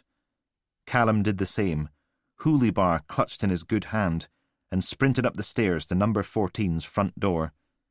Only a few wisps of paint still clung to the wood. He swung the pointy end of the bar at the Yale lock, sank the tip in just in front of it, and wrenched the whole bar forwards. A pop and crack. Then the lock sprang free of the wood. He twisted the hoolie bar round 45 degrees and swung again, burying the wedge into the gap between the door and its frame. Shoved. Boom! The door flew open and Franklin rushed past, extendable baton clacking open in one hand, pepper spray in the other. Callum charged in after her. She stuck her head in through an open door. "Clear!" He did the other side, an ancient music room, coated in a thick duvet of dust, the chairs sagging and mouse-eaten. "Clear!" By the time he'd got out again, she was doing another room. "Clear!" A wide set of stairs snaked up towards a landing, chairlift rusting away on one side. The kitchen cabinet doors hung squint in their frames. A collapsed chair lurked by the back door, but a clear line of tracks snaked through the dirt to the sink and back, the dust around the draining board almost non-existent. "Clear!" McAdams appeared in the hallway, shaking the rain from his shoulders. He took a quick look around. "Clear!" Franklin stepped out of the bathroom and made for the stairs, taking them two at a time.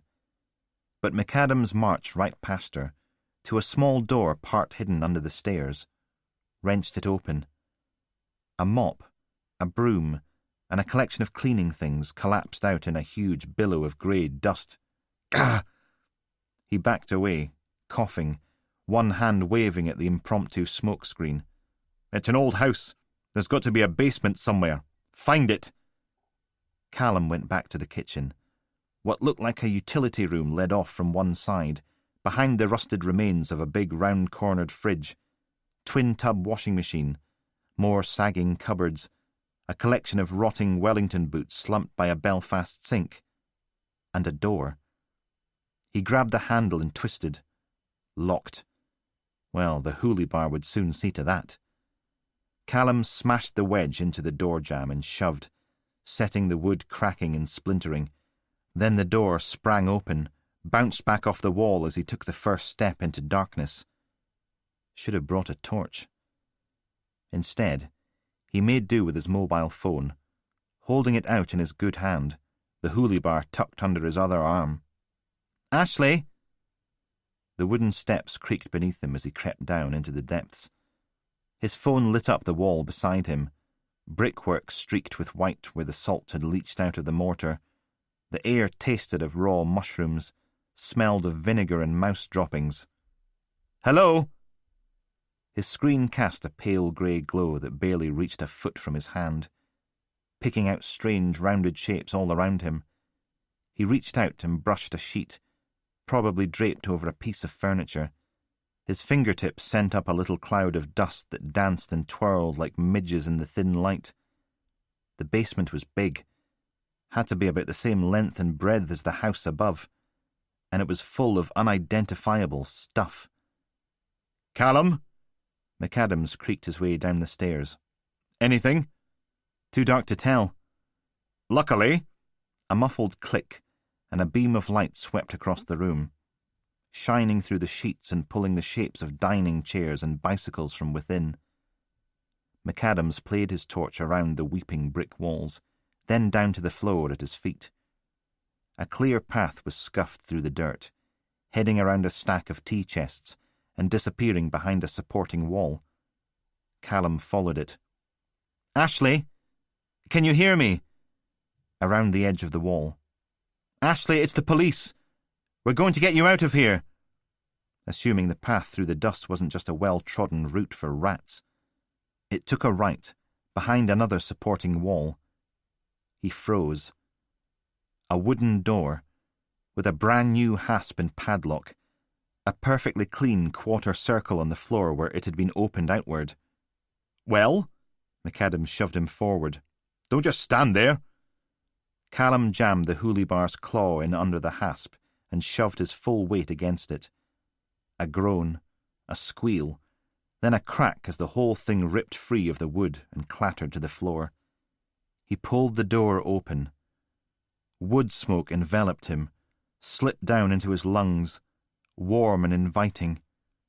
Orange light flickered low to the ground inside, pale and indistinct, but definitely there. Callum's footsteps echoed up and away, reverberating back from the walls. The screen on his phone cast just enough of a glow to pick out the brickwork. It was a room, about 6 foot by 12, flagstone floor. It wasn't that warm, even with the fire smouldering away in the middle.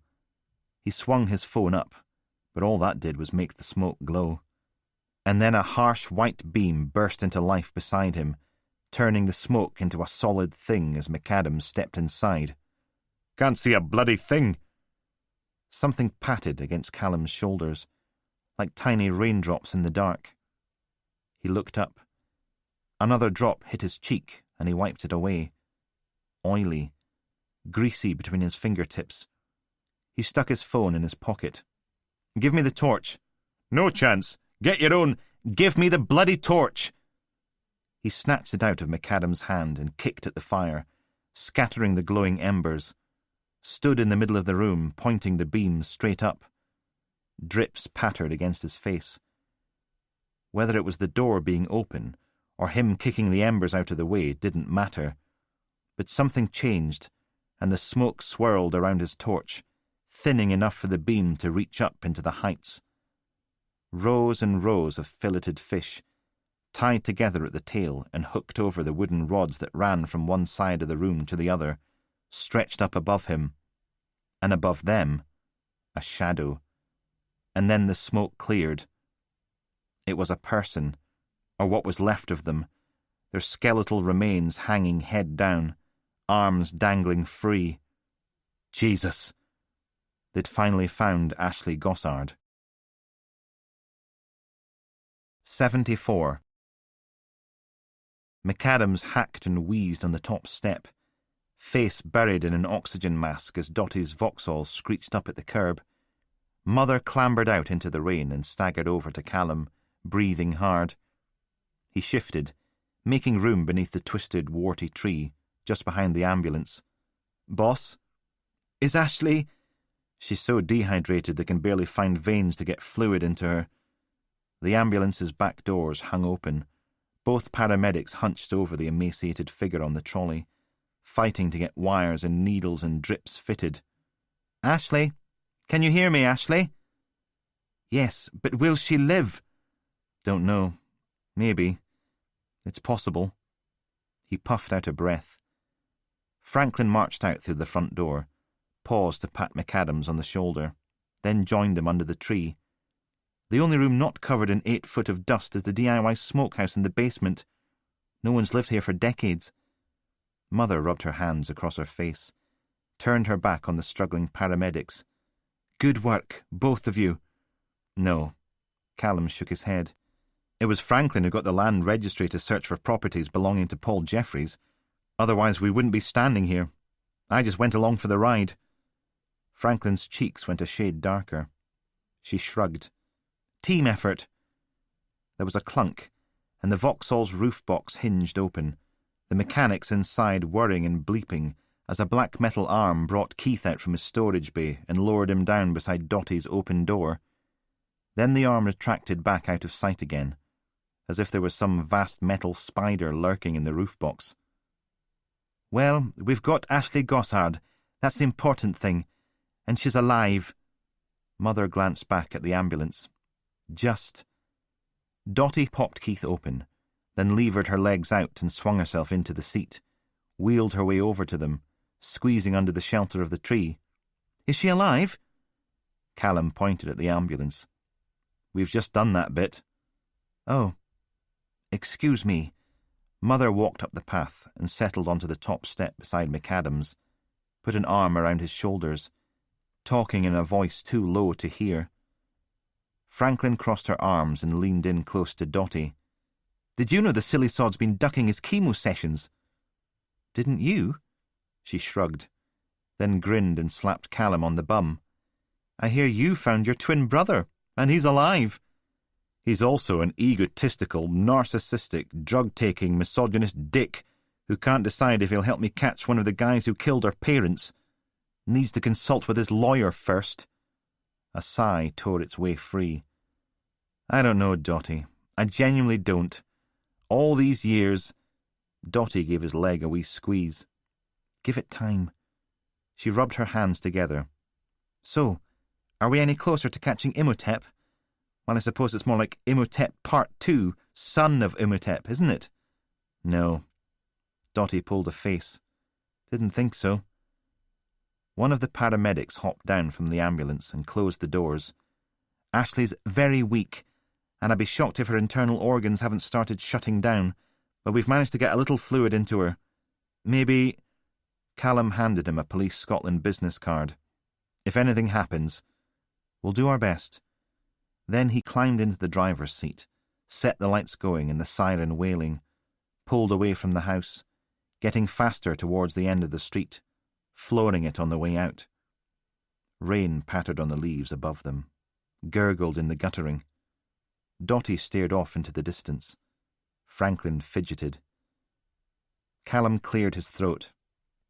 "Okay, the question we should be asking is, why didn't Paul Jeffries sell this house to Northeast Ecclesiastical Trust Holdings? He turned the rest of them over, presumably for a tidy chunk of cash. Why not this one?" "Maybe he didn't need the money," Dotty shrugged. "Or maybe he was planning on living here. He's got that place out in the middle of nowhere. No neighbours to see what he's up to. Why move into town and risk getting caught?" Franklin pulled out her phone and poked at the screen. "According to the land registry, Mrs. Georgina Mason left the property to him 35 years ago. Maybe that's when he was killed. He couldn't sell it because he was propping up a shallow grave. And 8 years later, the trust finally noticed he's not cashing the checks anymore, and another 7 to have him declared dead." Dotty smiled. "Ahoy, hoy, the Smurfs are here." A battered transit van grumbled its way down the road, 3 faces peering out through the smeared windscreen. They parked in the spot vacated by the ambulance, and Cecilia wound down the driver's window. "This the right address?" Callum hooked a thumb over his shoulder. "Top to bottom, we need to know who else has been in there." She climbed out into the rain. "We'll do what we can, but the labs—" Her 2 colleagues went round the back and unlocked the rear doors. "I swear on Jules Holland's grave, I have never had this many lab result cock-ups in my life. We've got to send about half of them back for retesting." One of her minions reappeared, already kitted out in his blue oversuit, and handed another one to Cecilia. "You want us to start with the basement and work our way up? Sounds like a plan to me." She pulled the fresh suit out of its plastic wrapper and grabbed Callum to help her stay upright as she wriggled into the thing. "You think them mixing up the internal and external samples for your mother's head was bad? That isn't even the foothills of Cock-Up Mountain." Callum stayed where he was until she'd got herself sorted. "Well, don't let them cock this one up. Whoever Monaghan was working with, they're going to abduct someone else, soon. We need an ID." The minion reappeared, handed her a face mask and some safety goggles. "Hi-ho?" "Hi-ho." He turned and marched off, picking up his mate along the way, the pair of them whistling the tune from Snow White as they disappeared with their kit into the house. Cecilia gave Callum a pained smile. "We'll do everything we can." Why did everyone keep saying that? "Here." Callum put the mug of tea down in front of McAdams, then settled into the seat beside Franklin. Condensation ran down the inside of the tartan Bunnet's window, mirroring the rain outside, the steamy air redolent with the round brown scent of frying bacon as the owner worked her sinister magic on a half-pack of smoked streaky. All the other tables lay empty, their tops wiped to a sticky gloss, waiting for the next unwary diner to wander in, like red and white checked carnivorous plants. Dotty hunched forward in her wheelchair, working her way through a huge pile of chips with grim determination and lots of tomato sauce. A grunt. Then McAdams wiped himself a drippy porthole in the steamed-up window and peered out at the street. "She doesn't look happy." From here, Mother was just a dark blob with an orangey bit on the top, pale arms jabbing and poking as she spoke on the phone. Franklin added 2 sugars to her coffee. "What about going back to the psychiatric ward and forcing them to give us Brett Miller?" Dotty sighed. "Here we go." "He's the only eyewitness we've got, and we're not allowed to interview him." She waved her spoon at them. "Who does this Professor Bartlett think he is? We're trying to catch a serial killer and he's playing doctors and nurses. It's impossible." McAdams turned away from the window. "We need a court order to get Miller's treatment suspended, and no sheriff worth his silly white wig will give us one. And believe me, we've tried." "They're keeping him doped up so he won't attack the staff or patients, right? Well, we lock him in a cell and he can shout and scream all he wants. Eventually the drugs will wear off and he'll tell us who Monaghan was working with. We need to—" "Detective Constable Franklin." McAdams reached across the table and took one of her hands. "With the deepest and most sincere respect, in the words of Mother's dear old Nan, hud your weist. It's not happening. What we need is another plan." Dotty pushed her plate across the table. "Have a chip, Rosalind. It helps with the feelings of frustration, helplessness, and existential doom." There was a pause. Then Franklin helped herself to 2. "And Callum, sulking. Tell us, pray, what news from court? Your brother sent down?" "Yeah, they say, bite me, Sergeant McAdams." Callum took a sip of his own tea, hot and sweet. Pleaded guilty. They released him on bail, pending sentencing. "He'll be on the first private jet to the Bahamas, if he's got any sense. You'll not see him again." Franklin scowled around another stolen chip. "Don't, okay?" McAdams fluttered his eyelashes. "Moi?" "Yes, you. Try a bit of compassion for once in your life. Can you even imagine how difficult this must be to deal with?" Dear Lord, was Franklin actually sticking up for him? "Ah, my dear Rosalind, you're probably right. It's force of habit. Winding up D.C. McGregor is one of the few pleasures I have left, in these, my twilight chapters." He held out his hand. "I'm sorry, Callum. To lose a brother to prison, having only just found him, must be—" The cafe's front door banged open and Mother stomped in, shoulders down, fists clenched, cheeks and nose red, eyes narrowed, hair smeared flat by the rain. "Useless, half-arsed, idiotic, pain-in-the-backside, moronic turd wardens!" She threw herself into the last remaining seat at the table, setting the rubber feet squeaking, sat there and glowered at her latte. McAdams grinned. "Good news?" "Ah!" The scream echoed back from the walls, setting the cutlery ringing, then fading away into nothing. The proprietor didn't even look up from her frying pan. Mother slumped, grabbed a handful of napkins and dried her face. "I'm sorry, children, but I am more than a little upset." Callum pushed her latte across the sticky tablecloth till it was in front of her. "Is it the media, Detective Superintendent Ness, or the high Hegians from Tullyallen causing problems? You remember the swabs Cecilia took from under the taps at Ashley Gossard's house and the flat Ben, Brett and Glenn were doing up? Well, our oh-so-wonderful labs came back with the results." Mother ladled sugar into her latte, thumping each spoonful in, as if she was punishing it. "Would you like to guess who our prime suspect now is?" "Lord Lucan." McAdams still had that grin plastered across his skeletal features. "No, wait. Anne Widdicombe. Oh, I know. J.R. Hartley. It was, wasn't it?" She thumped him on the shoulder. "Don't be facetious." More sugar was thrown to its death. "According to the labs, Imhotep is sitting right here, at this very table." "It's Callum, isn't it? I always thought his shifty little eyes were hiding something. You can tell by the way they're all piggy and—" She hit him again. "It's you spanner!" "Ooh." Both of McAdams' eyebrows made a break for the top of his head. "Now there's a twist we didn't see coming. The trusted old police officer is actually, dun-dun-da, a psycho killer. Okay, so it's a trope of genre, but who doesn't love the classics?" Mother stared at him. "You're just all the time hilarious, aren't you?" "I like to think I have a certain homespun charm, yes." "Gah!" She lumped in more sugar. "If I ever get my hands on the idiot who awarded our forensic lab services to the lowest bidder, I'll throttle them with their own innards." She took a sip of her latte and grimaced, pushed it away and helped herself to a couple of Dotty's chips instead. "They're rerunning the tests again." "I was definitely in the flat after we discovered Ben Harrington's body in the bath, but I don't think I've ever been to the Gossard house, have I?" Callum joined the free-for-all on Dotty's chips, stuffing one in his mouth and chewing through the words. "I'll bet it was the same idiot who cocked up the samples on my mother's head." "Oh, I can top that." McAdams licked a smear of tomato sauce from his fingertip.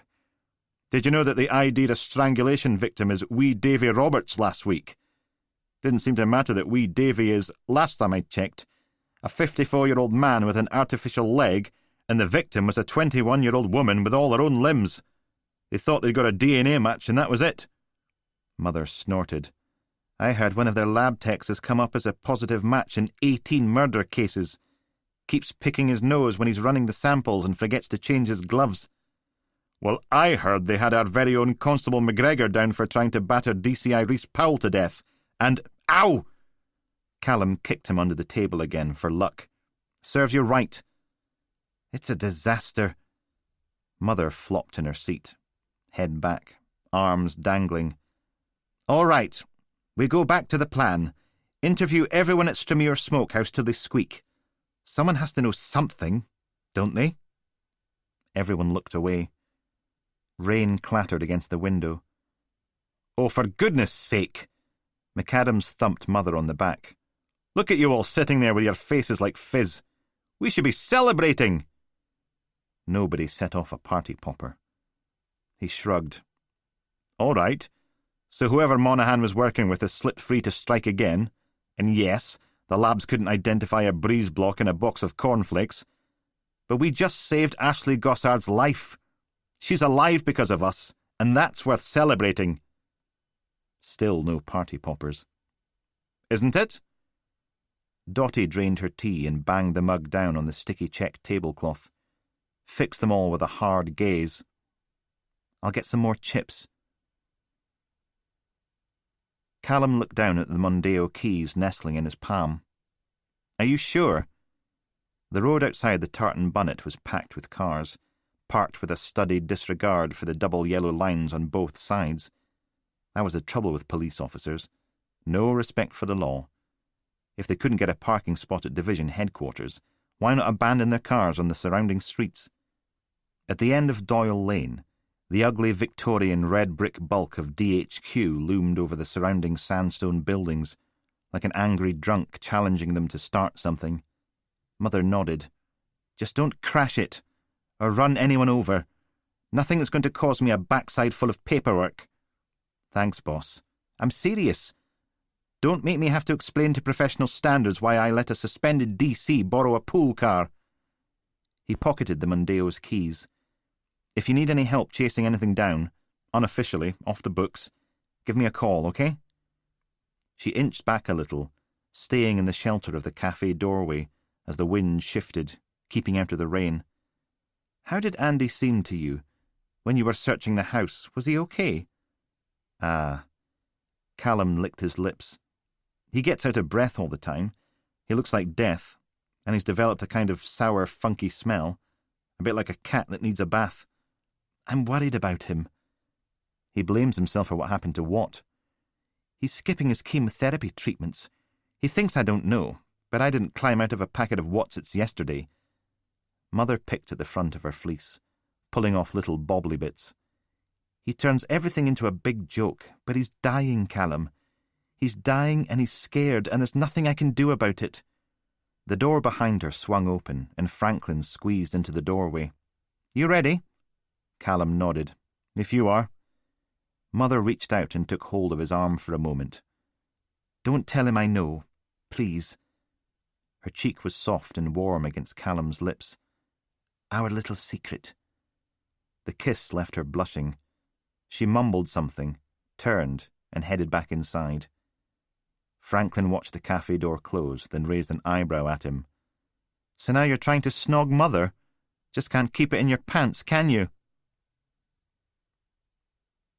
I can wait, if you like.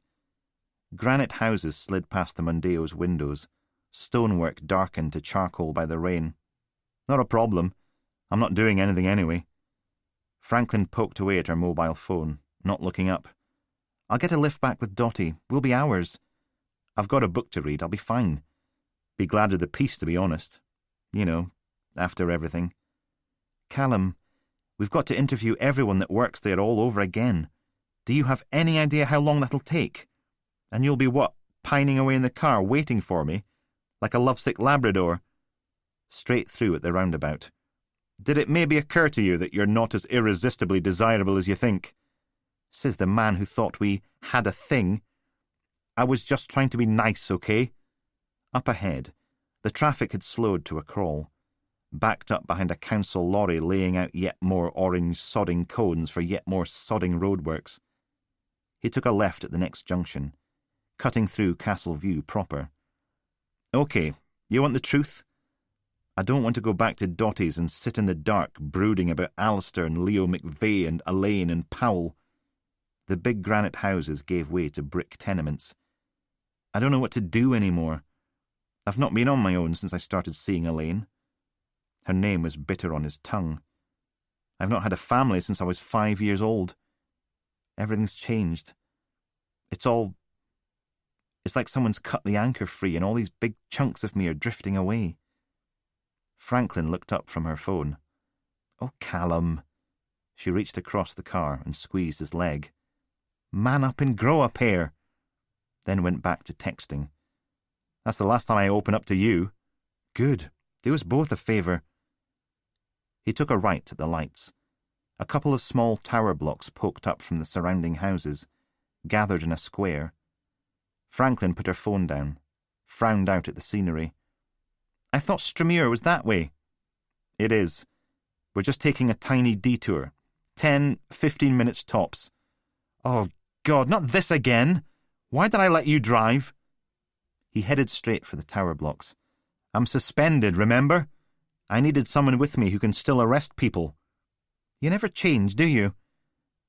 The rows of brick tenements gave way to a semi-detached council estate, centred on the quartet of tower blocks. And right in the middle of the blocks, some yellowing grass, a little play park and a shopping centre that looked as if the apocalypse had come early and stayed for tea. Ainsley Tyler Dugdale, 41, last known whereabouts, the Silver Lady Strip Club on Calder Road. Home address, 15B Bowmore Avenue, Kingsmeath.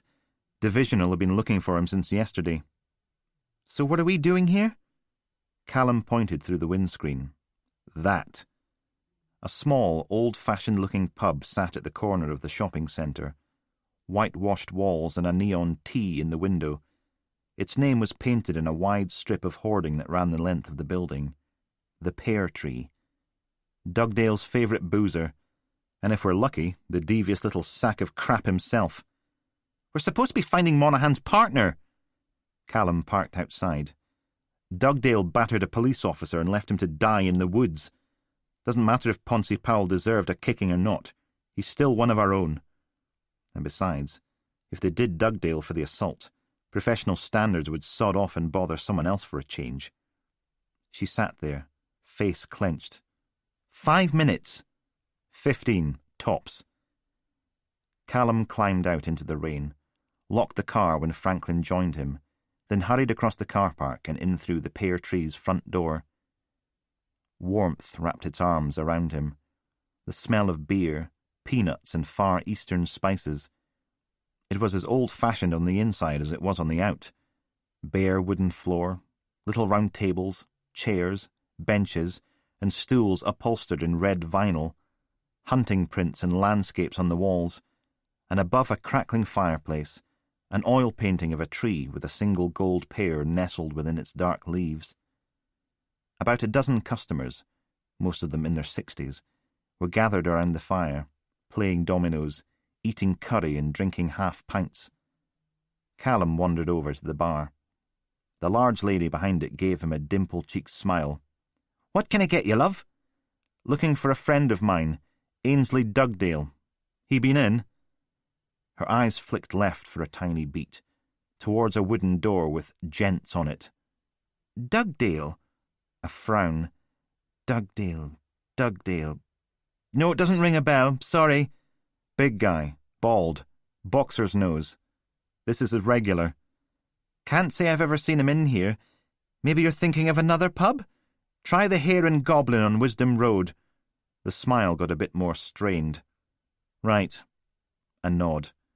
"I'll just nip to the bogs before I go." And the smile disappeared altogether. "Toilets are for customers only." "Fine. I'll take a can of Coke. To go." "You're barred!" "Nice try." He turned and waved a hand at Franklin. "Shall we?" He marched over and shoved the door to the Gents open. Stepped inside. Black and white tiles on the floor. The grout yellowed and greying. More white tiles on the wall, chipped and broken by the line of 3 sinks on the left. The sour, sharp, piddly smell reaching out from the urinals on the far wall. A pair of cubicles on the right. Humming came from one of them. An old Donna Summer disco tune from the sound of it. Then some rattling and a grunt or two. The sound of a zip being done up. A toilet flushing. And the door opened. Dugdale had kitted himself out in jeans and a black hoodie. Hood up, earbuds in, the white cables disappearing into the pocket at the front. His nose, chin and cheeks were a mass of purple and blue bruises, fading away to green and yellow. Willow Brown had obviously given him a serious kicking while he was lying unconscious on the pavement, with a face full of pepper spray. But he still hummed along as he swaggered across to the sinks, throwing in a little hop-skip in time to the music. Franklin nudged Callum. "Well?" "Let him wash his hands first. Be more hygienic." Another skip-hop-skip, and Dugdale turned on the taps, swaying his hips and nodding his head. Callum let him get as far as lathering up, before stepping right behind him, reached out and tapped him on the shoulder. A tiny, high-pitched squeal broke through the humming, and Dugdale spun around, eyes wide, mouth open. Then he saw Callum, swore, and lunged. Both soapy hands smashed into Callum's chest, sending him careering back, crashing into a cubicle door, arms flailing, feet skittering on the tiled floor, trying to stay upright. Dugdale was off, barreling into Franklin. She bounced off the toilet wall and went sprawling while Dugdale disappeared back into the pub. Callum hammered after him, jumping over her as she struggled to her hands and knees. Out. The OAPs were on their feet. One of them grabbed a bottle of Beck's by the neck and smashed its bottom against the fireplace, turning it into a glass dagger. Dugdale battered out through the front door, and Callum followed, ducking as knives, forks, and dominoes were hurled in his direction. Into the rain. "Come back here!" But Dugdale was off, arms and legs pumping, head down. Well, he was out of luck this time.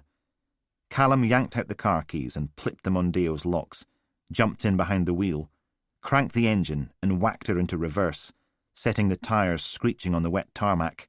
Come on, come on, come on! Dugdale was fast, but not fast enough. Any second now. He jinked to the right, skidding onto a section of grass, leaping down the bank and onto a path. Callum hauled the wheel hard over, hauled on the handbrake, and the car spun on its axis, facing the right way as it lurched over the edge and thumped down the grass and onto the path, slithering and fishtailing as the tyres fought for purchase. Dugdale risked a glance over his shoulder, and his eyes widened again, head back down. Closer, closer. Callum tightened his grip on the steering wheel. "You're mine, sunshine!" There was no way Dugdale could have heard, but he weaved to the left, leaping over the waist-high chain-link fence that bordered the playground, dodging the empty swings, making for the other side. Callum slammed on the Mondeo's brakes, and the back end slid, caught the chain-link, and yanked the whole car to a sudden stop hard enough to set off the airbags. The white balloon punched into Callum's face, forcing his head back, filling the car with the eye-scratching reek of spent fireworks, leaving the air tasting of rotten eggs. He coughed and spluttered his way out of the car, stood in the rain, and watched the tiny figure of Dugdale disappear into the distance, vanishing between 2 houses, and gone. "Sodding hell!" He limped around to the back of the car. Most of the rear wing was gone, torn off and dangling on the end of a metal fence post. What was left was gouged and tattered. Yeah, Mother was going to kill him. 75. Franklin climbed out of the car, stared at the passenger side wing, then ducked her head back inside. "You're right. Mother's going to kill you." Behind her, Stramure Smokehouse slumped in the rain, a long curl of white snaking up towards the heavy grey clouds. Scraps of white dangled from the middle of the steering wheel and the dashboard above the glove compartment. Callum gripped one and yanked it free. dropped it into the footwell. Because today wasn't bad enough, was it? No, of course it sodding wasn't. Maybe you could get a garage to fix her up before Mother finds out. Weld on a new panel, fit replacement airbags. He let his head fall back against the rest.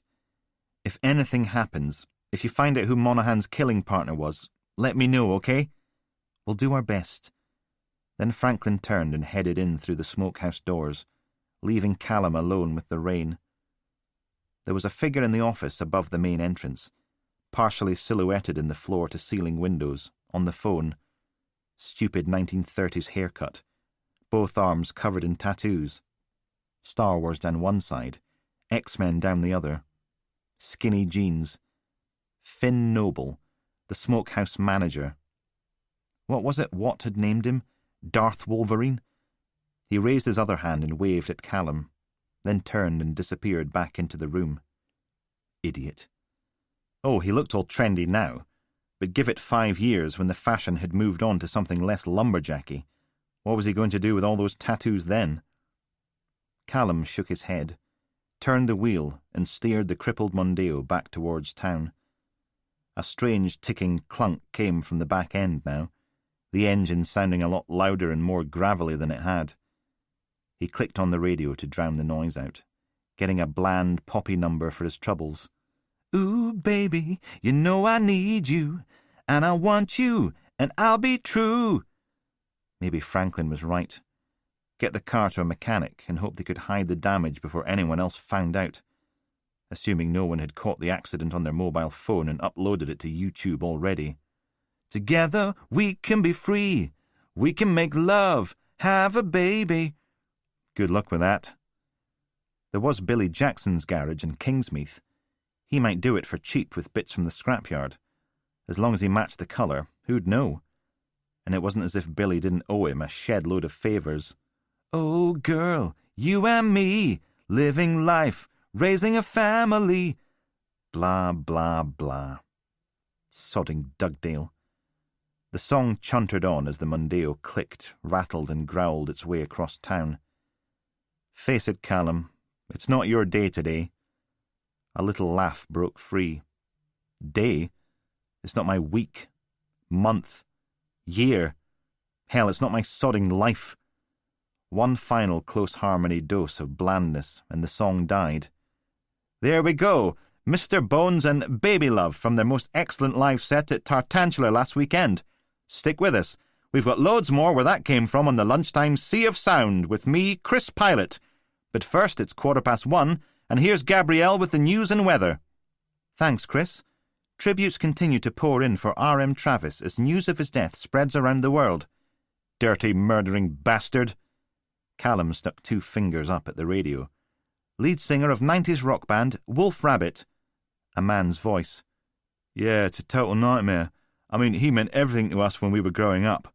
I know people chuck about the word genius like it means nothing nowadays, but he was a genuine 100% genius. There's no other word for him. How about serial-killing dickhat? Technically 4 words, but it was the thought that counted. A woman. It's completely devastating. How could anyone take R.M. Travis from the world?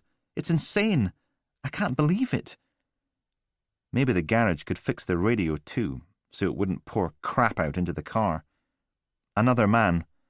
R.M. Travis was a not inconsiderable landmark on the British literary landscape. They worship him all over the world. He's practically a religion. And the newsreader was back. Staying close to home, Donnie McRoberts, more commonly known as Sick Dog, appeared in court this morning on charges of possession of Class A drugs, making death threats to police officers, and sexual assault. His lawyers issued a statement outside the Sheriff Court. Callum turned it up. Captain Scruffy's broad Glasgow burr filled the car. My client deeply regrets that the pressures of work have led him down the path of substance abuse and is determined to get clean. Though the accent was still there, he dropped all the Ouija-isms. He wants to be a positive role model for his millions of fans and understands he has a lot of work to do to regain their trust. Not to mention all the violence against women and breaking his daughter's arm. Callum slumped in the seat. All these years wanting a family, wishing he still had a brother. Why did Alistair have to grow up such an arsehole? We're asking the court to take into account Donald's very difficult childhood, and I'm afraid I can't say anything else about that at this time, but we will be making a further statement when we can. McRoberts was released on bail to his record company, who say he will be honouring all tour dates on his schedule. Local news now, and police are appealing for witnesses. Difficult childhood. Suppose that was a bit of an understatement. Growing up in care was bad enough, but God knew what kind of horrors Alistair would have seen the day they were abducted. Did Leo McVeigh and R.M. Travis make him watch while they killed and dismembered Mum and Dad? Did they do things to him? The plastic steering wheel creaked in Callum's good hand, knuckles swollen and pale.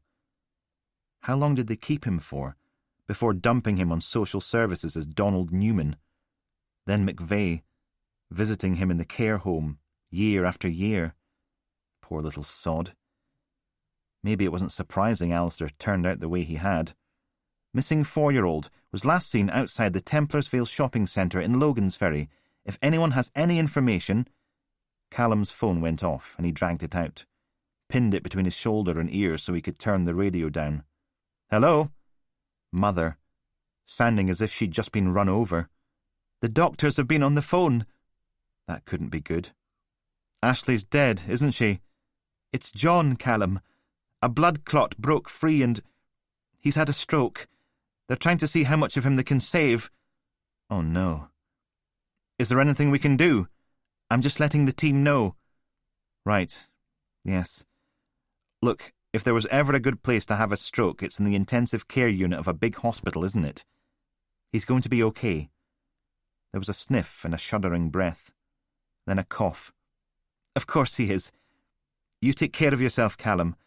I'll give you a call if I hear anything else. Thanks. He waited till she'd hung up and put his phone away. Finally looks like we're going to see an end to this weather. There's high pressure moving in from the Atlantic, and that means clear and dry conditions from Wednesday onwards. Best of the sunshine will be on Saturday and Sunday, so bail out your barbecues and get ready for a good weekend. Thanks, Gabrielle. Now who fancies a bit of the Bay City Rollers? No chance. Callum switched the radio off again. Ooh. The little man in the greasy grey overalls sucked a breath in through his teeth, wiped his hands on a rag. You've totally buggered that one, haven't you? He ducked down again and peered into the rear wheel arch, making the hunch between his shoulders stick out even further, showing off the bald patch at the back of his head. What did you hit, an elephant? How much, Billy? 2 cars sat on ramps over matching inspection pits. Shelves and drawers lined the walls, along with a couple of risque calendars, a portrait of the Queen, a stack of alloy wheels and a welding kit. A small office off in the corner. The garage's roll-up door was open, letting in the never-ending hiss of rain. It didn't dent the overwhelming smell of old motor oil and diesel, though. Billy stood and sucked his teeth again. Your rear wing needs replacing, and the suspension's wrecked, and you're going to need a new tyre, and the airbags are gone, and the exhaust's loose, and bare minimum, on the cheap. How much? Then I've got to order the parts in from Ford, and you know what? No! Callum held up his hands. No dealership parts. We need to salvage everything from the nearest scrapyard. On the cheap, remember? Pfft. He puffed out his cheeks. Depends what I can get my hands on. Callum stared at him. How long have we known each other, Billy? Oh, come on. I'm trying to make a living here. Did I or did I not save your backside when you set fire to Mr. Crimmon's car? I've got an ex-wife, 2 kids and a cat to support. He caught you, remember, with your jeans all clarted in petrol. That was 22 years ago. Just because we grew up in a home doesn't mean... He was going to kill you, Billy, literally. Crimmon was going to hold you under the bathwater till you drowned. It's not...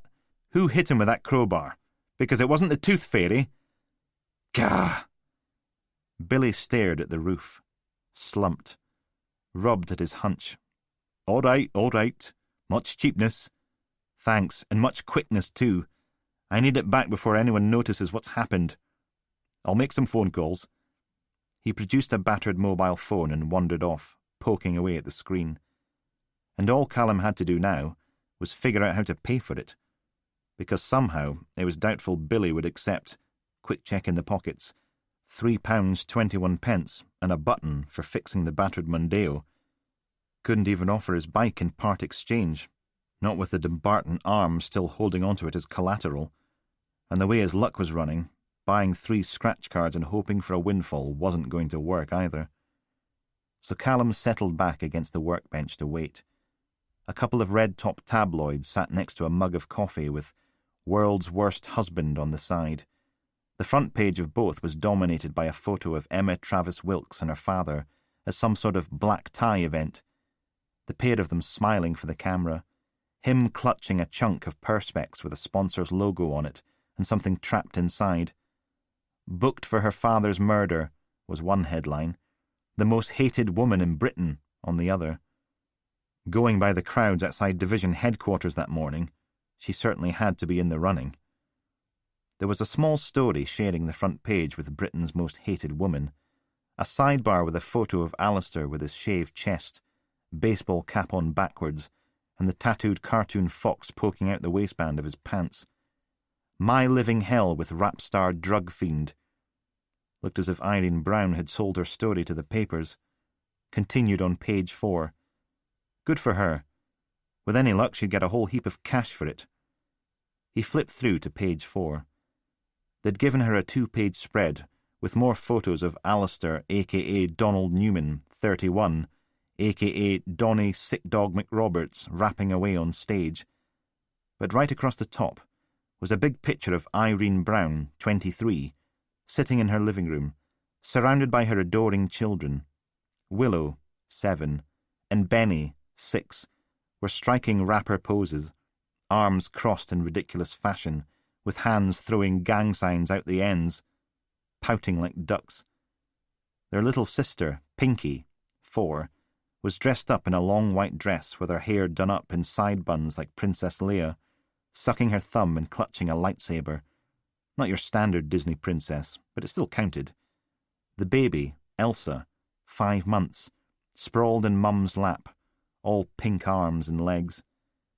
Irene hadn't put any makeup on for the photographer, letting the split lip and bruised cheeks shine through instead. The article was in full-on tabloid sensationalist mode. The sex, rough. The drinking, constant. The drugs, hard. The violence, all the time. Living in grinding poverty while Sick Dog was off drinking champagne, travelling first class, and not paying a penny in child support. And right at the end, they'd asked her why she'd finally found the courage to confront the aggressive drug addict who'd fathered 3 of her kids. Callum raised an eyebrow. Apparently, it was all down to him. There it was, in print. Detective Constable Callum McGregor was the first person to be kind to me in years. I'd lost faith in the police, because no one ever cares about people like me, said Irene, holding back the tears. But he did, and I owe it to him to stand up and tell the truth about what Donny did to us. Dear Lord. Something went pop deep inside his chest, spreading warmth across his lungs and down his spine. Wow. He closed the paper, smiled. He'd actually made a difference. Then frowned, opened it back up and stared at the photo of the family Brown again. Donald Newman was really Alistair McGregor, so that meant Pinky, Benny and Willow were Callum's nephew and nieces. He had a family. A grin spread across his face. He actually had a family again. Okay, so Willow was a little monster, Benny was different, and Pinky was... Pinky, dressed up as Princess Leia. Darth Wolverine, standing there with all his tattoos. The warm feelings seeped away. Callum dug out his phone and called Franklin. Yeah, hi. Just wanted to know how you were getting on. Believe it or not, we're coping without you, but only just. It shouldn't have been possible, but the sound of Franklin rolling her eyes came down the line loud and clear. Sarcasm, lovely. Go watch a film or read a book or something. Some of us have work to do. He wandered over to the roll-up door, standing on the threshold, just out of reach of the rain. looking out on a manky grey alley in manky grey Kingsmeath. "Listen, I was thinking about Darth Wolverine. Has anyone—" "Darth what?" Watt came up with it. It's a tattoo thing. "Finn Noble, runs Stremere Smokehouse." "Is this going to take long? Only I've got 8 more people to interview before the building shuts at 5. "He's probably the trendiest hipster there, right?" "Callum, can we not—" "He's had access to the smokehouse all along. He's the one who decides which ex-cons get to work there. He runs the courses, smoking and charcuterie and all that. So he knows the names and addresses of everyone who attends. He's in charge. He can come and go as he pleases." "You think he's Imhotep?" "You didn't see him when Monaghan went into the river, shouting the odds, swearing. He even took a swing at Watt. Bit extreme for someone who just employs the guy, isn't it?" "Well, and Noble said they never hire anyone who's a sex offender. Todd Monaghan had formed for indecent assault, and he raped that bloke who wouldn't press charges. How is that not a sex offender?" "If the victim wouldn't press charges, maybe Darth Windeline didn't know about it. They probably don't put soft intelligence on file when they send people for work placement. But they'd put the indecent assault in, wouldn't they?" Outside, a couple staggered past, the pair of them in ripped jeans and baggy T-shirts, soaked to the bone, laughing and sharing a half bottle of vodka. "Think about it. He teaches people how to smoke things. He's more hipstery than Ben Harrington, Brett Miller and Glenn Carmichael put together. He'd fit right in, just like Dr. MacDonald said Imhotep would. Callum, he teaches a foraging class too. That means mushrooms. How much do you want to bet he can get his hands on all the psilocybin he wants?" The laughing couple dissolved into the distance, consumed by the downpour. Callum turned his back on the rain. "Come on, Finn Noble's got to be worth a closer look. You said the only person without a criminal record there was the woman who did the chips. What was Noble in for?" Nothing from the other end. "You still there?" "I'm looking at my notes." "Just ask him where he was when Watt was attacked. See if he's—" "Thank you, Constable. I might just be a lowly woman, but I do actually know how a police investigation works." Callum closed his eyes. Okay, I'm sorry. Should think so too." A sigh. "He's gone out for lunch, but Dottie interviewed him this morning. I'll check with her, see what he said." "Great. And call me back? You're a pain in the backside, you know that, don't you?" "Yup." "Right, you're in luck." Billy stuck his head out of the little office. "Fraser McPhee and Son have a Diarrhea Brown Mondeo estate in stock. Engine's completely seized, but everything else is salvageable. And they'll let you have the bits you need for £300. Pounds? No, jelly tots. Of course pounds. Cash, so no VAT and—" "What?" Callum fiddled with a spanner. "I'm a bit strapped." "Oh, for God's sake!" He disappeared back into the office. "They'll give us a 10% discount if we dismantle the thing ourselves, and you'll owe me, understand?" Callum followed him into a glory hole of paperwork, files and random bits of machinery. "How long?" Billy filled a little kettle from a little sink and stuck it on to boil. "If I abandon everything else, lunchtime tomorrow." That would be doable, wouldn't it? He'd just have to keep his head down till then and hope Mother didn't ask for her Mondeo back. "Thanks, Billy. You're a star. Just don't tell anyone." Billy shook his head, sighed. "I'm a fool to myself," then delved into the filing cabinet. "You want a pot noodle? Got chicken and mushroom or Bombay bad boy?" "Easy. Chicken. Why would anyone—" His phone went off, and Callum swore. Pulled it out and checked the screen. McAdams.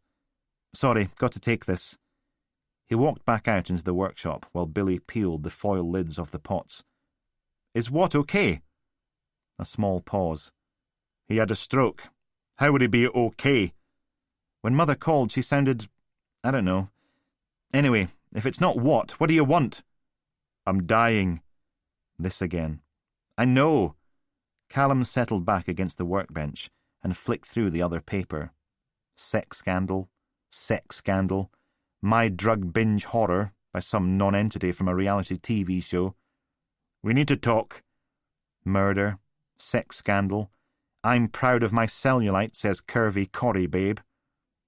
So talk. Cellulite Pride Week seemed to be nothing more than an excuse to print pictures of celebrities in their bikinis. Germaine Greer would be so proud. A cough rattled down the phone, followed by another one, and another, hacking on and on. The next page was an editorial about what a genius R.M. Bloody Travis was, and how everyone would miss his magical imagination. McAdam's coughing gave way to wheezing gasps. Callum scrunched the page up in his fist, spat on it, then lobbed it at the bin. Missed. A wheezy voice sounded in his ear again. "Callum, you still there?" "No." "Where are you?" "Kingsmeath, visiting an old friend." Another cough rattled out of the earpiece, followed by some panting. "My house, and bring some milk, full fat. No point wasting life on that semi-skimmed rubbish." "McAdams, I'm not traipsing all the way across." "We need to talk. In person. Now." Wonderful. He didn't bother hiding the sigh. "I'll see what I can do." Callum hung up and went back to the office, where the smell of rehydrating soya product filled the gaps between the oily diesel fug. "Have you got a car I can borrow? Something's come up. Sorry." Billy pulled 2 forks from his desk drawer and stuck one in each pot. "I need the truck to go get your Mondeo bits, but I've got something that might help. It's not fancy, but it'll get you there." "Anything's good." That got him a very disturbing grin. "What?" "Nothing." The grin got bigger. Yeah, why wasn't that reassuring? 76. Billy Jackson Motor Services, MOTs while you wait, didn't stretch to a courtesy car. Instead, Callum wobbled along the side streets, both knees clamped together, buttocks clenched, holding on to the scooter's handlebars as if they were the only thing keeping him from a humiliating and messy death. The crash helmet rattled about on his head, about a size and a half too big, but it was the only one that would go over the gauze padding covering his ear and the back of his head. This was clearly Billy's way of getting his own back on Callum for abandoning him to dismantle the scrapyard Mondeo on his own, not to mention the matter of paying for the parts and repairs with an IOU. But still. Spray made twin arcs either side of the front wheel. There was nothing to keep the rain off. It was freezing cold, and the engine sounded like an angry wasp attacking a PA system. Sodding DS, sodding McAdams. Why couldn't he just discuss whatever it was on the phone like a normal person? Because that would be too easy, that's why. Because then Callum wouldn't have to drive a horrible little scooter through the pouring, sodding rain. A 4x4 passed by, going in the opposite direction, sending up a wall of water that crashed across Callum's arms and chest. Ah! That did it. Cancer or not, McAdams had to die. What took you so long? Callum stood on the doorstep, arms outstretched, legs apart, dripping, plastic bag dangling from his good hand. I'm going to kill you. You look like you swam here. I swear to God, if you don't get out of the way and let me into the dry, I'm seriously going to murder you right here. A slow smile spread across McAdam's skeletal features. Then he stepped back and gave Callum a low bow, sweeping one hand out to indicate the corridor. Gah! Callum stepped over the threshold and squelched his way along the parquet flooring and into the tiled dining kitchen. All slate and black granite, beech units, a big fridge and another one right next to it just for wine. Must be nice to marry someone with a trust fund. Perhaps, dear Constable McSoggy, you should change out of your clothes so damp. You look just like a half-drowned moggy, you sopping, squishy, squelchy scamp. Then there was a wobble, a grimace, and McAdams lowered himself into one of the dining chairs. Help yourself to tea, coffee, or a nice glass of wine. He waved a bony hand at the fridges. The Sancerre is particularly good. Far too expensive, but it's not like I can take it with me. Callum dumped the plastic bag on the draining board, wriggled out of his sodden jacket, and wrung it out in the sink. hung it over the back of a chair, kicked off his shoes and poured their contents down the drain. "This better be important." "I'll take a glass, if you don't mind. I'd get it, but my legs don't seem to be cooperating right now." His socks splatched and squished along the slate tiles all the way to the kettle. He clicked it on. "Mother wants you to start your chemotherapy." "The glasses are in the cupboard on your right." "I'm serious." "She's worried about you." He pulled a white wine glass from the cupboard and stuck it on the countertop. Had a rummage till he found the mugs and stuck one next to it. Opened the tin marked tea. Curled his lip. The tin was full of bits. "Gah! Don't you have any proper tea?" McAdams smiled. "That is proper tea. Beth gets it from a little shop in Aberdeen. 1 spoon for you, 1 for the pot." He pointed at the wine fridge. "Now, there should be an open bottle of Sancerre at the front." Callum pulled the bottle out, unscrewed the cap. "Stop being a dick and go to your bloody chemo." He filled the glass and squelched over to the table, stuck it in front of McAdams. "Oh, Callum." The smile softened at the edges. "It's too late for that. All the coughing. My lovely cancer has metastasized. I'm riddled with it, like an old building with rats, eating the wiring, making holes in the skirting boards and covering everything in crap." The kettle bubbled and growled. "How long?" "A week, a fortnight, a month. Does it matter?" McAdams took a sip of wine, eyes closed, then sighed. "You sure you don't want a glass? It's lovely." "You should be in hospital." "I'm lucky. The drugs keep most of the pain at bay, for now. And I've still got all my marbles." A wink. "For now." "Matter of opinion." A click and the bubbling subsided. Callum dumped 2 spoons of grey-black bits into the pot, drowned them with boiling water. "And for your information, proper tea comes in a tea bag. It doesn't look like something you scraped out of the vacuum cleaner." "Philistine." He produced a little notepad and flipped it open to a page covered in cramped handwriting. "I'm making my bequests while I still can. Dottie's getting a case of Bowmore, because she loves her whiskey. Mother's getting a cruise, the Norwegian fjords, because she likes pickled herring and deserves a decent holiday." "What?" A frown. "I wasn't sure what to get him. We don't even know if he's going to live now. Maybe his own electric wheelchair, if he pulls through. Or I could send him on holiday too, so he can recuperate." McAdams took another sip of wine. "Rosalind gets a diamond necklace. Nothing too flashy, but something dangly that will nestle between those magnificent breasts of hers, because let's face it, who wouldn't want to do that?" Callum stirred the tea. "What about your wife?" "Oh, Beth's off to Edinburgh for the week. Apparently I've been a bit more colourful than usual, and it's getting on her nerves." "Or did you mean, what does she inherit?" He took another sip of Sancerre. "She gets the house and the car and the bank account and the timeshare in Tenerife, which is peanuts compared to what her dad left her. But there you go." McAdams put his glass down. "Which brings us to you, Callum. I'd settle for a towel and a go in your tumble dryer." He filled his mug from the pot, then pulled a 4-pint carton of milk from the plastic bag on the draining board, splooshed in enough to turn his tea beige. "It was surprisingly difficult to find something appropriate to leave you. You're a simple soul, yes, but you've got dark depths, don't you? A compelling backstory for crime fiction, family abducted, growing up in care, unlucky in love, rumours of corruption, a mediocre officer in a troubling world who spends his life trying to get justice for his mother, father and brother." The fridge was packed with jars and bottles and Tupperware containers, a whole shelf dedicated to kippers. He stuck the milk into the door pocket, frowned at the shelves. "You've got enough kippers here to feed an army. And that's why you're so hard to buy for. I didn't, by the way, spend my life trying to get justice." He unclipped his tie and draped it over the taps. "Everyone said my family abandoned me, dumped me in the lay-by and sodded off. All my life I thought I'd done something wrong. But I think I finally got you the perfect gift. I became a police officer because I grew up in the care of people who shouldn't have been allowed within 200 yards of children. I joined the job because I wanted to put scumbags that prey on the weak behind bars.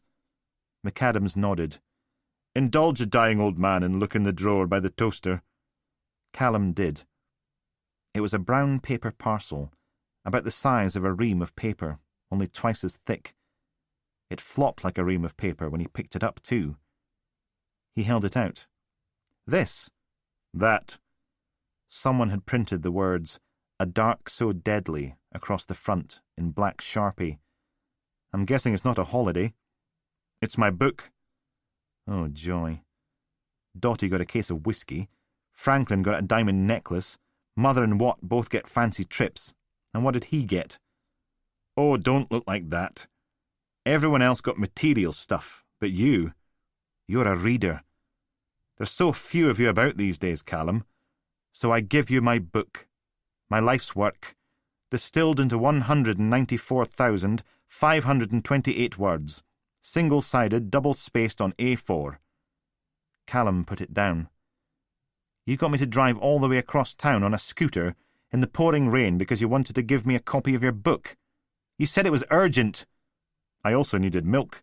And how was I to know you'd be on a scooter? What happened to the car Mother lent you? Nothing. Thanks for the book. He cleared his throat. Now any chance of that towel?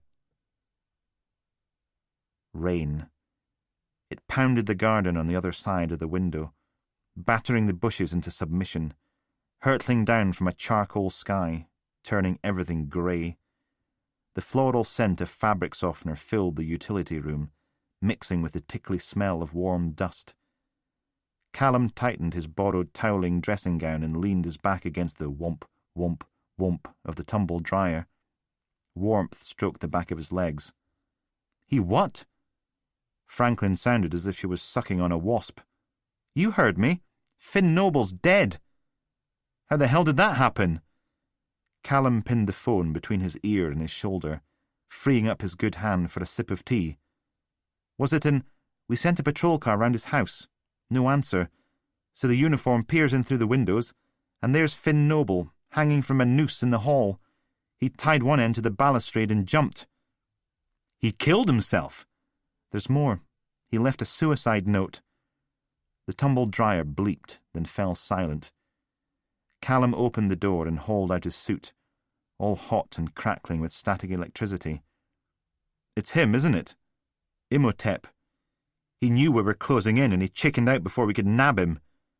The toweling robe went on the worktop, and Callum pulled on his pants, all warm and clingy, grabbed the edge of the washing machine as the world did a quick swirl when he stood up again. Whoa. Blink. Sniff. You still there?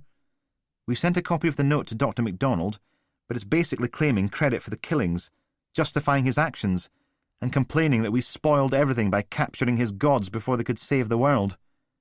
A.K.A. Nutjob. Callum hauled on his trousers, fingers flinching at the hot zip and buttons, struggled his fiberglass cast down the sleeve of his shirt. I can be there in... Callum checked his watch, then froze. How exactly was he going to turn up on a scooter and not have everyone asking questions about the missing Mondeo? Borrow McAdams' car? Maybe 15 minutes. Don't be daft, you're suspended. Yes, but no buts. Fronting up Finn Noble was my idea. How can you not... Hello? Silence. Franklin? Hello? She'd hung up on him. Perfect. Thanks. Thanks very sodding much. He buttoned his shirt, pulled on hot socks, checked his shoes, perched on top of the boiler. 20 minutes up there stuffed with crumpled up bits of the Daily Record, and they were still sodden through. Callum changed the damp newsprint for dry bits, grabbed his jacket, then headed back through the door to the kitchen. The contents of his pockets were where he'd left them, sitting on the kitchen table. He loaded up again, paused, sniffed the air. Why can I smell smoke? McAdams stood in front of the hob, stretching a sheet of cling film over a frying pan. That's the trouble with most people. No idea how to treat a kipper. It's already cooked. You don't need to grill or fry it. That just dries the flesh out. You stick it in a deep-sided frying pan, or roasting tin, and you pour hot water over it. Seal it for a couple of minutes, and you're good to go. Jugged kippers. Finn Noble's hung himself. Has he? McAdams clattered 2 plates onto the worktop. Let me guess. Left a suicide note, admitting everything. Thank God for that. He sagged a little, one hand propping himself up. Get a couple of knives and forks. You like kippers, don't you? Franklin said everyone at Stremure had a criminal record. What did Finn Noble do? Of course you like kippers. Who doesn't like a proper kipper? He tapped at the cling film surface, making the condensation form into little round droplets. It's the drugs. They mess with your palate. Kippers are one of the few things that still taste right to me. That and the wine. And whiskey, of course. McAdams. What did Finn Noble do? Oh, him, yes.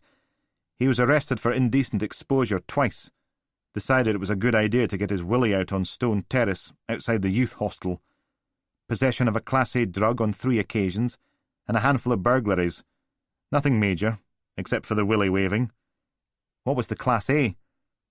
You know, I think these are just about done. McAdams peeled back the cling film and used tongs and a spatula to manoeuvre one out of the water and onto a plate. Held it out to Callum. Why don't you guess what controlled substance Finn Noble was caught with? Magic mushrooms. Give that detective constable a kipper. He went back to the pan for the other one. Try a knob of butter on it. Melts right into the smoky flesh. Whoops.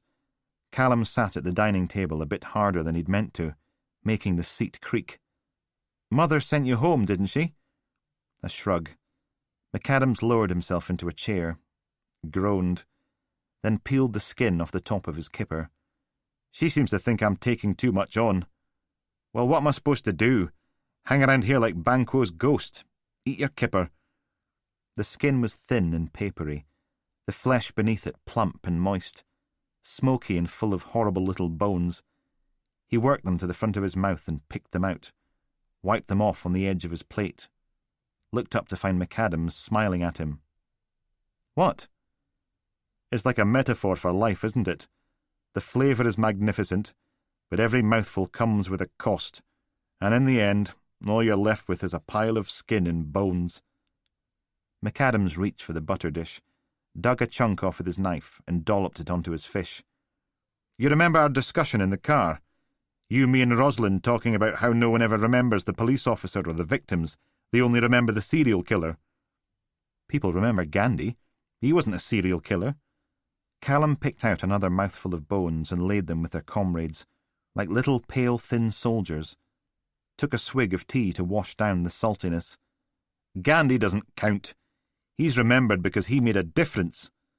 What difference are you and I going to make? More little soldiers, all lined up on parade. McAdams put his knife and fork down, topped up Callum's mug from the teapot. Normal people don't change history. Normal people die and get forgotten. How many bones were there in a kipper? 1,000?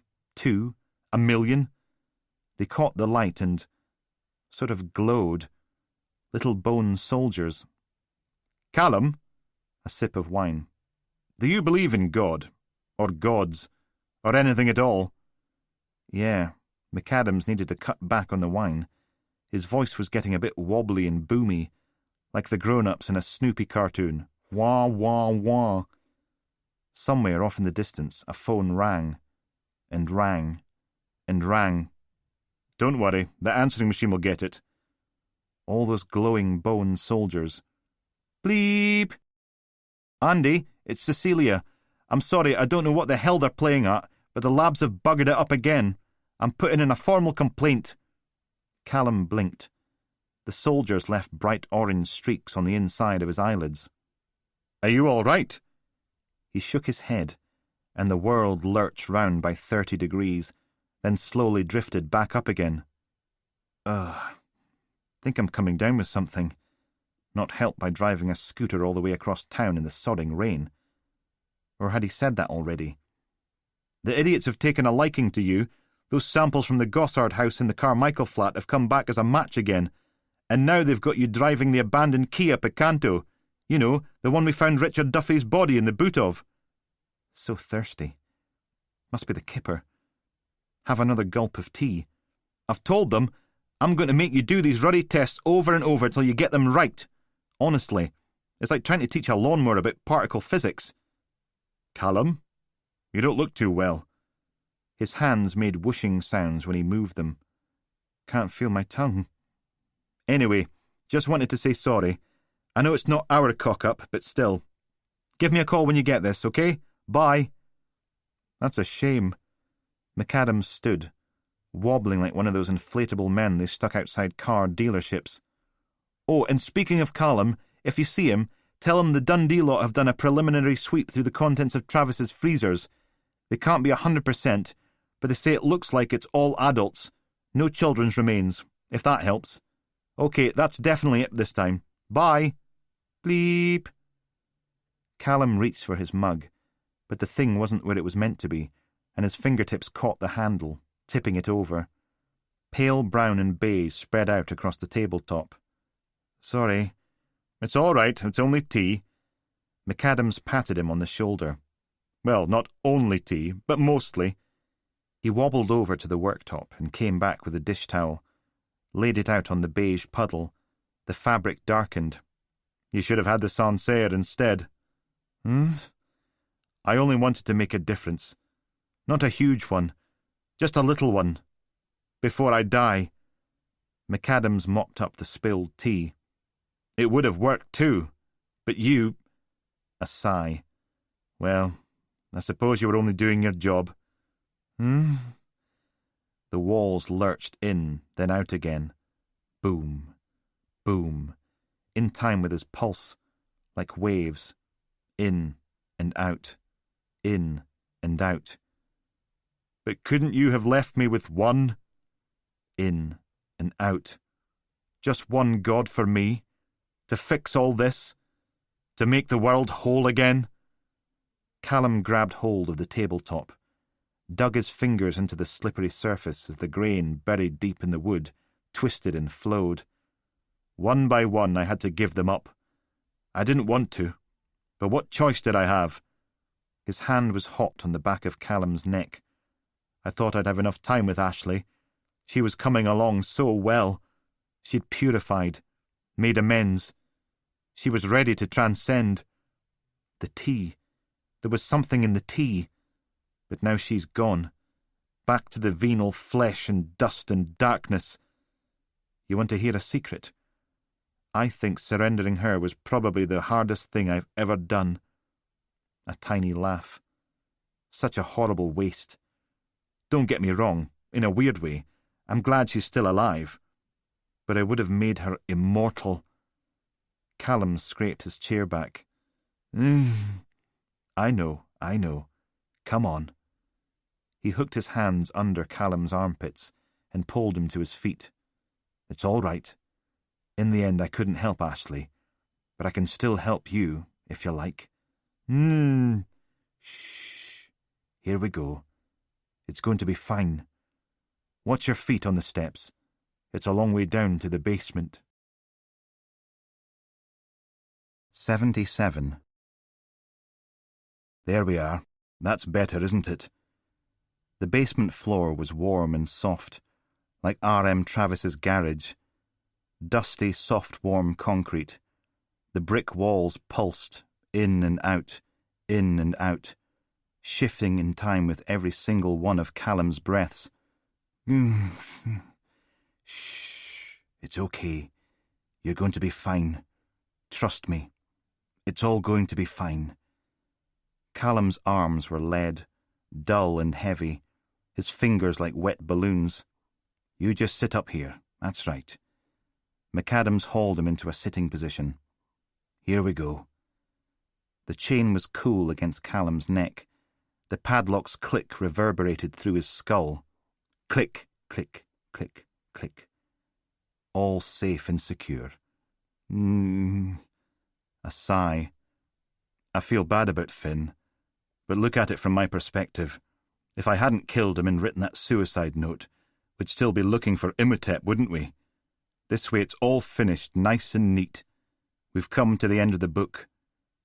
His hand was warm and dry, stroking Callum's cheek. You made an excellent antagonist, and I mean that, sincerely. And now you're going to be a god. They'll worship you, and you'll be a god. How's that for an epilogue? In and out. In and out. He gave Callum a sad little smile. It's all been a bit of a disaster, hasn't it? I didn't mean for the first body to end up in the tip, but Beth came home early and the body was ruined, and I panicked and... He rolled his eyes and pulled a face. I know. Exposition. Anyway, you wouldn't believe how much finessing it took to make sure we got the investigation when they found it. Couldn't have anyone else sniffing around my gods, could I? Of course not. He leaned forward and kissed Callum in the forehead. Don't worry, though. No one will ever find you. You won't end up in Professor Twining's mortuary, like some sort of natural history exhibit. You're going to be a god. You're going to be immortal. I'm going to get you some more tea. You wait here and... He froze, staring up at the ceiling as the doorbell gave out 2 death knell rings. Some people just have no sense of timing, do they? Never mind. They'll go away and we can... The bell tolled again. Oh, for goodness sake. Sorry about this. I'll be right back. A smile. Promise. Callum closed his eyes and the walls stopped moving. The sound of McAdam's feet scuffed away, then thumped up the stairs. Then the basement door clunked shut. Then silence. Die. Going to die. They'll worship you. You'll be a god. Muffled voices came from above. McAdam's and someone else. Someone familiar. Mother.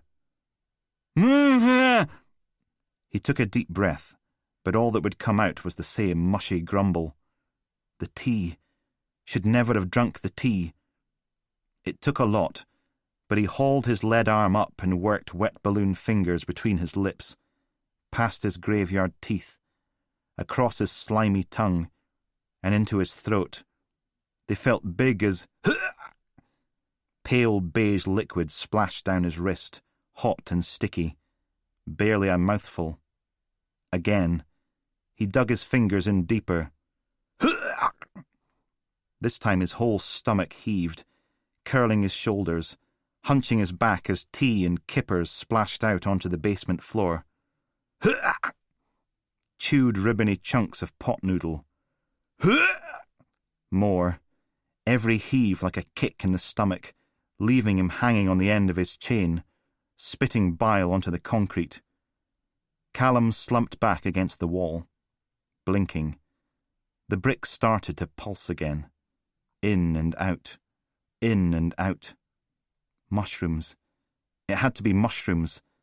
And probably something else as well. Something to make him drowsy. Something to make him weak. Probably still got enough of the crap in his system to keep a whole squat full of druggies tripping for a week. But at least he'd got rid of the rest. His whole mouth tasted like an old wheelie bin smelled, though.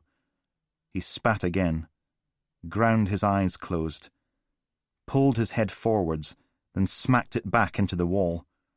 A dull ringing flooded through his skull. Again.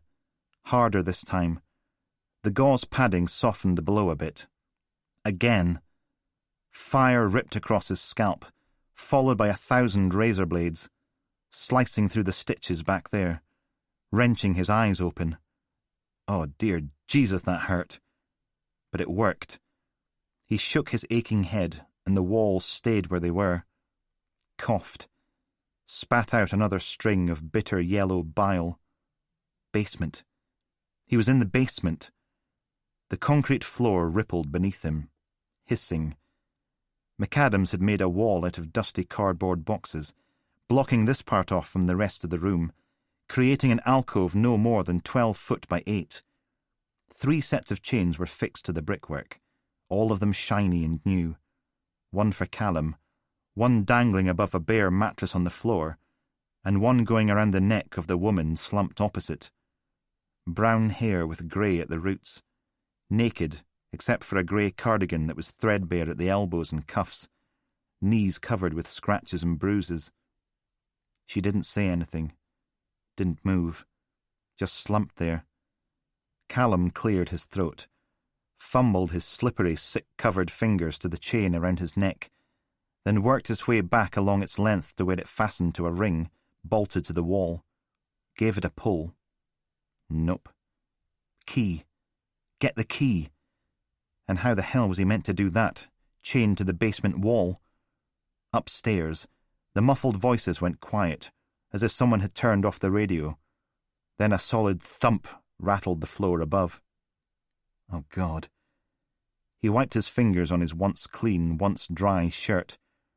There was a creak, followed by the sound of something being dragged down the stairs. Thunk, thunk, thunk. McAdams appeared around the boxes, shuffling backwards, bent double, pulling Mother by the armpits. She was limp, on her back, one shoe dangling off as he hauled her over to the mattress. He struggled her into place, then sat back on his heels, wiping his forehead. "I'm sorry, Mother, but you couldn't have picked a worse time." The chain clattered and rattled as he wrapped it around her neck, fastening it with another heavy padlock and slipping the keys into his pocket. "But it's okay. It'll all be okay. You'll see." He leaned forward and kissed her on the forehead. "It'll be better than okay." Callum slumped against the wall, groaned. McAdams turned. "I know this isn't what we planned, Callum, but we'll make it work. And now we've got a new mummy to look after us and love us and keep us safe. Isn't that great?" He nodded. "But you need more tea, don't you? Right." Another groan. Wrinkles deepened between his eyebrows. "Have you been sick?" Callum's head lolled to the right, making the walls pulsate again. "Oh, dear. Never mind. It's okay. It's not your fault." McAdams stood and walked over, hunkered down right beside him, took out a handkerchief and wiped Callum's mouth. "It can be a bit harsh at first, but the tea's good for you. It purifies your body and your mind. It'll make you ready for divinity." He brushed the damp hair from Callum's forehead. "They'll worship you. You'll be a god. You'll be a god." Callum's good hand slammed into McAdams' crotch, took a firm grip, and squeezed, twisting the contents of McAdams' pants like he was opening a jar of pickled onions. There was a wet, strangled scream. Then McAdams collapsed to the floor and coiled into a little trembling ball, sobbing while Callum squeezed and twisted. The words were lumping and saggy, but Callum forced them out anyway. "Say hello to the claw."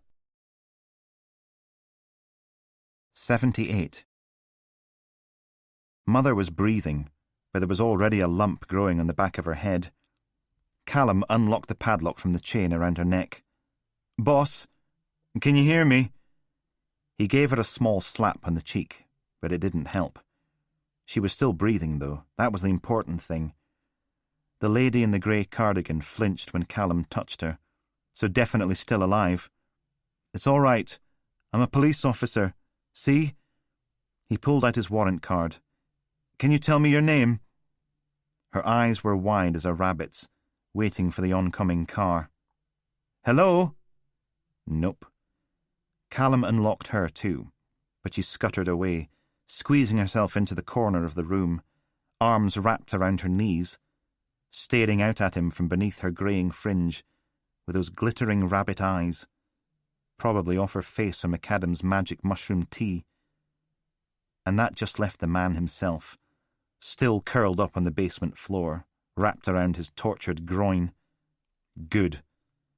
Callum hauled both of McAdams' wrists behind his back and slapped on the cuffs.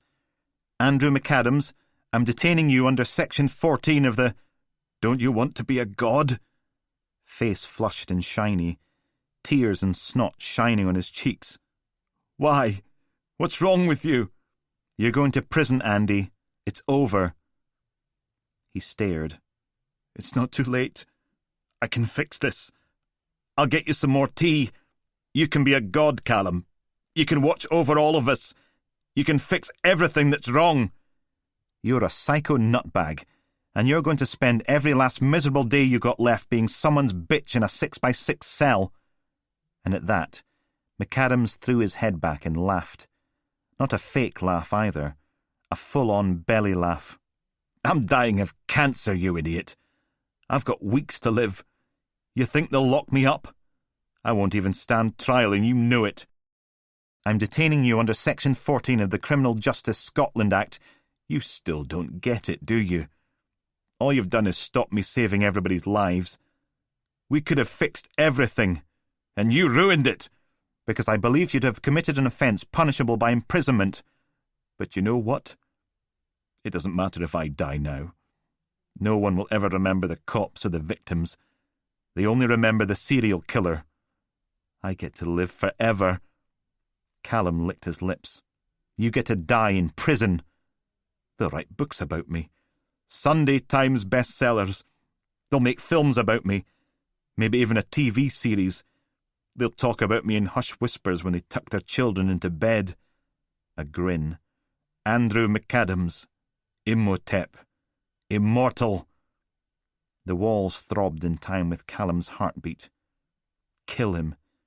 It was the only way. Arrest him and he'd barely see the inside of a courtroom. Kill him.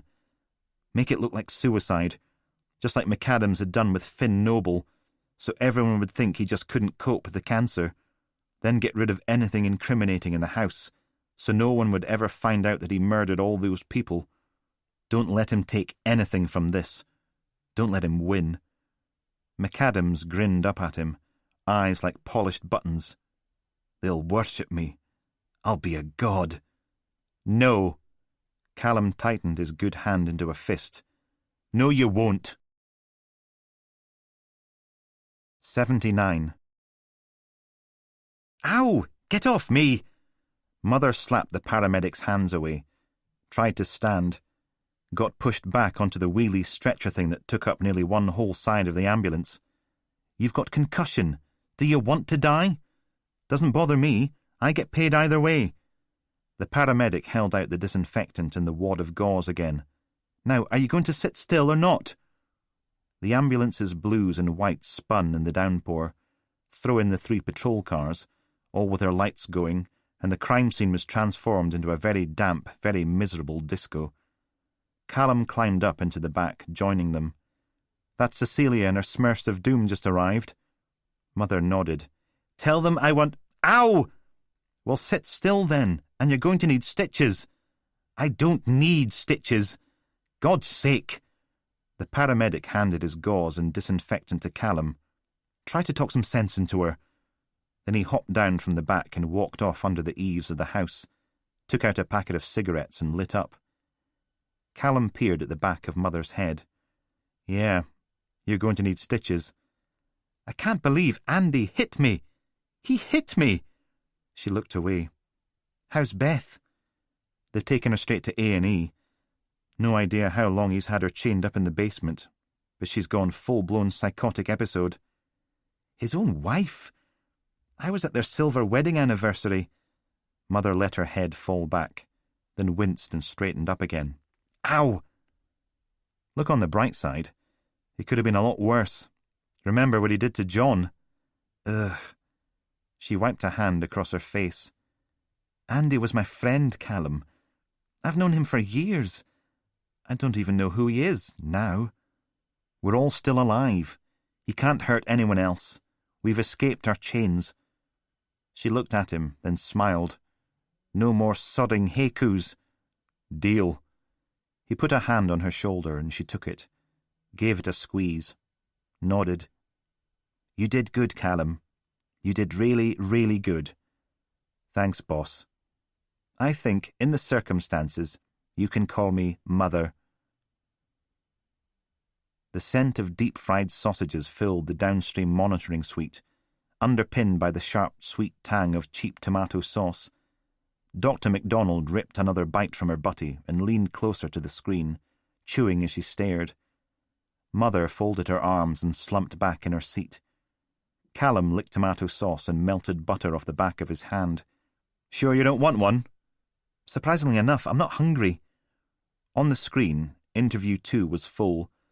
McAdams and his solicitor on one side of the table, facing the camera. Detective Superintendent Ness and a short, fat DS on the other. No comment. Ness sighed. Andrew, you know how this works. You've been here often enough.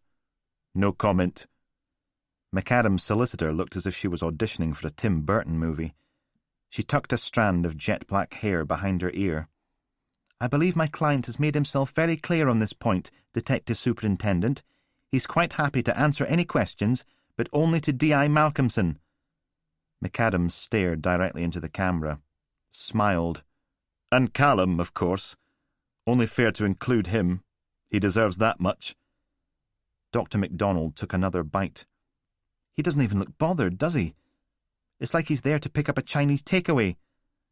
You know we can't do that, Andrew. You assaulted them both. It's a conflict of interest. It's a shame he's dying of cancer, isn't it? Dr. MacDonald got even closer, till her nose was only inches from the screen. I mean, it'd take years to unravel what's going on inside his head, and that would be very interesting, wouldn't it? And I'd love to have a go. But I don't think they'd let me. Do you think they'd let me? Or does that sound a bit creepy because of the serial killing and dying thing? Mother stared at her. Yes. My client is prepared to make a full confession, but only to D.I. Malcolmson. And have the whole thing ruled inadmissible in court. We'll pass, thanks. McAdams stuck a hand against his chest, as if he was about to pledge allegiance. Then no comment is the only thing that I will mumble, say or sing. No comment now, no comment then, no comment time and time again. Then the smile slipped, as a coughing fit sent him rocking back and forward in his seat, bent over, head nearly touching the tabletop, leaving him panting and wheezing. The solicitor patted him on the back. I insist you get my client medical attention, right now. Mother groaned. I know this is going to sound harsh, but I don't think I like him very much anymore. Dearly departed, we are gathered here today. And when the bone-monger raised his arms, the earth gave a great rumble as one by one the graves collapsed. Then, from the dark depths below, each and every coffin rose to the above, steaming in the cold morning air. Please don't do it! I've changed my mind! Screamed Justin. Stop! It's too late, laughed the bone-monger. See what we have done! He clapped his bony hands, and the lids flew off, revealing the dead in all their mouldy finery. They yawned and stretched and sat up in their satin-lined boxes, then climbed out into the last morning there would ever be, for he'd opened the coffins and let them go free. R.M. Travis. Open the coffins and let them go free. 1976. You better believe I'm a-keeping it real, 'cause there ain't no reprieve when the man makes you kneel, and I know you all grieve, but I'm gonna appeal. Got some tricks up my sleeve and my will's made of steel.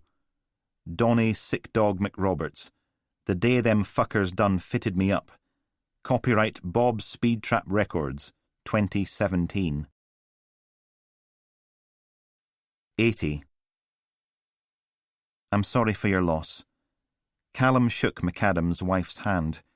Beth had put on a little weight in the last week and a bit, but it'd probably be a long time until she lost that chained-up-in-the-basement, hollow-eyed look. She stared back at him. He was a bastard, and I'm glad he's dead. Yeah, Callum nodded. Me too. Then moved on to join what was left of the misfit mob. Everyone dressed in various shades of black. Dotty looked up at the bright blue sky. Well, at least they got a nice day for it. Franklin shuddered. I hate crematoriums. Always give me the creeps. Mother, you okay? She turned, blinking. Sorry, miles away. It was a lovely service, wasn't it? I thought your eulogy was very good. She patted Callum on the arm. I know it sounds odd, but I miss him. He tried to kill me. He very nearly killed Watt. He murdered at least 6 people, and he was going to keep you chained up in his dungeon with his drugged wife. Probably thought he could take turns. When you put it like that. Mother puffed out her cheeks, clapped her hands together. Right, We'd better get back to work, I suppose. Rain drummed against the office window, a counterpoint to the buzzing rattle coming from the radiator. Callum sat back in his seat, both feet propped up on his desk, finished the page he was reading, and moved on to the next one. McAdam's book was different. Not bad exactly, but a bit long-winded and self-indulgent, not to mention self-important. Franklin backed into the room, laden down with box files. "Working hard, are we?" "Yes." He nodded towards the pile of paper, sitting on its opened-out brown paper wrapping. McAdams believed in the old adage, "Write what you know." It's all about Imhotep's quest to save the world, told from the perspective of a little boy called Justin. Abduction, physical abuse, trauma, desperate need for affection he tries to fulfill with the women his father keeps chained up in the basement. She dumped the files on her desk. "You coming tonight?" "We don't need to worry about catching Paul Jeffrey's killer. It was McAdams. Stabbed him for killing the last in a long line of new mummies. Then Justin goes into care. More trauma and abuse. But he finally gets himself a nice foster family, changes his name, and everything starts to go right for him. Good exam results, university, career in the police force, sense of belonging and self-worth. I mean, it was weird enough going to his funeral, but a wake too? Then he's diagnosed with cancer, and it all comes flooding back. That's when the killing starts." A smile. And he would have hated that much summary narrative. "I've never been to a celebration wake before. Don't get me wrong, I'm all for celebrating someone's life when they've died, but actually celebrating the fact they've died?" Callum pointed at the remaining stack of paper. "Haven't got to the end yet, but £5 says there's nothing in there about getting his balls crushed by the claw, then being arrested, charged, remanded without bail, or an epilogue where he gets stabbed 23 times in the throat by the very disturbed young man from the cell next door." "Thought it was 9 times. Artistic license." Callum marked his spot on the page. And apparently Todd Monaghan was nothing to do with it. Her eyes went wide. "You're kidding me!" "Nope. According to Chapter 42, McAdams just took advantage of the fact Monaghan was dodgy, dead, and in no position to complain about mummified human remains being planted in his living room. Turns out Justin sacrificed a god to make it look like Imhotep had drowned himself in King's River, so we'd stop looking." "What about Finn Noble?" "Haven't got to that bit yet." "Wouldn't it be lovely if every murdering wee scumbag wrote their confession out as a novel?" She picked up a sheet of paper and read aloud. "There's a jackdaw hanging on the fence behind the house, like a little black kite, caught on its own strings." "That's cheery." The page went back on its pile. "So, are you coming tonight or not?" Callum shrugged. "Don't see why not. I might even have a bash at karaoke." "Just seems weird, doesn't it?" "Mind you, I suppose the signs were there. No sane person spouts haikus and bits of doggerel all the time." And that thing he did, where he pretended he was doing a literary critique of his own life. Not right in the head. Looks as if McAdams was right, though. He didn't make it to the end of the book, after all. "Still, I suppose." She frowned, then pointed at Callum's warbling phone. "Are you going to get that?" "Might as well." He picked it up. "Hello?" A small pause. "Piggy?" "Not again." "Willow, we've talked about this. It's Uncle Callum, not Piggy." Silence. Franklin raised her eyebrows, then made a letter T out of her 2 index fingers and pointed at the kettle. He gave her a thumbs up. Not easy with his right hand still in the cast, but she seemed to get the idea. "Willow, are you there?" "Piggy, Mum needs you to come over." "I could probably pop past later on, after work. We could maybe get a pizza or something." "No, Piggy. Got to be now, yeah? It's urgent, like." He sat up. "What happened? Is it your dad? Is he hitting her? I can get a police car there in 5 minutes." No, it's not Dad. That prick comes here. Me and Benny gonna kick his little bitch arse for him. Gonna kick it good." But the bravado didn't sound as brash as it usually did. It sounded brittle, shaky. "Are you okay?" "Just do it, yeah?" A muffled voice in the background was too low to make out. "Gotta go," and she hung up. Callum tapped his pen against the desk. Franklin waved at him. "We're out of tea bags. You want coffee instead?" He stood. "Thanks, but I've got to go out for a bit," then struggled into his jacket. "Don't fancy a hurl, do you?" "Can you see the pile of work I've got on my desk? Every single sodding case McAdam's ever worked on, and I have to review the lot. Come on, it'll only take 20 minutes. 30 tops." "Another one of your wee errands, is it? The woman my brother beat up wants to see me. Apparently it's urgent." Franklin smiled. Maybe she wants her teddy bear back. That was a point. And it wasn't as if they needed it now. "Why not?" "So I was thinking maybe curry?" Callum shrugged, taking the Mondeo around the Calderwell roundabout and into Kingsmeath. "Bit unusual for a wake, but yeah, sounds good. Get a bit of ballast in us before we hit the Bart." Sunlight glittered back from the satellite dishes and double glazing that graced the houses lining the road. Not a cloud in the sky. Even the river was settling back to its normal, sedate, sludgy grey. Franklin nodded.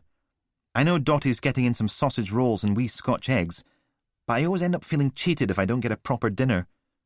"Can't go wrong with fish and chips." "True. And it'd be quicker than going out for a curry, so there'd be plenty of time to finish reading McAdam's book before heading out to celebrate his death.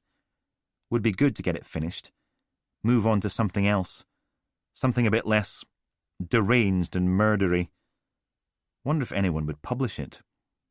Might be an idea to see where they stood legally with that one. Suppose the rights would belong to McAdam's wife. Left, up Munro Place, over the top of the hill and down the other side. Maybe they could publish it and all the proceeds could go to the victims' families. Or would that just be fulfilling McAdam's little fantasies of immortality and success? Callum slowed for the turning onto Manson Avenue. What if they... Franklin hit him on the arm. "Ow! What was that for?" "You haven't been listening to a word I've said, have you?" "Curry, then karaoke." She rolled her eyes. "That was 5 minutes ago. I was talking about Mark wanting to get back together again. Maybe take a trip to Thailand or New Zealand. Thought he was an entitled dick who didn't respect you as a human being. And I'm quoting there. I don't know why I bothered telling you anything." "You were the one who said it." Callum pulled up outside number 45. The block looked pretty much as horrible as it had the last 2 times, only now the weeds crowding the front garden were bigger. About time Irene cashed her dirty big cheque from Alistair and traded up for somewhere better. "I've always wanted to go to New Zealand." "Mark's a dick. You know it. I know it." Callum climbed out of the car, then reached into the back for the teddy bear lying on the passenger shelf. "Everyone knows it." She caught up to him halfway along the path. "The most exotic holiday we ever had was a 3-day trip to Belgium, and that was only because he had to go to a conference." "So what? You're going to take him back, shag him, laugh at his horrible jokes, all because he's going to take you to New Zealand? You do know what they call women who only sleep with men to get things, don't you?" Callum stuck his thumb in the doorbell, setting it ringing deep inside the house. "Because it isn't nice." "Oh, go bite your own backside. At best, you'd be a gold digger, and at worst..." The door opened, and there was Benny, in his blue tracksuit and backwards baseball cap. His eyes were small and pink, ringed with red, cheeks shiny, a glittering trickle of snot on his top lip catching the sunlight. He held up his arm. "Uncle Callum!" "Benny, are you okay?" He looked up at them, bottom lip wobbling, then turned and ran back inside. Franklin raised an eyebrow. "He's a bit... odd." Callum stepped over the threshold, raised his voice. "Miss Brown? Irene? Hello?" All kids are odd. They don't stop being odd till they hit their 20s, and even then it's... Franklin's phone launched into Dancing in the Moonlight. She sighed, dug it out. "Mark? Is it important? Because I'm in the middle of something. I'm not being like anything." "No, I'm..." She rolled her eyes at Callum. "Yes, but you remember what I do for a living, don't you?" Callum pointed into the house and pulled a face.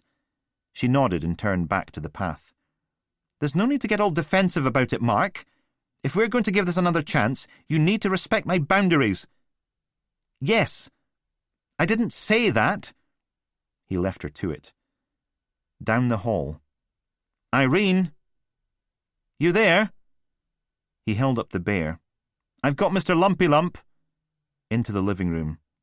And there she was, Irene Brown, on her knees in front of the room's saggy armchair, one hand covering her mouth, blood dripping between her fingers, the other hand scrabbled at the carpet for what looked like teeth. What the hell was... The door battered into him, hard enough to send Callum thumping sideways against the wall, then tumbling to the floor, sending a plastic tidal wave of kids' toys clattering across the carpet. Then a boot connected with his ribs, hurling him into the wall again, slamming all the air from his lungs and setting fire to his whole side. Another boot caught him in the forehead, snapping his head back, drowning out all sound with a deafening, booming, ringing noise.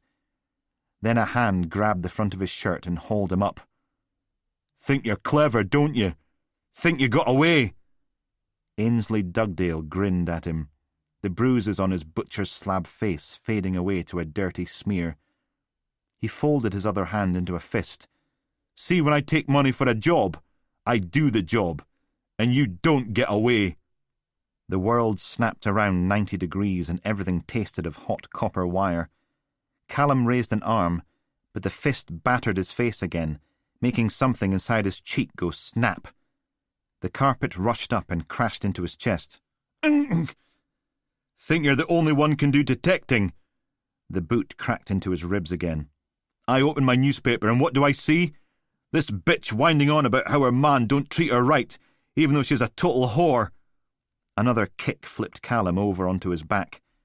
Every breath was like running a cheese grater over his lungs. He coughed and warm red spattered back down onto his cheeks. "So I thinks to myself, oh, this bitch is friends with Detective Constable Callum McGregor, is she? Let's see if we can't arrange a wee surprise party for him." This time the boot stamped down on his chest. Once. Twice. Then one cracked his head off the skirting board. "You enjoying your party? Want to blow out your candles?" The room lurched, then settled down into a slow, dark throb. Strange. The carpet looked all cheap and threadbare from a distance, but lying here it was soft and warm and comfortable, like the floor of R.M. Travis's garage or McAdam's basement. Didn't even hurt all that much anymore. All his arms and legs, like rubbery lead, heavy and warm. Could just go to sleep, right here on the floor. Dugdale's face was all teeth, shiny and brown, shown off in a grin as he pulled out a lighter and scritched his thumb across the wheel. Sparks. More sparks. Then a big yellow flame. "What do you think? Start with your eyes or your ears? Yeah, let's burn a..." "Get away from Uncle Callum!" Benny jumped on Dugdale, eyes wide, tears on his cheeks, snot glistening from his nose, teeth bared. "Gah! What the... Get off me, you little freak! You're in for a..." He sank his teeth into Dugdale's arm, shaking his head like a terrier, blood trickling down his chin. "Ah! Benny!" Willow ran for him, grabbed her brother's arm and pulled, but Benny just bit deeper, so she let go and ran away. Not so big and tough after all. "Ah!" A chunk of flesh came free, big as a chicken nugget, the hole it left behind, red and purple, fringed with yellow. Dugdale stared at it for a moment, mouth hanging open. Then he backhanded Benny, sending the little boy flying into the back of the armchair. "You little shit!" Benny bounced, eyes wide, blood all over his mouth and chin. Grinning, snapping his teeth together, then lunging again, sinking his teeth into Dugdale's leg, right at the bulge of his calf. "Ah! Kill you!" Dugdale grabbed him by the throat, ripped Benny off his leg and held him up like a mascot, then slammed him into the wall hard enough to crack the plasterboard. "You're dead, you little freak!" Leave my brother alone! Willow was back, clutching a dirty big kitchen knife, the blade gleaming as she swung it at him. It never made contact. Dugdale punched her, hard in the face, sending her spinning away to smash into the playpen. Tiny drops of blood glittered in the air, marking her path. The knife thunked blade down into the carpet. Dugdale bared his teeth. The whole bloody lot of you are going to pay for this! Understand? He buried another boot into Callum's stomach. You're all going to... His eyes bulged, and he looked over his shoulder. Irene Brown stood right behind him, hunched forwards. She staggered back a couple of steps and raised her hands to cover her mouth, as if trying to hide the horrified expression on her face. And Dugdale turned to face her, unsteady on his legs, shaking. The handle of the kitchen knife stuck out of his back, just above his belt. Blood darkened his trousers. No! Callum blinked. The world pulsed in and out, warm and inviting as a length of basement chain. Difficult to keep his eyes open. When did his eyelids get so heavy? Dugdale collapsed to his knees, both hands fluttering at the small of his back, fingertips brushing the knife's handle. Oh God! Oh God! Oh God! Then the living room door burst open and Franklin charged in, flicking her extendable baton out with a hard, sharp clack. Nobody move! Better late than never. Callum let the warmth and darkness fold over him like a duvet. 81. You ready? Yeah.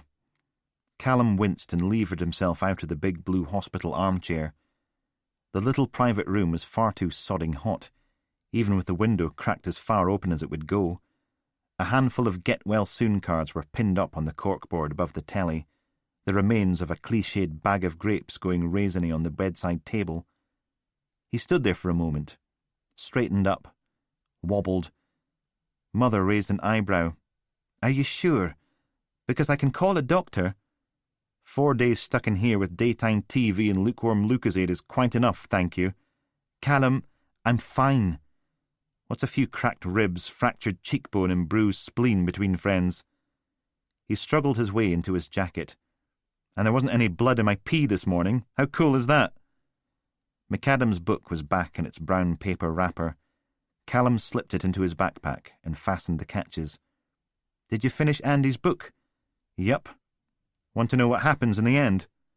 She shook her head. Certainly not. We don't approve of spoilers. Okay. Well, in that case... A knock at the door, and Franklin stuck her head in. Is he still malingering? I am not malingering.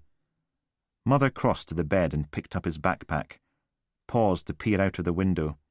Have you seen the crowd down there? That's an awful lot of people for a Wednesday afternoon. Callum grinned. Maybe they're here to celebrate me getting out of hospital. Dream on. Franklin pointed at the door. Can we go now? Some of us have work to get back to. He limped out into the corridor, following her and Mother out of the ward and along to the lifts, wheezing like a leaky balloon. Mother pressed the button and the doors slid open. Dottie sends her love, by the way. She'd be here, but they're testing her for her disabled parking badge. You think missing half a leg would be a shoo-in, but who are we to question Oldcastle City Council's mysterious ways? They shuffled inside. The doors clunked shut.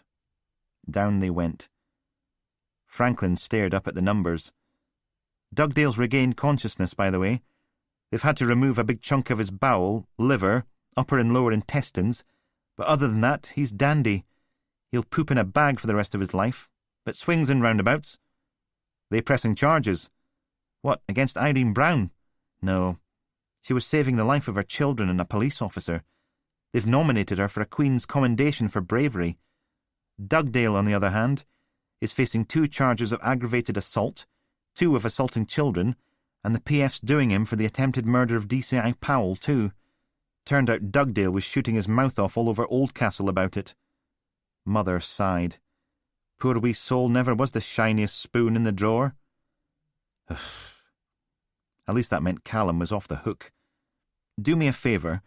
When he attacked me, Dugdale was going on about how he'd been paid to do a job and I wasn't going to get away. Get someone to find out what the hell he was talking about.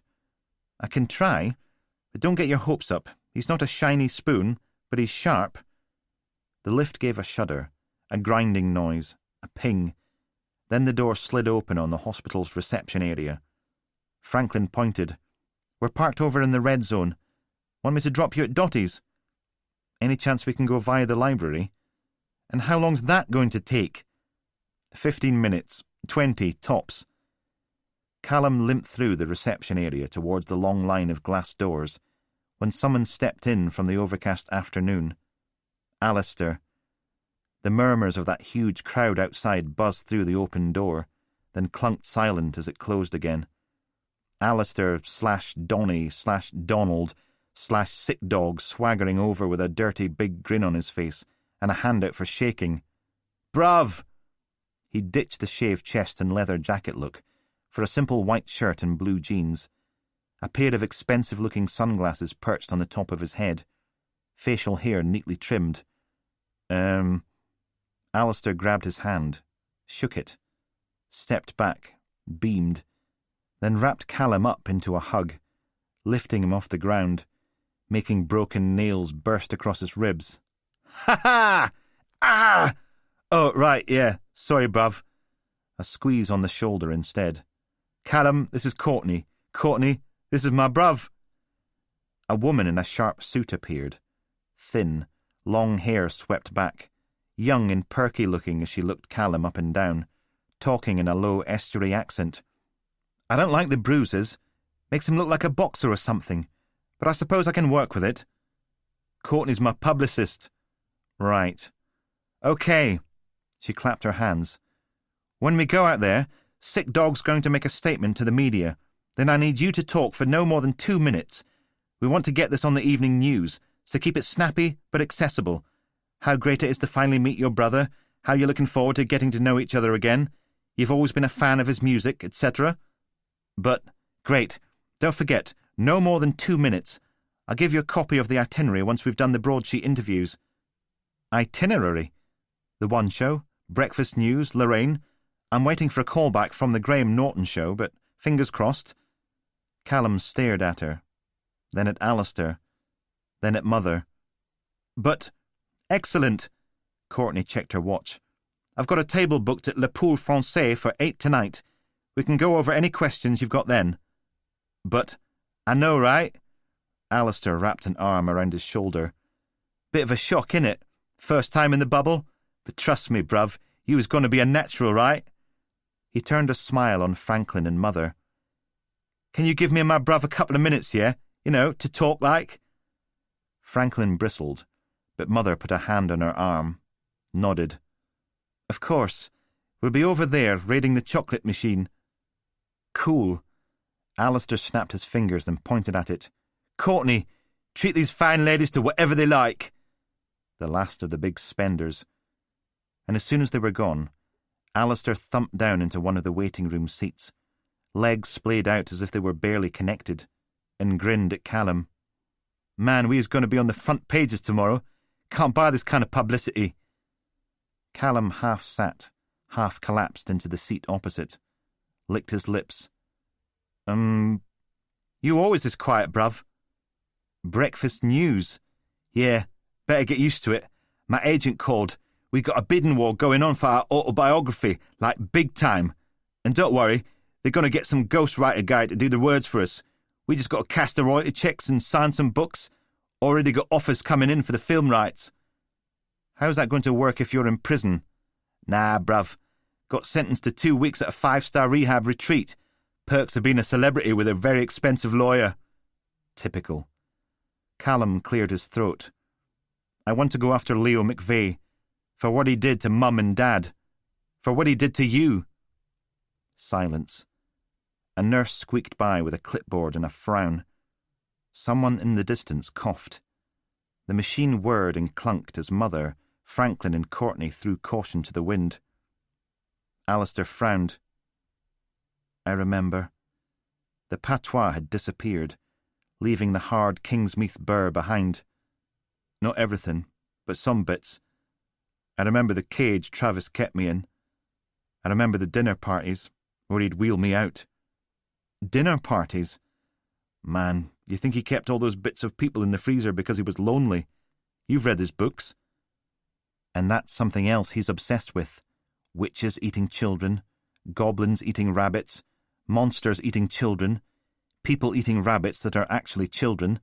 It's a smorgasbord of trans-species consumption, posing as an anthropomorphic cannibalism, but it's really about venal desire. Consume the flesh, violate the body, and absorb it into your own. Oh, Jesus. In the end, it was Uncle Leo got me out of there. Yeah, there was stuff went on before that, but he's the one changed my name, got me into a care home, hid me away so Travis couldn't find me. He abducted you in the first place. He helped Travis kill Mum and Dad. Alistair picked at the stitching on his jeans. Yeah. If we're doing an autobiography, it'll all come out anyway. Yeah. A small smile. Not easy being a superstar, wearing all these masks so nobody sees the real you. Callum sat forward in his seat. Are you going to help me? Silence. Alistair cleared his throat, kept digging at the stitching. I need to tell you something. Ainsley Dugdale. I paid him. You paid him? A shrug. Yeah, but it was just meant to be a thing, you know. I tell Dugdale to hang around Irene's gaff. I phone in an anonymous tip so you know where he is. Then when you turn up and he batters you, I wade in and save the day. Willow and Benny see me, and they're all like, whoa, our dad's a hero. You're like, my bruv saved my life. Callum stared at him. The big black Mercedes. Only I got too stoned and then you got crushed in the balls and I was going to jump in. I really was. But you pepper sprayed him and he fell over and Willow kicked the crap out of him and I was laughing so hard I nearly peed myself. Lovely. At least it explained the whole weird coincidence thing. And then, when I heard about that Powell guy, I thought, no way, this scumbag's getting away with shagging my brother's woman. No way. So I got Dugdale to pay him a visit too. Callum folded forward and covered his face with his hands. Do you have any idea how much trouble that caused me? Yeah, sorry, bruv. It's the thought that counts, though, right? No, it wasn't. The silence stretched. Alistair sniffed. You need to know, if you go sniffing around Leo McVeigh with your warrant card and your police mates, he's going to lawyer up like that. Alistair snapped his fingers. Might have to do it a bit dirty, yeah? You ready for that? You're not talking about fitting him up, are you? No, I'm talking about justice for all them people they killed. I'm talking about revenge for Mum and Dad. I'm talking about pliers and a blowtorch in an abandoned building. I'm talking a shallow grave out in Moncure Wood where no one's ever going to find him. You want to... Callum snuck a quick glance around. The nearest person was the receptionist, on her phone, lowered his voice to a hard whisper. You want to murder Leo McVeigh? No, not happening. No chance. A nod. OK, so we can't kill him. Courtney said you probably wouldn't go for that. You discussed murdering Leo McVeigh with your publicist. Are you insane? 'Cause she came up with a better idea. Plan B. We get ourselves a film crew and we go after Leo McVeigh and that scumbag R.M. Travis on our own reality TV show. Investigate the background, dig up other victims, all that stuff you cops do, yeah? Play our cards right. We get 2 seasons out of it. You are insane. Yeah, like a fox. Alistair stood. Right, we got us a press conference to rock. You ready? He held out his hand. Callum swallowed, levered himself out of his seat, followed his brother out into an overcast afternoon and a barrage of flash photography. Oh, God.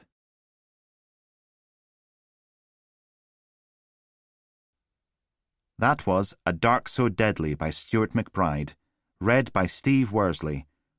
This programme was produced by ID Audio for Harper Audio. Text copyright Stuart McBride, 2017. Production copyright 2017 by HarperCollins Publishers. All rights reserved. Stuart McBride asserts the moral right to be identified as the author of this work. Thank you for listening.